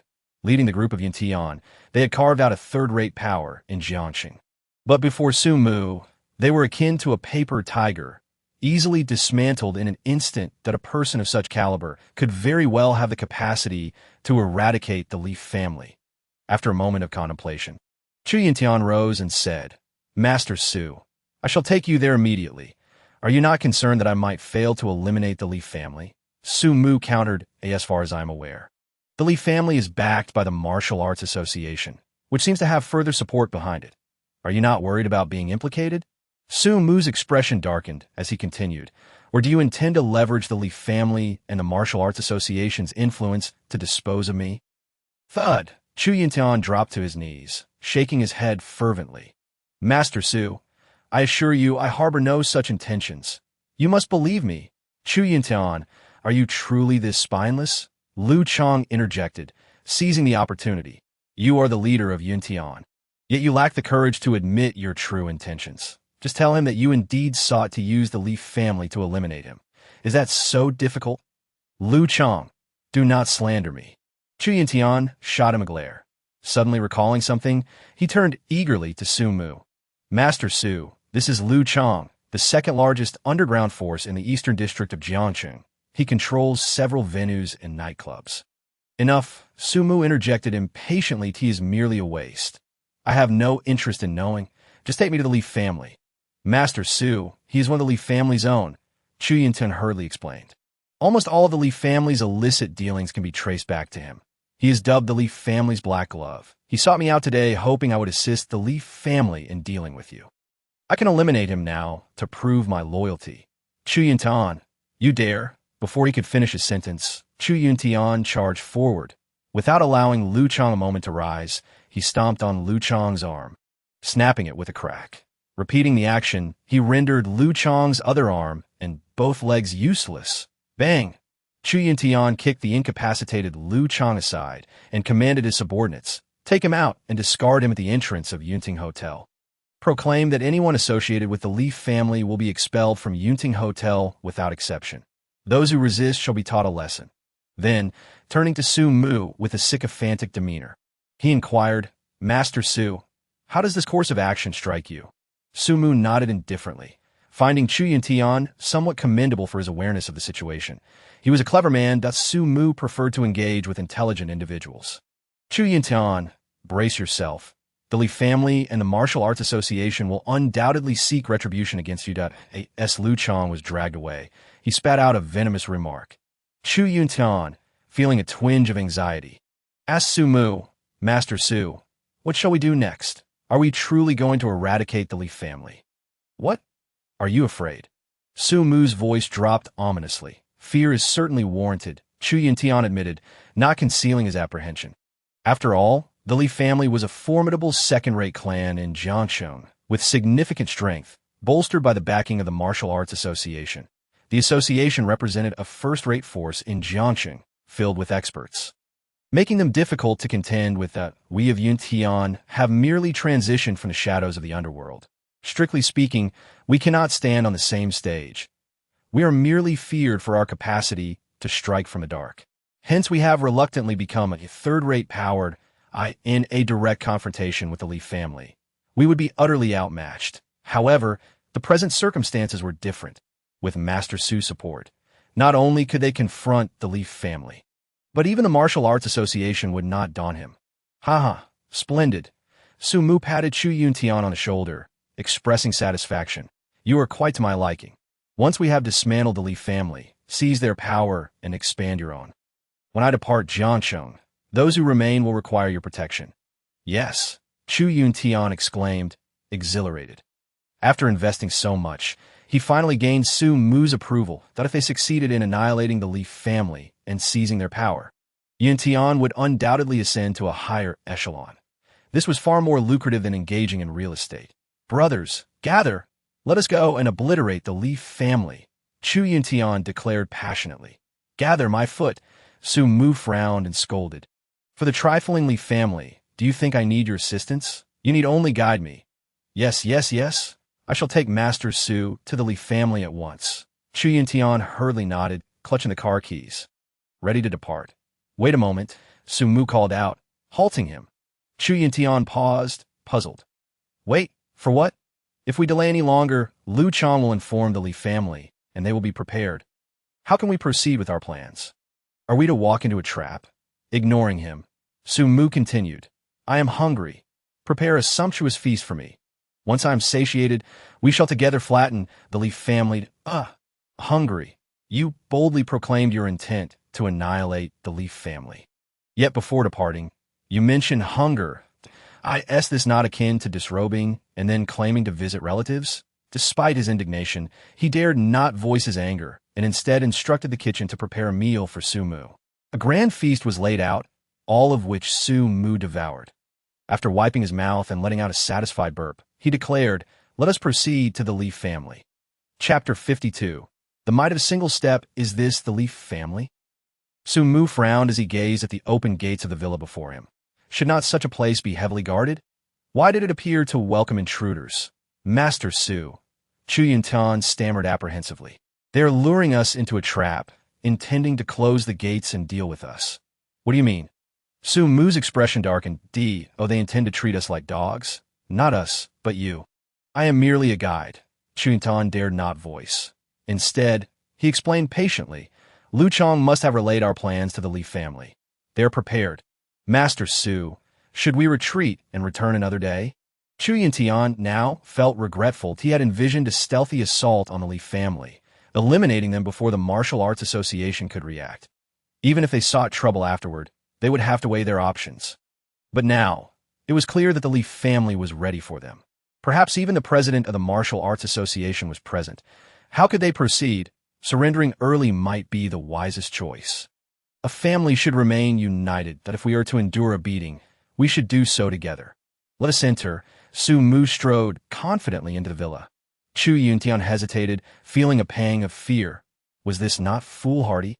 Following Su Mu into confrontation with the Li family was reckless. Should they fail, the Yuntian group he had painstakingly built could vanish from history. Chu Yuntian felt a sense of unwillingness ache that moment. A robust voice resonated from within. Chu Yuntian, since you have arrived, why not come in and sit? Why stand at the door? Do you think we, the Li family, will simply let you go, faced with the inevitable? Chu Yuntian could only sigh and shake his head. Following Su Mu's lead, he smiled amiably, saying, Li Lao, Master Su has instructed me to guide him today. He alone shall take action. Chu Yuntian, do you trust him so implicitly? Li Zhening, the head of the Li family, boomed. Today, within the Li family villa, there are 20 elite members from the Martial Arts Association and 60 elite guard from the Li family, along with external assistance from the Northern District's Golden Triangle. What? Chu Yuntian gasped. You invited people from the Northern District. Are you not disrupting the underground order of Jiangcheng? Disrupting order? Li Zhening scoffed. Chu Yuntian, as the leader of the Eastern District's underground forces, how could you utter such foolishness? Clearly, the Eastern District's underground forces are due for a major reshuffle. Chu Yuntian, if you are wise, vacate Jiangcheng, and my brothers will spare your life. A sharp-featured man stepped forward, adding, otherwise, should a conflict arise, our weapons may not be discerning. If you are harmed, you may find yourself resting here for eternity. What nonsense are you blathering? Su Mu interjected impatiently. Who is the head of the Li family? Step forward and meet your demise. Are you Su Mu? Li Zhening glared coldly at Su Mu. You are the one who has crippled my precious grandson. Thus, you are the head of the Li family? Su Mu countered with a question instead of answering. Li Zhening nodded slightly in a swift motion. Su Mu darted to his front and delivered a resounding slap. Slap. In an instant, Li Zhening was sent sprawling backward. Bang. He crashed into several individuals nearby. Get him. Attack. Li Zhening commanded angrily as he scrambled to his feet, demanding them to beat Su Mu to a pulp, declaring that he, Li Zhening, would take full responsibility for any ensuing issues. Whoever can break his arm will be rewarded with 500,000. To take his life, the reward is 5 million. Under the lure of such generous rewards, brave souls surged forth despite having witnessed Su Mu's formidable strength. Armed with makeshift weapons, they charged forward like ferocious tigers descending a mountain. However, these tigers quickly lost their spirit. With a single kick, Su Mu created a fleeting shadow, moving like the wind, sweeping through the first wave of attackers. Bang, bang, bang, they were sent flying like cannonballs, each one crashing into the second wave. And then onto the third point, 80 individuals were all brought to the ground by Su Mu with just one kick. The onlookers were left dumbfounded. Li Zhening rose again. The sight before him caused him to collapse in shock. Disbelief etched on his face. The Golden Triangle, in a panic, discarded their weapons and knelt in surrender. Even Chu Yuntian appeared utterly astonished. He knew Su Mu was strong, but he had not anticipated such overwhelming power. A flicker of relief crossed his mind, grateful that he had heeded Ma Shan's advice and refrained from confronting Su Mu. Otherwise, it would have been him lying on the ground now. Thud! Thud! Thud! Su Mu approached Li Zhening step by step. What are you doing? Li Zhening stammered in fear, scrambling backward and leaving a deep trench in the ground as he pushed off it. What do you want? Su Mu scoffed coldly. Of course, it's time to settle accounts. Your grandson bullied my aunt. I merely incapacitated his second brother as a warning. Yet, rather than reflecting, you continued to create trouble, even sending skilled fighters to disrupt my aunt's company. You deserve to die. Please don't kill me. Don't kill me. I realize my mistakes. Li Zhening pleaded desperately. Su Mu lifted his foot again, but caught a whiff of a foul odor. Li Zhening, terrified, had soiled himself. Pa! Su Mu spat, exasperated. I have heard that the head of the Li family is quite formidable. Yet it seems you are just a coward. I haven't even laid a hand on you, and you are already in such a state. If you wish to live, you must agree to a few conditions. Speak. Whatever it is, I, Li Zhening, assure you I will not refuse to. Li Zhening, disregarding his dignity, prioritized his survival. First, do not harass my aunt again, Su Mu stated coldly. If you dare to do so again, the Li family shall meet its demise, and no one will be able to save you. Second, you will allocate 2% of your family assets to Chu Yintian. He brought me to your Li family, and this is the benefit I promised him. If you offer less, prepare to be chopped up to feed the dogs. I'll do it. I promise. Li Zhening dared not utter a word of dissent. Moreover, these two demands would not severely harm the vast Li family. What? Chu Yintian paused, his mind racing. Su Yi even sought his input. It seemed he intended to spare the Li family. Otherwise, given Su Mu's previous fury, he would have likely killed Li Zhening on the spot. Chu Yintian seized the opportunity. Su Yi, one should show mercy when possible. Since Li Zhening has submitted and agreed to your conditions, let us spare them. As long as the Li family does not trouble you again, they may continue to exist in peace. After all, he had secured 2% of the Li family's shares, coupled with the existing assets of Yintian Group. Even if they could not ascend to a second-tier family, they could become a prominent force among third-tier powers, with Su Ye's backing, who would dare to bully them. Su Mu nodded. Li Zhening exhaled a heavy sigh of relief. His gaze toward Chu Yintian filled with gratitude. Su Mu then approached the individuals from the Martial Arts Association. Chapter 53. Eager for a fight. Are you planning to compensate me? Su Mu inquired. Huh. The others were momentarily stunned, then looked to Li Zhening. After all, it was Li Zhening who had summoned them for support. Now that they had failed, the compensation naturally fell upon him. Su Mu noticed this and indifferent. Declared, forget the compensation, 100,000 per person. You 20 individuals owe me 2 million, and this matter will be settled. Otherwise, I will not hesitate to flatten your martial arts association that I'll pay to. Li Zhening immediately agreed. A mere 2 million was insignificant to him. Saving the elite members of the Martial Arts Association also left a favorable impression on the president. Su Mu provided his card number, and Li Zhening quickly processed the transaction. The 2 million successfully transferred. Only then did Su Mu relent and turn to the Golden Triangle. Su Yi, we were wrong. We are willing to compensate. The trio hurriedly apologized. 100,000 each. We'll pay you 300,000 right now. Do you think I, a young master, am in need of your paltry sum? Su Mu chuckled coldly. Aren't you the underground forces of the North District? From now on, you will align yourselves under Chu Yintian and become his subordinates. Can you manage that? The three hesitated, but seeing Su Mu's expression darken, they quickly nodded. Yes, we can do that. Chu Yintian, do you have anything to add? No.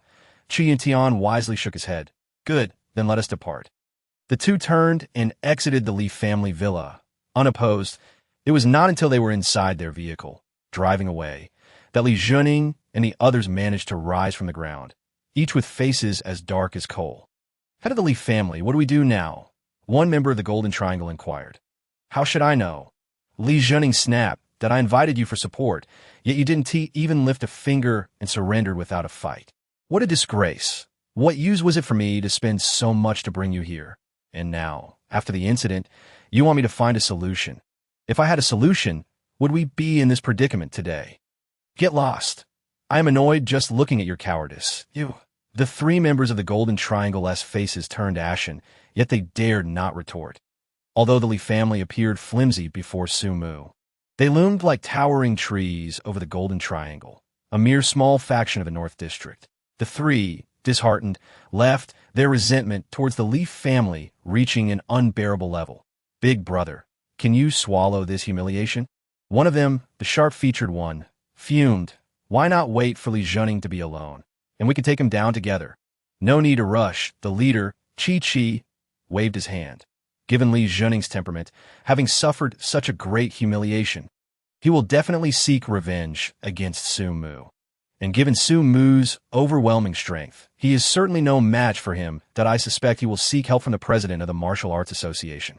If the president wins, we will have to swallow our pride. If Su Mu prevails, we will obediently follow Chu Yuntian and might even have the chance to eliminate Li Zhenning ourselves. Ha! The big brother is wise. The other two admired that if Li Zhenning were to hear Chi-Chi's words, he would certainly think of him as a worm in his gut. For just moments ago, he had informed the members of the Martial Arts Association that he intended to enlist the president's help to uphold justice for the Li family, ensuring that Su Mu would suffer. Unbeknownst to Su Mu, he sat in the car and dialed Summer Yuqing's number. Soon, he heard her soft voice on the other end. I'm in class. Slap? After uttering that, she abruptly hung up. I in class. Su Mu suddenly realized that Summer Yuqing was still a student. The school was quite secure, so there was no need for him to specially protect her. He refrained from calling again and turned to Chu Yuntian. Take me to the Central Hospital. Then you can take over the Li family's assets and the forces of the Golden Triangle in the North District at Suyi. There is something I'm unsure whether to say. Chu Yuntian hesitated. What is it? Su Mu inquired. You can speak freely, as you are now one of my subordinates. Don't hesitate and waste time. Suyi, I believe the Li family will not let this matter rest.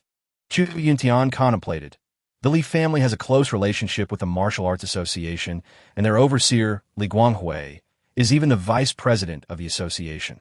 You have struck Li Zhenning, yet have not taken his life, which is insufficient to instill fear in the Li family.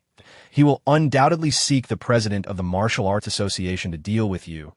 Is the president of the Martial Arts Association formidable? Su Mu inquired with a furrowed brow. Indeed, Chu Yuntian replied. 3 years prior at the martial arts competition in Zhongjiang province, President Zhai Wu narrowly lost to the president of the provincial capital's Martial Arts Association, securing second place. Now, 3 years have passed, and his strength has undoubtedly advanced further. He is likely now firmly established as the foremost martial artist in Zhongjiang province.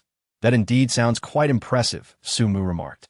Intrigued, rank among the top of the province is certainly indicative of a heavyweight presence. Where can I find him? Take me to him at once. I am eager to engage him in combat. Su Mu clenched his fists, brimming with anticipation. In cultivation, aside from arduous training to enhance one's strength, there exists another method. Constant practical combat. Exhausting one's spiritual energy, recovering, and then depleting it once more. This cycle can also lead to improvement. In the secular world where spiritual energy is scarce, Su Mu realizes that to elevate his abilities, he must seek out experts for competition. Regrettably, during his few days in Jiang City, he has yet to encounter a single formidable opponent. The Li family has been boasted about to such an extent, yet they turn out to be all bark and no bite. He yearns for a skilled adversary with whom he can engage in a thrilling duel. President Zhai Wu seems like an excellent choice. Chu Yuntian was taken aback. He had expected Su Mu to be more cautious, but to his surprise, Su Mu was brimming with excitement, practically itching for a fight with Zhai Wu. How strong must he be to possess such unwavering confidence? However, in this light, surrendering to Su Mu appears to be a wise decision. A true powerhouse is indeed a comfort to have by one's side. What are you dawdling for? Take me to him now, Chu Yuntian urged. Certainly, Su Mu replied, but it is not that I do not wish to eliminate Li Zhenning. Rather, I am somewhat apprehensive of the laws of our nation. Su Mu lamented, my master once sternly warned me to avoid antagonizing this country, lest I find myself on a path to ruin, and murder would violate the law. Very well, Chu Yuntian conceded, feeling helpless. It is common knowledge that murder is a crime. Are we truly going to have Su Mu kill Li Zhenning and then flee abroad? He certainly does not wish to miss out on such a substantial ally. Before long, the two arrived at the Central Hospital. Su Mu instructed Chu Yuntian to attend to his matters as he strode directly inside. He approached the nurse at the reception desk and inquired, "Excuse me, is there a doctor by the name of Lu Shuyun in your hospital?" He needed to expedite the annulment of his engagement. Lu Shuyun was the second target for his annulment. "Yes, She's in the first office to the right at the third-floor staircase. The nurse politely indicated that Su Mu followed her directions and arrived at the door of that office. Just as he approached, he heard an angry roar from within. Lu Shuyun, what manner of work is this? The patient's family is yet to arrive, and you have already signed the surgical consent form if the operation fails. How will you explain it to the patient's family?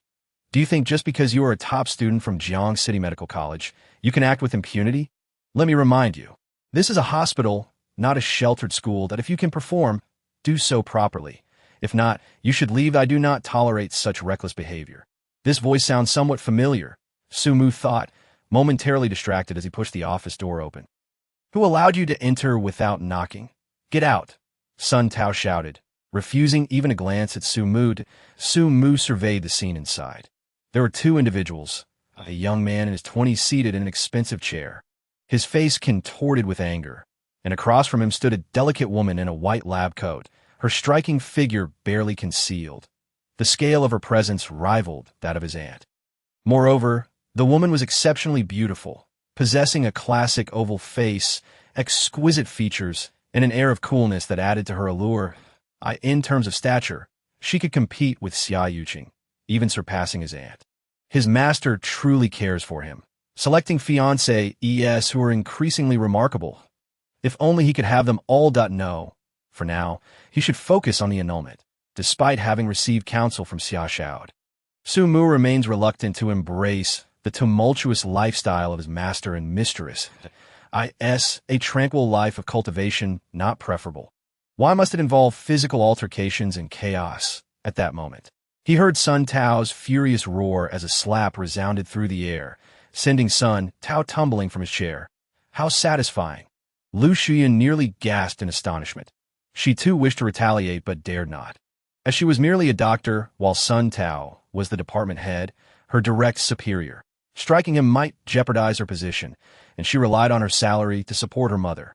Thus, she had endured quietly. Little did she expect that this brash intruder would do what she could not. Lu Shuyun gazed at Su Mu with admiration and gratitude. Itsu. Sun Tao lifted his head, recognizing Su Mu. Even stripped of his skin, he would still identify his rival. After all, this was the man who had stolen away his beloved. Moreover, on that fateful day when he reported Su Mu to the Wu family, claiming Su Mu had illicitly learned their family's secret medical techniques, he was soundly beaten by the Wu family's guards and thrown out. Coincidentally, a little girl had witnessed this, mistaking him for a beggar and offering him half a loaf of bread. Sun Tao had never experienced such humiliation in his life. All thanks to Su Mu, he vowed to exact revenge, and now, it seemed, Su Mu had delivered himself right into his grasp. Sun Tao's expression twisted into a snarl as he pointed at Su Mu, shouting, "Damn it, Su Mu, you choose to walk the path of hell when heaven presents you with a road.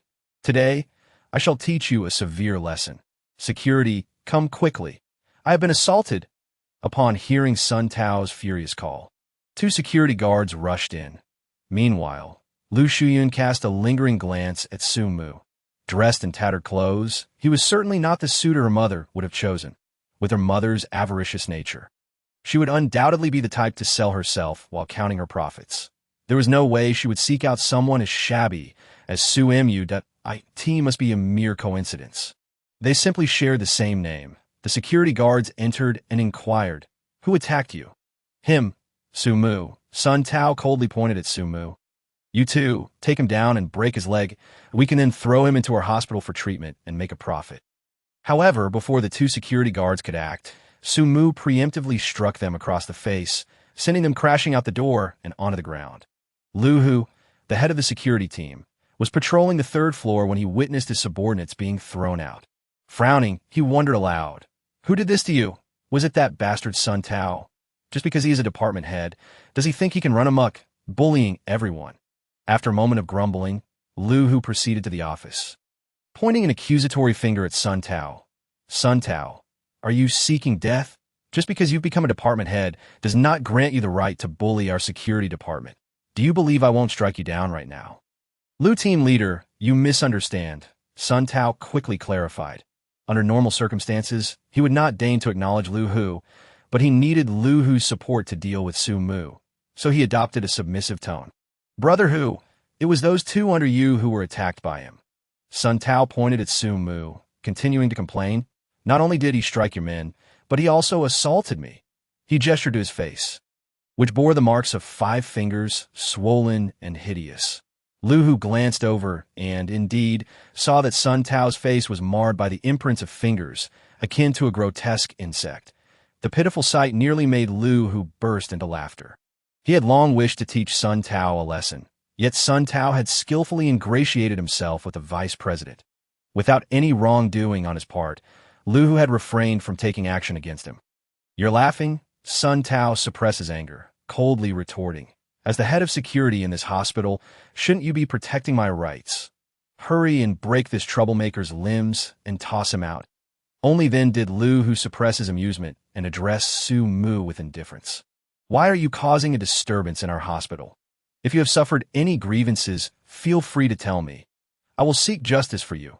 Lu Hu, what do you mean by that? Hearing this, Sun Tao's expression darkened. Did you not see that I was attacked?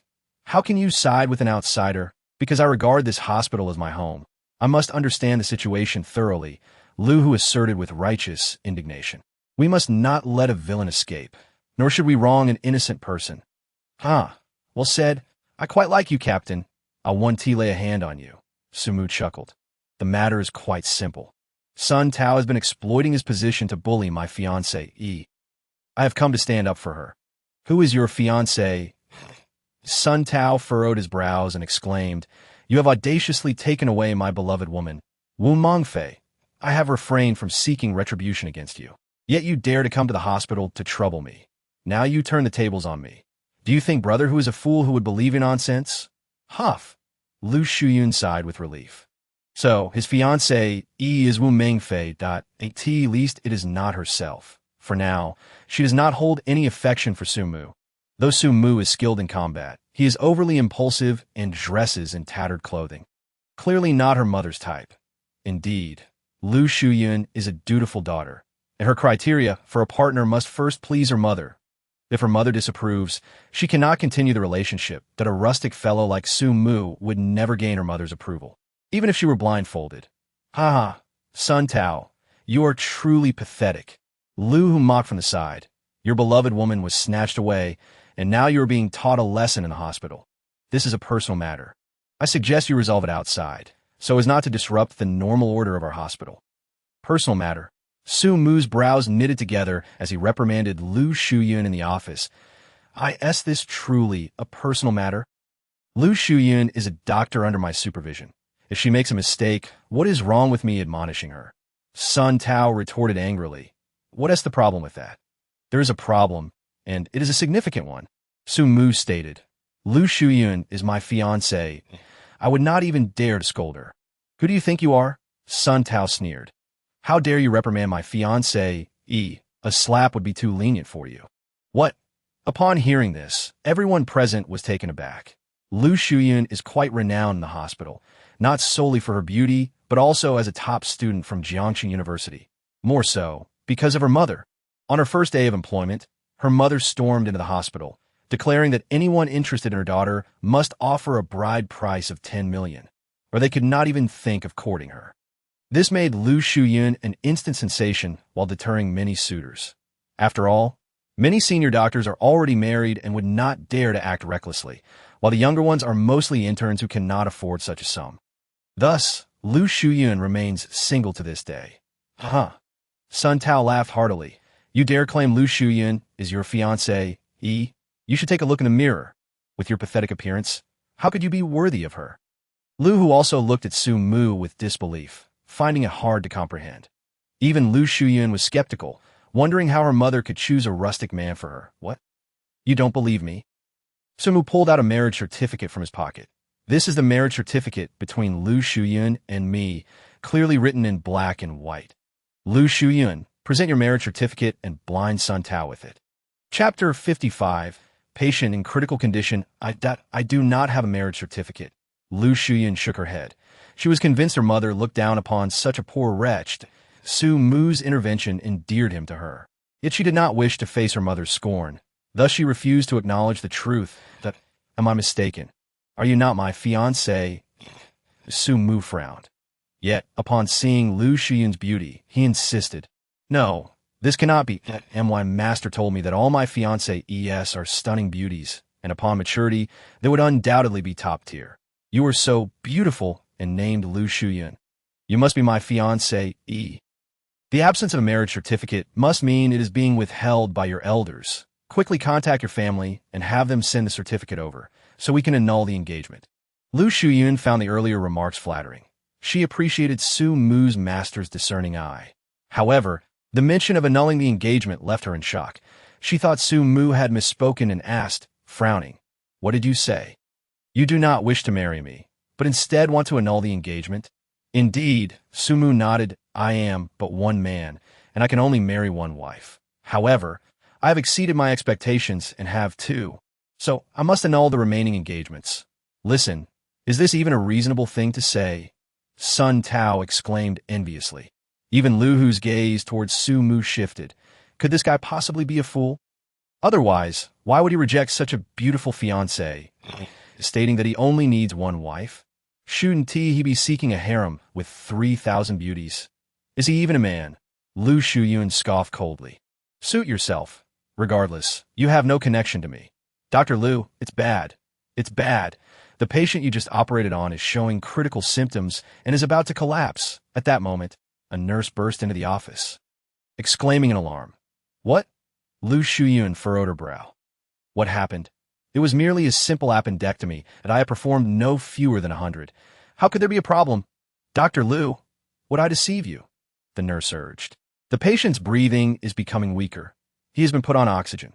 His blood pressure has soared to over 180, and he is experiencing coughing and vomiting.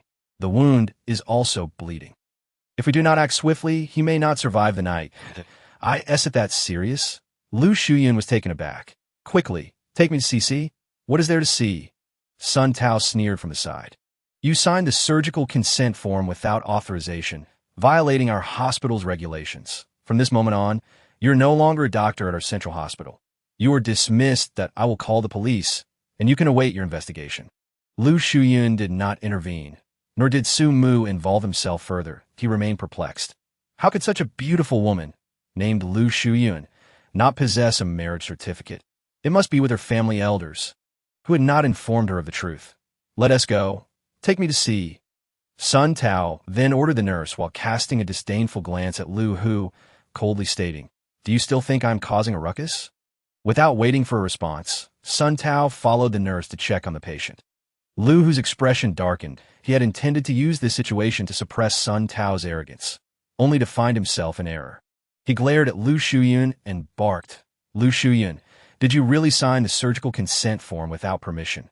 This harsh reprimand jolted Lu Shuyun into clarity. In a panic, she retorted, "Impossible, absolutely impossible. I have performed countless appendectomies without any issues. There must be some deception here. I must see the patient myself. I refuse to be dismissed without a fight." As she spoke, she rushed out. You dare check on the patient?" Lu Hu's face darkened.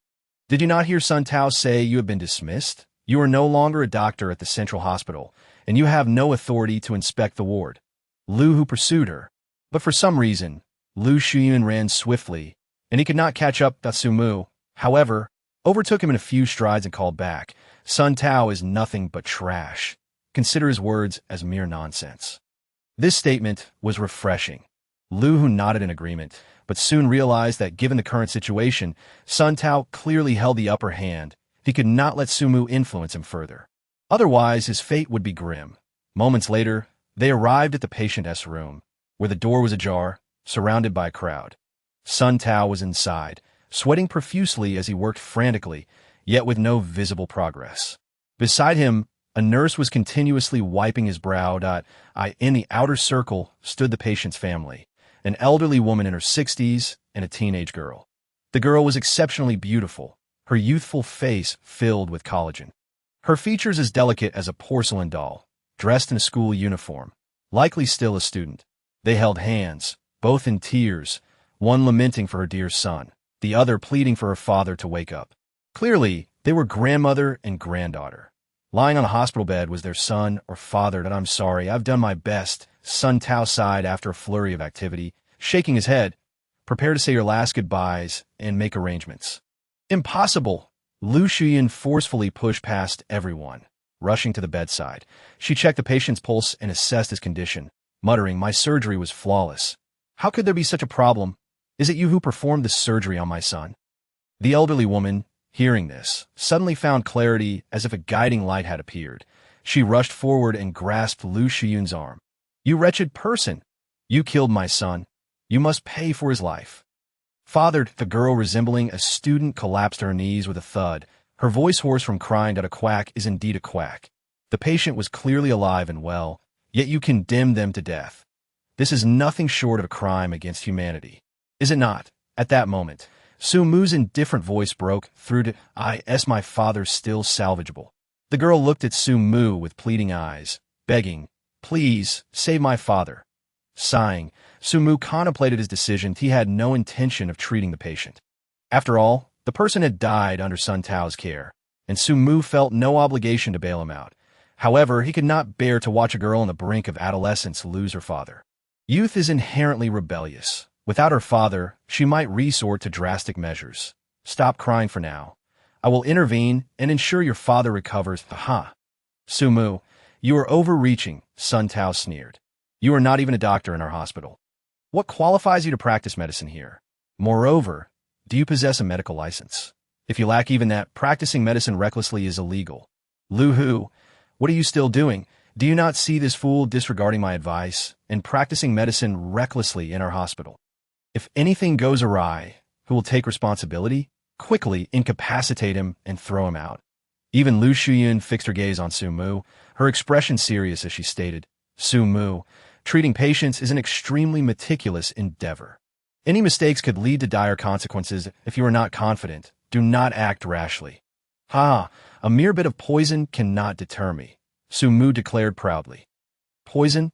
Lu Shiyun's brow furrowed. Su Mu, you know nothing. Do not complicate matters further. I will call the director. He is an experienced traditional Chinese medicine practitioner and may have a way to save the patient. As she was leaving, she instructed Lu Hu. Captain Lu, until the director arrives, do not allow anyone to touch the patient, especially Su Mu. He completely lacks medical knowledge. If he intervenes, it would not save a life, but rather hasten the patient's demise. Chapter 56. A Lesson for Lu Shuyun Ha. Upon hearing this, Sun Tao burst into laughter. Su Mu, you are truly shameful. Even your fiancé, he does not believe in you, yet you still have the audacity to stand here. Why not just find a piece of tofu to throw yourself against? Slap. Without hesitation, Su Mu delivered a resounding slap that sent Sun Tao sprawling to the ground. Su Mu disdainfully remarked, mind your own business. No matter how inadequate I may be, at least I have given the patient hope. And you, as a quack, what else can you do besides declaring death sentences? Trash that I can hardly be bothered to converse with you. Step aside and do not obstruct my path. With that, Su Mu kicked Sun Tao aside, but he turned to the girl who resembled a student and asked, little sister, do you believe in me? Yes, he Chu-Chu nodded. Tears welling in her eyes, pleading, big brother, please save my father. Why dad is a good man. I do not want to lose him.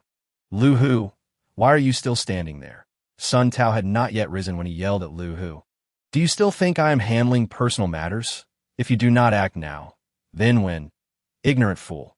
Hearing this, Su Mu kicked Sun Tao in the abdomen. He, who cannot fight me, continues to incite others to act violently. How pathetic. Bang! Sun Tao slammed against the doorframe, feeling a surge in his chest, unable to hold it back as he spat out a mouthful of blood. Director Sun, what happened to you? Just then, an elderly man in a white coat appeared at the door. Upon seeing Sun Tao's condition, he could not help but exclaim, this is the Central Hospital. Who has done this to you? Director Chu, please save me. I am in agony. Sun Tao, with tear-filled eyes, recounted the incident. What? Chu Hongwu was taken aback. Someone dared to lay hands on you in the Central Hospital. Where is Lu Hu? What are you still doing? Hurry and deal with that arrogant Su Mu. Throw him out of the hospital. Vice Director Chu, this is not the time to assign blame. We should focus on finding a way to treat the patient. Lu Shuyun urged urgently, constantly signaling Su Mu with her eyes to seize the chance to leave. Peng director, you are the head of the hospital. Please tell us what to do now. Chu Hong will pass the responsibility to Peng Yu. Sun Tao was a person he had personally promoted, and he trusted Peng Yu would provide an explanation. However, before Peng Yu could speak, someone beside him interjected. Director Peng, we cannot act against him. This is the renowned divine doctor I mentioned, who also cured Elder Tang. Young Master Tang Bin is awaiting treatment for his legs. If you harm him here, the Tang family will not forgive you. Su Mu raised an eyebrow upon hearing this. He actually knows of it was none other than Director Hu Chun of the People's Hospital. Director Hu, what brings you here? Su Mu asked curiously. Su Divine Doctor, I heard you were looking for Lu Shuyun, and I was concerned there might be some misunderstanding between you, so I came personally to assist you in finding her. Hu Chun replied with a smile, pointing to Lu Shuyun and saying, Su Divine Doctor, this is the Lu Shuyun I was telling you about. Is she the one you're looking for? Yes and no. Su Mu responded ambiguously. Under normal circumstances, she would undoubtedly be my fiancée. However, she has never admitted it, leaving me with no recourse. In any case, I owe you a favor. Huh. Hearing this, Chu Hong was scoffed. Cure with a needle? Do you truly think you are the reincarnation of Hua? Ha. Traditional Chinese medicine is so stagnant that even a simple headache or fever takes 10 days to heal. What use is your knowledge of acupuncture? Young man, it is better to be pragmatic. Aiming too high will eventually lead to a harsh reality check. Can you all stop arguing? He Chu shouted, her father's breathing growing increasingly labored. Can you not find a way to treat him quickly? What kind of hospital is this? Arguing endlessly instead of promptly treating the patient. I swear, I will never come to this hospital again if I fall ill in the future. Her words struck the doctors like a slap, leaving them feeling a burning shame, except for Su Mu, who smiled and reassured her, Little sister, do not fret. As long as your father still draws breath, I can heal him.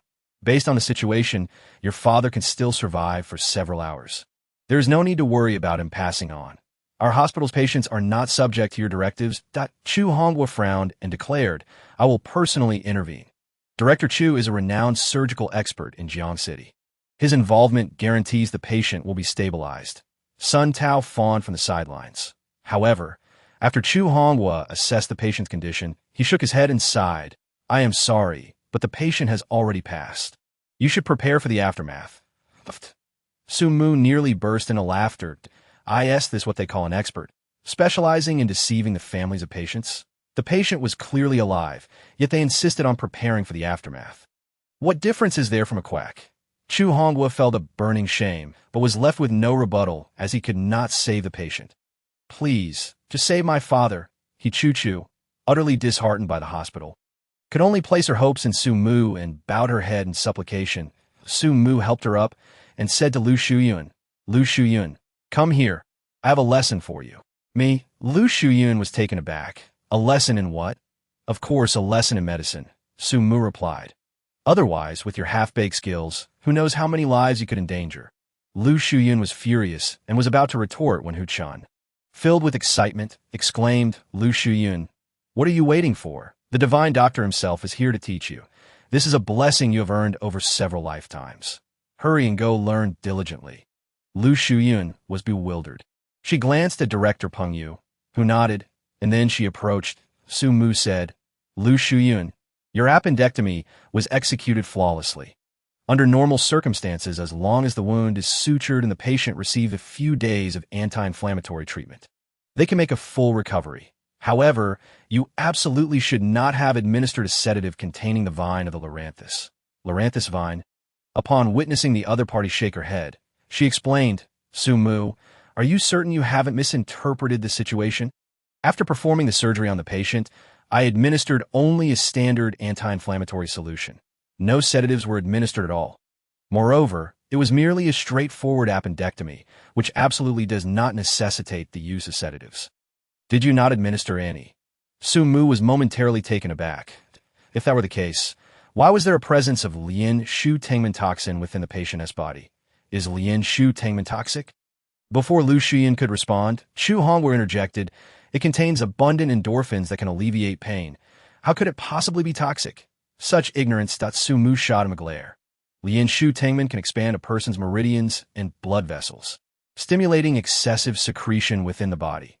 Even a healthy individual could potentially perish from an overdose of Lian Shu Tengman, let alone a patient whose condition is already precarious. It would be a miracle if he survived. Upon hearing these words, the gaze of the group converged sharply upon Lu Xuan, the attending physician. She was responsible for prescribing all medications and thus bore the greatest suspicion. Lu Xuyun's complexion shifted dramatically as she shook her head repeatedly. I did not administer Lian Shu Tengman to the patient. After the surgery, I handed over the forward to the nurse, and there are records in the computer of all the medications I prescribed. You may verify them. It was truly not my doing. Besides, Lian Shu Tengman is the latest research project of Vice President Shu. It is exclusively available in his laboratory. Even if I wished to administer it to the patient, I would have no means of obtaining it. The crowd then turned their attention to Chu Honghua. Within the entire central hospital, only his laboratory possessed Lian Shu Tengman, making him even more suspect than Lu Xuyan. This is my first encounter with a patient. How could I possibly use a substance that is still under research? Chu Honghua frowned as he explained. Have you administered it to anyone else? Peng Yu asked in a low voice, already convinced by Su Mu's assertions. This was due to two reasons. 1. Su Mu had accurately identified the cause of the illness with a mere glance. And 2. He had the endorsement of Hu Chunzhua, the director of the People's Hospital, who would not easily praise a young individual without genuine admiration. This indicated that Su Mu's medical skills had reached a level beyond Hu's grasp. No. Chu Honghua shook his head without hesitation, but then a thought struck him, and he suddenly exclaimed, I did administer it to Sun Tao. He said he wanted to collaborate with me on researching Lian Shu Tengman. At these words, Sun Tao's face turned ashen. Overwhelmed by fear, he immediately scrambled to his feet and fled. Who called the police? Liang Qian inquired coldly, accompanied by a group of officers standing outside. Chapter 57. Who gave you the audacity to bully my fiancé? You are the one who killed my father. He Chu also reacted, lunging towards Sun Tao with a fierce expression. Sun Tao, terrified by the police, collapsed to the ground, still struggling to rise when Chu reached him, clawing at his face. What are you doing? Liang Qian said coldly, stepping forward to restrain Chu. Despite this, Chu continued to kick and scream, It's you killed my father! You murderer! I want your life in return. Liang Qian surveyed the scene and spotted Su Mu, frowning as she remarked, Why is it always you? Why is it that every time I see you it's trouble? Are you a troublemaker? Police sister. He is a good person. Despite the pressure from everyone, he tried to save my father. You cannot be harsh with him. Chu immediately defended Su Mu. Peng Yu stepped forward to recount the sequence of events. The more Liang Qian listened, the more astonished she became, casting a deep glance at Su Mu. You possess medical skills? A little, Su Mu replied with a smile. But what about you? Have you managed to apply for my reward? Upon hearing this, Liang Qian's face flushed with embarrassment. Previously, at the bank, Su Mu had indeed accomplished a remarkable feat, not only neutralizing the robbers but also saving many hostages, including Su Muxua, the second in command of Jiang City. She had indeed mentioned applying for a reward, but when she reported it up the chain, her superiors had outright dismissed it. How could anyone move faster than a bullet? And how could an ordinary person remain so calm in the face of robbers? They concluded that the robbers must have panicked upon realizing they were surrounded by police, leading to infighting and chaos, which had nothing to do with Su Mu. Moreover, when they checked the system, they found Su Mu was merely a farmer from a small mountain village. How could he possibly possess such skills? Thus, the matter of the reward was left unresolved, regardless of Liang Qian's attempts to argue. It was of no avail that this moment. Upon hearing Su Mu inquire about the reward money, she was momentarily taken aback, but still shook her head, stating, The reward requires multiple levels of approval and will take some time. It hasn't been processed yet, but rest assured, once it is approved, I will ensure you receive it at the very first opportunity. Very well, Su Mu nodded, then took out silver needles and began treating the patient. After gently inserting a few needles, he expelled the toxins from the patient's body. The patient began to regain consciousness. It done. Liang Qian, who had not left, was eager to witness whether this seemingly miraculous man could indeed practice medicine. The results were astonishing. Not only could he practice, but his skills were remarkably advanced. Just moments ago, Ponyu had mentioned that even the vice president of their hospital could not successfully treat this patient. Yet Su-mu had revived him with apparent ease. "Dad, are you all right?" He Chu-Chu exclaimed joyfully, struggling free from Liang Qian's grasp and rushing to the bedside. "Dad, I thought I would never see you again." "Whoa, you nearly scared me to death." The patient's mother also shed tears of joy, supporting herself against the bed, her body trembling with emotion. "He is truly better now that we will not have to send a white-haired person to mourn a black-haired one." He Lin Fei scanned the room, first noticing his daughter and gently patting her hand. He then nodded at his mother, and finally set his gaze upon Su-mu, the director, the police, and eventually settled on Sun Tao. In a swift motion, he flipped himself out of bed, barefoot, and charged towards Sun Tao. After the director's explanation, Sun Tao had already been subdued by Liang Qian's subordinates and pinned to the ground. He Lin Fei approached and delivered a swift kick, his foot landing squarely on Sun Tao's face. "Damn it, Sun Tao, you actually betrayed me." He Lin Fei cursed angrily. "I fell for your deceitful words, nearly losing my life. If not for Dr. Su's intervention, I would probably be lying in a crematorium right now. You dare to call yourself a doctor, serving as the department head of the central hospital? You, lacking any medical ethics, are unworthy of being a doctor. I will make you pay." With that, He Lin Fei unleashed a flurry of punches and kicks upon Sun Tao. "Stop," Liang Qian interjected, sensing that He Lin Fei had vented enough of his anger. "Sun Tao's crimes will be judged by the law. You cannot abuse him at will." "Damn it, I've been beaten to a pulp, and you dare say such things? Are you even fit to be a police officer?" Sun Tao silently cursed in his heart, yet he dared not voice his anger. That He Lin Fei, regaining his composure, understood that the truth would eventually come to light, and he could not escape the consequences of his actions. If he displayed good behavior now, perhaps he could mitigate his punishment. "Humph," He Lin Fei coldly remarked. "He nearly caused my death. He promised me 100,000 yuan to stage a play with him to frame Dr. Liu. But instead he injected me with Lien Shu Tengman, rendering me unconscious. And what did I receive? A quack doctor who declared my death sentence. If not for Dr. Su's timely intervention, my mother would have been left to mourn her son, and my daughter would have been left an orphan." "What did you say?" Lu Shuyun, unable to contain herself, exclaimed. "Are you claiming that you conspired against me?" "Why, indeed," He Lin Fei sneered. "It is because you are beautiful.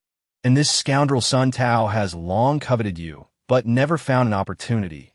If you were to fail my surgery and had privately signed the consent form, it would be akin to giving him leverage over you. As long as you wish to remain in the hospital, you would have to obey his every command. Sun Tao, I never expected you to be so despicable." Lu Shuyun glared at him, terror etched across her face. The thought of having worked under such a perverse individual for so many years sent shivers down her spine. Just then, Su-mu made his move. In a flash, he surged toward Sun Tao and delivered a resounding slap across his face. The force of the blow sent Sun Tao, who had been restrained by the police, flying backward, causing the officers to stagger several steps before regaining their balance. The officers regarded Su-mu with newfound admiration. This young man possessed remarkable strength. As for Sun Tao, his mouth was left bloodied, his teeth knocked out, and his face bore the marks of Su-mu's fierce strike, leaving him in a pitiful state. "Who gave you the audacity to covet my fiancée?" Su-mu asked coldly. Sun Tao argued vehemently, but alas, his teeth had all fallen out, and his speech was so slurred that others could hardly understand him. Liang Qian could no longer bear to witness this spectacle and hurriedly took Sun Tao away, fearing that this scoundrel might be beaten to death by Su-mu. However, she couldn't help but wonder why Su-mu's fiancé was not Xia Yuqing, but rather a doctor. Soon enough, Liang Qian grasped the crux of the matter. After all, men are like cats, incapable of resisting temptation. That it was evident that Su-mu, confident in his own abilities, was engaging in reckless behavior behind Xia Yuqing's back. This was a private affair, and as a police officer, she could not interfere too much. Yet, she could discreetly inform Xie Jingya in her capacity as a close friend, urging her to prevent Su-mu from marrying Xia Yuqing. "I hereby declare that from this day forth, Dr. Lu Shuyun shall be the head of our department. The vice president, Chu Honghua, suddenly announced AS for Sun Tao. He has been placed on our blacklist, never to set foot in any hospital in Jiang City again. He then turned to Su Mu, tentatively inquiring, "What do you think of this course of action, Divine Dr. Su?" "Quite astute," Su Mu replied approvingly. "Divine Dr. Su, as you can see, our hospital lacks any notable physicians. Would you be willing to take on the position of vice president?" Chu Honghua continued, specifically overseeing Lu Shuyun. The intention behind his words was remarkably clear. He aimed to retain Su Mu by leveraging Lu Shuyun. In Chu Honghua's view, this was a surefire plan, given that Lu Shuyun was Su Mu's fiancé, and Su Mu himself was a doctor who would find it difficult to refuse the allure of the vice president's position. After all, the vice president of a central hospital commands a minimum annual salary of 5 million, but before Su Mu could respond, Chu Honghua added, "Divine Dr. Su, I have heard that Director Lu's mother is particularly materialistic. A woman who only values wealth. Once you become the vice president, she will undoubtedly be eager to marry Lu Shuyun off to you." Upon hearing these words, Lu Shuyun's expression darkened, for they were indeed true. Her marriage was entirely in her mother's hands, aha. Su Mu sneered coldly. "If you hadn't uttered that last sentence, I might have considered your offer." "Why?" Chu Honghua asked, curious. "Isn't Lu Shuyun your fiancé?" "Indeed, she is my fiancé, but I do not intend to marry her," Su Mu replied indifferently. "Rather, I wish to annul the engagement." Chapter 58. Catching bullets barehanded. The revelation stunned everyone present. Lu Shuyun could no longer contain herself. After all, she was undeniably a stunning beauty, and her profession as a doctor only enhanced her allure, making her the object of desire for most men. Yet, in Su Mu's presence, she felt like a burden. Dismissed and forsaken, with a cold expression, she stated, "Come, let's speak in my office. Could we perhaps wait a moment?" Hu Chun interjected with a forced smile. "Divine Dr. Su, since you are unwilling to work at the Central Hospital, might you consider joining my people's hospital? I can offer you the vice president position there as well." "I decline," Su Mu replied without hesitation, "that I am preoccupied with annulling my engagement. I have no time to linger in a hospital treating patients. Assisting you once was merely a gesture of gratitude for helping me locate Lu Shuyun. Otherwise, I would have no inclination to engage with you at all." Hu Chun dared not say another word. Fearing he might offend Su Mu and lose even that one opportunity, he stepped aside, allowing Lu Shuyun and Su Mu to leave. Peng Yu and the others watched their retreating figures, shaking their heads in dismay. It was a pity that someone with such remarkable medical skills was not working in a hospital, yet there was nothing they could do. Meanwhile, upon arriving at the office, Su Mu directly asked, "Lu Shuyun, will you now acknowledge me as your fiancé?" Sighing, Lu Shuyun replied, "Divine Dr. Su, it's not that I do not wish to acknowledge you, but rather that I do not want to put you in a difficult position. I previously thought you were a shabby individual, a mere pauper, seeking to marry me through our engagement letter. My mother is exceedingly materialistic. Without wealth, she would never permit me to marry you. Now that I have witnessed your medical prowess, I realize you are an extraordinary talent, and I, Lu Shuyun, feel unworthy of you. If you wish to break off our engagement, I will not obstruct you, and I believe my mother will not either. However, I do have a small request." "What is your request?" Su Mu inquired, furrowing his brow. "I have a close friend who suffers from stutter. Could you help her? If I heal her, will you agree to annul our engagement?" "Yes, very well then. Take me to her for treatment at once," Su Mu declared proudly. "There is no ailment in this world that I, Su Mu, cannot cure." "Ha, splendid. Let's go immediately," Lu Shuyun exclaimed, brimming with excitement. Her friend held immense significance for her. They had been classmates since high school, both achieving remarkable academic success. Lu Shuyun chose to study medicine specifically to help her friend overcome her stutter, while her friend pursued economics to earn more money for Lu Shuyun. Although neither achieved their respective goals, one became a primary physician at the Central Hospital, while the other rose to an executive position within the banking system. Both were considered successful individuals, sharing a deep bond. Thus, upon witnessing Su Mu's medical skills, Lu Shuyun's first thought was of her friend. Driving her pink Wuling Mini, Lu Shuyun expertly navigated to Guangyuan community. Swiftly locating her friend's home, she took out her key and opened the door. only to be stunned by the scene before her. Inside, a group of individuals had gathered. At the forefront stood a middle-aged man in his 40s, exuding a unique aura that commanded respect even without anger. Beside him stood a younger man, rigid and imposing, with bulging veins and sharp eyes that instilled fear. Additionally, two other young men were assaulting a woman who was disheveled and desperately resisting, her voice hoarse from crying. "Who are you? What do you want?" Lu Shuyan exclaimed as she rushed forward, launching a flurry of punches and kicks at the two assailants in an attempt to rescue the woman. However, before she could reach them, she was kicked to the ground. Su Mu frowned at him. "My fiancé is not someone you can bully." In a flash, he dashed in front of the two assailants and sent them flying with a single punch. The young man, who resembled a gun, immediately retaliated, his punch fierce and slicing through the air with explosive force. In an instant, he was upon Su Mu. Su Mu glanced at him with mild surprise before raising his hand. With a gentle push, he sent the young man staggering backward, struggling to regain his balance, his expression shifting to one of alarm. Who is this person? How can he possess such formidable strength? Without uttering a word, the young man swiftly drew a firearm from his waist, aiming it directly at Su Mu. "Stop." At that moment, the middle-aged man intervened, pressing down on the young man's arm urgently. Simultaneously, the woman crouching on the floor dashed in front of Su Mu, spreading her arms to shield him. All of this transpired in an instant. Lu Shuyan had just managed to rise when she realized that both sides were now in a standoff at a gun. How could there be a gun? Who are these people? Lu Shuyan was both alarmed and frightened, yet she chose to stand protectively in front of the woman. She addressed the middle-aged man. "Whoever you are, you must not harm my friend. Prior to my arrival, I called the police. I hope you will lay down your arms and surrender at once. Otherwise, prepare to face the consequences of your actions." "Ha ha!" The middle-aged man laughed. "Lu Shuyan, you do not recognize me?" Lu Shuyan was taken aback. How could he know her name? She scrutinized him closely, feeling a sense of familiarity, yet she did not recognize him. "You are a criminal. How could I possibly know a criminal?" she replied coldly. "Silence," the armed man retorted icily.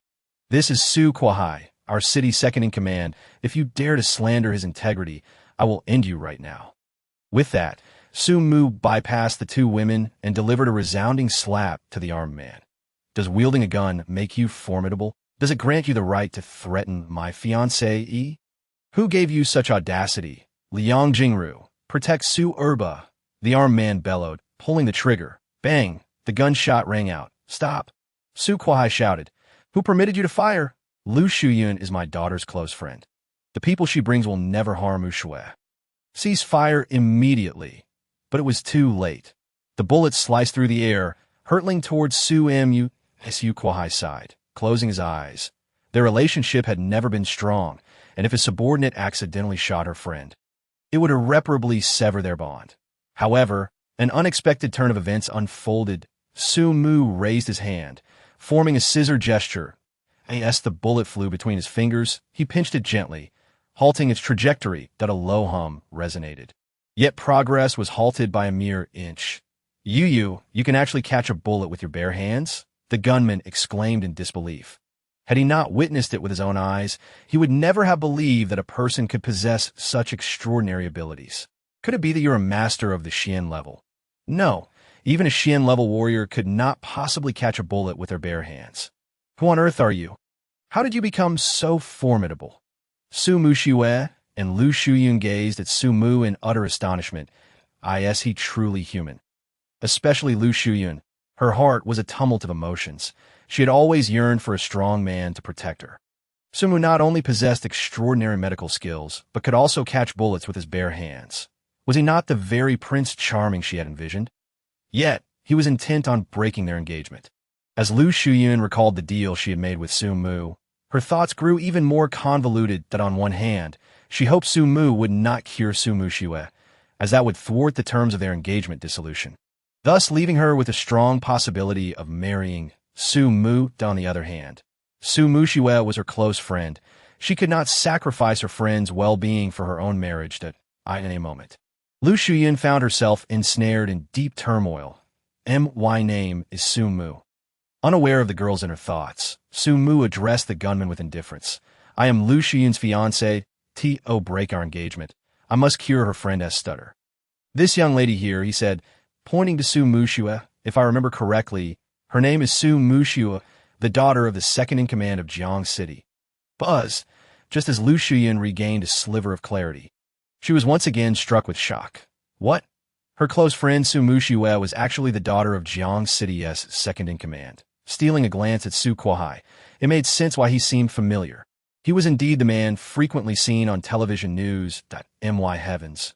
What sheer luck I have stumbled upon, to have a high-ranking official's daughter as a friend. Su Mushua, you have concealed this from me so painfully. Lu Shuyun glared at Su Mushua with a sense of grievance, yearning for an explanation. Chapter 59. You cannot be deceived, can you? Wu. Su Mushua was in a state of urgency, her fingers gesturing incessantly as she emitted muffled sounds. Lu Shuyun understood her intent and signaled her to wait. Then, she witnessed Su Mushua shove Su Kuai, pointing angrily at the door, demanding him to leave. Su Kuai's expression darkened as he pounded his thigh in a fit of rage. Why, Mushua, or my only daughter, how can I trust you to wander alone in the world? Just days ago, you were kidnapped by robbers at the bank. I've already lost your mother. I truly cannot bear to lose you as well. Can you not comprehend the heartfelt intentions of an old father? Let us set aside your matters for now. Su Mu interjected, frowning. I am here to treat Su Mushua, to restore her ability to speak normally. Once I have succeeded, you may discuss other matters. I am pressed for time. Especially the last phrase about being pressed for time nearly sent Lu Shuyan into a fit. What do you mean you're pressed for time? Are you eager to break the engagement? Is it that urgent? The little fondness she had held for Su Mu swiftly dissipated. This man is hardly a gentleman. Perhaps he harbors some ulterior motives, which is why he so callously disregards a flower-like beauty, such as myself, while clamoring for a dissolution of our engagement. Yes, that must be it. Lu Shuyun's gaze towards Su Mu shifted, laden with meaning. You can cure Mushua? Su Kuai inquired, visibly moved. Is that true? It must be possible that Su Mu's pride swelled at the mention of his medical skills. There is no ailment in this world that I cannot cure. After all, he was a disciple of a renowned national physician, surpassing his master in skill. Even his mentor, Lin Fengyan, held him in high regard.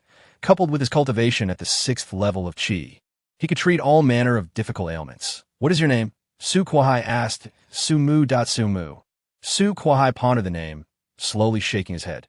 How come I have never heard of such a doctor in Jiang City? Who is your master? I consulted Dr. Wu and divine physician Lin regarding Mushua's illness, and they found no remedy. Are you truly more skilled than they? Wait, what did you say your name was? Suddenly, Su Kuai's eyes widened. Su Mu, you are the one who subdued the robbers at the bank a few days ago. Before Su Mu could respond, Su Mushua nodded fervently. He saved you. Su Kuai pressed, and Su Mushua nodded again. Can you stop rambling? Su Mu could no longer contain his impatience. I've already told you, I am busy and need to focus on treating her. You are wasting time with your incessant chatter. With that, Su Mu pushed Su Kuai aside and grasped Su Mushua's wrist to take her pulse. The gunman, seeing this, was about to intervene, but was stopped by Su Kuai, who shook his head and said bitterly, Achi, do not act rashly. You are no match for him. Ugh. Achi took a deep breath. The words were harsh, yet he had to accept the reality that he could not defeat Su Mu. Divine Physician Su, how is it? Lu Shuyun, concerned, inquired as she noticed Su Mu's furrowed brow. Can Mushua be cured? Yes, Su Mu replied directly. Excitement illuminated Lu Shuyun and Su Kuai's faces, especially Su Kuai. Since that incident, his daughter had become mute. He had always felt guilty toward her, hence his indulgence in her whims. Had it not been for her near-death experience with the robbers, he might never have brought her to seek Su Mu's help. Su Mushua was also elated. Who would wish to remain mute? Moreover, she was the daughter of Jiang City's second-in-command. She worried about the impact on her father's career. After all, she felt like a burden, and it was a significant reason for her stubbornness to leave without revealing her identity. If she could be cured, they could reunite and thrive together. However, before their smiles could fully blossom, Su Mu delivered another statement. But I cannot cure her right now. What? Lu Shuyan exclaimed in astonishment. Why not?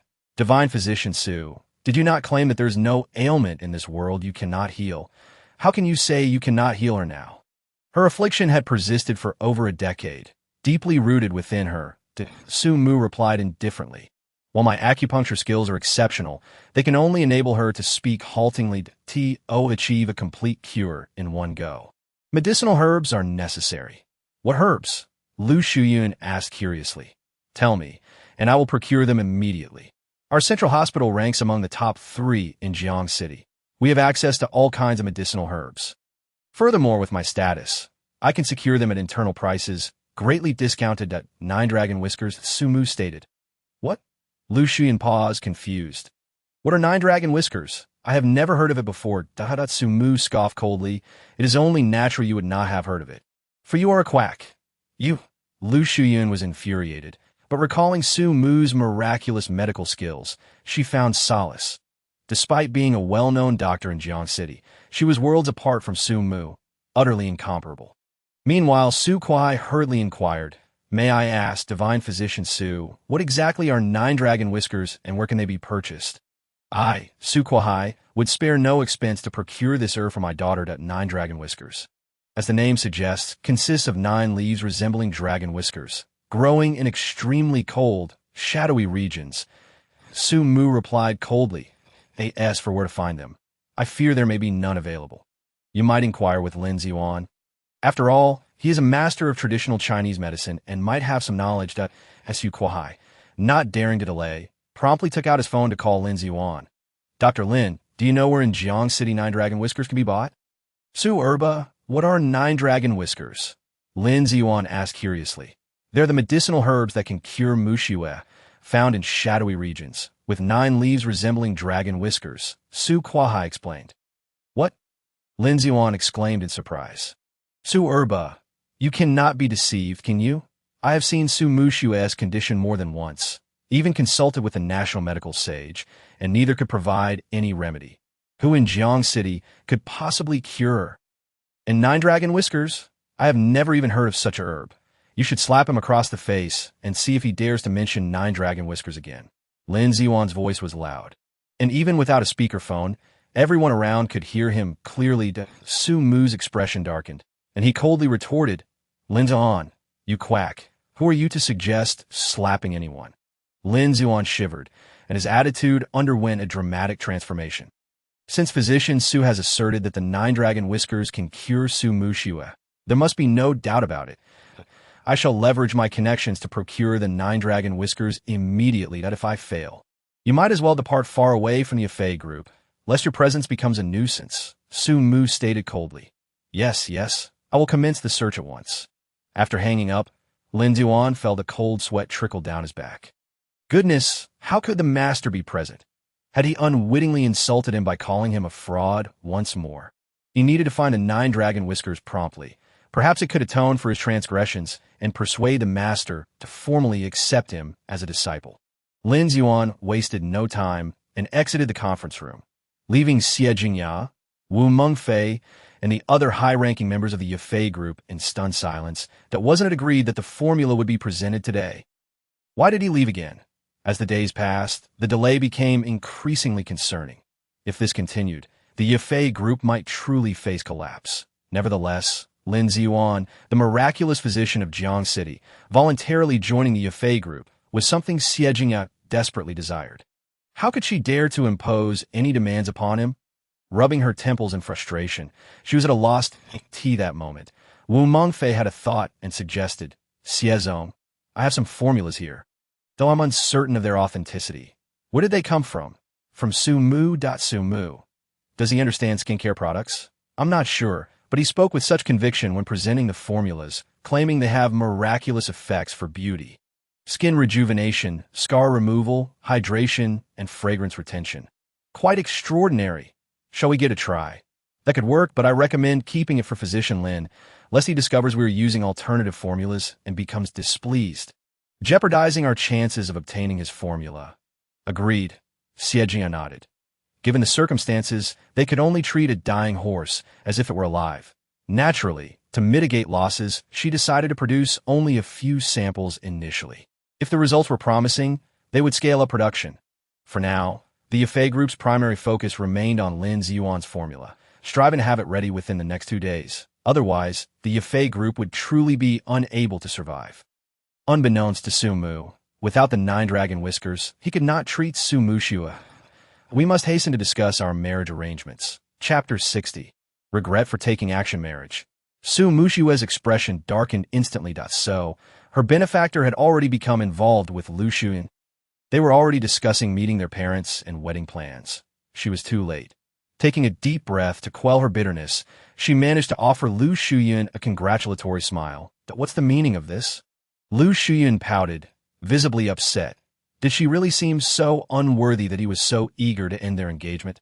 However, with so many people around, she hesitated to voice her feelings, nodding in farewell to her friend. She prepared to leave with Su Mu. Wait a moment, Physician Su, please hold on, Su Kuai called out anxiously. If you leave, what will happen to my daughter? Who will treat her illness? What's the rush? Su Mu replied indifferently. She's not going to die. After being mute for so many years, why the urgency now? Besides, without the 9 dragon whiskers, even if I wanted to treat her, there's no way to— Su Kuai nodded, forcing a smile. Physician Su. Do send me an invitation when you get married. I would love to join in the celebration. Married? Su Mu was momentarily taken aback. Married? To whom? Su Kuai was equally perplexed, glancing between Lu Shuyun and Su Mu. Not at all, Su Mu replied, exasperated. I have so many fiancés that I can't even keep track of them. How could I possibly get married?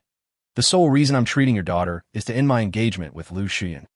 Seeing Su Kuai about to speak again, Su Mu cut him off. Enough, no need to say more.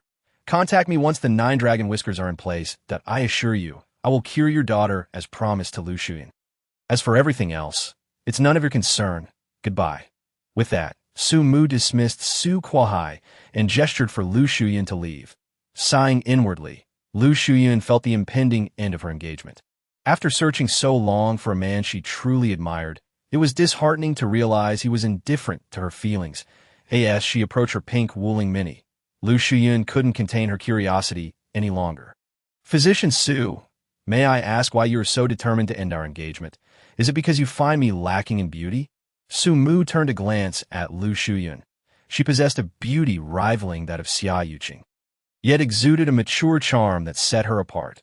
Clad in a white lab coat with her slender legs encased in flesh-toned stockings, she radiated allure, perhaps even more so than Xia Yuqing. Not that you are unattractive, Su Mu replied, but rather, I have far too many fiancés, 10 in total. Yet my heart belongs solely to Tang Yan. The purpose of this expedition was to end ties with the other 9 fiancés to avoid delaying my marriage to Tang Yan. Regrettably, fate had other plans. The first engagement was not dissolved but rather solidified. How can I face Tang Yan now? Therefore, regardless of how beautiful the remaining fiancés may be, even if they possess celestial beauty, I will remain resolute in my decision to end these engagements. Upon hearing this, Lu Shuyun couldn't help but cast several glances at Su Mu. She believed his words for what she knew of him. He was a man of few words yet fierce resolve. His extensive explanations demonstrated his sincerity, and his objective was clear: to end the engagement. Physician Su, how did you come to have so many fiancés? She inquired, her curiosity piqued. All thanks to my masters, Su Mu sighed. The 4 of them meddled incessantly, causing chaos on Qingsong Mountain. They burdened me with numerous fiancés, which feels like a trap. The older generation clings to outdated customs of polygamy. Yet we live in a lawful society that values monogamy. How could I marry so many at once? They have grown accustomed to making my life difficult. Once my strength surpasses theirs, I shall ensure they learn their lesson and recognize their errors. So they think twice before meddling with their apprentice again. Lu Shuyun was left speechless, casting Su Mu a reproachful glance. How could he not appreciate his fortune? His masters had arranged 10 fiancés for him. Yet he dared to complain. However, perhaps it was for the best. Ending the engagement would lighten her own burdens. After all, she and Su Mu were not well acquainted. Any fleeting envy she felt was merely temporary. Once Su Mu departed from her sight, they would return to their separate paths, never to cross again. The two exchanged a few more words, mostly Lu Shuyun sharing details about her family, while Sumu offered minimal responses. Appearing quite indifferent, soon they arrived at a village on the outskirts of Jiang City. The area was filled with 2- and 3-story buildings, littered with debris and buzzing with flies. Upon witnessing this scene, Sumu couldn't help but furrow his brow. Lu Shuyun, why do you reside in such a place? With all these flies, aren't you concerned about disease? What good does it do to worry? Lu Shuyun replied with a bitter smile. After living here for so long, one becomes accustomed to it. Why not move? Sumu asked curiously. With your salary, you should be able to afford a place in the city center, right? Sumu, did you not hear a word I said earlier? Lu Shuyun glared at him. Sumu chuckled awkwardly, realizing he had been daydreaming and missed her explanation. Why don't you repeat it? Forget it. Lu Shuyun waved her hand dismissively. We're here now. You'll soon understand why I haven't moved. The narrow road ahead prevented the car from proceeding, so they parked and walked. Not far along, Sumu spotted a bustling market filled with storefronts and stalls, alive with the sounds of vendors calling out their wares, food, clothing, meat, and liquor, creating a lively atmosphere. Lu Shuyun expertly led the way to a stall less than 2 meters wide, adorned with a tattered cloth that read traditional cold green bean tea. Behind the stall stood a woman in coarse clothing. Wearing an apron and maintaining a tidy appearance, a crowd of young patrons surrounded the stall, dressed in vibrant attire, with the leader sporting a streak of red hair and adorned with numerous earrings. Exuding a dazzling aura these rascals. Lu Shuyun, upon witnessing the scene, clenched her small fist, a look of indignation etched upon her face. What is the matter? Sumu inquired with curiosity. Oh, you know them. Indeed, Lu Shuyun replied. The one with dyed red hair is named Lu Tai. He has long since come of age, yet spends his days idly. Engaging in nefarious activities, he mimics gangsters, leading a group of miscreants who extort management fees in this area. Moreover, every time they come for tea, they refuse to pay. This stall is the fruit of my mother's hard work. It barely earns a few coins a year, all of which are siphoned away by these scoundrels. They are the parasites of society. Very well. I shall assist you in dealing with them. Sumu chuckled. If I help your mother resolve this issue, it will make the annulment of the engagement much simpler. Before Lu Shuyun could respond, Sumu had already made his way over. Just then, Lu Tai, having finished his bowl of mung bean tea, violently hurled it to the ground, shattering it into 8 pieces. The individuals surrounding him followed suit, smashing their bowls onto the ground. Hey, what on earth are you doing, Brother Tai? The stall owner, Yugarong, frowned and lamented. I've already provided you with free tea. Why must you destroy my bowls? If you keep this up, how can I serve other customers? Why? Lu Tai sneered at Why Yugarong. Are you truly unaware? The protection fees are due to you delayed payment for 7 or 8 days. Do you intend to renege? Renege? That could be arranged. As long as your daughter spend a night with our elder brother, I assure you. Thereafter, no one will dare collect fees from your stall again. We might even expand your territory by 10 meters or so. What do you say? With that, Sumu swiftly delivered a resounding slap, sending Lu Tai sprawling several meters away, toppling multiple stalls in the process. How dare you? Sumu stepped forward, placing his foot on Lu Tai's chest, and coldly declared, should you dare to collect protection fees from her again, I will take your life. Sumu's expression hardened, and the temperature around them seemed to drop significantly, evoking an unsettling chill despite the approaching summer. Yet, Lu Tai remained unfazed. In the underworld, one must possess a certain temperament. How could he allow himself to be struck before so many subordinates? He waved his hand and commanded the young men around him. What are you all standing around for? Attack him together. Teach him a proper lesson. No one in this area has ever dared to strike me, Lu Tai. Today, I will make him regret his actions. Around 7 or 8 young men brandished makeshift weapons and prepared to assault Sumu. Hey, don't use my mop. That's my stool. What the hell? Can you even fight with a broken ladle? The surrounding stall owners erupted in protest. Sumu, astonished, realized that these individuals lacked any semblance of finesse. They were far beneath the standards he had encountered with the Leaf family. However, he felt no sympathy for them. After spending a few days in Jiang City, he had grasped certain truths. The act of collecting protection fees was entirely unwarranted, especially when it involved his future mother-in-law. Thus, he decided to take the initiative. In a flash, his fist struck out, creating an afterimage as each young man received a blow to the chest. They were sent flying as if struck by an immense force. Crash! Crash! Crash! Every stall in the vicinity suffered the same fate, with Yu Guirong's tea stall sustaining the most damage. The iron barrel containing the tea toppled over, spilling its contents everywhere. M.Y.T. My tea.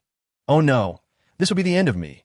Yu Guirong collapsed to the ground, pounding the earth, her cries filled with a profound sense of injustice. The other stall owners joined in, lamenting and demanding that Su Mu compensate them. Su Mu furrowed his brow. I have helped you by dealing with those who extort protection fees. Yet instead of expressing gratitude, you demand compensation. What kind of logic is this? Well done, Su Shini. Lu Shuyun silently praised in her heart, though her actions belied her thoughts. She approached Su Mu and pushed him away, saying, Su Shini, you must step aside quickly. Lu Tai is a local thug with dozens of men under his command, and he is connected to the notorious Golden Triangle. He is someone we cannot afford to offend. Lu Shuyun, is this person under your guidance? The surrounding crowd's eyes lit up upon hearing this. If you cannot manage him, you will be held accountable for this substantial loss. Indeed, Lu Shuyun, this debt shall be placed squarely on your shoulders. Yu Guirong, bring forth the money. Yu Guirong was taken aback, staring blankly at Lu Shuyun, her face a mask of confusion. Before Lu Shuyun could explain, the subdued Lu Tai coldly interjected, How dare you tread upon me? You are finished. Just wait. I will summon my men, and if I do not break both your legs and toss you into the river today, I shall take your surname. I do not have a son who is so cowardly. Su Mu retorted dismissively, kicking Lu Tai away. Call as many as you like. The more, the merrier. You actually allow me to call for reinforcements? Lu Tai exclaimed in disbelief. Could this man truly be a fool? Lu Shuyun had claimed to have close ties with the Golden Triangle, yet he appeared unperturbed. What else? Su Mu smirked. I charge by head count. For every person that arrives, it will cost you 50,000. You have 9 men here, which totals to 450,000. It would be best to summon 100 men. That way, I could earn over 5 million justifying my trip here. What? Lu Tai was taken aback. You intend to rob us? Do not speak so harshly. Su Mu waved his hand dismissively. I am not robbing you. I am merely collecting protection fees. Lu Tai, no longer wishing to engage with Su Mu, pulled out his phone and dialed a number. After saying a few words, he hung up and turned to Su Mu. You better be ready. My elder brother is on his way. How many men is he bringing? 150. That's quite satisfactory. With your 9 men, I can make nearly 8 million. Su Mu nodded, temporarily sparing Lu Tai from further punishment. Stand there and do not impede my business. At that moment, Yu Guirong had already pulled Lu Shuyun aside, quietly inquiring about her relationship with Su Mu. What? He is your fiancé? Yu Guirong was utterly astonished. How can this be? Where's the marriage certificate? How would I know? Lu Shuyun replied helplessly. But he possesses the marriage certificate, in black and white, with my father's signature. It cannot possibly be a forgery. Your father's signature? Yu Guirong expressed disbelief. Your father has been dead for 7 or 8 years. How could he have signed any marriage certificate? This marriage cannot proceed. I will have him expelled immediately. Lu Shuyun felt a pang of hurt. Su Mu had been clamoring for an annulment, and now her mother was also opposed to the marriage. Her hopes seemed increasingly dim. You oppose this marriage? This declaration brought Su Mu great joy. He approached with a smile. Auntie, how wonderful. I too do not consent to this union. Here's my marriage certificate. Please hand over yours, so we may exchange them and nullify this engagement. That I do not possess a marriage certificate. Yu Guirong shook her head. How can you not have a marriage certificate? Su Mu furrowed his brow. Surely, your family is someone named Lu Tianqi. Yes, that was Yin Yun's father, Yu Guirong replied. However, he has been deceased for many years. He would not have signed any marriage certificate with you. Your certificate must be a forgery. A forgery. Su Mu's expression darkened. You wouldn't happen to be trying to avoid the annulment, would you? Yu Guirong, I never expected you to have such a connection with this arrogant fellow. Lu Tai, overhearing this exchange, erupted into laughter. Now, I am no longer afraid. Even if he escapes, I can still hold you accountable. Do not misunderstand. Brother Tai, Yu Guirong hastily explained, we have no connection with this arrogant man. Do not believe his nonsense. She then raised her hand, about to strike Lu Shuyun, furiously roaring, "You foolish girl! Why do you bring such people home? Do you intend to drive me to my grave?" However, Su Mu caught her hand before the slap could land. Lu Shuyun crouched down, instinctively avoiding the blow even without Su Mu's intervention. It was evident that this had become a habitual response. Su Mu felt a twinge of compassion in his heart. This is my fiancée. How could I allow her to endure such a life filled with daily torment? Even if I were to call off the engagement, I still bear the responsibility and obligation to ensure her well-being until it is officially annulled. With a gentle shove, Su Mu sent Yu Gurong tumbling to the ground. Coldly, he remarked, "How dare you lay a hand on my fiancée? Who gave you the audacity?" This display of protectiveness warmed Lu Shiyun's heart, yet the thought that this scoundrel intended to break off the engagement left her somewhat displeased at Su Mu. "What are you doing?" "That's my mother. You have no right to hit her." She rushed to help Yu Gurong, exclaiming, "Mom, are you all right? Get away!" Yu Gurong forcefully pushed Lu Shiyun aside, fuming, "I have no daughter as unfilial as you. It's one thing not to earn money, but to bring a stranger to bully your mother. Are you intent on completely ruining our family?" "I haven't," Lu Shiyun protested, feeling wronged. "There's no haven tea about it. If you speak any longer, I swear I'll end you." Lu Shiyun opened her mouth to retort, but was abruptly interrupted by Yu Gurong. "What do you mean, what? Are you unwilling? Have you found a strong boyfriend? And now you look down on our family?" Yu Gurong lamented, "Oh, my late husband, why did you leave us so early? You abandoned us, leaving us to fend for ourselves. That it would have been better had you not lived at all." As she pounded the ground, her wails echoed, resembling a shrewd, a bitter smile crept onto Lu Shiyun's face as tears brimmed in her eyes, which she fought to hold back. She turned and fled, pondering why her destined Prince Charming treated her with such kindness if he were not meant for her. It only served to deepen her sorrow. Otherwise, if he continued to defend her like this, she might very well find herself ensnared, even if he chose to call off their engagement. Once Lu Shiyun departed, Yu Gurong immediately scrambled to her feet. She turned to Lu Tai, pleading, "Tizi, you saw it. We have nothing to do with this arrogant fellow named Su Mu. You must believe us. Get lost." Lu Tai shoved her aside, sneering, "Whether there's a connection is for me to decide, not you. Besides, my brother is already on his way. Su Mu, prepare to meet your end." Chapter 62. The Golden Triangle kneels bang, just as Lu Tai finished speaking. Su Mu kicked him away, sending him crashing into the approaching group, which was dark with over 100 men. Their aura, formidable. At the forefront stood 3 individuals clad in golden suits, adorned with extravagant gold chains. Exuding an air of wealth. One with a sharp face helped Lu Tai up and glowered. "Who dares to strike my brother? Are you tired of living?" Slap. Before he could finish, he received a resounding slap to the face. "Big brother, why are you hitting me?" He protested innocently, furrowing his brow. Bang, bang, bang. The crowd descended upon the sharp-faced man, swiftly transforming him into a swollen mess. The onlookers stood in bewilderment. They were familiar with Lu Tai and the powerful golden triangle behind him. Logically, they should have taken the opportunity to teach Su Mu a lesson, making him unrecognizable, yet they seemed to have turned against him instead. Thud! To the astonishment of the crowd, Chi knelt before Su Mu. Crawling as he approached, he began to knock his head on the ground. Pleading, "Master Su, did Lu Tai offend you?" "What?" The vendors around them were flabbergasted. What was happening? Why was the typically high and mighty golden triangle kneeling before Su Mu, begging for mercy? Could it be that Su Mu truly possessed the audacity to instill fear in even the golden triangle? In an instant, the onlookers' gazes toward Yu Gurong shifted. If she had a son-in-law like him, the Lu family would surely rise, and who would dare to offend her? Some even offered to help her clean up the mess. Their intentions all too clear. Whether they were to be punished was their concern. Su Mu paid them no mind, raising his hand to stop Chi-Chi's groveling. "I already mentioned. I charge by the head. 50,000 per person. Count how many you have and transfer the total to me. If you lack funds, think of another way. Bullying the impoverished is not only illegal, but also tarnishes your reputation." Yes, Master Su, you are right."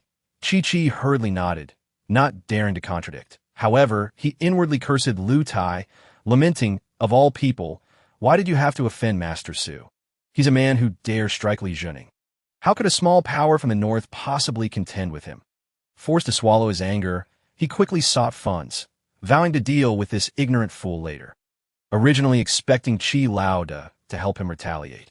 Lu Tai could only cry out in despair as he spat blood and fainted that moment. Yvonne approached Su Mu, smiling obsequiously. Son-in-law, I didn't expect you to be so capable. You truly opened my eyes. I agree to your marriage with Yun Yun. Su Mu's expression darkened further.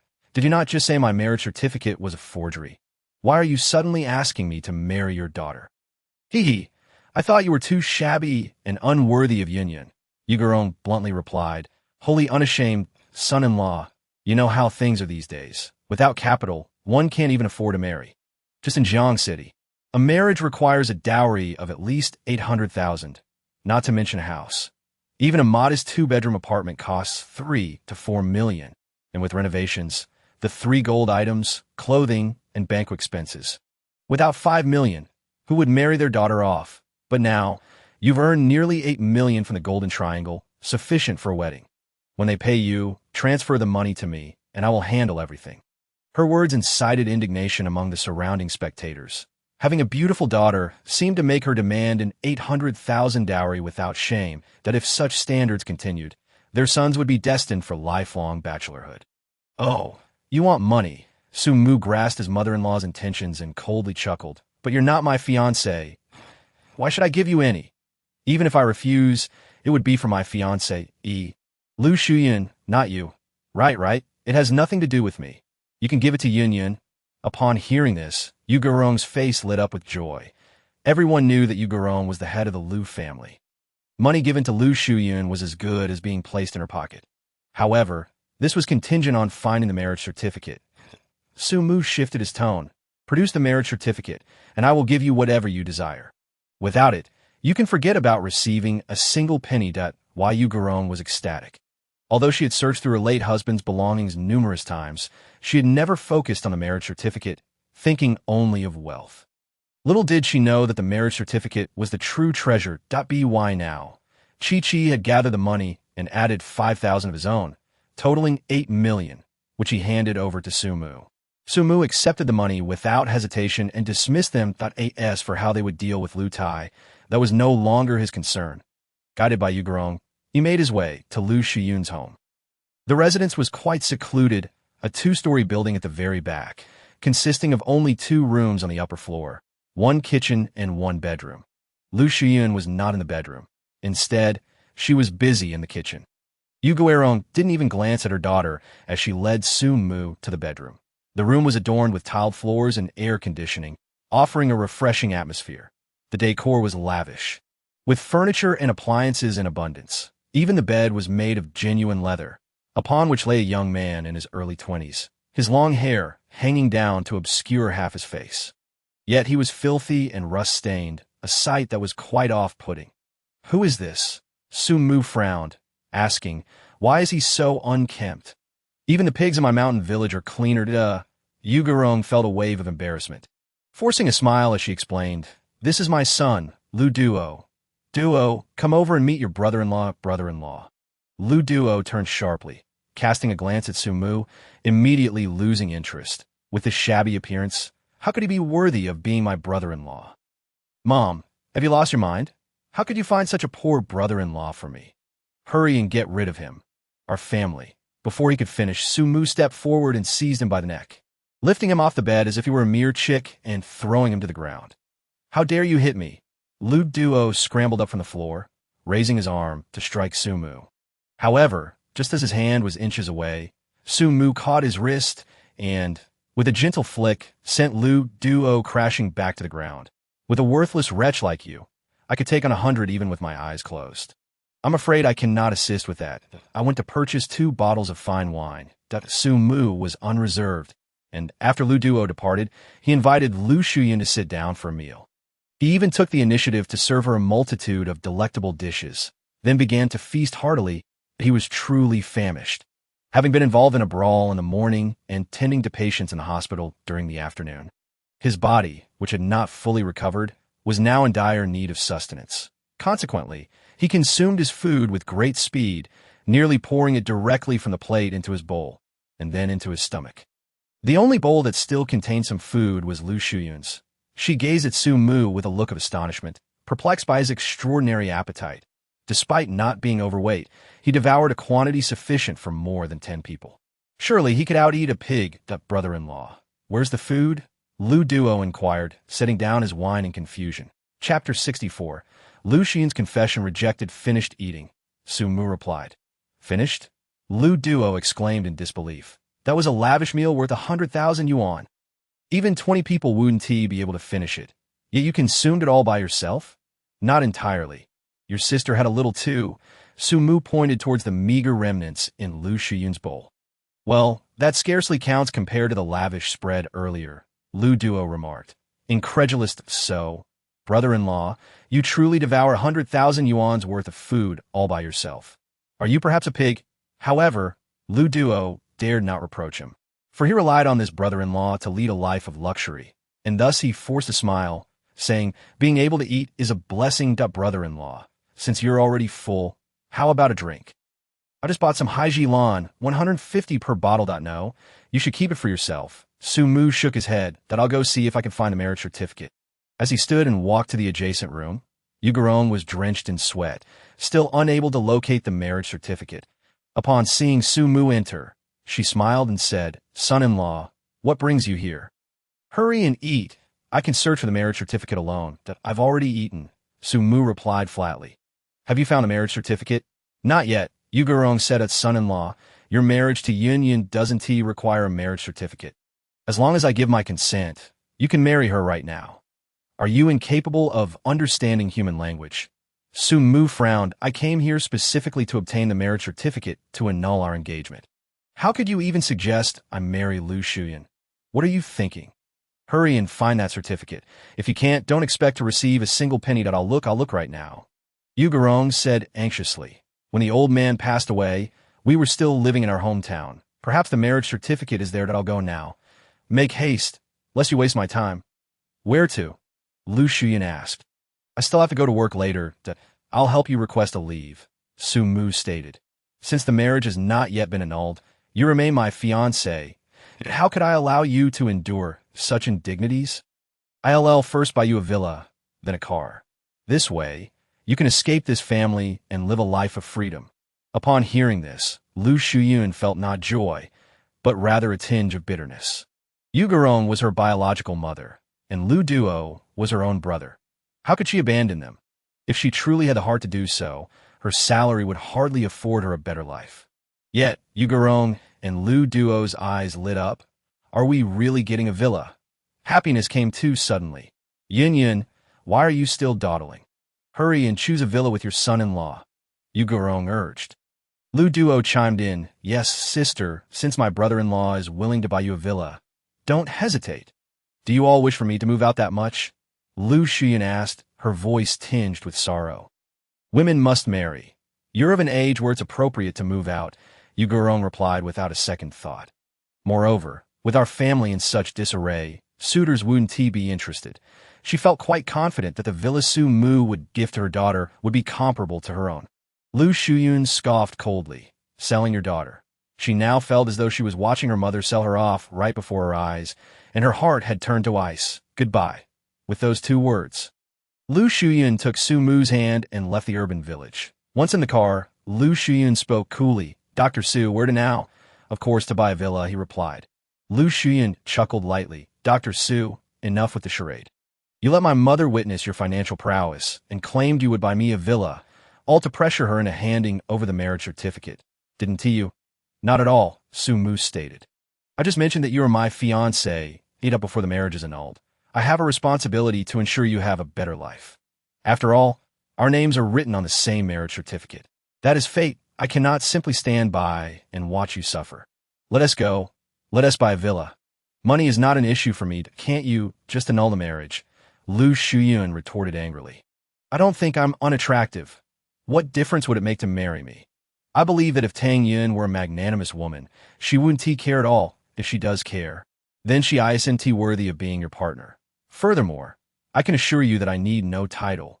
When you need me, you can seek me out, and when you don't, I will dutifully go about my work without causing you any trouble. This was not a whimsical thought from Lu Shuyun. Rather, it was a decision made after careful consideration. First, Su Mu had saved her in the hospital. He descended like a hero, rescuing her from the clutches of Sun Tao, solidifying her belief that he was her Prince Charming. Second, Su Mu's medical skills were exceptional, and as a medical student herself, she had long regarded him as her idol. Lastly, Su Mu demonstrated genuine care for her. Even as he sought to annul their engagement, he treated her with kindness and considered her feelings. All these factors moved Lu Shuyun, compelling her to take a chance and challenge fate. Following Su Mu, even without any formal acknowledgement, she believed that his character would ensure she would not be wronged. Surely, it was better than being sold off by her mother and brother. Su Mu cast a profound gaze upon her before turning his head away, replying indifferently, "Let us buy a villa first." Lu Shuyun sighed inwardly, feeling a sense of defeat. He wouldn't even agree to her offering. Yet, she did not oppose Su Mu's decision to buy a villa. Having a villa, at the very least, would provide some solace, ensuring her family could live a bit better. Lingjianggu, the most luxurious villa community in Jiang City, had only 50 villas developed. 15 had been reserved. Along with a prime building that remained unoccupied. It was rumored that the developer intended to gift it to esteemed guests from the capital. Hence, it was not for sale. The remaining 34 villas had seen prices soar from 100,000 per square meter to now 180,000. Even the smallest of these villas boasted 2 to 300 square meters, valued in the tens of millions. However, many affluent individuals were drawn to the area, including wealthy merchants from other cities, resulting in dwindling supply. Within less than a month of opening, the properties were nearly sold out, with only 8 or 9 small units remaining. Su Mu had directed them to this location after spotting an advertisement on the roadside. Lu Shuyun, devoted to her medical studies, was not well versed in such matters and was unaware of the frenzy surrounding Lingjianggu. She assumed it was merely a standard villa community and did not think much of it. After Su Mu provided the address, she drove her pink Wuling minivan there. What is going on? The staff at the sales office were taken aback upon seeing a Wuling pull into the parking lot, their jaws dropping in astonishment. They exchanged bewildered glances, unsure of what to say. Arriving in such a humble vehicle to such a prestigious place was an eye-opener, to say the least, especially when they observed the two individuals' attire, a beggar-esque garb and a doctor-esque white coat, confirming their suspicions. While doctors can earn a decent living, they typically wouldn't spend their life savings on a villa.as for the beggar. They didn't even consider him in their calculations. Thus, when the two entered, no one attended to them. Instead, they wore expressions of disdain. Had it not been for their good manners, they might have been outright dismissed. Su Mu paid no mind to the lack of attention. He was focused on examining the models. A salesperson was explaining the units to a young couple. This is our smallest unit. Although it's just over 200 square meters, it's adjacent to the river. You can feel the river breeze as soon as you step outside. Quite pleasant indeed. Moreover, this villa is priced slightly lower at 180,000 per square meter. Just as the couple hesitated, Su Mu interjected, "I'll take this one. Will it be card or cash?" Chapter 65. The tragic internet celebrity card. The sales representative exuded indifference, harboring a sense of disdain within. What business did a filthy beggar have to act so grand? Yet, the doctor beside him, strikingly beautiful in her immaculate white coat, exuded an air of distinction. However, she drove a Wuling Mini, which hardly suggested she could afford a villa. Su Mu harbored no doubts as he retrieved his bank card from his pocket. With a soft thud, an item inadvertently slipped from his grasp and fell to the ground. The purple panel, adorned with golden edges, was resplendent. That was astonishingly a purple gold card. The sales representative stood in stunned silence. Only the Sanjin Group in Jiang City possessed such a card, unique in its exclusivity. Linjiang Pavilion was indeed a property of the Sanjin Group. Those who held a purple gold card enjoyed complimentary services across any establishment under the group's umbrella. In essence, even if one demanded the most luxurious villa, they would have to acquiesce. However, those who truly possessed a purple gold card would never exploit such privileges, for receiving it from the Tang family was a mark of respect and honor. One could not be so ungrateful as to wield the card while attempting to take advantage of every opportunity. The couple nearby looked equally astonished at Su Mu, initially believing him to be a wealthy magnate, only to discover he was a mere beggar. The doctor, however, remained genuinely captivating, causing the woman beside her partner to feel inadequate, discreetly grasping his hand. The man, oblivious to her gesture, stared at Lu Shuyun. Astonished, Lu Shuyun, "Is that really you, Jiang Mu?" Lu Shuyun, equally surprised, did not expect to encounter her high school classmate here. "Ha, Lu Shuyun, it truly is you," Jiang Mu remarked with a hint of sarcasm. "I heard you became a doctor. So, you've come into some money to buy a villa?" "Not at all," Lu Shuyun replied with a wry smile. "My fiancé wishes to buy it for me." As she spoke, she cast a soft glance toward Su Mu. Her eyes filled with warmth, which made Jiang Mu feel a twinge of envy. Back in high school, he had pursued Lu Shuyun, but she had been cold and dismissive, and her mother had even demanded 10 million from him. With no money to offer, he was told to step aside and not hinder her daughter's ability to earn. This incident had caused quite a stir, making Lu Shuyun a well-known figure throughout the school. "Jiang Mu, do you know her?" the woman beside him asked coldly. "Indeed," Jiang Mu teased. "Her name is Lu Shuyun, my high school classmate. She is a rather exceptional mother, who has always intended to sell her daughter. And this time is likely no different. Back then, it was for 10 million. Now it must be 50 million. Lu Yinyin couldn't contain her laughter. 50 million. Do you really think this beggar can afford that? Perhaps he can, Jiang Mu chuckled. Look where he is, at Linjiang Pavilion sales office. The cheapest villa here costs over 50 million. Who knows, this beggar might just be an invisible tycoon. Huh. Lu Yinyin's laughter grew brighter. Suddenly, she was met with a resounding slap. It was Su Mu. Initially, he had thought Jiang Mu was merely a classmate of Lu Shuyun and intended not to compete with them for the villa. Perhaps opting for a different one. However, upon realizing the nature of their friendship, which was even less substantial than plastic, he could not tolerate Jiang Mu's mockery of Lu Shuyun. Su Mu's hand swiftly delivered a sharp blow, sending Lu Yinyin crashing against the model villa, her teeth clashing against the edge, resulting in 2 front teeth being knocked out. You actually dare to hit me?" Lu Yinyin gasped in disbelief as she climbed to her feet, her eyes wide with shock as she turned to Jiang Mu, demanding, "Jiang Mu, go. Help me take him down. Kid, you dare to lay a hand on my woman. Do you know who I am?" Jiang Mu cracked his knuckles ominously. "My husband is the sparring champion of Jiang City. You'll regret this," Lu Yinyin added, echoing Jiang Mu's threat. With a sudden movement, Su Mu struck first, delivering a kick that landed squarely on Jiang Mu's abdomen, sending him flying several meters away before crashing to the ground with a heavy thud. "Is that all? A sparring champion?" Su Mu scoffed. This left Lu Yinyin in disbelief. Jiang Mu, with his muscular physique, had previously knocked down others with a single punch. How could he now be so easily defeated by a beggar? "Cease this commotion at once, or I will expel you all."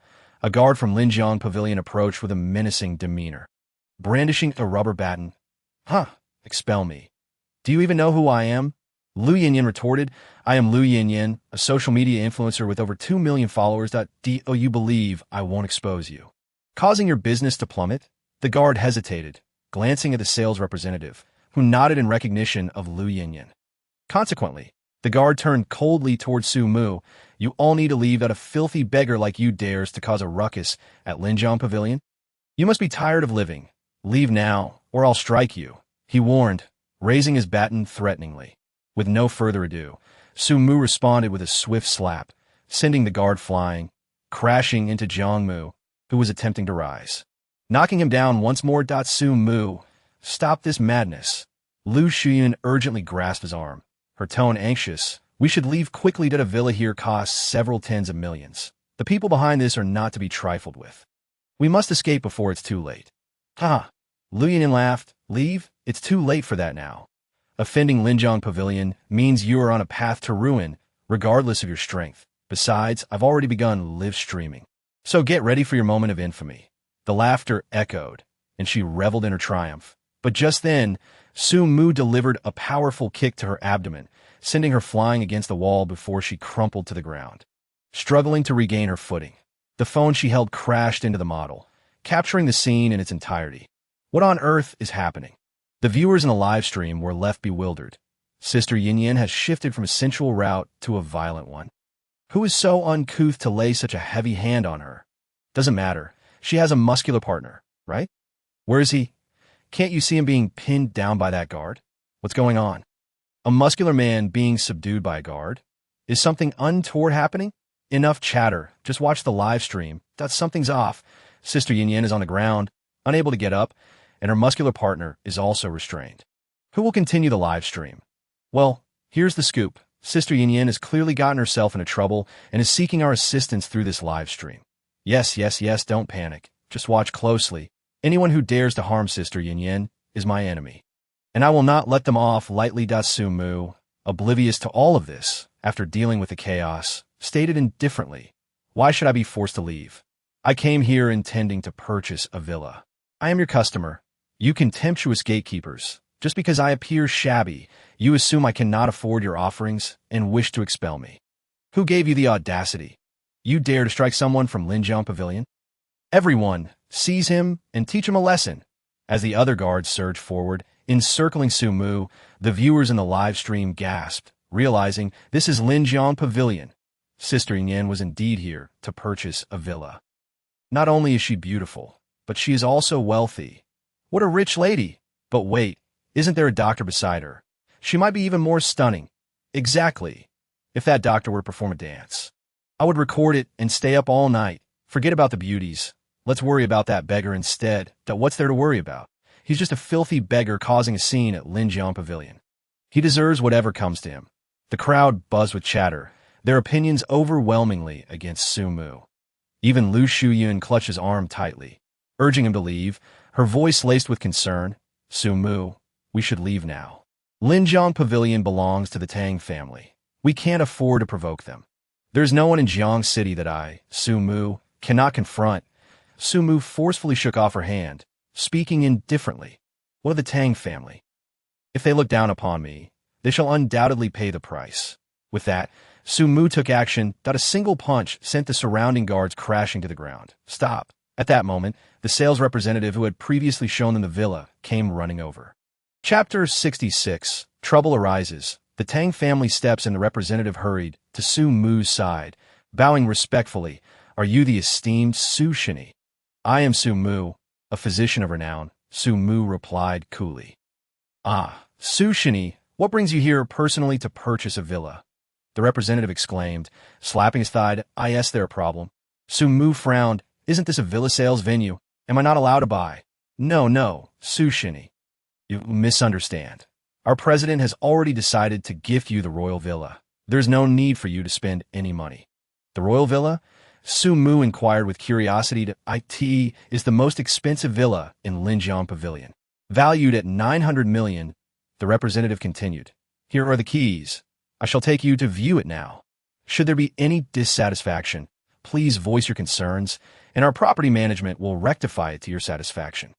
Lu Shuyun, what do you think? Su Mu asked, as he had little concept of real estate. Lu Shuyun, however, was struck dumb, her face pale, her mind buzzing. The royal villa worth $1 billion was to be gifted to her.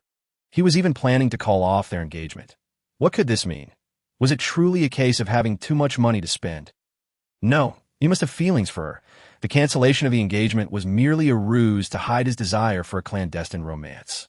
Impossible. This was utterly inconceivable. Jiang Mu, unable to accept this reality, rose from the ground and pointed at Su Mu, declaring, he is nothing but a filthy beggar. How could he possibly earn the favor of the Tang family? You must be mistaken. Mistaken? The representative shot him a glance, brandishing a purple gold card, sneering, this is a specially crafted purple gold card from the Tang family, one that cannot be replicated. If Su Shini did not possess genuine skill, how could he hold such a card? Could it not have been found? Jiang Mu retorted defiantly, oh, care to show me one that you found? The representative replied disdainfully, I just confirmed via phone that this card was personally given to Su Shini by President Tang. Moreover, President Tang is en route here and will likely arrive shortly. Originally, you and Lu Shuyun, being classmates, could have purchased a villa at a discounted rate, but your disdainful attitude squandered that opportunity. You have even offended Su Shini. Once President Tang arrives, You and that little internet celebrity shall face the full wrath of the Tang family. The sales representative himself had initially doubted the legitimacy of the situation. After acquiring the card, he discreetly contacted his superiors, eventually reaching President Tang, who personally confirmed the arrangement and ordered the royal villa be gifted to Su Shini. He was even instructed to keep the situation under control and ensure Su Shini was not bullied. Otherwise, the entire staff of Linjiang Pavilion would face termination. This was the first time the representative had witnessed President Tang's anxiety and fury, so he hurried over to prevent the guards from acting. Upon seeing all the guards felled by Su Mu, he exhaled deeply, further convinced that Su Shini was indeed a benefactor of the Tang family. Otherwise, how could he possess such strength? Jiang Mu found himself momentarily at a loss and turned to Lu Yinyan. Lu Yinyan, having heard the exchange, was equally astonished. For a fleeting moment, she considered fleeing, but then thought better of it. Perhaps an opportunity had presented itself. Spending her days relying on her looks to perform on stage was growing tiresome.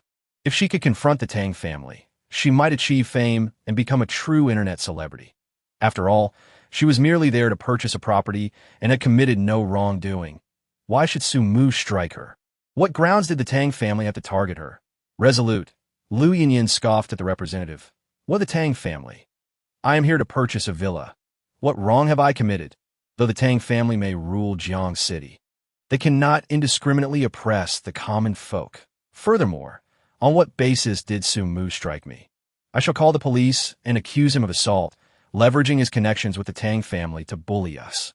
As she spoke, she reached for her phone, only to discover it was missing. Scanning her surroundings, she found it lodged near a model. Upon retrieving it, she noticed her live stream was in chaos. Sister Yin-Yan, I support you. Take the fight to the Tang family.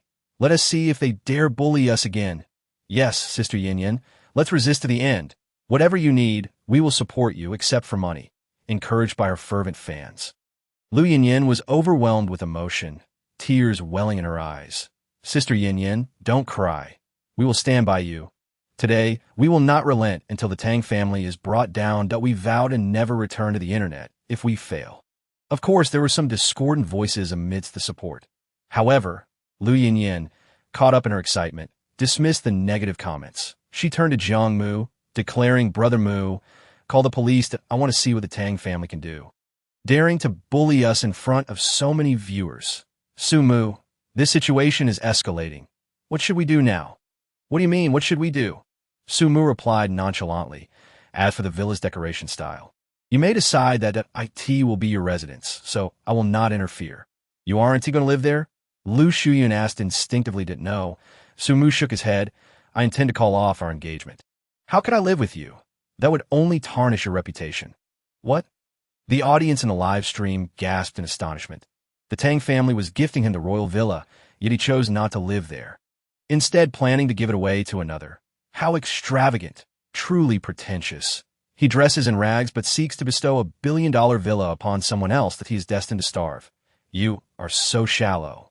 Continue to look beyond money. Have you not noticed the more intriguing aspect? For instance, Su Mu is indeed seeking to annul his engagement with Lu Shuyun. Yes, he's indeed calling off the engagement. Is there something wrong with that? Foolishness, to cancel an engagement and still gift the royal villa. What does that signify? Isn't it clear? He surely finds Lu Shuyun attractive and intends to win her heart with wealth. Silence. Someone is arriving. It appears to be the police. As the discussions in the live stream continued, the police were the first to arrive. Liang Qian entered and immediately spotted Su Mu, her brows knitting together in discontent. Why are you everywhere? You seem to seek trouble daily. Can't you behave? I am not looking for trouble, Su Mu replied, exasperated. They called the police. You might as well ask them. Jiang Mu stepped forward to recount the events. Liang Qian's frown deepened. Assault? Is this not trouble? What, in your view, constitutes trouble? However, acknowledging Su Mu's contributions, Liang Qian did not overreact, merely stating, Su Mu, since you initiated the altercation, you should apologize. Apologize to whom? Su Mu exclaimed incredulously. Pointing at himself, Liang Qian, are you out of your mind? They insulted me and Lu Shuyun upon arrival. Am I wrong to have slapped them? Well, Liang Qian found herself at a loss for words. According to the law, striking someone was indeed wrong. Yet Su Mu had a point. Jiang Mu and Lu Yinyan had been mocking them mercilessly, and it was hardly surprising they faced consequences. This was clearly a situation of mutual conflict. Leaving the police unable to intervene, only able to mediate. Seeing Liang Qian hesitating, Su Mu pushed her aside and declared coldly, "Liang Qian, step aside. This matter originated with me. I shall resolve it myself." With that, Su Mu strode toward Jiang Mu and Lu Yinyan, his expression dark as thunder. "What do you intend to do?" Jiang Mu stammered, retreating in fear. Meanwhile, Lu Yinyan, still oblivious to the gravity of the situation, continued to shout her phone. "Fans, did you see that? Su Mu, relying on the Tang family support, is not only scolding the police, but is also preparing to strike us before them. Capture this footage. Share it widely and raise awareness. This time, let us unite and eradicate these social parasites." With a loud thud, Su Mu kicked her away before she could finish her sentence. And seizing Lu Yinyan's phone, he handed it to Liang Qian, saying, "Liang Qian, I am utterly unfamiliar with this device. Please elucidate the situation for them." "Elucidate? You have just assaulted someone right in front of me. How can I possibly explain?" With a multitude of onlookers around and an even greater audience online, even if she wished to shield Su Mu, it was simply impossible to, as a police officer. Liang Qian was imbued with a strong sense of justice. She forcefully pried Su Mu's hand open, drew her service weapon, and pointed it at him, declaring, "Su Mu, get down and cover your head." "What kind of punishment is this?" Just then, a cold voice penetrated from outside the door. Tang Exen, in high heels, strode in and praised Su Mu. "Divine Dr. Su, well done. Continue the good work. Should anything arise, my Tang family will stand by you." Chapter 67. Mutual exposures. Do I need your protection? Su Mu scoffed.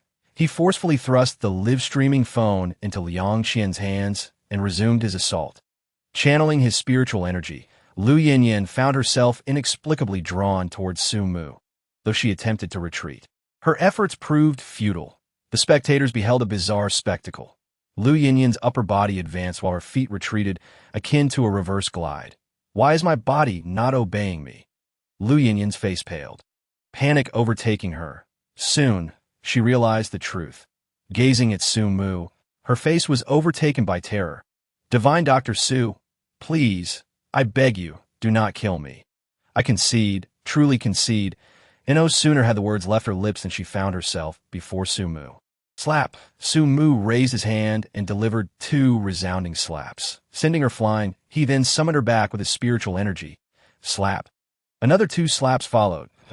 In no time, Lu Yinyan's face resembled that of a pig's head. Liang Qian, holding the phone, was too shocked to explain, utterly bewildered by the unfolding scene. From her vantage point, it appeared Su Mu was merely standing there slapping Lu Yinyan, who had willingly approached him. Her face presented for the blows. Who could be blamed for this? "You are a devil, a true devil." Lu Yinyan, her hair disheveled and face swollen, stared at Su Mu, rendered speechless. "Ha!" Su Mu sneered, inquiring, "Do you recognize your mistake?" I do, she stammered. "And where lies your error? I should not have contested you for the villa, nor should I have mocked you." It seemed she still failed to grasp the extent of her wrongdoing. Su Mu sighed. Raising his hand once more, Lu Yinyan, terrified, clutched her head, crying out, "Please, no more. I truly erred. I will never expose you again, I beg you. Let me go." She braced herself for another blow, yet after a moment, she felt no further punishment. Lu Yinyan exhaled in relief, believing Su Mu had chosen to spare her. Stealthily, she glanced from her position and could see that moment. A loud slap echoed. Startled, Lu Yinyan promptly knelt, hands over her head, resembling an ostrich burying its head in the sand, repeatedly pleading for mercy. "Do not strike me. I implore you. I will pay you whatever sum you desire, even accompany you for as many nights as you wish." Su Mu, somewhat exasperated, turned to Jiang Mu, who had only received 1 slap. "Is this your wife? How utterly shameless. Accompany you, my dear. You ought to consider what she looks like. Do you think I would take any interest in her?" Disgusting. Saying this, Su Mu delivered a second slap, sending Jiang Mu flying, landing right next to Lu Yinyan. You wretched woman, I'm taking the blows for you, and yet you dare betray me? I will make you pay. Jiang Mu collapsed atop Lu Yinyin, mercilessly striking her. You dare strike me? How dare you? Lu Yinyin, incensed, retaliated. Having endured Su Mu's assault was bearable. After all, he was stronger, but Jiang Mu, he was merely her pet, one she had raised. And she would never allow him to act as if he were a master. Ready to unleash her 9 white bone claws, she clawed at Jiang Mu's face, leaving ghastly gashes that oozed blood. You have marred my face, Jiang Mu roared, touching the blood oozing from his wounds, his expression twisted with rage. You wretched woman, I showed you kindness. Bang! Jiang Mu mounted Lu Yinyin, delivering a relentless assault. Do you believe I won't disseminate your photos and videos? Lu Yinyin threatened. I possess footage of you barking like a dog, wearing a collar. If I release it, you'll be utterly ruined. Huh, do you think I still fear you? Jiang Mu cackled. Even if I perish today, I will take you down with me. Duh, we are 2 brothers. No need for a second. You think you are so pure, with so many sugar daddies supporting you. Is that not sufficient? You still flaunt yourself on screen to attract attention, even selling worn stockings and intimate apparel. How vile you are. Do your parents know? The surrounding crowd was left dumbfounded, even Liang Qian wide-eyed. This news was explosive. The revelations they shared, if true, could result in years of imprisonment. Su Mu's actions were indeed justified. Just then, Tang Xin turned to Liang Qian and said, Comrade Liang, do you still wish to protect them? Such scum deserve to be punished. Liang Qian, filled with disdain, remarked, I have handled numerous cases. Yet I have never encountered such repugnant beings. They have completely shattered my worldview. Take them away. They have no place here, Tang Xin stated coldly. Liang Qian exchanged a glance with her subordinates, and promptly, 2 officers approached, producing handcuffs to restrain Lu Yinyin and Jiang Mu. Officer, you cannot arrest us without also apprehending Su Mu, Jiang Mu protested. Lu Yinyin chimed in. Indeed, officer, you cannot favor him simply because you know him. My phone is still live streaming. Thousands are watching. Do you not fear the exposure that could ruin your reputation? Apologies, but Su Mu is an extraneous member of our police system, Liang Qian replied with a cold smile, asserting her authority to reprimand offenders. Humph, Jiang Mu scoffed. That's merely your word. Without evidence, who would believe you? This is the evidence. Liang Qian produced a document, personally signed by the city's top officials, appointing Mr. Su Mu as an extraneous member of the police system. Let the numerous viewers bear witness. Liang Qian pointed her phone's camera at the document for a moment before handing it to Su Mu. Mr. Su, this is proof of your identity. In instances of lawbreaking, should we be unable to intervene in time, you may act at your discretion. May I kill? Su Mu inquired. Well, Liang Qian faltered, having sought this identification for so long, only for him to request permission to kill. It seemed he regarded human life as worthless as ants. After a moment's hesitation, Liang Qian finally responded, if you encounter a truly heinous individual, killing is permissible. Splendid. I appreciate this document. Su Mu smiled, tucking the paper away. With this document, should anyone provoke him again, he could retaliate without fear of police intervention. Having entered that place once, he had no desire to return. Lu Yinyin, witnessing this, understood her fate was sealed, collapsing to the ground like a puddle of mud. Dragged away by the police, she resembled a lifeless dog. Meanwhile, Jiang Mu turned to Lu Shuyun, desperately pleading for help. Lu Shuyun, we are classmates. Please assist me. Assist you? Lu Shuyun queried. On what grounds? We are classmates, Jiang Mu exclaimed, as if grasping at a lifeline. Back in high school, I pursued you. This time, it is not my fault. It was all Lu Yinyin. She treated me like a dog, commanding my every action, not for my own volition. Have a heart and spare me, as he spoke. Jiang Mu crawled to Lu Shuyun, attempting to embrace her legs in a show of desperation. Get away! Lu Shuyun kicked him aside, disdain evident in her tone. How dare you speak of camaraderie? If we weren't classmates, would you even know who I am?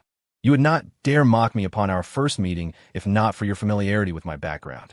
Now that you see my fiancé is powerful enough to keep you in check, you beg for mercy. I have shown you enough consideration by not slapping you. How dare you ask for my forgiveness?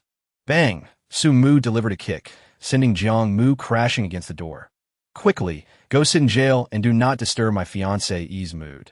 Truly shameless. Liang Qian cast a deep glance at Su Mu, noting how he referred to her as his fiancée, and wondering if he did not fear Summer Yuqing's jealousy.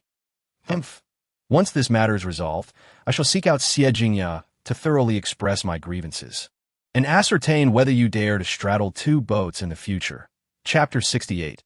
You have a blood disaster, Mr. Tang. What brings you here so unexpectedly? After Liang Qian and her entourage departed, Su Mu turned to Tang Xian and inquired, if I had not come, I would genuinely worry that you might dismantle my Linjiang pavilion. Tang Xian jested. Su Mu felt a wave of embarrassment and clarified. Dismantling Linjiang pavilion is not on my agenda. I merely intend to purchase a villa. If they agree to sell it to me, that suffices. That if they provoke me, I shall compel them to acquiesce and sell it to me willingly. Nothing more. The guards at Linjiang Pavilion wore expressions of deep concern that Su Mu truly possessed such capabilities. After all, his unpredictable prowess was not something anyone could withstand. Yet he felt somewhat disheartened. It was humiliating to be overwhelmed by a single individual amidst so many. Tang Xian shook her head in resignation. After Su Mu had healed her father the day prior, the Tang family had discreetly inquired about Su Mu's circumstances, acquiring a general understanding he is akin to a docile donkey. Engage him amicably, and he will be receptive to any discussion. However, should you attempt to exert force, be forewarned, he is more formidable than you. Just like with the Li family, Su Mu's mere presence subdued everyone. It was precisely due to witnessing Su Mu's might that the Tang family resolved to forge an alliance with him at any cost. Thus, upon learning of Su Mu's intention to purchase a villa at Linjiang Pavilion, Tang Xian unhesitatingly bestowed upon him the penthouse suite, firmly binding Su Mu to the Tang family's interest through the connection of a benefactor. Dr. Su, let us proceed. I shall show you the villa. Tang Xian invited with a smile. Su Mu nodded, following Tang Xian along with the bewildered Lu Shuyan. Tang Xian personally drove the sightseeing vehicle, and after approximately 10 minutes, the trio arrived before a grand villa. Before them lay a spacious courtyard, guarded by two bodyguards clad in black, protecting the villa. The courtyard was adorned with an array of flowers and plants, meticulously tended to, radiating vibrant blooms and fragrant aromas. Even Su Mu found himself momentarily awestruck by the scene before him. This locale surpassed the environment near my aunt's residence. Simply standing here evokes a refreshing sense of tranquility, exceedingly comfortable for a fleeting moment. He contemplated the idea of residing here permanently. Yet, the thought of severing ties with Lu Shuyun extinguished that notion. His plans for the future involved retreating to the mountains, living an unrestrained life with Tang Yun. How could he possibly yearn for the entanglements of the mundane world? The four-story villa was opulently decorated, equipped with every conceivable appliance and furniture, all of high-end brands, exuding an air of sophistication. The top floor even featured a swimming pool filled with geothermal water, maintaining a consistent temperature. After a single tour, Lu Shuyun was utterly enamored with the place. Su Mu was equally satisfied and remarked, Mr. Tang, your impulsive generosity leaves me at a loss for how to express my gratitude. Dr. Su, you have healed my father. Your contribution far exceeds the value of a mere villa. Moreover, you intend to treat my nephew and help him stand again. This is a monumental favor to our Tang family. Do not speak of a mere villa. Even if you sought our family fortune, we would not flinch, but would gladly present it to you. I am not in the business of trade. Why would I desire your family's wealth? Su Mu waved his hand in refusal. However, Tang Xian left the most favorable impression on him. Su Mu turned to Lu Shuyun and asked, Lu Shuyun, having surveyed the premises, what are your thoughts? If there are any aspects you wish to revise, do not hesitate to voice them. That Mr. Tang is present and can accommodate your every need. No, I have no objections, Lu Shuyun quickly replied. What a jest, a villa valued at 10 billion. What could a mere doctor like her possibly critique? Even if she had reservations, they must remain unspoken. And who might this be? Tang Xian inquired curiously. Oh, this is Lu Shuyun, my fiancé, and the head of a department at the Central Hospital of Jiang City. Su Mu explained with a smile. Originally, I came here to purchase a villa for her, and now that you have gifted me one, it is perfect. It spares me the expense. Pardon? You intend to gift her a penthouse worth 10 billion? Tang Xian was taken aback. Indeed. Is there a problem? No. No problem at all. Tang Xian scrutinized Lu Shuyun closely. True love, indeed. Otherwise, who would willingly part with a 10 billion villa? It seemed that as long as she pleased Lu Shuyun, she could firmly secure Su Mu's affections. Hence, she proactively extended her hand toward Lu Shuyun, saying, Dr. Lu, it is a pleasure to meet you. I am Tang Xian, the chairwoman of Sanjin Group. You are the chairwoman of Sanjin Group? Lu Shuyun exclaimed, shaking her hand with excitement. During her school days, she had heard about the remarkable business prodigy in Jiang City named Tang Xian, who founded Sanjin Group and became the wealthiest woman in the city by the age of 32. Now, 4 years later, Sanjin Group had soared to unimaginable heights, becoming the most formidable conglomerate in Jiang City. Without question, Su Mushiwe had always regarded Tang Xian as an idol. Her decision to leave the Su family's protection was, in part, influenced by Tang Xian. Her astonishment.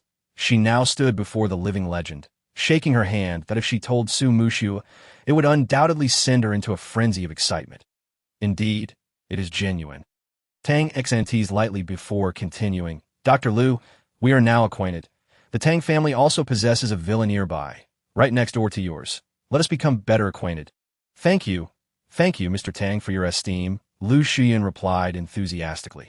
Though she had no desire for a political career, living next to the Tang family and fostering a good relationship with Tang Xian would undoubtedly benefit her career advancement. Tang Xian regarded Lu Shuyun with a strange look. Guarding a villa worth 10 billion, and yet you still think about work? A casual video or a post on social media could earn her more than her current job. Moreover, you're Su Mu's fiancé now. Why bother with work? Wouldn't it be better to simply be a decorative figure? Lu Shuyun, please provide me with your bank account number. Just as she was caught up in her excitement, Su Mu interjected. What do you need my account number for? Lu Shuyun asked, puzzled. I wish to transfer some funds to you. I can earn my own money through my job. There is no need for you to send me anything. That little amount has likely been squandered by your family, hasn't it?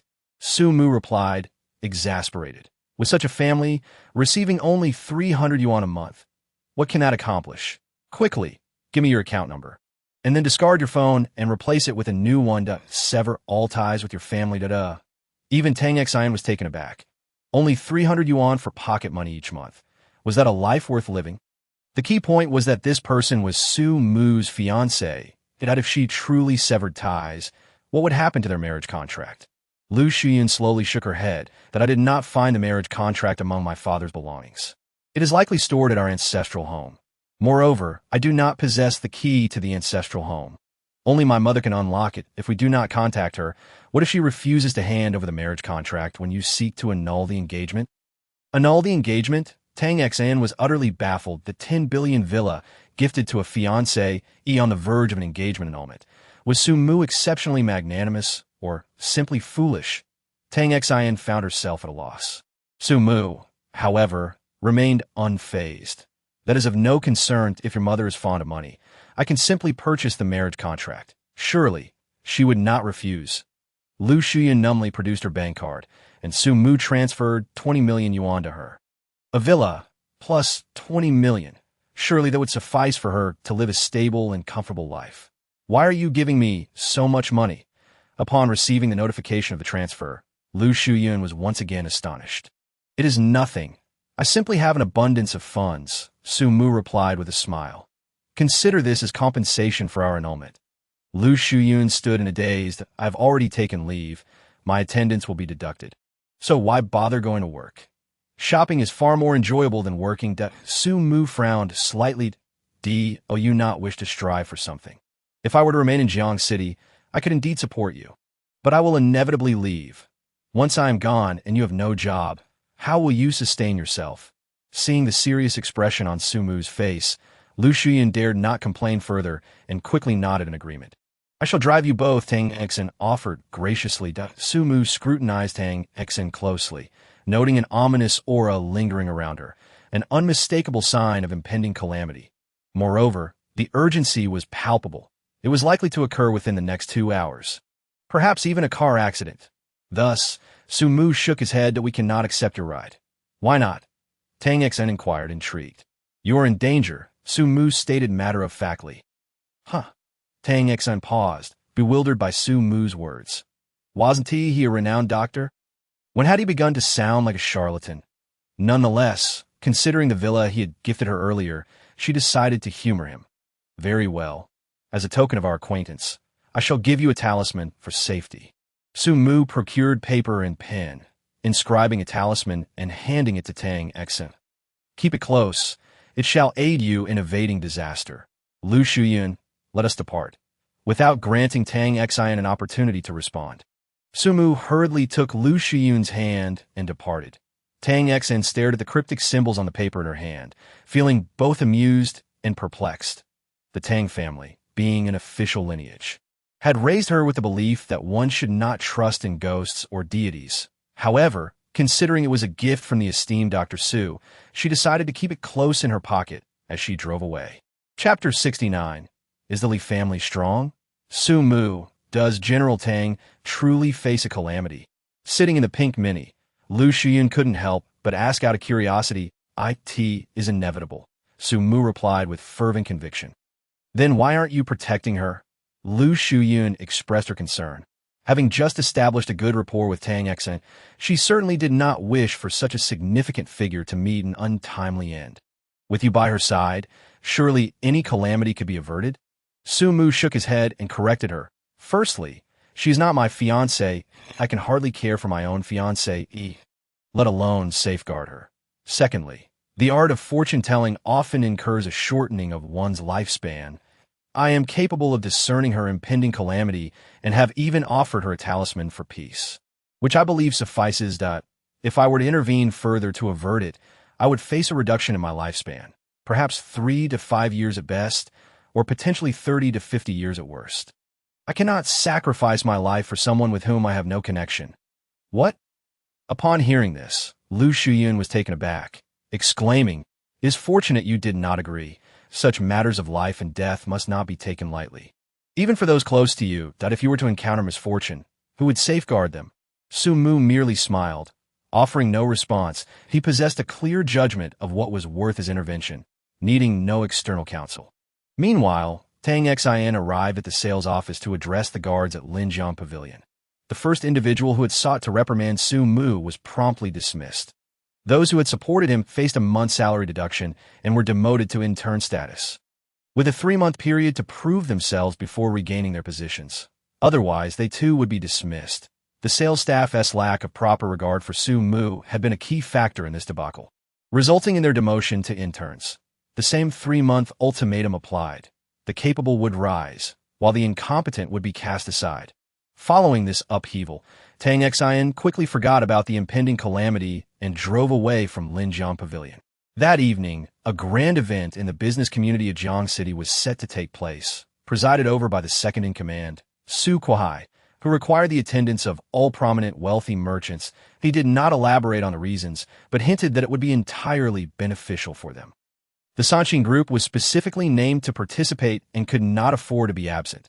Not long after departing, she arrived at a crossroads, and as the light turned green, Tang Xin accelerated her vehicle. Simultaneously, a large truck came barreling down the adjacent road. The driver leaned out of the window, shouting frantically for everyone to clear the way, claiming his brakes were malfunctioning. Tang Xin's face turned pale upon realizing the danger. However, as the wealthiest woman in Jiang City, she maintained her composure in the face of adversity. In a split second, she resolved to accelerate, thinking that if she did so, the truck would merely graze her rear, causing minimal damage. However, if she were to halt, the truck would likely collide with her head-on, putting both her and her vehicle in grave peril. Her plan seemed sound, yet reality proved merciless as she accelerated. The truck did the same, veering dangerously towards her. Bang! The truck collided with the front half of her car. Screech! Accompanied by the jarring sound of tires skidding against the pavement, Tang Xin's BMW was shoved to the opposite curb, finally coming to a halt, now a wreck.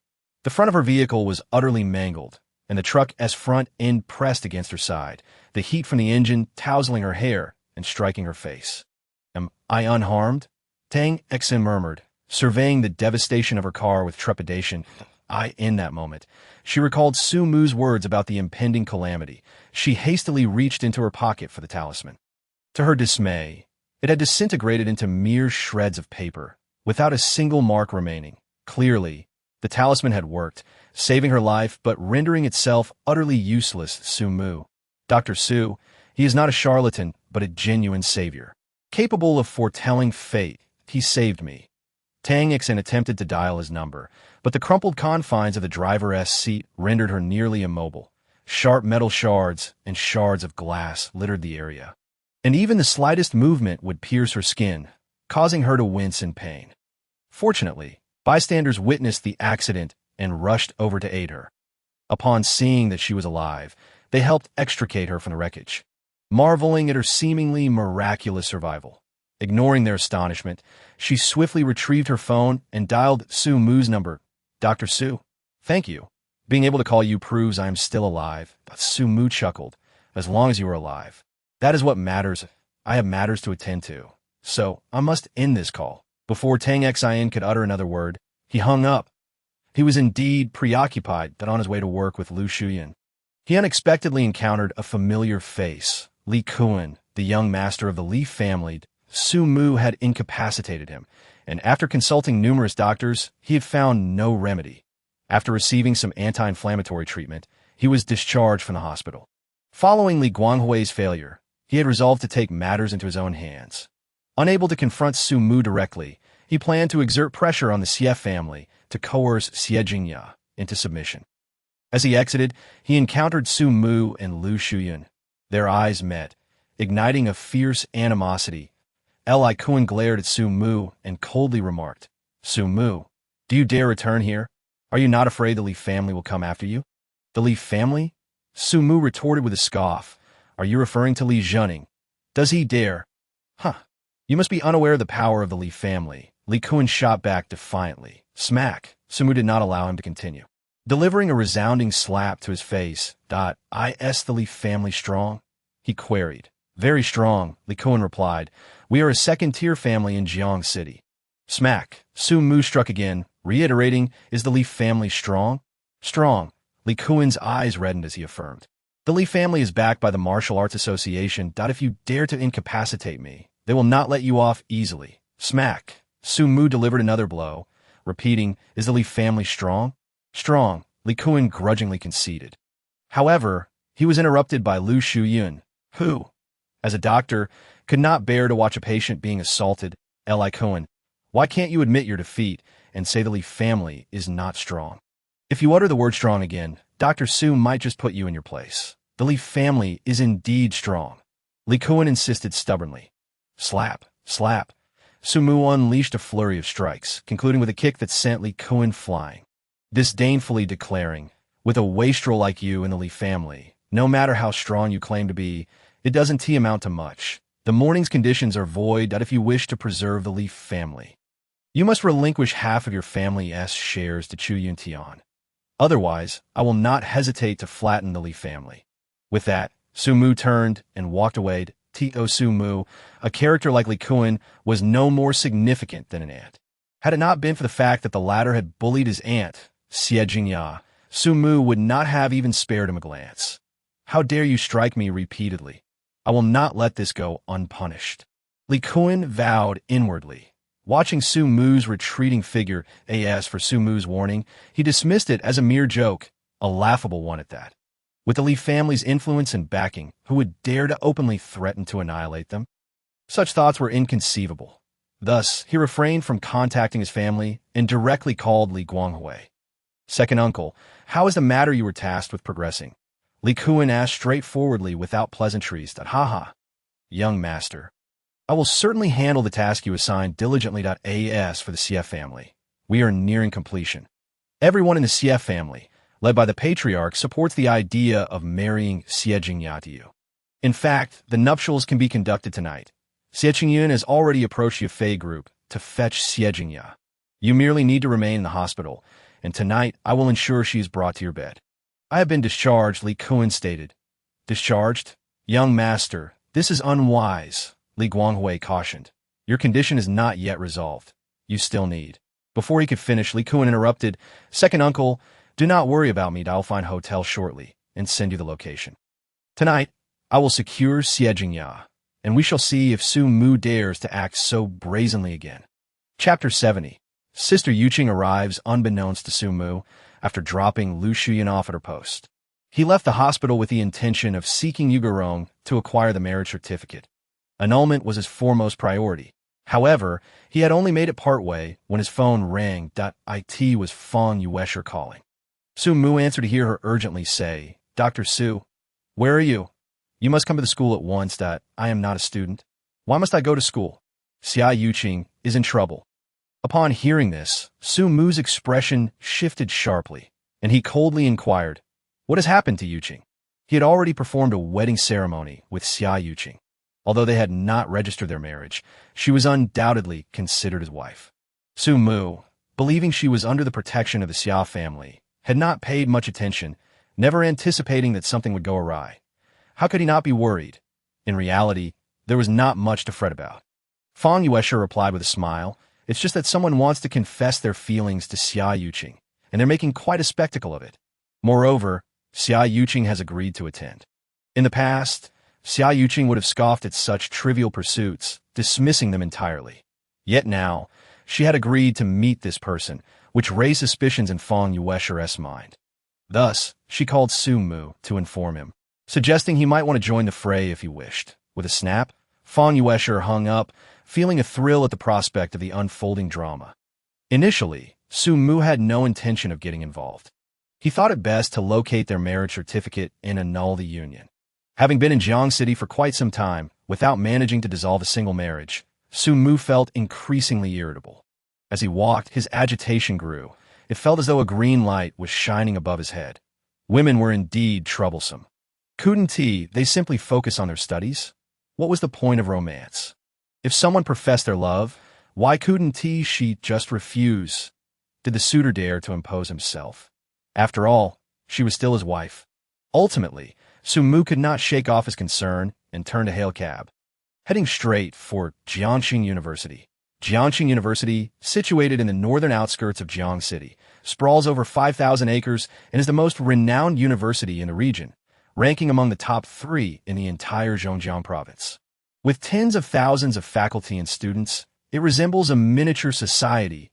That moment, Jiangxing University was abuzz with excitement, all because of Zhou Jie's impending confession. The chatter on forums and social media was rampant. Given the distinguished status of both individuals involved, Zhou Jie, the young master of the Zhou family in Jiang City, was a bona fide rich heir. Not only was he handsome, but he also displayed extravagant tastes, frequently treating beautiful women to lavish meals and luxurious accommodations. Those who associated with him reaped the benefits of his generosity, at least in terms of free meals. Consequently, he garnered a multitude of admirers.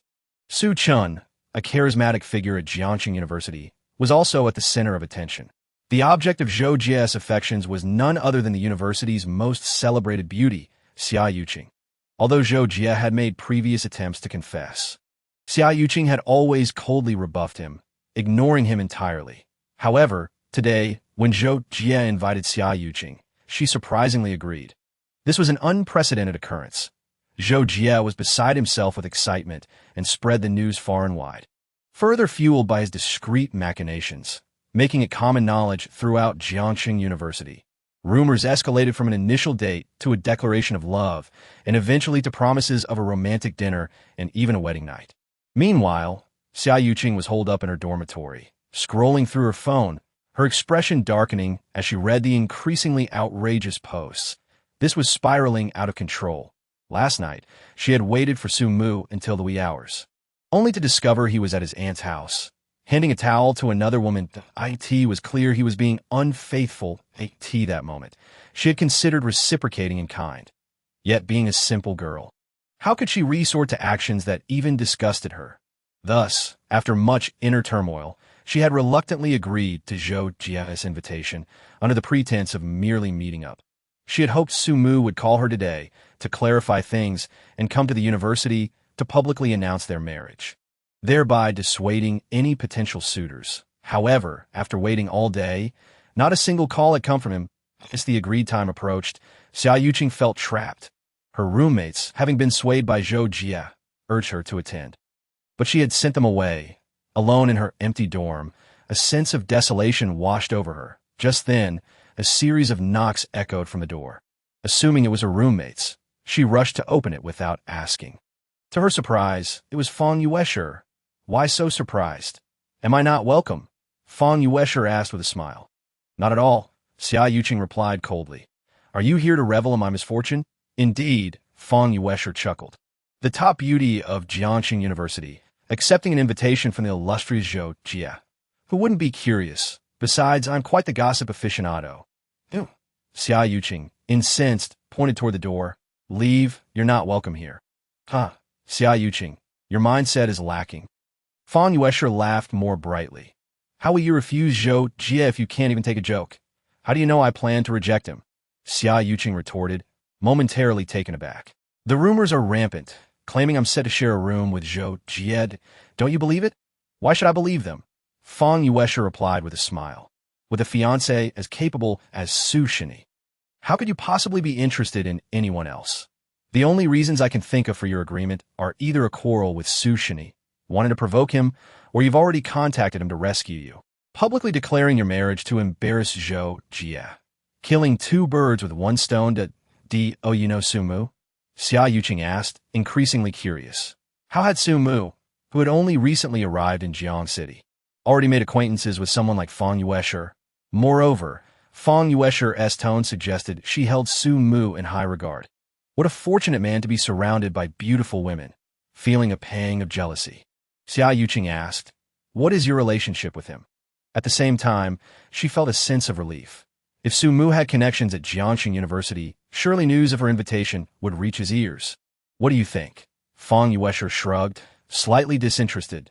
Su Shini saved my grandfather's life, and now he's our family's private doctor, earning a salary of 40 million a year. We've been through some things. I suppose we can consider ourselves friends at least. I regard him as such. Whether he sees me as a friend, I cannot say. So, Xia Yuqing asked, her expression still frosty. Nothing in particular, just wanted to remind you that it's time to go. Fang Yuesher said, glancing at her watch with a smile, I must be off. Zhou Jie has everything prepared in the school auditorium, awaiting your arrival. With that, Fang Yuesher departed, still chuckling. Another one there to witness her predicament. Xia Yuqing clenched her fists.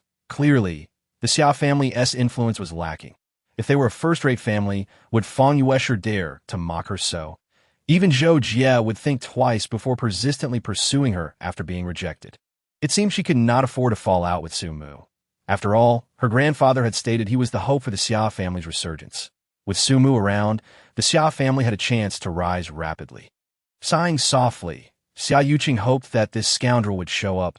Otherwise, this drama would be difficult to resolve. Gathering her emotions, she left her dormitory and headed for the auditorium.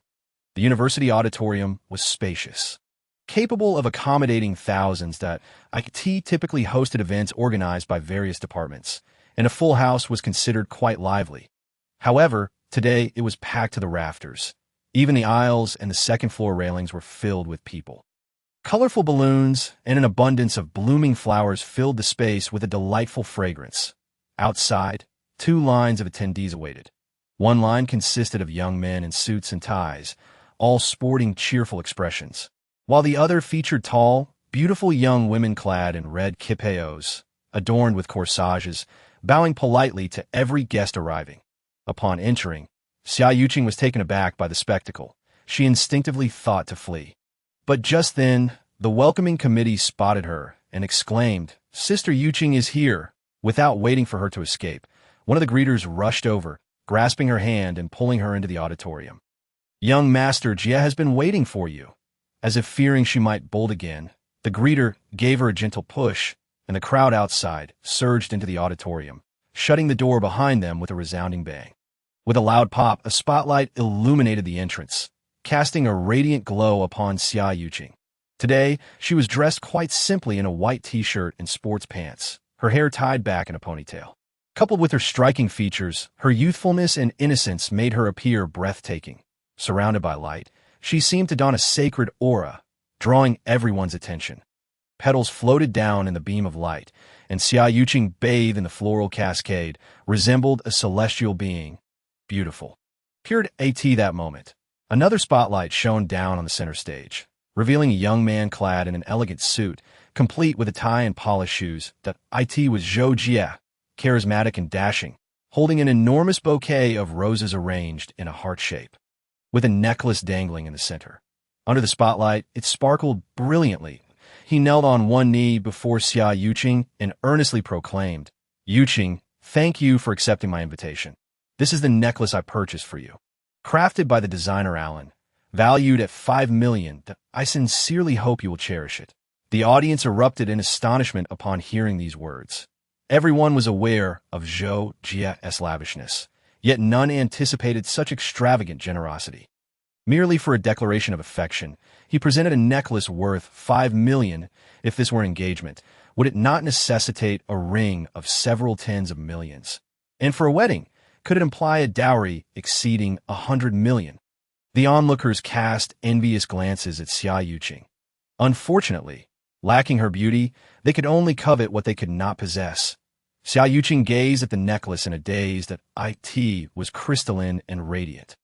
Glimmering with brilliance, T.O. claimed she did not appreciate it would be a falsehood. After all, what woman can resist the allure of jewels and diamonds?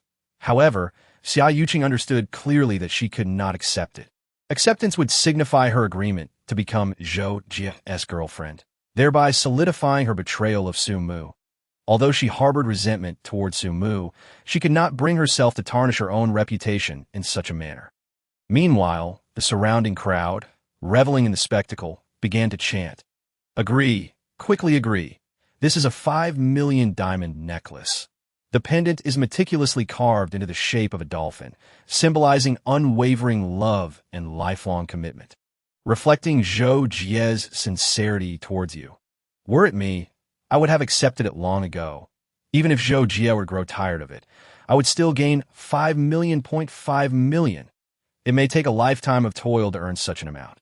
Agree to be with him, to be together, to share a kiss. The cacophony of voices grew louder and increasingly absurd. Xia Yuqing's cheeks flushed crimson. Under the illumination, they appeared as rosy as a perfectly ripe apple. Exceptionally tempting, Zhou Jie was captivated by her beauty. University life was indeed splendid, far more pleasing to the eye than the superficiality outside. With such a remarkable woman, his time at university was undoubtedly worthwhile. Just as Xia Yuqing was about to decline, the door was suddenly kicked open from the outside, followed by an intrusive voice. "I'm not late, am I?" It was Su Mu. He had arrived. He had not disappointed her. However, the ensuing scene left her utterly flabbergasted. Su Mu approached Zhou Jie, removed the necklace from the center of the bouquet, and hung it around her neck. He then stroked his chin, nodding appreciatively. Indeed, such a fine necklace can only reveal its worth when adorned around your neck. "Who are you?" Zhou Jie finally reacted, glaring at Su Mu, his brows furrowing deeply. Upon closer inspection, he realized he recognized him. "You. How did you end up here?" Recognizing Su Mu, Zhou Jie's legs trembled involuntarily. "Su Mu, do you know him?" Xia Yuqing inquired, pushing Su Mu slightly. "I don't know him," Su Mu replied, shaking his head. "Then why are you taking someone else's necklace?" Xia Yuqing questioned with a hint of melancholy. Su Mu, however, appeared bewildered. "Is this considered theft?" "Clearly, it was given to you. It's worth 5 million. While not excessively valuable, it dazzles when worn around your neck, radiating brilliance. Why not accept such a splendid gift?" Xia Yuqing opened her mouth, uncertain of how to explain.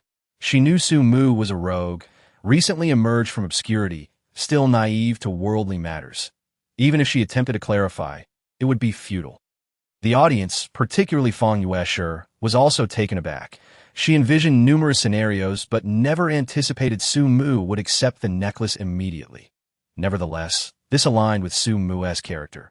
If he could rob a phone, he would certainly not miss out on a freely given necklace. Others, however, did not share this sentiment. Unfamiliar with Su Mu, they only perceived him as a disruptor. Angrily, they surged onto the stage, pointing at Su Mu and coldly demanding, "Who the hell are you? Who permitted you to come up here? How dare you interrupt Zhou Jie's moment? You're practically asking for trouble.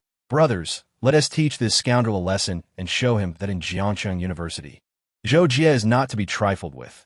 With a chorus of angry shouts, the crowd rolled up their sleeves and charged towards Su Mu, and oh don't, before she could finish her plea. Zhou Jie witnessed those rushing forward being effortlessly kicked aside. Su Mu was as formidable as ever. The last time Zhou Jie encountered him during a bank heist, he had nonchalantly suggested the robber leave him be, insisting he needed to apply for a card and even confronted the robber directly. Zhou Jie later learned that Su Mu single-handedly subdued the criminal, saving the bank from disaster. He was a hero, a ruthless one at that. Ignoring the robber's weapon and the bloodshed, Zhou Jie dared not confront such a person, stammering, "If you want that necklace, just say so that I'll give it to you. Wasn't it meant for my wife?" Su Mu retorted, "Why are you offering it to me again? Do you happen to have another one?" No. Zhou Jie's face turned pale at the implication. The object of his affection was the wife of a formidable man. He felt as though he might die from the pressure. It was truly unfortunate for the Zhou family to have attracted such a powerful adversary, even as a direct descendant of the Zhou family. He felt overwhelmed. "Even if you don't have another, you must still be accountable for your words. Hand over 5 million. Su Mu stated indifferently, I'll give it. Zhou Jie hastily complied, requesting Su Mu's account details and promptly transferring 5 million, and one dared utter a word. After witnessing over 20 individuals being effortlessly dispatched, they were left speechless. All were merely students, unaccustomed to such a spectacle. Typically, fights entailed a few kicks and slaps, perhaps facing 3 or 4 opponents at once. Yet this was a confrontation against 20, with Su Mu effortlessly overpowering them that exceeded their comprehension. Moreover, with Zhou Jie backing down, they naturally refrained from intervening, merely watching Su Mu assert his dominance. Only one person remained unaffected, Fang Yuesher. Covering her face, she averted her gaze from Su Mu to, this guy truly so destitute. The Fang family has already given him 40 million, yet he still resorts to robbing Zhou Jie. Doesn't he care about Xia Yuqing at all? Unaware of these sentiments, Su Mu was elated upon receiving the funds. He pulled Zhou Jie up, patting him on the shoulder, and cheerfully remarked, "Zhou Jie, you're quite the decent fellow. We can be brothers now, that if you encounter any insurmountable challenges, don't hesitate to reach out to me. I will surely assist you." Yes. Zhou Jie nodded meekly. A grand declaration of love had concluded in such a dramatic manner. Although Zhou Jie felt a twinge of resentment, he dared not voice any complaints. Su Mu ignored him, surveying the crowd before pointing at Xia Yuqing, declaring loudly, "This is Xia Yuqing, my wife, that we have already conducted a wedding ceremony, legally recognized as a married couple. She is currently studying at Jiangcheng University, and you are welcome to present her with gifts. However, I advise you to maintain appropriate boundaries. Otherwise, my fists may not be so forgiving." The crowd exchanged uneasy glances, none daring to speak. That Su Mu was pleased with this outcome. He then inquired, "Is Fang Yuesher present? Come up here. I need to discuss something with you." Chapter 72. Smacking Fang Yuesher's bottom. "What do you want?" Fang Yuesher ascended the stage, irritation evident in her tone. "Do you consider me a friend?" Su Mu asked. "You married Xia Yuqing without informing me. Do you even regard me?" Unexpectedly, Su Mu swept Fang Yuesher off her feet. Placing her on his lap, he raised his hand and delivered a slap to her bottom. The sound was not loud, yet it reverberated through the audience like thunder. What is happening? Slapping someone's bottom upon meeting? What sort of bizarre behavior is this? Zhou Jie was equally stunned, but soon sported an understanding expression. A true man, marrying Xia Yuqing, yet still engaging with Fang Yuesher. This was the model for their kind. Stealing a glance at Xia Yuqing, he noticed her expression remained calm. Seemingly unfazed, her admiration for Su Mu had reached a level of profound respect. He was strong and adept in his dealings with women. Since he acknowledged Zhou Jie as a brother, he resolved to cultivate a connection with him, hoping to learn such skills for the benefit of the Zhou family as future. Xia Yuqing was not unperturbed. Rather, she was simply unable to process the situation. She could not fathom that Su Mu had summoned Fang Yuesher merely to slap her bottom in front of so many people. Wasn't he that excessively humiliating? As for jealousy, Xia Yuqing felt little. She harbored gratitude and fear toward Su Mu, but certainly not love. The marriage was primarily to cure her grandfather's illness. Agreeing to share a bed with Su Mu was also in accordance with her grandfather's wishes. A strategic alliance for the future of the Xia family. Su Mu, you scoundrel, put me down this instant. Feng Yuesher exclaimed, her face flushed, her voice laced with desperation. Having grown up, she had never before experienced such humiliation. In that moment, she wished nothing more than to annihilate Su Mu. Put you down? Su Mu scoffed. Feng Yuesher, do you realize your mistake? What mistake? Feng Yuesher retorted, baffled. Someone declare their love for your wife, and I voluntarily reveal the truth to you. Is there anything wrong with that? Are you truly a cuckold, relishing the thought of your wife being defiled by others? Slap. Su Mu delivered another resounding smack. This time, you've earned a reward. I shall grant you one shortly. Reflect upon your mistakes. I doubt Feng Yushi was overwhelmed with a mix of shame and anger, struggling to articulate her thoughts that can't recall. Su Mu inquired, then added, allow me to offer you a hint, though it will cost you another slap. With that, Su Mu struck Feng Yushi's behind once more. Crack. The sharp sound left the onlookers utterly astonished, each person beginning to speculate about Su Mu's true identity. His strength was astonishing, having sent over 20 individuals flying with a single kick. Zhou Jie feared him. His beloved woman had become another's wife, and she had even been robbed of 5 million, leaving him utterly speechless. Feng Yushi was struck as soon as she took the stage. Even the heir of a prestigious family in Jiang City would not dare to act so recklessly, nor would anyone from the esteemed Tang family, the guardians of Jiang City, display such audacity. Could he be a significant figure from Kyoto? Su Mu, oblivious to their conjectures, remarked after the slap, you taught me how to play Do Diju. What? Feng Yushi was left bewildered. What's wrong with me teaching you Do Diju? You sought me out late at night, interrupting my sleep. I recommended a game to help you pass the time. Is that not acceptable? Slap. Su Mu delivered yet another blow. Feng Yushi erupted. Su Mu, you scoundrel. For that alone, you're an utter rascal. It is not wrong for you to teach me Do Diju, but why did you not teach me properly? Su Mu retorted, why did you not inform me that the golden beans in Do Diju cannot be used to buy food? What nonsense. Feng Yushi was momentarily taken aback. Su Mu, wait a moment. What did you just say? You didn't use those golden beans to buy something, did you? Slap. Su Mu struck again, his face darkening as he replied. Of course I did. I ordered 100 servings of steak, feeling quite extravagant when it came time to pay, only to be told that those were golden beans from Do Diju and couldn't be used for payment. I thought I had amassed thousands, or even tens of thousands of golden beans that I never anticipated such a turn of events. Feng Yushi, do you not think I deserve to be hit? Uffed. Feng Yushi couldn't contain herself any longer. The thought of that embarrassing scene made her momentarily forget the pain in her behind, and she burst into laughter. The surrounding crowd, hearing this, fell into a state of speechlessness, unable to laugh but stifling their amusement, their faces turning red and their bodies trembling. Zhou Jie bit his hand, suppressing his laughter to the point of convulsions.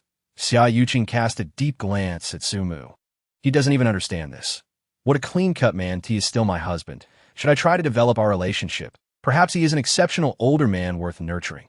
You dare to laugh? Su Mu's expression darkened even further, and he struck harder. Slap, slap, slap. He landed several more blows. Remarkably, the sensation was akin to striking Liang Qian.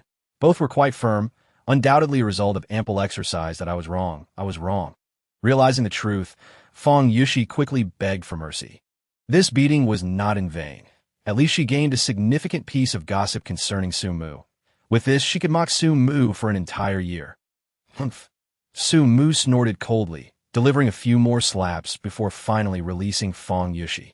Threatening, in the future, when teaching me something, do not be so earnest, or I shall make your behind bloom. I won't dare. Feng Yushi shook her head vigorously. Yet in her heart, she had already resolved that she would not ask again. If she wanted him to teach her, that door was firmly shut. Su Mu waved his hand with arrogance, declaring, the punishment is over. Let us go feast. Feng Yushi thought Su Mu was going to hit her again and instinctively recoiled, wrapping her arms around her behind. But as soon as she touched it, A sharp pain shot through her, causing her brows to furrow in distress. She shot Sumu a fierce glare. This scoundrel, hitting so hard, shows no mercy whatsoever. He deserves to remain single for life. Pa! This scoundrel has already married Xia Yuqing and has 9 other fiancées. Yes, he is certainly not going to be single. Hence, I curse him to be a quick man in bed, finishing in 10 seconds. You all go eat. I do not wish to accompany you. Xia Yuqing shook her head. The bitterness on her face was clearly visible under the lights. Her pitiful demeanor was truly heart-wrenching. Sumu could not help but feel a twinge of emotion. He secretly admired his masters for their excellent taste in choosing fiancées, each one more stunning than the last. Xia Yuqing shot Sumu a resentful glance. Does he not understand such matters? What a blockhead! If I rushed over, wouldn't I be an enormous, glaring third wheel? Though I may be poorer than Feng Yushi, I am not lacking in self-awareness. Yet she could not articulate her thoughts to Sumu, merely sighing, "You know my relatives are visiting. I cannot eat just anything. What does that matter?" Sumu replied with a smile. "With a divine doctor like me around, you can eat anything without feeling a hint of discomfort. Come now." Sumu forcibly took Xia Yuqing's hand. "I specifically came to find you today. You cannot just leave me here alone. Can you? You must accompany me." Without giving Xia Yuqing a chance to refute, Sumu pulled her out of the small hall. Feng Yushi hesitated for a moment, then followed suit. After all, her grandfather Feng Quishan had commanded her to maintain a good relationship with Sumu, and she could not afford to miss any opportunity to interact with him. Why befriending such a divine doctor? The Feng family might ascend to a new level as for being a third wheel. Feng Yushi believed Sumu likely had no awareness of such dynamics. Otherwise, he would not have rewarded her with a grand meal in front of Xia Yuqing. Moreover, judging by Xia Yuqing's demeanor, she seemed to hold little affection for Sumu. If she approached, perhaps she would serve as a catalyst to accelerate their relationship. Phew! Once they departed, the individuals in the small hall finally exhaled heavily. After being so suppressed for so long, they could finally breathe freely. Some approached Zhou Jie, curiously inquiring about Sumu's identity, while others discreetly left the small hall to make a phone call. On the other end was Lu Yunfeng, Feng Yushi's suitor. "What the hell are you saying?" Upon hearing the account, Lu Yunfeng felt as though he might explode. How dare someone publicly slap Yushi's behind? And a man at that. Does he seek death? You follow them discreetly and report their whereabouts to me at all times. I'm heading to the school right now. Damn it, how dare you bully my woman? I shall make you incapable of being a man. Chapter 73. The sacrificial ante of the Xie family. Xie Jingyao was summoned to her home by Xie Qingyun. Upon seeing her father, Xie Zhengsheng, seated at the head of the conference room, flanked by her siblings and surrounded by the third generation of the Xie family, standing at attention, the atmosphere was exceedingly grave. "Dad, what's going on?" Xie Jingyao inquired, her nerves slightly frayed. "Has something significant happened at home?" "Yes, a matter of utmost gravity." Xie Zhengsheng nodded. "If not handled properly, the Xie family will be expelled from Jiang City." "What sort of matter? Why is it so serious?" Xie Jingyao felt a sense of unease creeping in. To say it is serious would be an understatement. However, to downplay it would imply that if mishandled, the Xie family could plunge into an irreversible abyss, incapable of recovery. "Dad, please stop beating around the bush. Just tell me directly." Xie Jingyao frowned. "There remains a multitude of issues at the company that require my attention. I cannot afford to waste time here. Family matters, I will assist if I can. But if I cannot, then there's little I can do to as long as I manage the Fei group well. Even if the family business collapses, I can still support this entire clan." Sigh. Xie Zhengsheng lamented softly, turning to Xie Jingyao, asking, "Do you know about the Li family? The one where Li Zhening, from our Jiang City second-tier family, belongs?" Thump. Xie Jingyao's heart raced uncontrollably. The inevitable had finally arrived. It was indeed about the Li family. In that moment, she instinctively thought of contacting Sumu. For some time now, Sumu had become her pillar of support. Whenever faced with insurmountable challenges, his image would invariably surface, as though there were no problems he could not solve. However, in a flash, Xie Jingyao extinguished that thought. First, she and Sumu were merely acquaintances. He had helped her numerous times, yet she had not been able to assist him in any way. Such an imbalance in their relationship made it inappropriate for her to keep troubling him. Second, the Li family was backed by the Martial Arts Association, a first-rate power in Jiang City. Especially the president, rumored to be extraordinarily formidable. They rank among the top 3 in the entire central Jiang province. Xie Jingyao worried that Su Mu might not be a match for them. If things went awry, it could very well implicate him. Third, Su Mu was intent on breaking off their engagement, and he would soon be leaving Jiang City. Even if he resolved her current crisis, what would happen afterward? Once Su Mu departed, who would protect them? When that moment truly arrives, the amount they consume will likely be expelled in 1,000-fold. Perhaps even more, rendering the current situation far worse. After a moment of contemplation, Xie Jingyao managed a bitter smile and inquired, "Dad, please tell me, what do you wish for me to do? As a member of the Xie family, I bear the responsibility and obligation to protect our clan." Upon hearing her words, Xie Zhengsheng and the others visibly relaxed, the oppressive atmosphere lifting. The family's faces brightened with smiles, creating a harmonious scene. Xie Zhengsheng composed himself, stroking his beard as he chuckled. "Ya, young Master Li has requested your company tonight. Please prepare yourself. Li Guanghui will take you to meet him shortly." "What?" Xie Jingyao exclaimed in shock.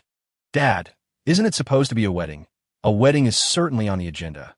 Xie Zhengsheng blushed slightly as he replied, "As long as you can satisfy young Master Li, and with the backing of our Xie family. What is there to worry about? You will undoubtedly become the young mistress of the Li family." A cold smile escaped Xie Jingyao's lips. She had come to see the truth, because Su Mu had incapacitated Li Kuan and struck Li Guanghui. The Li family had redirected their wrath toward the Xie family. The Xie family, in turn, had shifted that anger onto her, sacrificing her for their own survival. As for marriage, given Li Kuan's character, that was merely a fanciful notion. He merely sought to possess her body. Nothing more.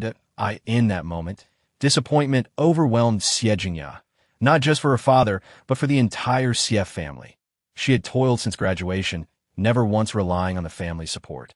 Successfully establishing the Yufei group, even allowing the younger generation of the Xie family, like Xie Qingyun, to intern there. Yet the Xie family had only ever sought to monopolize her company. She felt she had exhausted all her kindness toward them. Now, they sought to drain her of her remaining worth, aiming to completely deplete her. With a bitter smile, she nodded, saying, "There's no need to prepare. I'm fine as I am. Where's Li Guanghui? Let him come out. We shall go find Li Kuan now." "Ha, Xie Jingyao, you've finally come to your senses." Li Guanghui emerged from behind, his face a grotesque mask of swelling, making his smile particularly disconcerting, eliciting revulsion from Xie Jingyao. "Let's go," she stated indifferently. The ease with which matters unfolded exceeded Li Guanghui's expectations.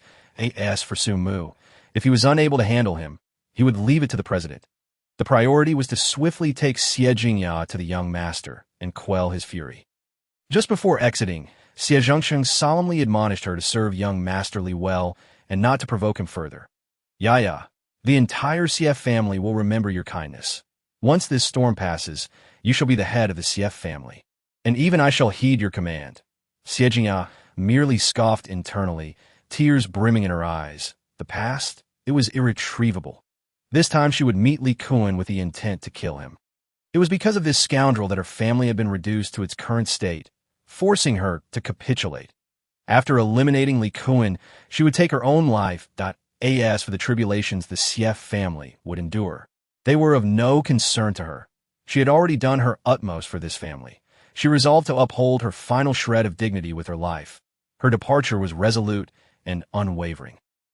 "Grandfather, this alliance with the Li family will surely propel our Xie family to new heights." Once Xie Jingyao had distanced herself, Xie Qingyun exclaimed excitedly. Xie Zhengsheng nodded, a smile gracing his face. Indeed, the Li family is a formidable presence among second-tier families. With their assistance, we will at least attain the status of a third-tier family. Such a pity for Yaya. What a splendid daughter she is, grandfather. What is there to lament? Xie Qingyun countered, "If my aunt can become young Master Li's woman, that is a fortune she has earned over several lifetimes. Should she have the chance to marry him and become the young mistress of the Li family, leading a life of privilege, she will only be grateful for the decisions we have made for her today." Indeed, Xie Zhengsheng conceded, any lingering dissatisfaction dissipating at that moment. he expressed with satisfaction. A parent's love for their child leads to far-reaching plans. Our actions are merely expressions of our love for Yaya. The head of the family speaks wisely. Not only does the head possess foresight, but also eloquence, surely capable of leading the CF family to greater heights. The surrounding members of the CF family continuously flattered him, filling Xie Zhengqiang with immense gratification. With a grand flourish, he declared, "Let us go to the Tianxi Hotel tonight for a grand feast." To celebrate, unbeknownst to them, Xie Jingyao was already en route to the Yongquan Hotel in Li Guanghui's car, where Li Kuan awaited. It was uncertain whether the encounter would lead to a wedding night or a funeral. Meanwhile, Su Mu accompanied Xia Yuqing and Fang Yuesher to the Yongquan Hotel, where they reserved a private room and ordered a lavish spread, engaging in lively conversation as they dined at Jiangxing University. The uproar caused by Su Mu's actions had erupted into chaos. Zhou Jie had fallen from grace, and his followers began to desert him. Having failed to protect the woman he cherished, he was deemed unworthy of leadership. However, Zhou Jie was indifferent. Seated alone on the playground, smoking and lost in thought, he was approached by a young man who kicked him lightly and remarked, "Why the melodrama? It's just a woman." The esteemed young master of the Zhou family, truly so feeble. Zhou Jie looked up and immediately recognized the intruder, rising to offer a wry smile. "Yinfeng, you cannot fathom Su Mu's prowess. He single-handedly subdued the robbers and saved numerous hostages at the bank." Lu Yinfeng scoffed, dismissing him. "Zhou Jie, you are regressing. You believe such trivial gossip? Let me enlighten you. It was the police flower Liang Qian from Jiangcheng who took action that day, with their military background and a team of elite officers. They were the ones who apprehended the robbers. Su Mu merely had the audacity to play cat and mouse with them. The police received all the accolades, and Su Mu's name was never mentioned at the commendation ceremony." Lu Yunfeng patted Zhou Jie on the shoulder. Though Zhou Jie lacked strength, he was well-connected, especially at Jiangxing University, where his generosity had won him many sycophants. With their backing, his odds against Su Mu would increase. Thus, Lu Yunfeng had personally come to invite Zhou Jie. Yet, Zhou Jie shook his head, offering a bitter smile. "You go ahead. My influence has waned. I cannot rally anyone and do not wish to cause further disruption." "Suit yourself," Lu Yunfeng replied coldly. Brother, I've given you the opportunity. Whether to seize it is up to you." With that, he turned and walked away, his face filled with disdain. It was no wonder the Zhou family had little faith in Zhou Jie. He truly was a failure, a worthless piece of clay. Looking at Lu Yunfeng's retreating figure, Zhou Jie remained silent for a long while before steeling himself and making a decisive call. Just as Xia Yuqing set down her chopsticks, her phone rang. Upon checking, she involuntarily frowned. Su Mu, sitting beside her, immediately noticed the caller ID. Zhou Jie. "Why not answer the call?" Su Mu inquired with a smile. "He's my admirer. He just confessed that if I answer." "Won't that upset you?" Xia Yuqing replied tersely. "Why would I be upset?" Su Mu responded with confusion. "He merely confessed. You wouldn't accept. Furthermore, that fellow is quite wealthy, a veritable cash cow. He might even be calling to offer you money." "Ugh!" Xia Yuqing shot him an exasperated glare, wishing she could crack open his skull to see what was inside. Despite having earned millions, he still sought to rob others. Did he not realize that theft is a crime? Perhaps he had just come down from the mountains and was genuinely unaware. Not wishing to contradict Su Mu, she reluctantly answered the call, only to hear Zhou Jie urgently say, "Xia Yuqing, quickly tell Su Mu that Lu Yunfeng is on his way to Yongquan Hotel to cause trouble." With that, the call ended abruptly. Su Mu heard it all clearly. Frowning, it seemed the call was not to offer money. What bad luck? Only then did Xia Yuqing realize the gravity of the situation. She hurriedly pushed Su Mu, standing up and saying, "Su Mu, Lu Yunfeng is coming. We need to leave now." "Who is Lu Yunfeng? Why are you so frightened?" Su Mu asked, remaining seated with a frown. "He's quite formidable." Fang Yuesher interjected, "He can last 5 minutes against a coach, and his strength is exceptional. I'm not even his match." "Are you really that impressive?" Su Mu replied dismissively. Fang Yuesher was momentarily at a loss for words. Indeed, she was strong, having earned her position as captain of the military training team. But compared to Su Mu, she felt utterly inadequate. Suppressing her thoughts, Fang Yuesher said with a serious expression. Su Shanshi, you must exercise caution regarding Lu Yunfeng. Not only does he possess considerable abilities, but the Lu family is also exceptionally formidable. They're a top-tier family in Jiangcheng, with assets nearing 10 billion. Moreover, the Lu family is situated in the northern district, reigning over the underground forces there. Should Lu Yunfeng call upon them, it could summon no fewer than 200 individuals. I am aware of your strength, but 2 fists cannot contend against 4 hands. We should leave swiftly while he is yet to arrive. With a cold chuckle, Su Mu replied, leave? The word retreat is absent from my life's dictionary. If they choose not to come, so be it. But if they dare to seek trouble, I shall make them understand why the flowers bloom so vibrantly. Fang Yuesher refrained from further persuasion. She too was eager to witness Su Mu's true combat prowess. Su Mu, have you considered my well-being? At that moment, Xia Yuqing interjected, gazing at Su Mu with indifference. What do you mean? Su Mu queried, scratching his head in confusion. How could I not consider you? Had it not been for your relative's visit, we would have consummated our union yesterday. Xia Yuqing's face flushed. Was that truly the implication? This rascal, why must he bring up such matters at this moment, entirely disregarding the situation? Unfortunately, Xia Yuqing was not gratified by his words.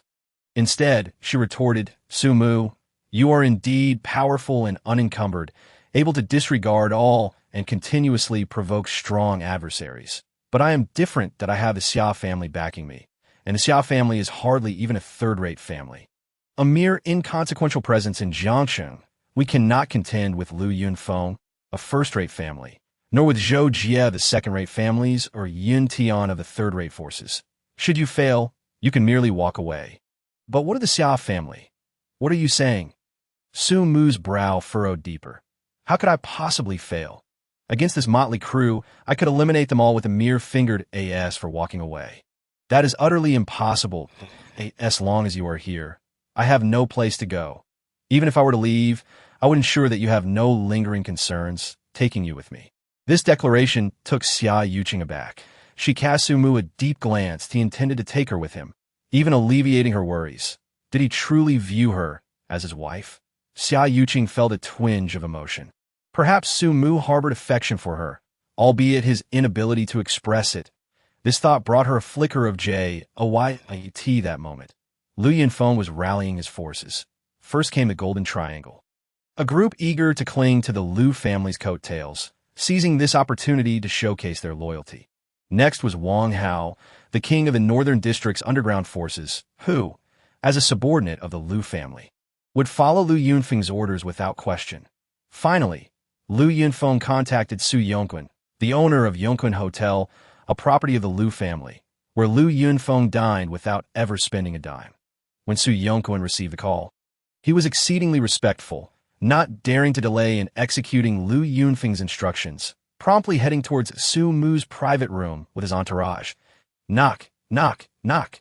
Su Yongquan tapped on the door, and upon hearing come in, he entered with a smile, saying, Esteemed guests, greetings. Our hotel is currently hosting a lottery event, and you have had the fortune of winning a complimentary night in our luxurious suite. But we didn't enter a lottery? Xia Yuqing queried, puzzled. Oh, this is an internal lottery of our hotel, Su Yongquan explained.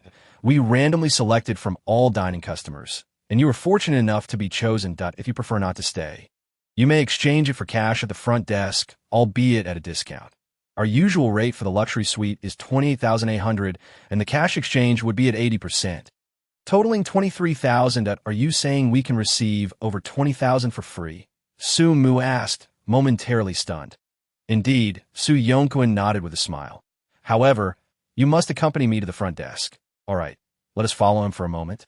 Su Mu chuckled, genuinely pleased that IT was indeed a windfall, surpassing his earnings from his first heist, and nearly equivalent to the cost of their dinner.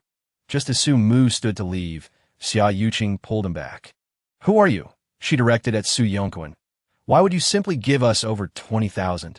I am merely a student from across the street. I have never heard of any such lottery at your hotel. You wouldn't be a scammer, would you? Your caution is commendable, Su Yongquan praised. However, I am not a scammer.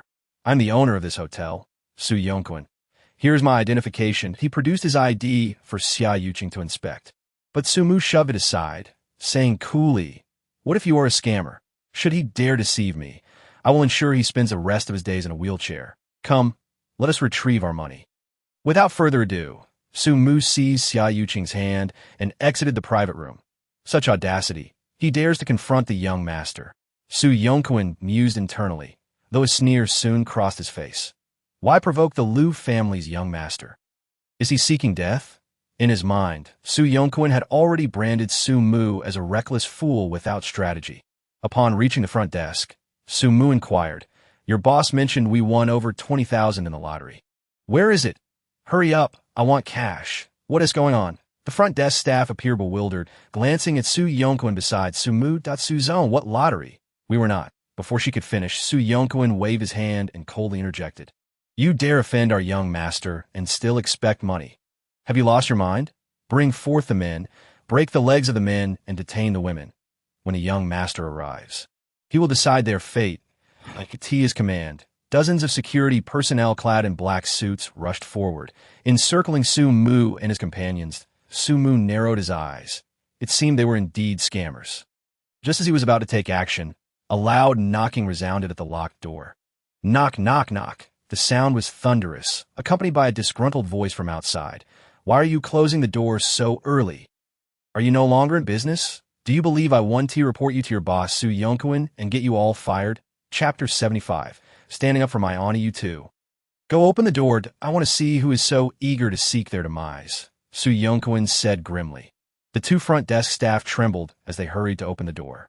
They had never encountered such a situation before. As the door swung open, they bolted in fear, leaving their belongings behind.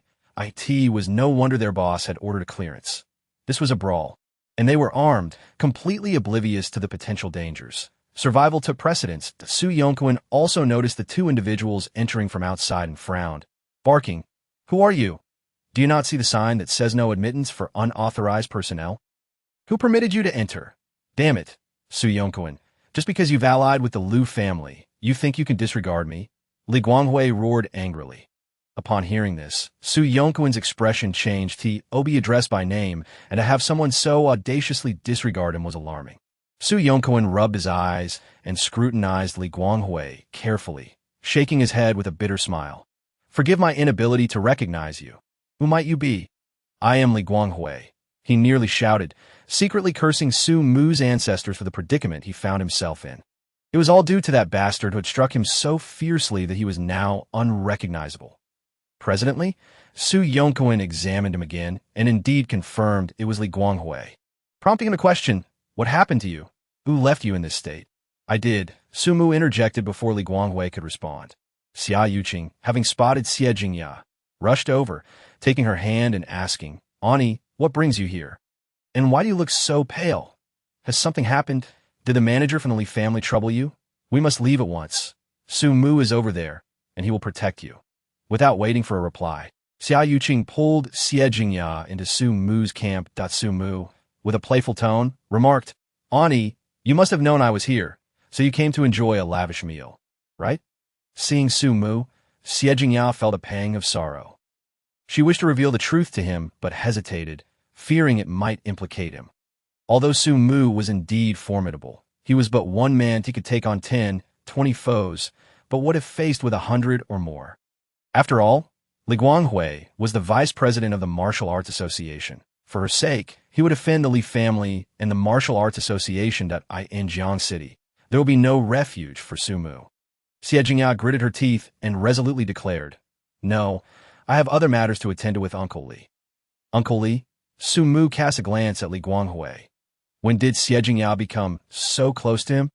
Weren't they supposed to be adversaries? Or is it possible that her aunt is being threatened? Before Su Mu could voice his inquiries, Li Guanghui burst into laughter, exclaiming, Su Mu, you're unaware, aren't you? President Xie has already consented to become our young masteress woman at the hotel tonight. She is about to become the young lady of the Li family. So it would be wise for you to keep your distance to avoid drawing scandal upon us. Is this true? Su Mu stared at Xie Jingya, his expression darkening. Xie Jingya lowered her head, too afraid to speak. Li Guanghui boasted further. "Of course it's true. Our young master is waiting for her upstairs. President Xie. Let us not hesitate any longer. We should head up. Bang! Before he could finish, Su Mu sprang into action. Not with his hands, but with his foot. A sharp kick landed on Li Guanghui's abdomen, sending him flying into the glass door. The door shattered with a crack, falling upon him. Puffed! Li Guanghui could not suppress a mouthful of blood, his head tilting as he fell unconscious. Seeing this, Su Yongquan gasped in shock. Li Guanghui was the vice president of the Martial Arts Association. Although he had the Li family's backing, after years of serving as vice president, he must have acquired some skills. Even if his strength didn't match that of the president, he should have been able to handle a few ordinary men. Yet, he was rendered unconscious by a single kick from Su Mu. How strong must Su Mu be? No wonder he could rival the young master. He truly possesses some prowess. Su Yongquan was merely astonished, not frightened. After all, his hotel was staffed with over 50 security personnel. He was confident that they could handle Su Mu as per the young master's orders. Xie Jingyao was moved. On one hand, she appreciated Su Mu standing up for her.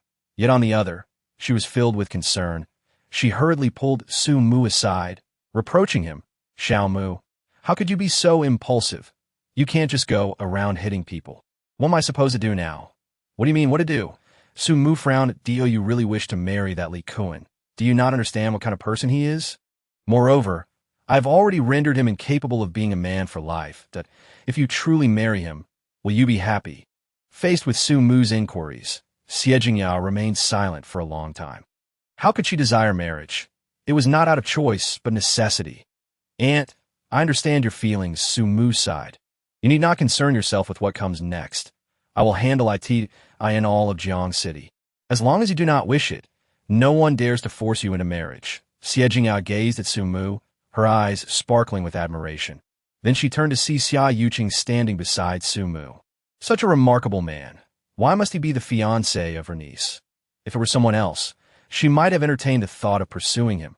Leaving behind a comforting remark, Su Mu turned to Su Yongquan and inquired, Does Li Kuan reside in your hotel? Why should I tell you? Su Yongquan scoffed. Slap. Without hesitation, Su Mu delivered a sharp slap. Coldly, he stated, Tell me the room number where Li Kuan is, and I might overlook your deception. You dare to hit me? Su Yongquan, clutching his face, roared in anger. Everyone, stop standing around. Best beat him to a pulp, that I will take responsibility for any consequences of Su Yongquan's command. Over 20 security guards brandishing rubber batons charged at Su Mu. Ah, Xia Yuqing screamed in fright. As a mere student, she had never witnessed such a scene and instinctively sought refuge behind Su Mu. Xie Jingyao, quick-witted, pulled her into her embrace to prevent her from causing a disturbance. Fang Yuesher shot her a disdainful glance. The woman of the renowned Dr. Su. How could she be so afraid of a brawl? One wondered what it was that Dr. Su found appealing about her. She was merely a burden. Fang Yuesher, don't think you can do as you please just because you are favored by the young master. Su Yongquan frowned. The young master has declared that he will spare no effort in dealing with Su Mu. Should you dare to interfere, I will deal with you as well. As soon as he finished speaking, Su Mu moved. Employing both fists and feet, his strikes were as swift as lightning. Boom, boom, boom, boom. In the blink of an eye, all the security guards lay scattered on the ground. Incapacitated and moaning in pain, Su Yongquan was left dumbfounded. Rubbing his eyes, he could hardly believe the spectacle before him. Was this still human? It was absurdly powerful. Fang Yuesher was equally shocked by the scene. She knew Su Mu could fight. During their first encounter, he had evaded her attack. In the bank, he had remained composed in the face of robbers. And at Jiang City University's small auditorium, he single-handedly took down over 20 classmates. Yet those had been students, lacking combat proficiency. The security guards before her were different. They were all young men. And some were even retired members. Armed with weapons, they still fell before Su Mu as if they were mere watermelons being sliced. Just how strong was he? Fang Yuesher looked at Su Mu with deep admiration. A respect and reverence for a true powerhouse. Xia Yuqing was also astounded. Her husband was incredibly capable. All her worries vanished, replaced by a smile on her face. Only Xie Jingyao furrowed her brow, nearly knitting it into a tight knot. This was nothing but trouble. Su Mu had incapacitated Li Kuan, offended the Li family, assaulted Li Guanghui, and now he was clashing with Su Yongquan, bringing the Lu family into the fray. No matter how skilled he was, could he possibly contend with these three forces simultaneously? Xie Jingya tugged at Su Mu, urging, Xiao Mu, you must escape quickly. Escape? Su Mu was momentarily taken aback. I've already taken them all down. Why should I flee? Sighing, Xie Jingya remarked, you are truly a fearless rookie, oblivious to the dangers. Xiao Mu, do you know who Su Yongquan's backer is? Who? Su Mu replied defiantly. Whoever it is, if they offend me, they will certainly face dire consequences. You. Xie Jingya was infuriated, but considering the fearsome Lu family, she could only continue. Su Yongquan is backed by the Lu family, one of the foremost families in Jiang City. Far beyond the Li family. You have now provoked the Li family, the Martial Arts Association, and the Lu family. There is no place for you in Jiang City any longer. You must flee, farther away, and never return. Flee? Where to? Just then, a disdainful voice came from outside. Whoever dares to touch my woman, even if he flees to the ends of the earth, I will hunt him down, leaving him with no burial place. As he spoke, a group of individuals entered. Chapter 76. If I don't like you, I'll strike. There weren't many people, but each was an elite, their veins bulging, clearly seasoned fighters. Fang Yuesher could not help but exclaim, Lu Yunfeng, what do you intend to do? Why have you brought all 8 of the Taekwondo Academy's champions? This is off campus, not Jiang City University. Do you wish to drag them into worldly affairs? Yuesher, this is none of your concern. Stand aside. Lu Yunfeng replied coldly. Exactly, sister-in-law. We are here to stand up for you. You must not obstruct us. The others chimed in. I do not know you, Fang Yuesher retorted icily. And I do not need your intervention. Are you Lu Yunfeng, the young master Su Yongquan spoke of? Su Mu stepped forward and asked, are you here to settle scores with me? Indeed, you dare to strike my woman. I will certainly make you pay, Lu Yunfeng asserted. Who is your woman? Su Mu inquired. Lu Yunfeng pointed at Fang Yuesher, saying, Su Mu appeared somewhat surprised, casting an inquiring glance at Fang Yuesher. She quickly shook her head. Dr. Su, please don't misunderstand. Lu Yunfeng has indeed pursued me, but I have never agreed to him. Then, Fang Yuesher turned to Lu Yunfeng, asserting, Lu Yunfeng, do not embellish the truth, nor tarnish my reputation. I have no connection with you. When did I become your woman? Ha! Lu Yunfeng laughed. Fang Yuesher, do not deny it. Who in Jiang City University is unaware of our relationship? If I do not claim you, who else would dare to marry you? You. Fang Yuesher was infuriated, yet unable to refute him. This was an undeniable fact. From the very first day of school, Lu Yunfeng had publicly declared himself as Fang Yuesher's boyfriend, warning anyone who pursued his woman would face severe consequences. Those aware of Lu Yunfeng's status kept their distance, while those ignorant of the situation who attempted to get close to Fang Yuesher found themselves with broken legs, spending weeks in a hospital. Now, 3 years later, the entire Jiang City University believed Fang Yuesher was Lu Yunfeng's designated woman. The key point was that Fang Yuesher's protests bore no weight. No one listened to her defense. Even her grandfather tacitly approved of the situation, believing that her granddaughter's marriage to the young master of the Lu family is a match of equal standing. Fang Yuesher reluctantly acquiesces. However, she has never truly considered herself to be Lu Yunfeng's woman.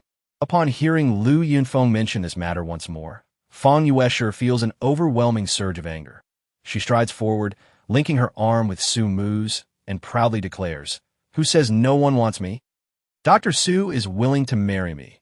Isn't that right? Dr. Su? Fang Yuesher gazes at Su Mu with hopeful eyes. I will not marry you. Su Mu responds, completely oblivious to her insinuation and firmly rejecting her. Lu Yunfeng cannot contain himself and bursts into laughter. You've made my day. Truly, I'm laughing to the point of tears. Lu Yunfeng is nearly doubled over, slapping his knee as if he has never heard a joke so delightful. Su Mu, can you not play along a little?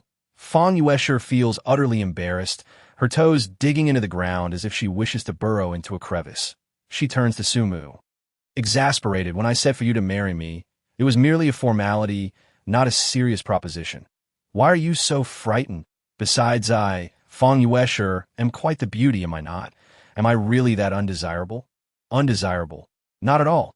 Su Mu replies earnestly to ITS, just that I have far too many fiancé ES already. The thought of breaking off engagements is already daunting enough. How could I possibly take you as my wife? Of course, as a friend, I cannot ignore your plight. You don't wish to have any connections with this fellow named Lu Yunfeng, correct? Allow me to incapacitate him, ensuring he never approaches a woman again. A young man standing beside Lu Yunfeng eagerly volunteers, Brother Feng, this arrogant brat is intolerable. Let me teach him a lesson. Indeed, such an entertaining companion, I would prefer to keep him around for further amusement. Lu Yunfeng nods, a grin spreading across his face. All right, I'll follow Brother Feng's lead, the young man replies, grinning widely. They have not even considered the possibility of defeat. Young master, that's unwise, Su Yunkuan urgently warns. But it's too late. Su Mu swiftly kicks the young man out through the door, crashing him against the fallen glass. Below, Li Guanghui spits out a mouthful of blood. This, Lu Yunfeng, is taken aback.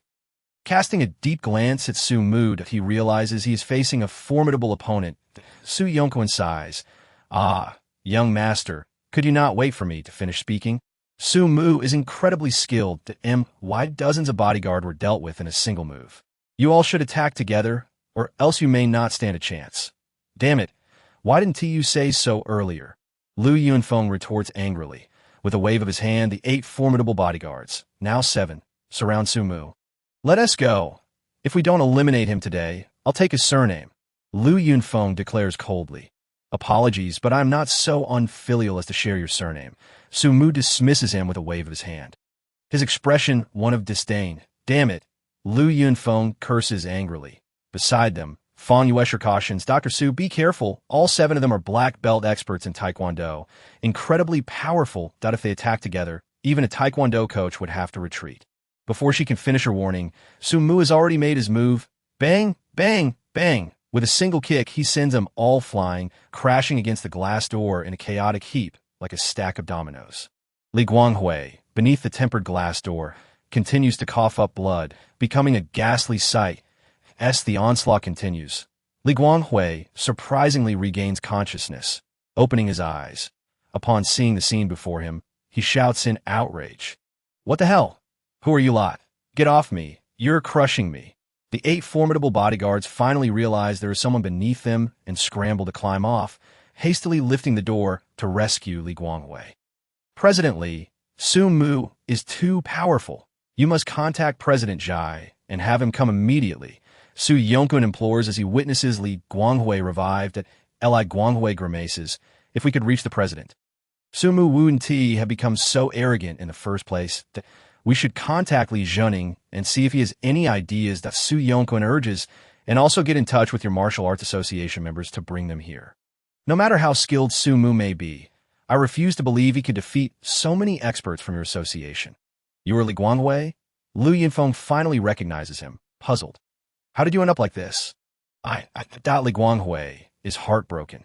Since becoming the steward of the Li family and vice president, this is the first time he's been so thoroughly beaten. Su Yunkuan interjects, Young master, please do not trouble President Li. He is our friend and will stand with us against Su Mu.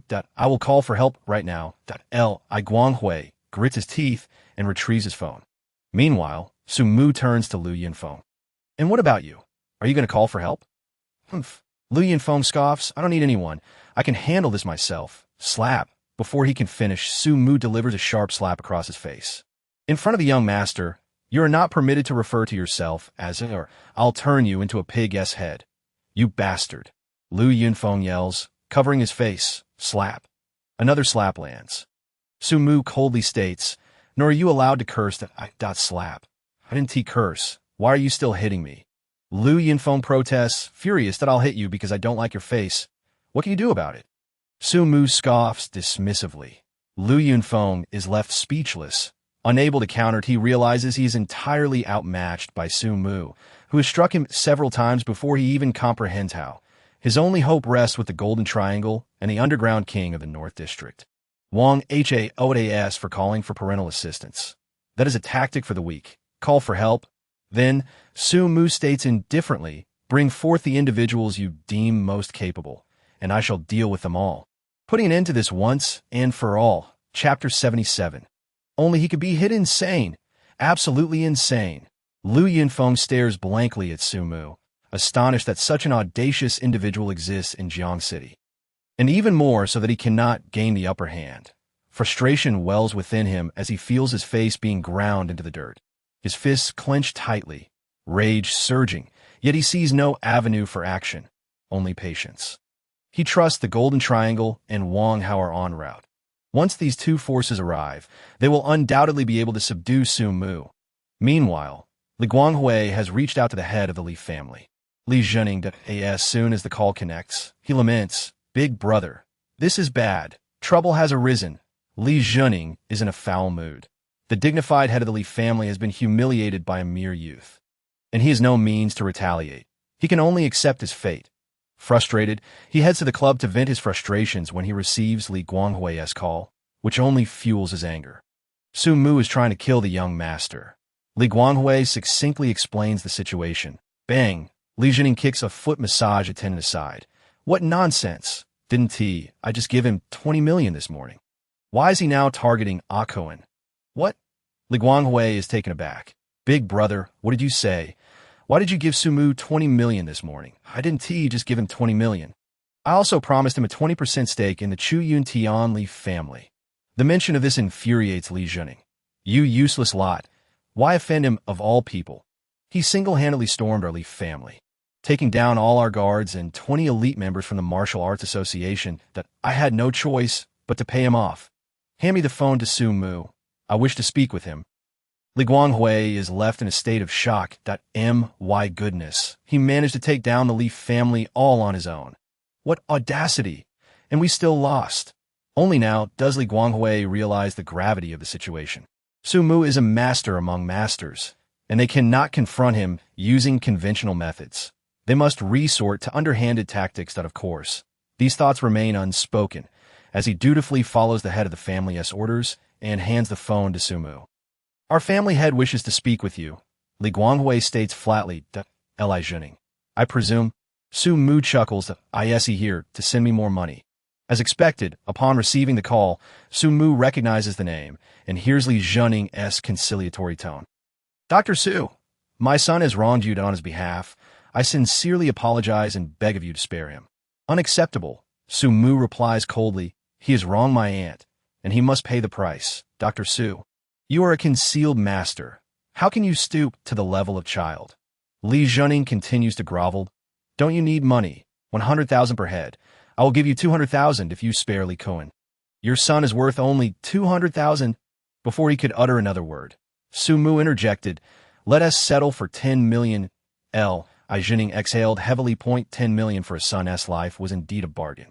Yet, before he could fully release his breath, he heard Su Mu continue. I've also heard that your Li family owns a beauty company. Transfer that company under the name of my aunt. Once the arrangements are made, I assure your son has safety. All right, I will handle it immediately. Li Zhening showed no hesitation. A mere beauty company was inconsequential to the Li family. It paled in comparison to his son's life. Tossing the phone to Li Guanghui, Su Mu turned to Lu Yunfeng and asked, What about you? Do you not plan to call for help? If not, I shall dispose of you right now. Who would dare to harm the young master of the Lu family? At that moment, a sharp voice rang out from outside the door, followed by a surge of people entering. It was the Golden Triangle, led by Chi, comprising over 100 members. Chi felt utterly frustrated.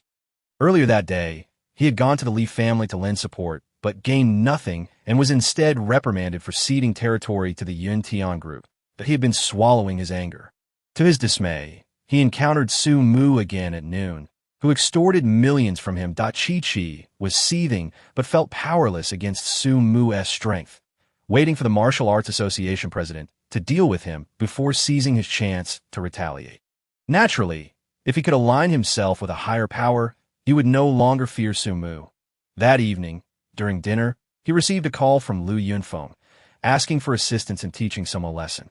Without even inquiring about the person's identity, Chi hurried over. The Liu family was a top-notch family in Jiang City, and aligning with their young master would guarantee protection for his Golden Triangle territory. However, upon entering, he was met with the sight of Su Mu. With a thud, Chi-Chi involuntarily knelt on the ground. Chi-Chi, what in the world are you doing? Lu Yunfeng scolded, frowning. I asked you to help me deal with Su Mu. Not to kneel before him.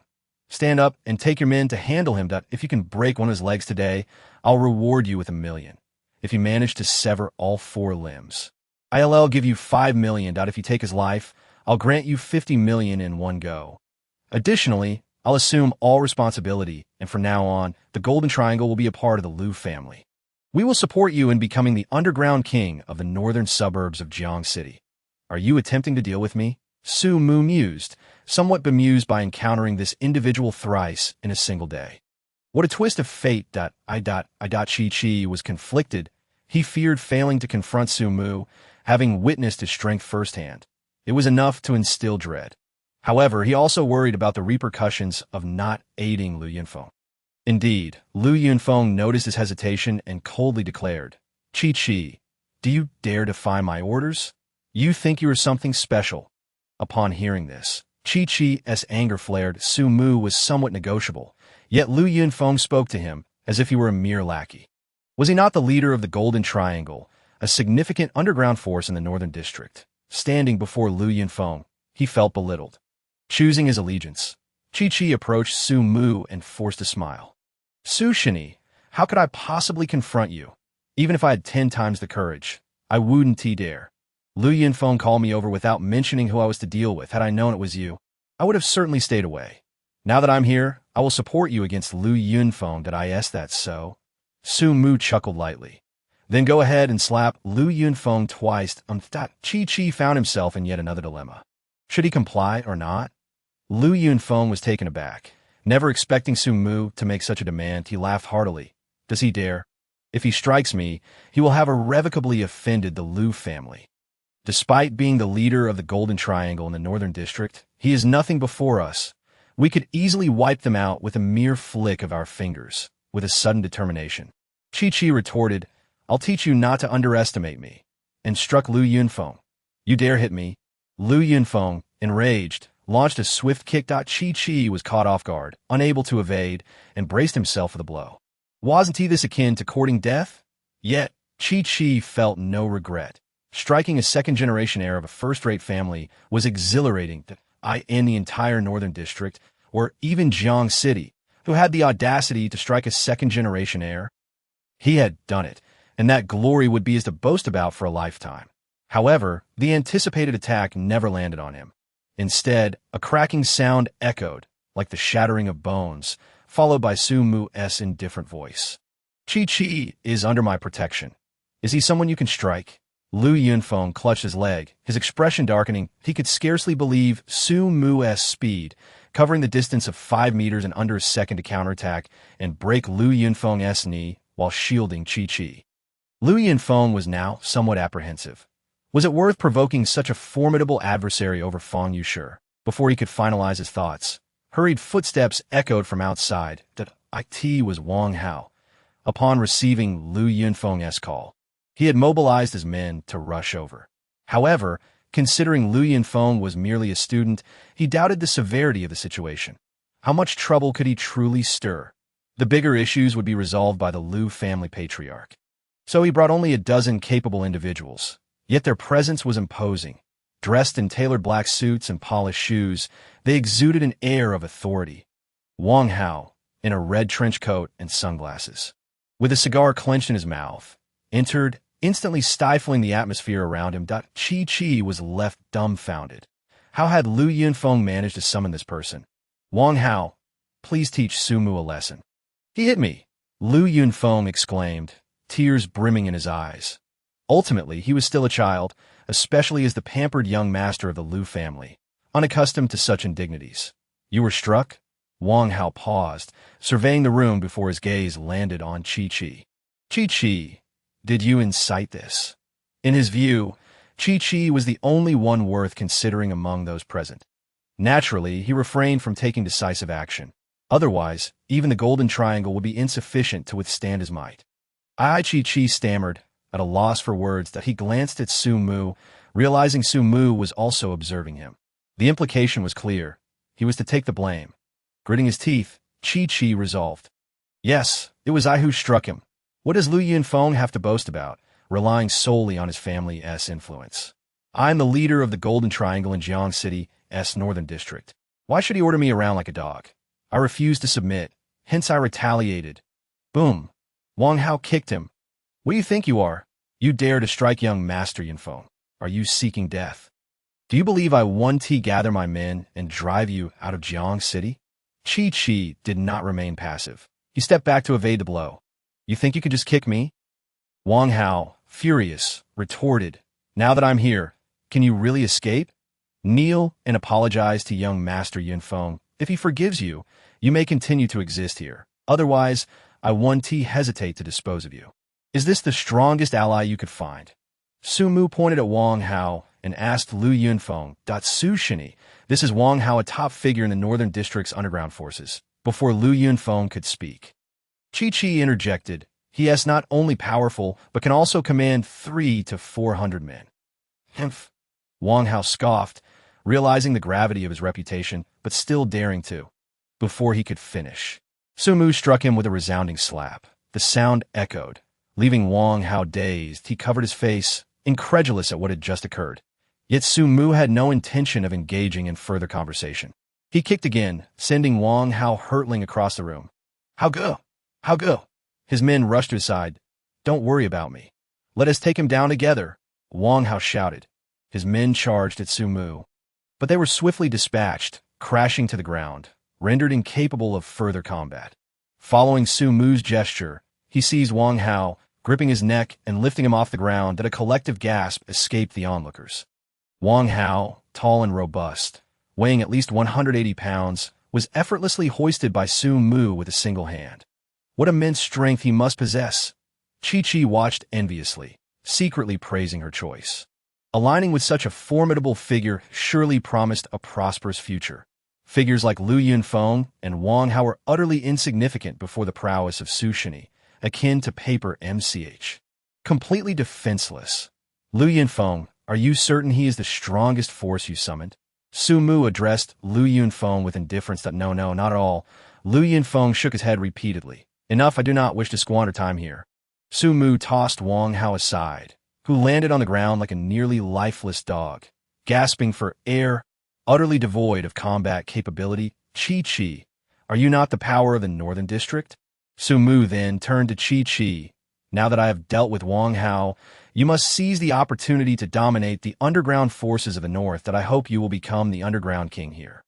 Should you encounter insurmountable challenges, seek out Chu Yuntian. If he too cannot resolve them, contact me, and I shall assist you.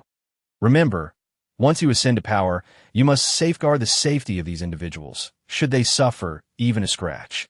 I shall hold you accountable. Su Mu pointed at Xie Jingya, Xia Yuqing, and Fang Yuesher. Chi glanced at them, engraving their appearances in her memory. She turned to advise her subordinates to greet them respectfully, ensuring they would not offend. Xiao Yi, do you still not believe I can handle this? Su Mu then inquired of Xie Jingya. Xie Jingya stood there, dumbfounded, at a loss for words. She had always regarded Su Mu as exceptionally strong. Yet he continually shattered her perceptions. Even Li Zhening, the head of the Li family, was compelled to offer compensation, pleading for his son's life. Such power indeed commanded respect. As long as Xia Yuqing could retain him, she would be able to develop the Yefei group steadily in Jiang City.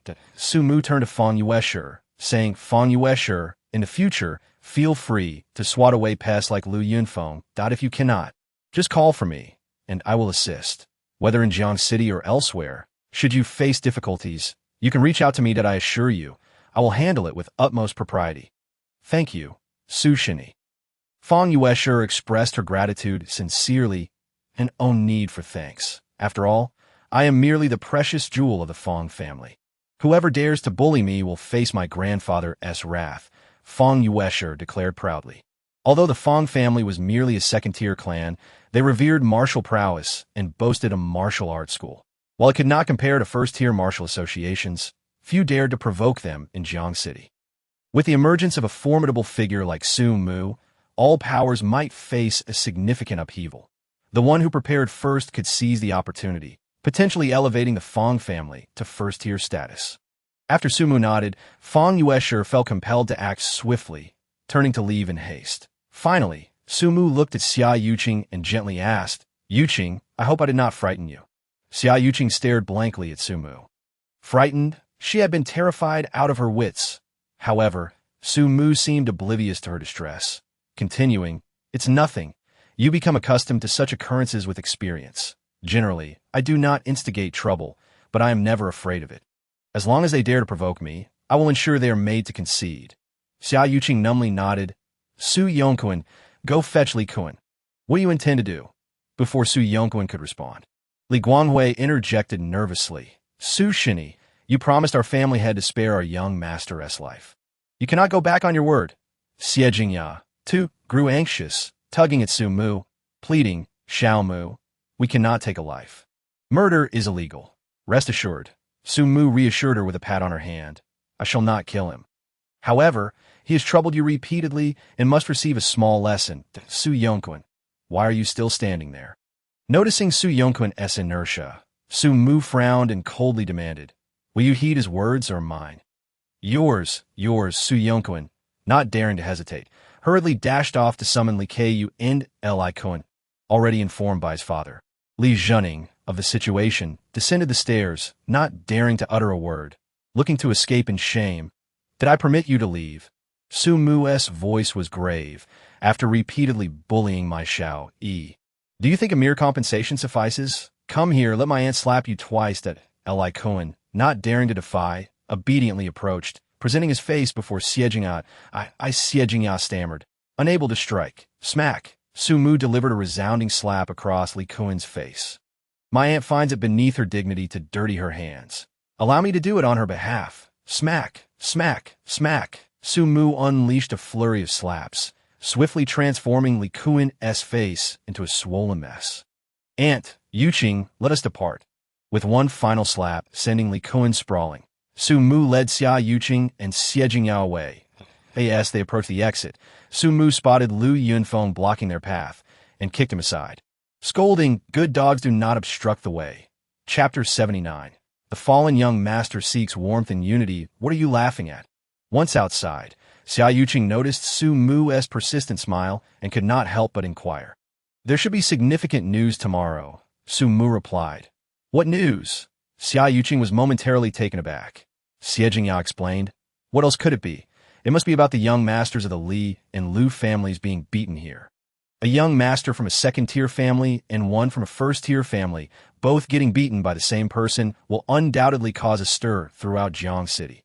"Incorrect. That is not what I meant." Su Mu chuckled and shook his head. "Earlier, I slapped Li Kuan a few times not solely for punishment that I inserted a silver needle into him, and the same with my kick to Lu Yunfeng. It was also an opportunity to insert a silver needle into him. With these two needles in place, they will surely be active tonight, perhaps even bonding over their shared predicament, that if my estimation is correct. Tomorrow's headlines will undoubtedly read, 'Fallen young masters seek comfort in unity.' Bonding, seeking comfort." Xie Jingya, being the elder and more experienced, quickly grasped the implication, her face flushing with embarrassment as she discreetly glanced at Su Mu. What a remarkable talent he possessed. Just a few needles could induce such extraordinary behavior. This was even more astonishing than his fighting prowess. However, the thought of such a scenario was rather satisfying. If it leaked, both the Li and Lu families would be utterly humiliated. Wait a moment, Xie Jingya suddenly realized something. Looking up at Su Mu, she asked, "Xiao Mu, do you also possess medical skills?" "Of course." Su Mu replied proudly. "Not only do I possess medical skills, but I am also a divine doctor. Are you familiar with Lin Ziyuan, the divine doctor of Jiang City? He has been begging me to take him as a disciple. But I am currently too busy to teach him anything, so I've sent him to your Cine group to atone for his sins." Buzz. This revelation left Xie Jingya's mind buzzing. Lin Ziyuan sought Su Mu as his teacher. What about the formulas he provided her? "Xiao Mu, what about the formula Fei Fei gave me?" she asked urgently. "You already know?" Su Mu was taken aback. However, since Lin Ziyuan was now on his side, there is no need for further concealment. He recounted the entire story. Is the effect really that remarkable? Hearing the benefits of those formulas, Xiejia's eyes widened in disbelief. If this were true, she would surely become wealthy. A single formula could sustain a person for a lifetime. With 10 formulas, turning the Yafei group into a century-old enterprise would be a piece of cake, of course. Su Mu replied, his expression serious. Aunt, you may doubt my looks, but you must never doubt my capabilities. Ha ha. All right, I want to doubt it. I want to doubt it, Fang Yuesha responded, albeit with a hint of jealousy in her heart. Despite being her husband, Su Mu seemed to assist only others, and each one was more beautiful than the last. Even her own aunt left her feeling a bit envious. What is wrong with you? Su Mu noticed her demeanor and inquired with concern. You appear rather unhappy. Su Mu, do you truly marry me out of genuine affection or merely out of familial pressure? Xia Yuqing looked at Su Mu with a serious expression. Huh. Su Mu was momentarily taken aback, muttering, wasn't it you all who brought this upon yourselves? I became your husband in a muddled manner, and now you inquire if my feelings are sincere? Boom! Xia Yuqing's face instantly flushed crimson. Embarrassed, she wished for nothing more than to find a hole to hide in. Not wanting to engage with Su Mu any further, she huffed and turned to flee. What are you doing? Su Mu hastily pursued her. Going to sleep. Then allow me to escort you. And no need. The school gate is just ahead, and a profound anger still lingered within her heart that Su Mu was truly a blockhead. Despite the obviousness of his words, he remained utterly oblivious. He continued to provoke her, leaving her in an awkward predicament. If it weren't for his exceptional abilities, he would likely remain a lifelong bachelor. Given his insufferable demeanor, sighing, Xia Yuqing lamented the dire prospects for the Xia family's ambitions for strength. It seemed as though that day would never arrive. This scoundrel, always eager to assist others, why could he not spare a thought for the Xia family? Clearly, he held no regard for her. Xia Yuqing's frustration only deepened. He dreams a wedding night, yet there isn't even a door to knock on. What could possibly be the source of her ire? Su Mu was utterly perplexed. He could only shake his head in silence, realizing that women were indeed a source of trouble. Having just taken a wife, he found himself unable to comprehend her thoughts. If they conversed more, chaos would surely ensue.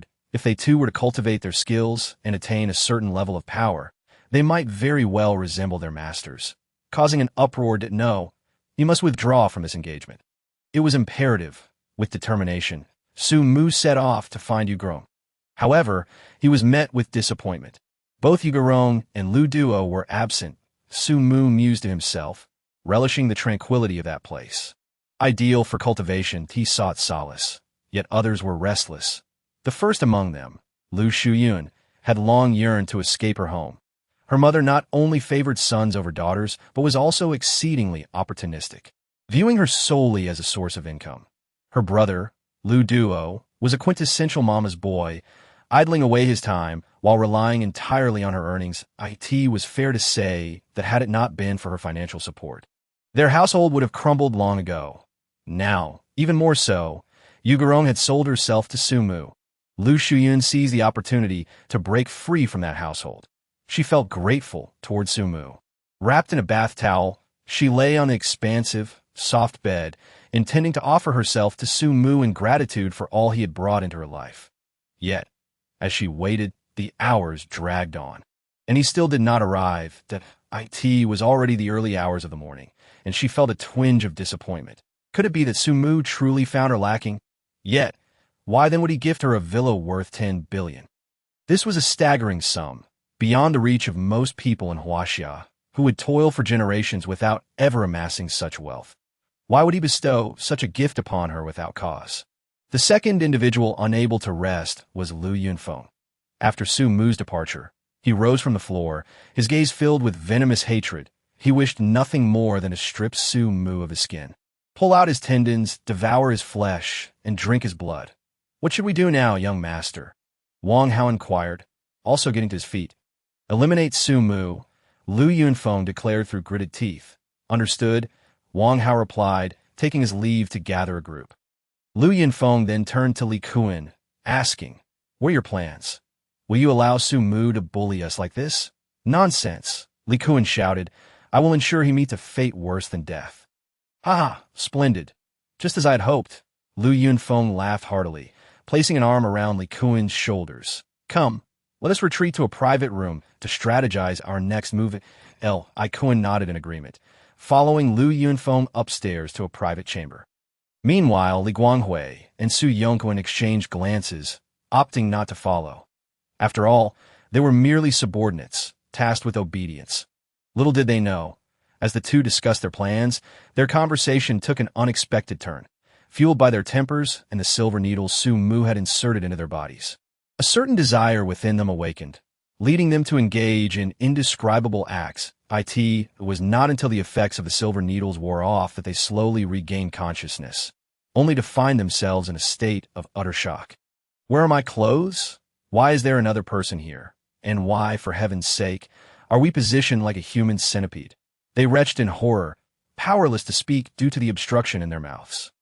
They attempted to reach for their phones to call for help, but their efforts were in vain, for even the slightest movement sent waves of pain coursing through them, eliciting cries of distress. Chapter 80. A secret discussion between the Fong family's grandfather and grandson. Upon hearing the commotion, the guards outside realized something was amiss. They hurriedly pushed the door open, only to be taken aback by the sight before them. Young Master Li, young Master Lu, what on earth are you doing? The guards stammered in disbelief. They could only emit muffled sounds, their faces flushed and straining against their confines. We need assistance. The guards, bewildered, attempted to separate the two. But they seemed to be locked together in a grotesque embrace. With each tug, their pain intensified, and blood began to trickle from their mouths. Damn it, we can't force them apart. One guard swore. Quickly, informed Boss Su and President Li. The guards summoned Su Yongquan and Li Guanghui, but they too found themselves at a loss. Pulling them apart was out of the question. Even the slightest movement resulted in bloodshed, and they feared further injury. Call an ambulance.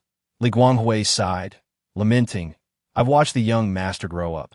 I never imagined he would have such inclinations. Even if he did, this was not the manner in which one would expect it to manifest. What on earth had transpired? Su Yongquan wore a similarly perplexed expression. While Lu Yunfeng was not someone he had raised, he knew the young man's affections lay with Fong Yuesher. It was clear he favored women. Why, then, had he engaged in such a disgraceful act with Li Kuan? After much deliberation, they resolved to call for emergency assistance. When the doctor arrived, he too was taken aback by the scene. This was hardly a medical condition. The doctor was powerless, merely able to transfer them to a hospital bed for further examination by specialists who would ultimately decide how to address the situation. Despite their best efforts to maintain confidentiality, word quickly spread among the hotel staff. The bed was small, and with two individuals occupying it, even attempts at concealment proved futile. Upon arrival at the hospital, curious onlookers, including patients and their families, were drawn to the spectacle. Itching to know what had transpired, even if they could not discern their identities, both the Lu and Li families were affluent, pooling their resources to summon a dozen specialists for consultation. The conclusion was that there was no remedy. This was not an ailment, but rather an unusual proclivity. Unless the two were willing to part ways themselves, no one could intervene. Moreover, given their current position, even medication would be futile, as there was simply no means to administer it. The families were distraught, standing by and offering advice, but to no avail. The two remained tightly intertwined, showing no inclination to separate. Left with no choice, both families resorted to offering substantial sums to medical professionals, though they were reluctant to disclose the nature of the issue, merely labeling it a difficult case.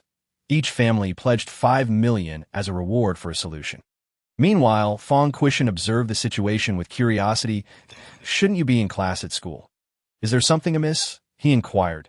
Grandfather, it's Su Mu. It's Su Mu. Fong Yuesher panted, scarcely taking a moment to catch her breath as she recounted the events that had unfolded at Yongquan Hotel. What did you say? Fong Quishan exclaimed. Leaping from his chair, Su Mu single-handedly dealt with the Li family, compelling Li Zhenning to concede territory and compensation. He even took care of Lu Yunfeng.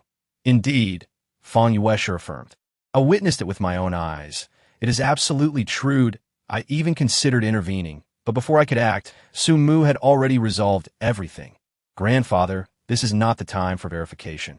I must ask what we should do now. Consider this. A formidable figure has suddenly emerged in Jiang City, provoking the Li and Lu families, as well as the Martial Arts Association. The power dynamics in Jiang City are bound to shift dramatically. We must align ourselves accordingly. Whom do you think we should support? Ha ha, I've already made my choice. Did you not notice? Fong Quishan chuckled, stroking his beard as he posed a question, eager to test his granddaughter's insight. Within the entire Fong family, she was the one he found most agreeable. Fong Quishan had nurtured her closely, perhaps even envisioning her as the future pillar of their family. You've already made your choice? Fong Yuesher was momentarily bewildered, but soon realization dawned upon her. You supported Su Mu. Why do you say that? Fong Quishan inquired, his expression turning serious. Ha ha, grandfather, do not scowl. I've figured it out.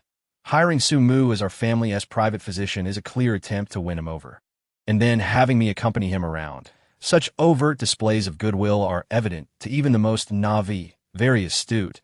Fong Quishan commended, though he noted, you have not grasped the full extent of my intentions. I did not merely want you to accompany Su Mu as a gesture of goodwill. I desire for you to win his heart and become his woman. What? Fong Yuesher was taken aback. Grandfather, did you not want me to try dating Lu Yinfeng? How has it shifted to Su Mu so quickly? To pursue Lu Yinfeng was merely a temporary strategy. Fong Quishan bitterly remarked, our Fong family hails from martial origins, with many skilled fighters among us. Yet we remain merely a second-rate family, unable to compare with the likes of the Lu family, a first-rate clan to secure a chance for the Fong family's growth. I refrained from outright rejecting the Lu family's overtures and encourage you to explore relationship with Lu Yunfeng. Furthermore, you are both still quite young and focused on your studies. When the time comes for marriage discussions, I will certainly consider it with great care. I cannot simply settle for Lu Yunfeng without due thought. As for your involvement with Su Mu, it is because I recognize his potential, setting aside his combat prowess. His medical skills alone warrant our family's attention and alliance. After all, what good is wealth and power if one cannot safeguard their health? We all consume grains and drink water, which leaves us vulnerable to ailments, especially as we age and face intensified suffering. Yet, with a skilled physician at our side, what do we have to fear? At the very least, it ensures that we old-timers can live a few more years. And the value created in that time far surpasses what a first-rate family's young master could ever offer. Grandfather, I understand your point, Fong Yuesher nodded, but Su Shini came to Jiang City specifically to break off engagements. He has 10 marriage contracts to annul. How could he possibly take an interest in me? Ha! Fong Quishan chuckled. You sure, you still do not grasp the nature of him, and is there any man who does not stray? Even if he does not stray now, he certainly will in the future. Moreover, you are exceptionally beautiful. Simply follow Su Shini's lead, and when the time is right, everything will fall into place naturally. Of course. Even if you do not become Su Shini's woman, your connection with him will ensure that our Fong family remains unscathed amidst future turmoil. Grandfather, are you not concerned that Su Shini might fail? Fong Yuesher expressed her worries. After all, this is a coalition of the Li family, the Lu family, and the Martial Arts Association.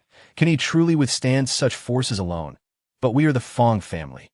Fong Quishan asserted. Even if we are not at our strongest, we are more than capable of assisting him against the Li family. Moreover, I have heard that Su Shini has subdued Chu Yuntian, another second-rate power, and combined with the Golden Triangle of the Northern District, he can barely contend with a first-rate family. Most importantly, the Tang family owes Su Shini a favor. The Tang family still owes Su Shini a favor? Fong Yuesher was taken aback. Indeed, Fong Quishan confirmed that Su Shini healed the Tang family's patriarch, Tang Jigua. Although he charged $50 million for his services, the value of life cannot merely be measured in monetary terms. Furthermore, it is said that Tang Bin, one of the third generation of the Tang family, is also awaiting Su Shini's healing. With such connections, should Su Mu find himself in trouble, the Tang family will certainly not turn a blind eye, allowing him to rise again through his medical expertise. Therefore, he will not fail, nor can he afford to. Upon hearing this significant news, Fong Yuesher exhaled heavily. She had not anticipated that Su Mu would establish such ties with the Tang family in a short time in Jiang City. Go now, rest early. You still have school tomorrow. Fong Quishan waved his hand, dismissing Fong Yuesher. With this incident, Jiang City University will undoubtedly be tumultuous. You must protect Xia Yuqing. She is Su Mu's fiancée, and absolutely cannot come to harm. If anything occurs, you must remain by her side. Yes, grandfather, I know what to do. She retired for the night, while Xie Jingya remained awake. Today, she needed to make bold decisions to foster the development of the company and plan for the long term. Chapter 81. Division of Shares in Yufei Group. Everyone, cease your current tasks, Xie Jingya announced as the others arrived, instantly silencing the room. Xiezong, what do you mean by that? Someone protested. Though this company is wholly owned by you, it is the fruit of our labor as well. You cannot disregard our years of hard work for personal matters. Others echoed similar sentiments, feeling wronged by Xie Jingya's abrupt announcement of bankruptcy. Even Wu Mengfei felt that Xie Jingya was being excessively harsh. At the very least, she should have given her a heads up before convening this meeting. Was this how a close friend behaved? No, you misunderstand. Xie Jingya quickly interjected. The company is my entire investment. How could I so easily abandon it? The reason I asked you all to halt your work is that we are about to make a concerted push for a new product. A new product? A senior executive questioned, puzzled. Where will that come from? Although Lin Shini has joined us, he has yet to produce a new formula. It's from Wu Yaoshi, Xie Jingya replied with a smile. Our great benefactor has provided you with the formula. The 10 formulas? Wu Mengfei exclaimed in shock. Xiezong, you cannot possibly believe that fool. His medical skills may be commendable, but we are in the beauty industry. He has no experience in this field. He could have merely scribbled some formulas haphazardly. Are they truly reliable? Absolutely, Xie Jingya asserted confidently. Having witnessed Su Mu's capabilities, she had no reason to doubt him. But why can't I replicate it? Wu Mengfei countered. After you gave the instructions today, I took one formula to attempt a mixture, yet I have not succeeded in creating the reagent that I suspect that this is not a beauty product formula, but rather something he concocted to fool me, that he may have deceived you. But he would never mislead me, Xie Jingya stated with a smile. Fei, we will not rest tonight. Let us work together to strive to produce the reagent. The senior executives had no objections, as there was no point in remaining if the reagent had not yet been created. Furthermore, with the company not collapsing but rather gaining new hope, everyone felt relieved and could sleep soundly. Once everyone had departed, Xie Jingya turned to Wu Mengfei with gratitude. Fei, you have truly come to my aid. I do not know how to express my thanks that we are sisters. There is no need for such formalities. Wu Mengfei replied with a gentle smile. Xie Jingya insisted. No, I must show my gratitude. Thus, I propose dividing the shares of Yufei Group. Su Mu will hold 60%, I will hold 30%, and you will have 10%. That is unacceptable. Wu Mengfei quickly shook her head. Sister Xia, I have neither invested funds nor accomplished anything significant. Your salary is already quite generous. How could I possibly accept shares? Are you foolish? Xie Jingya shot her a look. I offer you shares not for the sake of money, but to bind you to Su Mu. Consider this. Su Mu is not only exceptionally talented, but also possesses remarkable medical skills. Such a person will undoubtedly stir things up in Jiang City. In that case, those who follow him will surely reap great rewards. By giving you shares, I wish for him to uplift you as well, so you do not fall behind. Just then, her phone rang. Xie Jingya glanced at the screen and saw it was Lin Ziyuan. She hurriedly answered. Xiezong, I just regained signal and received a message. Has the meeting concluded? Do you still need me to come? Are you still awake? Xie Jingya was taken aback. Not yet, Lin Ziyuan replied. Su Shini entrusted me with some matters, and I have yet to complete them. I dare not rest. Since you are still awake, come to the company, Xie Jingya suggested. I have obtained 10 formulas, but I cannot mix the reagents. It would be perfect if you could assist. All right, I will arrive in half an hour. After saying this, Lin Ziyuan ended the call. Xie Jingya pondered for a moment, about to speak, when Wu Mengfei interjected. Sister Xia, are you also considering giving Lin Shini some shares? Indeed, you are truly my close friend to have guessed that, Xie Jingya praised. However, before she could finish, Wu Mengfei jumped in. Sister Xia, allocate him 5% of my shares. It would appear fair for both pharmacists to hold equal shares. Very well. Xie Jingya, devoid of any pretense, engaged in collaborative research on formulas with her companion. Each of these concoctions served a distinct purpose. I distinctly recall Su Shini mentioning that one of them possessed whitening properties that Wu Mengfei remarked with a wry smile. As for the others, they include functions such as spot removal, fragrance retention, and hydration, among others. However, at the time, he provided me with an overwhelming number of formulas, and my skepticism rendered me inattentive, leading to some confusion. No matter, Xie Jingyao replied nonchalantly. When Lin Shini arrives, we can inquire further. If Lin Ziyuan is also uncertain, we can always consult Su Mu. It is hardly a significant matter. Lin Ziyuan arrived promptly, accelerating to the fullest extent, covering a half-hour journey in less than 20 minutes. Lin Shini, you have come at an opportune moment. Please hand me your identification card, Xie Jingyao stated upon seeing Lin Ziyuan. What do you need my ID for? Lin Ziyuan asked, puzzled. I require a copy for our records, and you will need to sign it as I transfer 5% of the company's shares to you. What? Lin Ziyuan exclaimed, astonished, then waved his hand dismissively. Xiezong, I understand your intention of wanting to secure my position as an apothecary within the Yafei group by offering me shares, but it is entirely unnecessary. Su Shini summoned me here, and I would never oppose his wishes if he instructs me to leave. Even with shares in hand, I would have to depart. I had intended to study medicine under him. You wish to learn medicine from Su Mu? Both Xie Jingya and Wu Mengfei were taken aback. Is there a problem? Lin Ziyuan replied, Su Shini's medical skills far surpass my own. Only by learning from him can I advance in my practice. Otherwise, I would remain a mere national medicine master for my entire life. His medical expertise, is that formidable? Wu Mengfei questioned skeptically. Indeed, it is exceedingly remarkable. Lin Ziyuan replied, his excitement palpable. You have yet to witness his medical practice, especially his acupuncture techniques. They are nothing short of miraculous. Haha.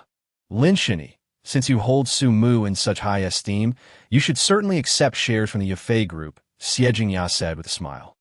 After all, Su Mu currently holds 60% of the shares, making him our largest shareholder. What? Lin Ziyuan exclaimed in astonishment. Seeing that Xie Jingyao was not lying, he nodded and said, very well, thank you for revealing this truth. Xiezong, I shall gratefully accept this share allocation. There is no need for modesty. Lin Shini, you are an indispensable talent for our company, Xie Jingyao complimented, then produced the 10 formulas to hand to Lin Ziyuan. Lin Shini, these are the beauty formulas penned by Su Mu. Please review them to determine their feasibility. Formulas written by Su Shini. Lin Ziyuan seized the papers and began to examine them with great seriousness. Chapter 82. Explosive news shocking Jiang City remarkable. Simply remarkable. After a brief moment, Lin Ziyuan exclaimed in astonishment, Su Shini is indeed extraordinary. These casually provided formulas are so exquisitely crafted. Let us proceed and prepare the reagents. Is it possible to concoct this? Wu Mengfei inquired timidly. It must be. Lin Ziyuan asserted confidently. The formulas provided by my future mentor can undoubtedly be transformed into reagents and applied practically. Wait a moment. Xie Jingyao called out to him. Lin Shini, I believe we should not attempt to concoct all the reagents at once. Why is that? Lin Ziyuan furrowed his brow. These formulas contain unique effects such as beauty enhancement, skin nourishment, hydration, and scar removal. They are nearly all in high demand. Are we to forego the opportunity to profit from them, allowing them to languish? Indeed, Xie Jingyao nodded, smiling as she continued, since Su Mu's formulas possess such a multitude of benefits. Let us release them gradually. We shall first introduce the whitening effect, and once we have garnered some reputation and open up the market, we can then unveil the other effects. This approach will maximize our profits. Xiezong truly understand the market, Lin Ziyuan remarked, feeling somewhat inadequate. We shall follow your lead. However, I must first thoroughly research these formulas to grasp their nuances. Perhaps in the future, we can even integrate them, leading to greater profits. Upon hearing this, Xie Jingya's eyes lit up, greatly appreciating Lin Ziyuan's suggestion. The three of them agreed to convene shortly and proceeded to the research lab to examine the formulas. As dawn broke, Su Mu concluded a night of cultivation. The energy expended in treating Tang Jiwa had finally been fully restored. It was time to attend to Tang Bin's treatment. However, Su Mu refrained from contacting the Tang family immediately, opting instead to let them wait the full 7 days. Those who receive things too easily often fail to appreciate their value. He retrieved his phone and checked the latest news, particularly focusing on information from the northern suburbs and hospitals, yet found no mention of Li Kuan or Lu Yunfeng. Su Mu furrowed his brow, pondering, something feels amiss. Why are there no reports about them? With my capabilities, I should have been able to maintain the situation for at least 3 days. Could it be that they are not together? That seems unlikely. I have inserted silver needles into both of them, and they should be increasingly drawn to one another. No, I must investigate the situation. Su Mu muttered to himself before rising from his bed, locating his computer, and beginning to type furiously. Soon, a video feed appeared on the screen that if Su Yongkun were present, he would undoubtedly recognize it as footage from their hotel. After a few more keystrokes, Su Mu discovered Li Kuan and Lu Yunfeng entering a private room together, only to emerge in the morning, carried out on a stretcher and loaded onto an ambulance. Su Mu continued to manipulate the computer, and the video feed switched once more. Meanwhile, at the Jiang City Traffic Police Headquarters, the cybersecurity department's computer raised an alarm. The administrator rushed over to assess the situation. "This is bad. Someone has breached our server," the administrator exclaimed in shock that, in a flurry of activity, he was at a loss regarding how to counter the intrusion, which even drew the attention of Captain Bai Lushing. "Why is there an intrusion into our server? What could they want?" "The specifics are unclear," the administrator replied, his expression grim. "For what I can ascertain, the intruder is merely reviewing the traffic routes in the northern suburbs." Bai Lushing questioned suspiciously. "Just reviewing routes? Are they not engaging in any other activities?" "Not at the moment." "Then you must act swiftly to intercept them," Bai Lushing urged. "These are confidential matters pertaining to our department. Unauthorized individuals should not be privy to them." "Captain Bai, I cannot stop them." The administrator hung his head in defeat. "What?" Bai Lushing's frustration boiled over. "You are a top student from Jiang City University's Information Technology program, and you cannot even manage this? The intruder skills are too advanced, and they are employing outdated techniques from over a decade ago. Though somewhat clumsy, they are fortified with numerous passwords that are impossible to crack." The administrator lamented he felt deeply frustrated. With such impressive skills, why target the police department's server instead of robbing major corporations or banks? "Fool," Bai Lushing scolded. "Wait, they have ceased their attack on our server." The administrator noted the silence of the alarm, unable to suppress his surprise. "Quickly check for any losses." "None. Everything is normal." "Something is off." Bai Lushing suddenly grasped the crux of the matter. "If even you cannot intercept the hacker, their skills must be exceptional. They could very well be a significant player. Investigate immediately. Perhaps by tracing this lead, we can identify the culprit and bring them to justice. Additionally, prepare yourself. I intend to report this incident to our superiors. If they come to verify, you must be forthright." The administrator nodded, his fingers flying over the keyboard. "This is the route the intruder monitored, originating from near Jiang City University and heading to the central hospital." "Understood," Bai Lushing replied, patting the administrator on the shoulder. "Stay vigilant. I will call the police station to inquire about the situation." Unbeknownst to Su Mu, he continued to scrutinize the surveillance footage from the information gleaned from the traffic police. He learned that Lu Yunfeng and Li Kuan had been transported to the central hospital. Soon, he pieced together the entire situation. The reason this incident had not been exposed was twofold. First, the secrecy was meticulously maintained. Whether at Yongkuan Hotel or the hospital, both individuals lay in bed, shrouded in sheets, rendering it impossible to discern the circumstances within, even if some reporters managed to capture images. They would lack context and be unable to disseminate them freely. Second, the Li and Lu families had simultaneously exerted pressure, dissuading reporters from reporting. While they were cautious, Su Mu felt no such restraint. He even contemplated reveling in the misfortunes of both families. Thus, he decided to compile some images and surveillance videos, accompanied by a few words, and post them online under the title "Fallen Young Masters Seeking Solace in Each Other." Not only are there names and surnames, but also images and undeniable truths. Thus, the news quickly ignited a stir throughout the entire Jiang City. Bai Lushing had just hung up the phone when he noticed the administrator rushing over in a state of panic. Clutching a mobile phone and panting heavily. "Bai team, it's bad, very bad.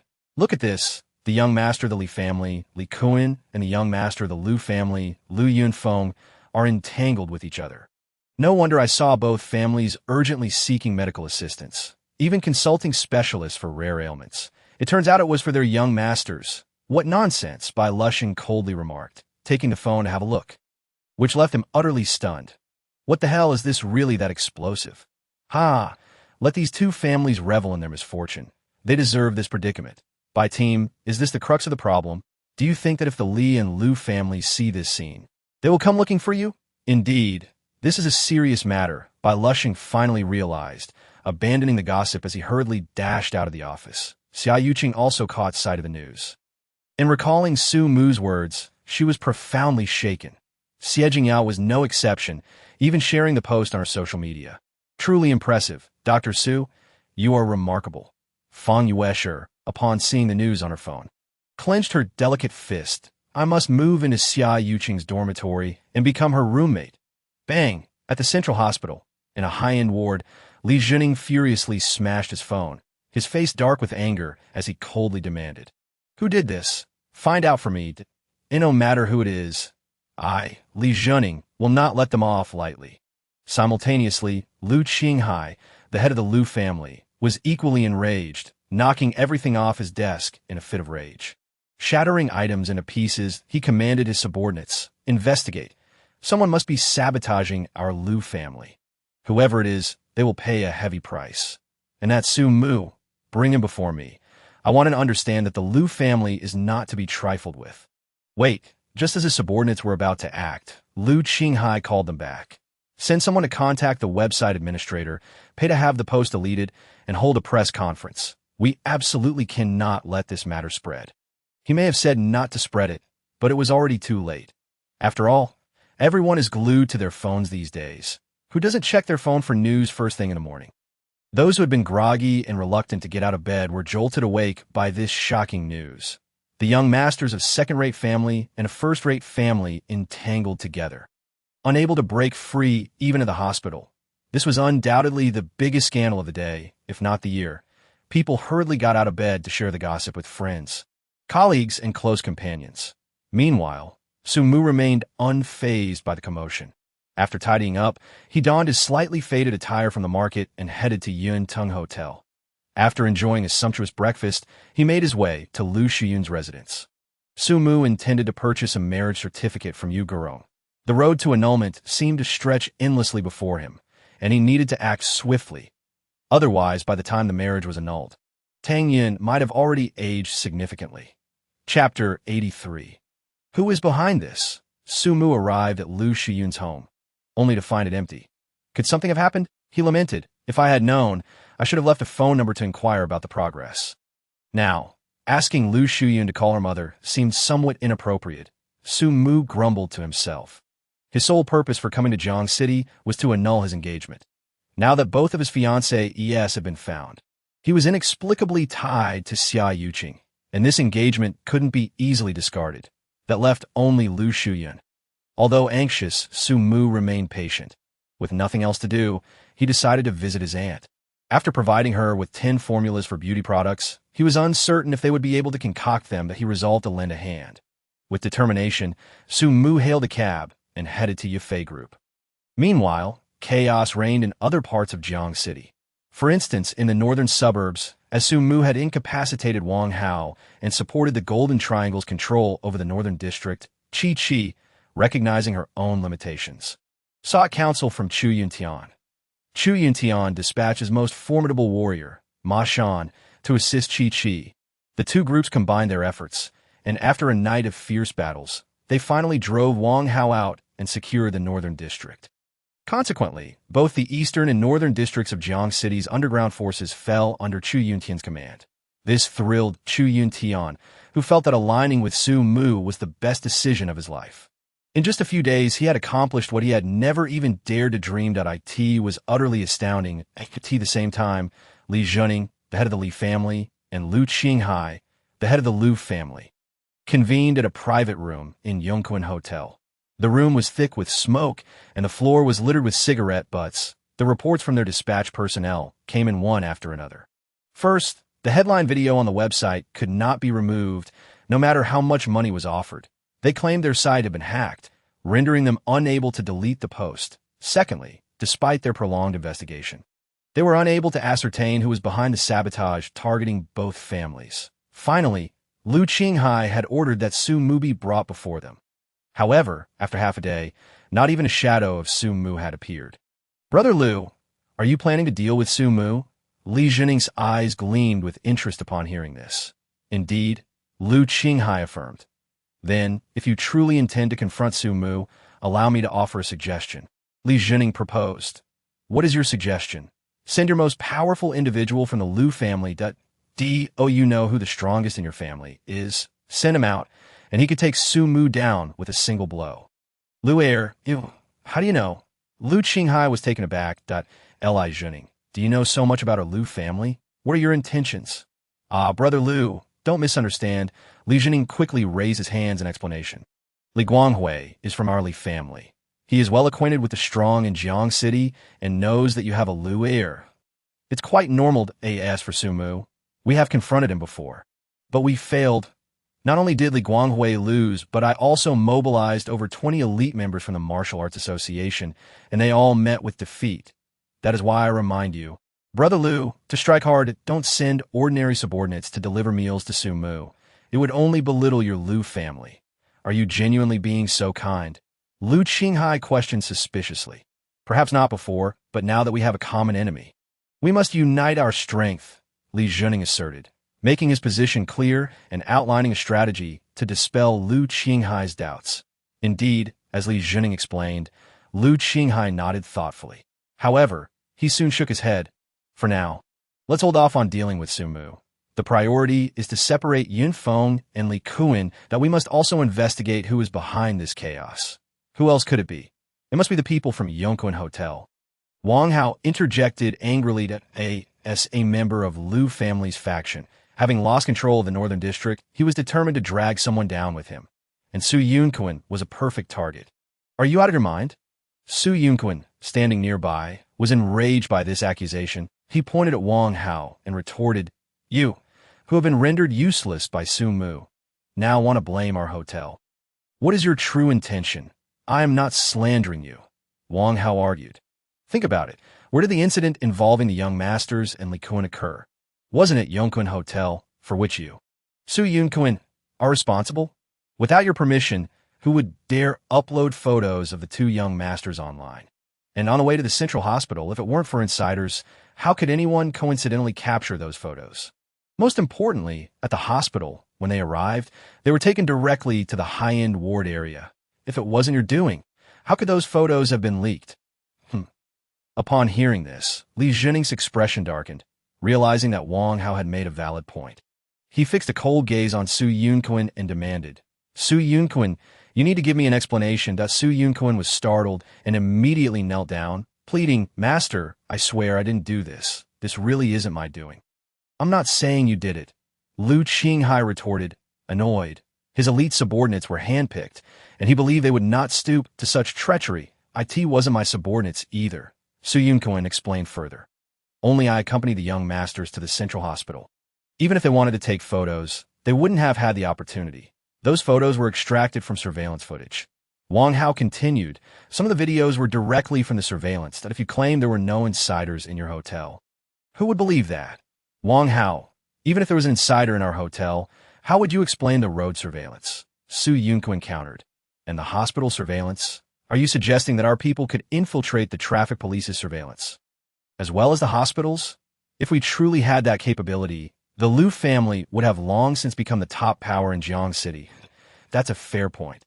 Lu Qinghai nodded, expressing his relief as he said, "Li, my dear brother, there may be more to this matter than meets the eye. I need to make a phone call to confirm." Without granting Li Zhening an opportunity to speak, Lu Qinghai took out his mobile phone and dialed a number. Once the call was answered, he spoke directly by, "Has the surveillance footage from your traffic police department been leaked? Has it been hacked?" As the head of a prominent family, Bai Lushing did not conceal anything and recounted what he knew. "I have already reported this matter, and it is now being handled by the higher-ups." "Understood. Thank you, Bai." After expressing his gratitude, Lu Qinghai hung up the phone and gestured to Su Yongquan, "You may get up now. This matter does not concern you." Given that even the traffic police's surveillance could be hacked, it was entirely normal for a mere hotel to fall victim as well.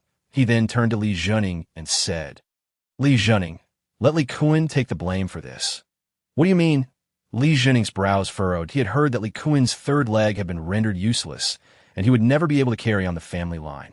Lu Qinghai sneered. "In that case, let us distort his inclination.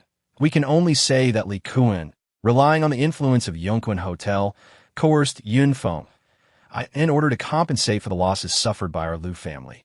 Your Li family must present a token of sincerity. No need for too much. Just a sum of 100 million will suffice." "You!" Anger surged within Li Zhening's face. Bear the blame of his grandson, while also having to pay. This was truly treating him like a soft persimmon. However, before he could retort, Lu Qinghai continued, "For this matter, I will offer your Li family a project worth 500 million as compensation." This, Li Zhening hesitated. That meant 250 million. In essence, it implied that his grandson bore the blame while they earned 150 million for the Li family. This deal seemed rather advantageous. Lu Qinghai went on, "Li Zhening, these are merely the surface compensations. Behind the scenes, our Lu family will collaborate with your Li family to mutually advance our interests. This endeavor against Su Mu marks our first joint venture. What do you think?" Chapter 84. How do you expect me to take responsibility? Li Zhening found himself unable to refuse.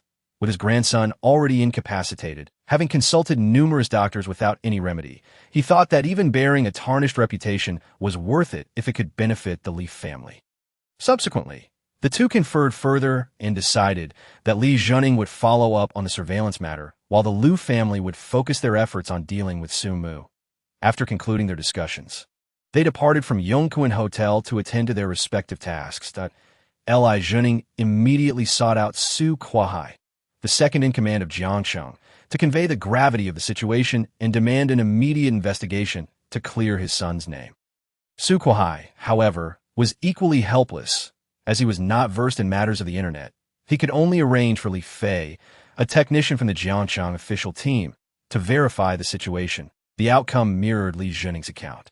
Even Li Fei encountered obstacles, repeatedly stating that he was up against a formidable opponent. He even declared that unless a true expert from the capital arrived, no one else could crack the case.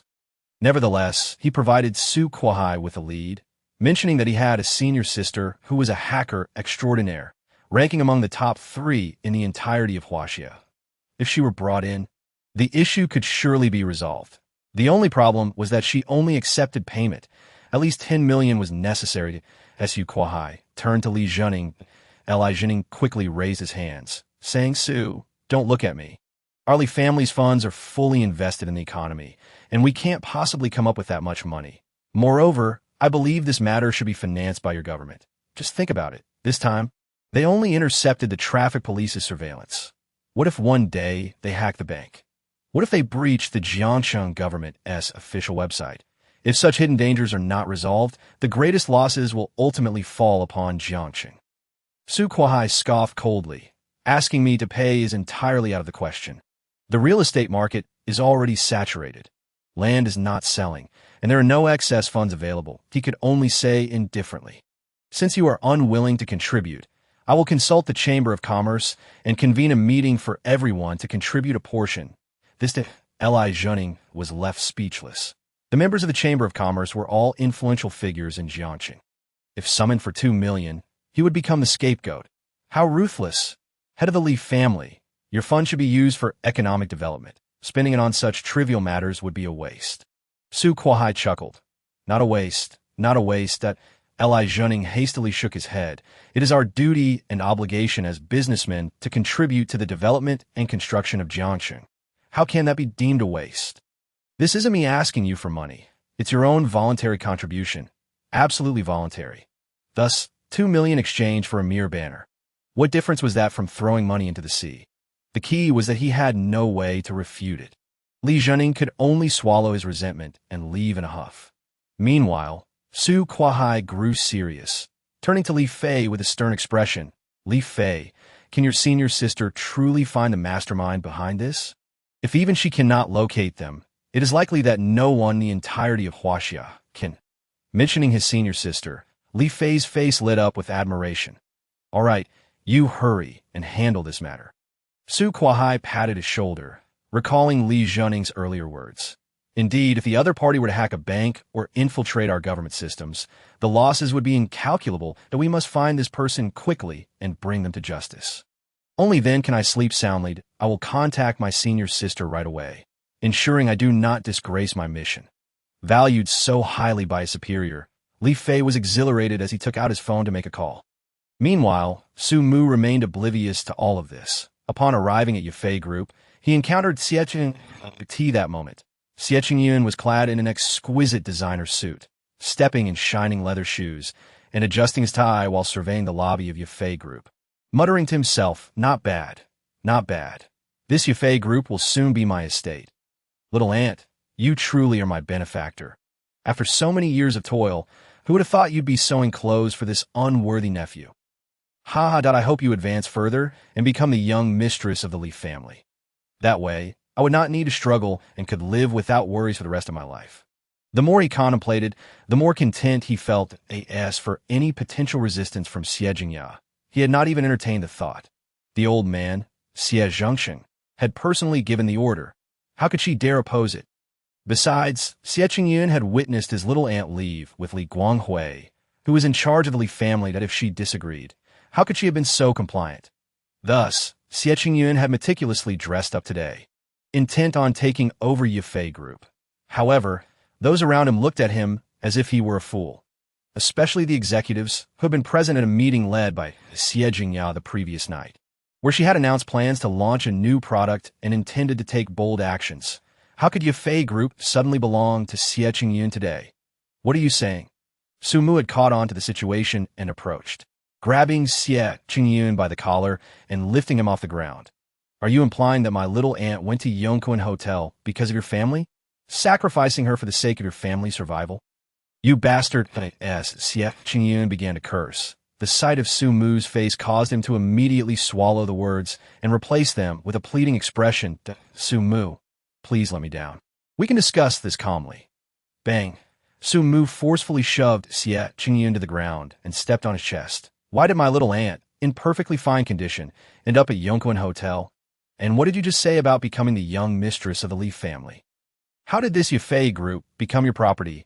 Xie Qingyun's eyes darted around as he sought a strategy. However, Su Mu did not grant him the opportunity, pressing down harder with his foot, causing Xie Qingyun to struggle for breath. Su Mu then glared at him, demanding, "Speak.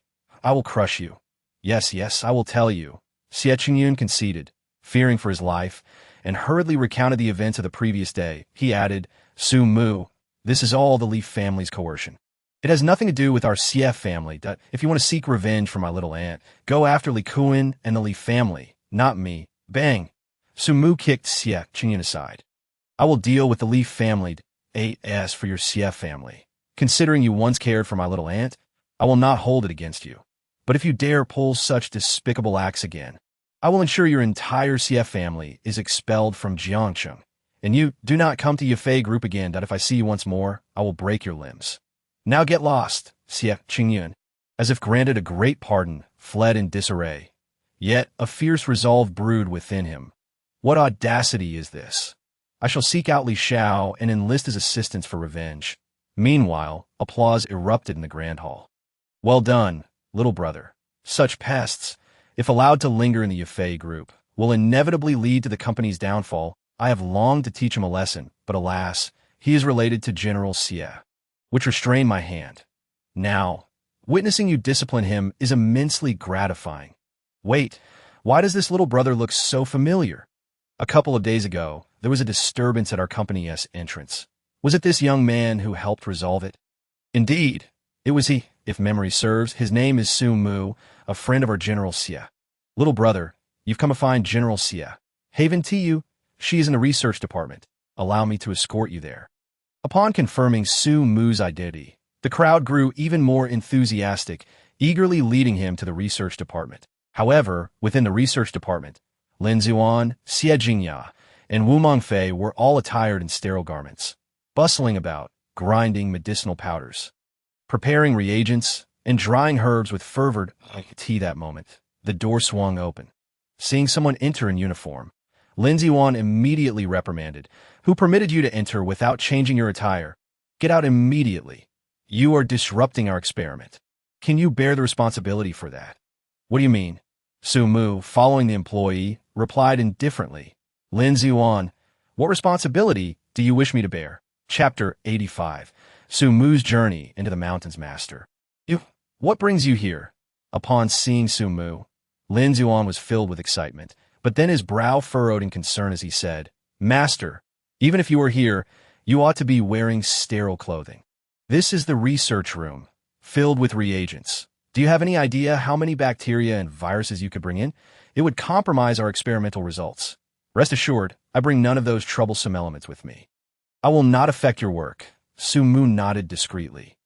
Lin Ziwan was indeed meticulous, and it seemed he was nearing the completion of the reagent preparation. His medical skills were barely adequate. The employee, however, was taken aback. The young man before him was actually the master of Lin, the renowned physician. His skills must be even more formidable.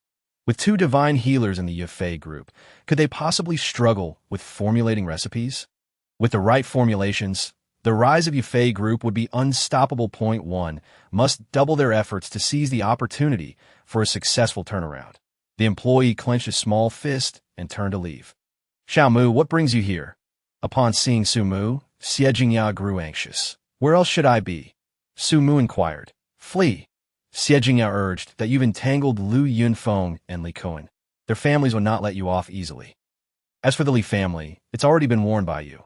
However, the Lu family is different. They're a top-tier family in Jiangsheng, with deep roots and immeasurable power. While they've yet to trace this back to you. You should find a place to hide quickly. Aunt, you truly underestimate me. Su Mu laughed heartily. How could a man of my capabilities think of fleeing? If anyone should escape, it should be those from the Lu family. If they do not seek trouble with me, I might even let them be. Should they court death, I would not hesitate to send them to the afterlife. The Lu family? Lu Yunfeng? A top-tier family? Lin Zun interjected, furrowing his brow.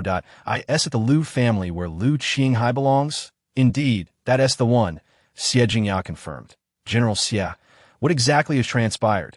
Lin Duan inquired eagerly. Please, tell me quickly. I still have some connections with Lu Qinghai. If I intervene, perhaps we can turn hostility into harmony. He struck Lu Yunfeng. Xie Jingya's eyes brightened, finding this approach plausible, and continued. He incapacitated Wang Hao. It seems the entire northern district is now under the thumb of the Golden Triangle. Furthermore, Xie Jingya hesitated, her face flushing. Look at your phone. Check the browser headlines. Beating someone is simple. An apology suffices. With his face involved, there should be no issues. Lin Zon hastily opened his phone, and the first headline was startling. Fallen young master seeking warmth in numbers. After only a few glimpses, he was left speechless. The article not only featured Li Kuan, but also Lu Yunfeng, that a young master from second-tier family and one from top-tier family. Both lying on the same bed, their poses suggestive. With the accompanying text, Lin Zuan, being a physician, immediately grasped the gravity of the situation. To tarnish a young master's reputation to such an extent was utterly unforgivable. If it were him, he would surely seek vengeance. Su Mu, however, retorted coldly, what qualifications do you, a mediocre physician, possess to meddle in my affairs? If you wish to formally apprentice under me, you must thoroughly study those 10 formulas. Only when you can comprehend them fully will I consider accepting you as my disciple. Otherwise, you are unworthy of such a title. But Lin Duan attempted to interject, yet was cut off by Su Mu's raised hand. There are no buts. If I cannot resolve this matter, your intervention will be futile. Not wishing to prolong this topic, Su Mu turned to Xie Jingya and said, Aunt, Xie Qingyun was just here, attempting to seize your company. But I drove him away. Well done, Xie Jingya praised. That is your nephew. Will you not hold it against me? Su Mu asked. Nephew. I have no nephew so incompetent, Xie Jingya replied, a flicker of resentment crossing her face. Clearly disillusioned with the Xie family. Very well. From now on, focus on developing your Yafei group. If you need formulations, just reach out to me. IT is your Yafei group, Xie Jingya corrected with a smile. Sumu paused. Aunt, what do you mean by that? Haha, Xiaomu, I have decided to gift you the Yafei group, Xie Jingya declared proudly. Last night, I divided the shares of the Yafei group into 4 portions. You hold 60%, I hold 30%, while Fei Fei and Lin, the divine physician, each hold 5%. Why grant me such a significant share? Su Mu shook his head that I am not in need of money. What would I do with your company? Xie Jingya replied, You have assisted me greatly, and I have shown no token of appreciation. This share allocation is my way of expressing gratitude. You must not refuse. Very well, I shall accept, Su Mu said with a smile. However, I must clarify that I will not involve myself in the company's operations. That will rest entirely on your shoulders. As for the dividends, just hold on to them for me. And I have no immediate use for funds. Xie Jingya chuckled, teasing, All right, I shall keep it as your dowry. Su Mu abruptly turned his gaze towards Wu Meng Fei, saying, Speaking of money, it suddenly dawned on me that you still owe me 1 million. Don to you? That Wu Meng Fei had not anticipated Su Mu's sudden mention of this. She felt immensely awkward. The prospect of repaying him was utterly impossible. Clinging to this financial entanglement was her only means of keeping Su Mu in her thoughts, allowing her to fulfill the task her grandfather entrusted her with. Divine Physician Su, are you not wealthy? When I have the means, I will contact you to repay the debt. Do not bother to contact me. Su Mu waved his hand dismissively. Just give it directly to my aunt when the time comes, and let her hold on to it for me. This that Wu Meng Fei was taken aback, with this connection severed. How could she ever reach out to Su Mu again? Ignoring her distress, Su Mu turned to Lin Ziyuan, his tone indifferent. Lin Ziyuan, did you manage to locate the 9-dragon whiskers leaf I instructed you to find yesterday? Any leads? There should be some leads. Otherwise, you would not dare remain in the Yafei group. Lin Ziyuan responded quickly. Yes, there's some leads. Through various inquiries, I learned that they grow in the Yunjiang mountain range to the south of Jiangcheng. I have already arranged for personnel. They will prepare and venture into the mountains today. That it confirmed that the Yunjiang mountain range harbors the 9-dragon whiskers leaf. Su Mu asked, his expression tense.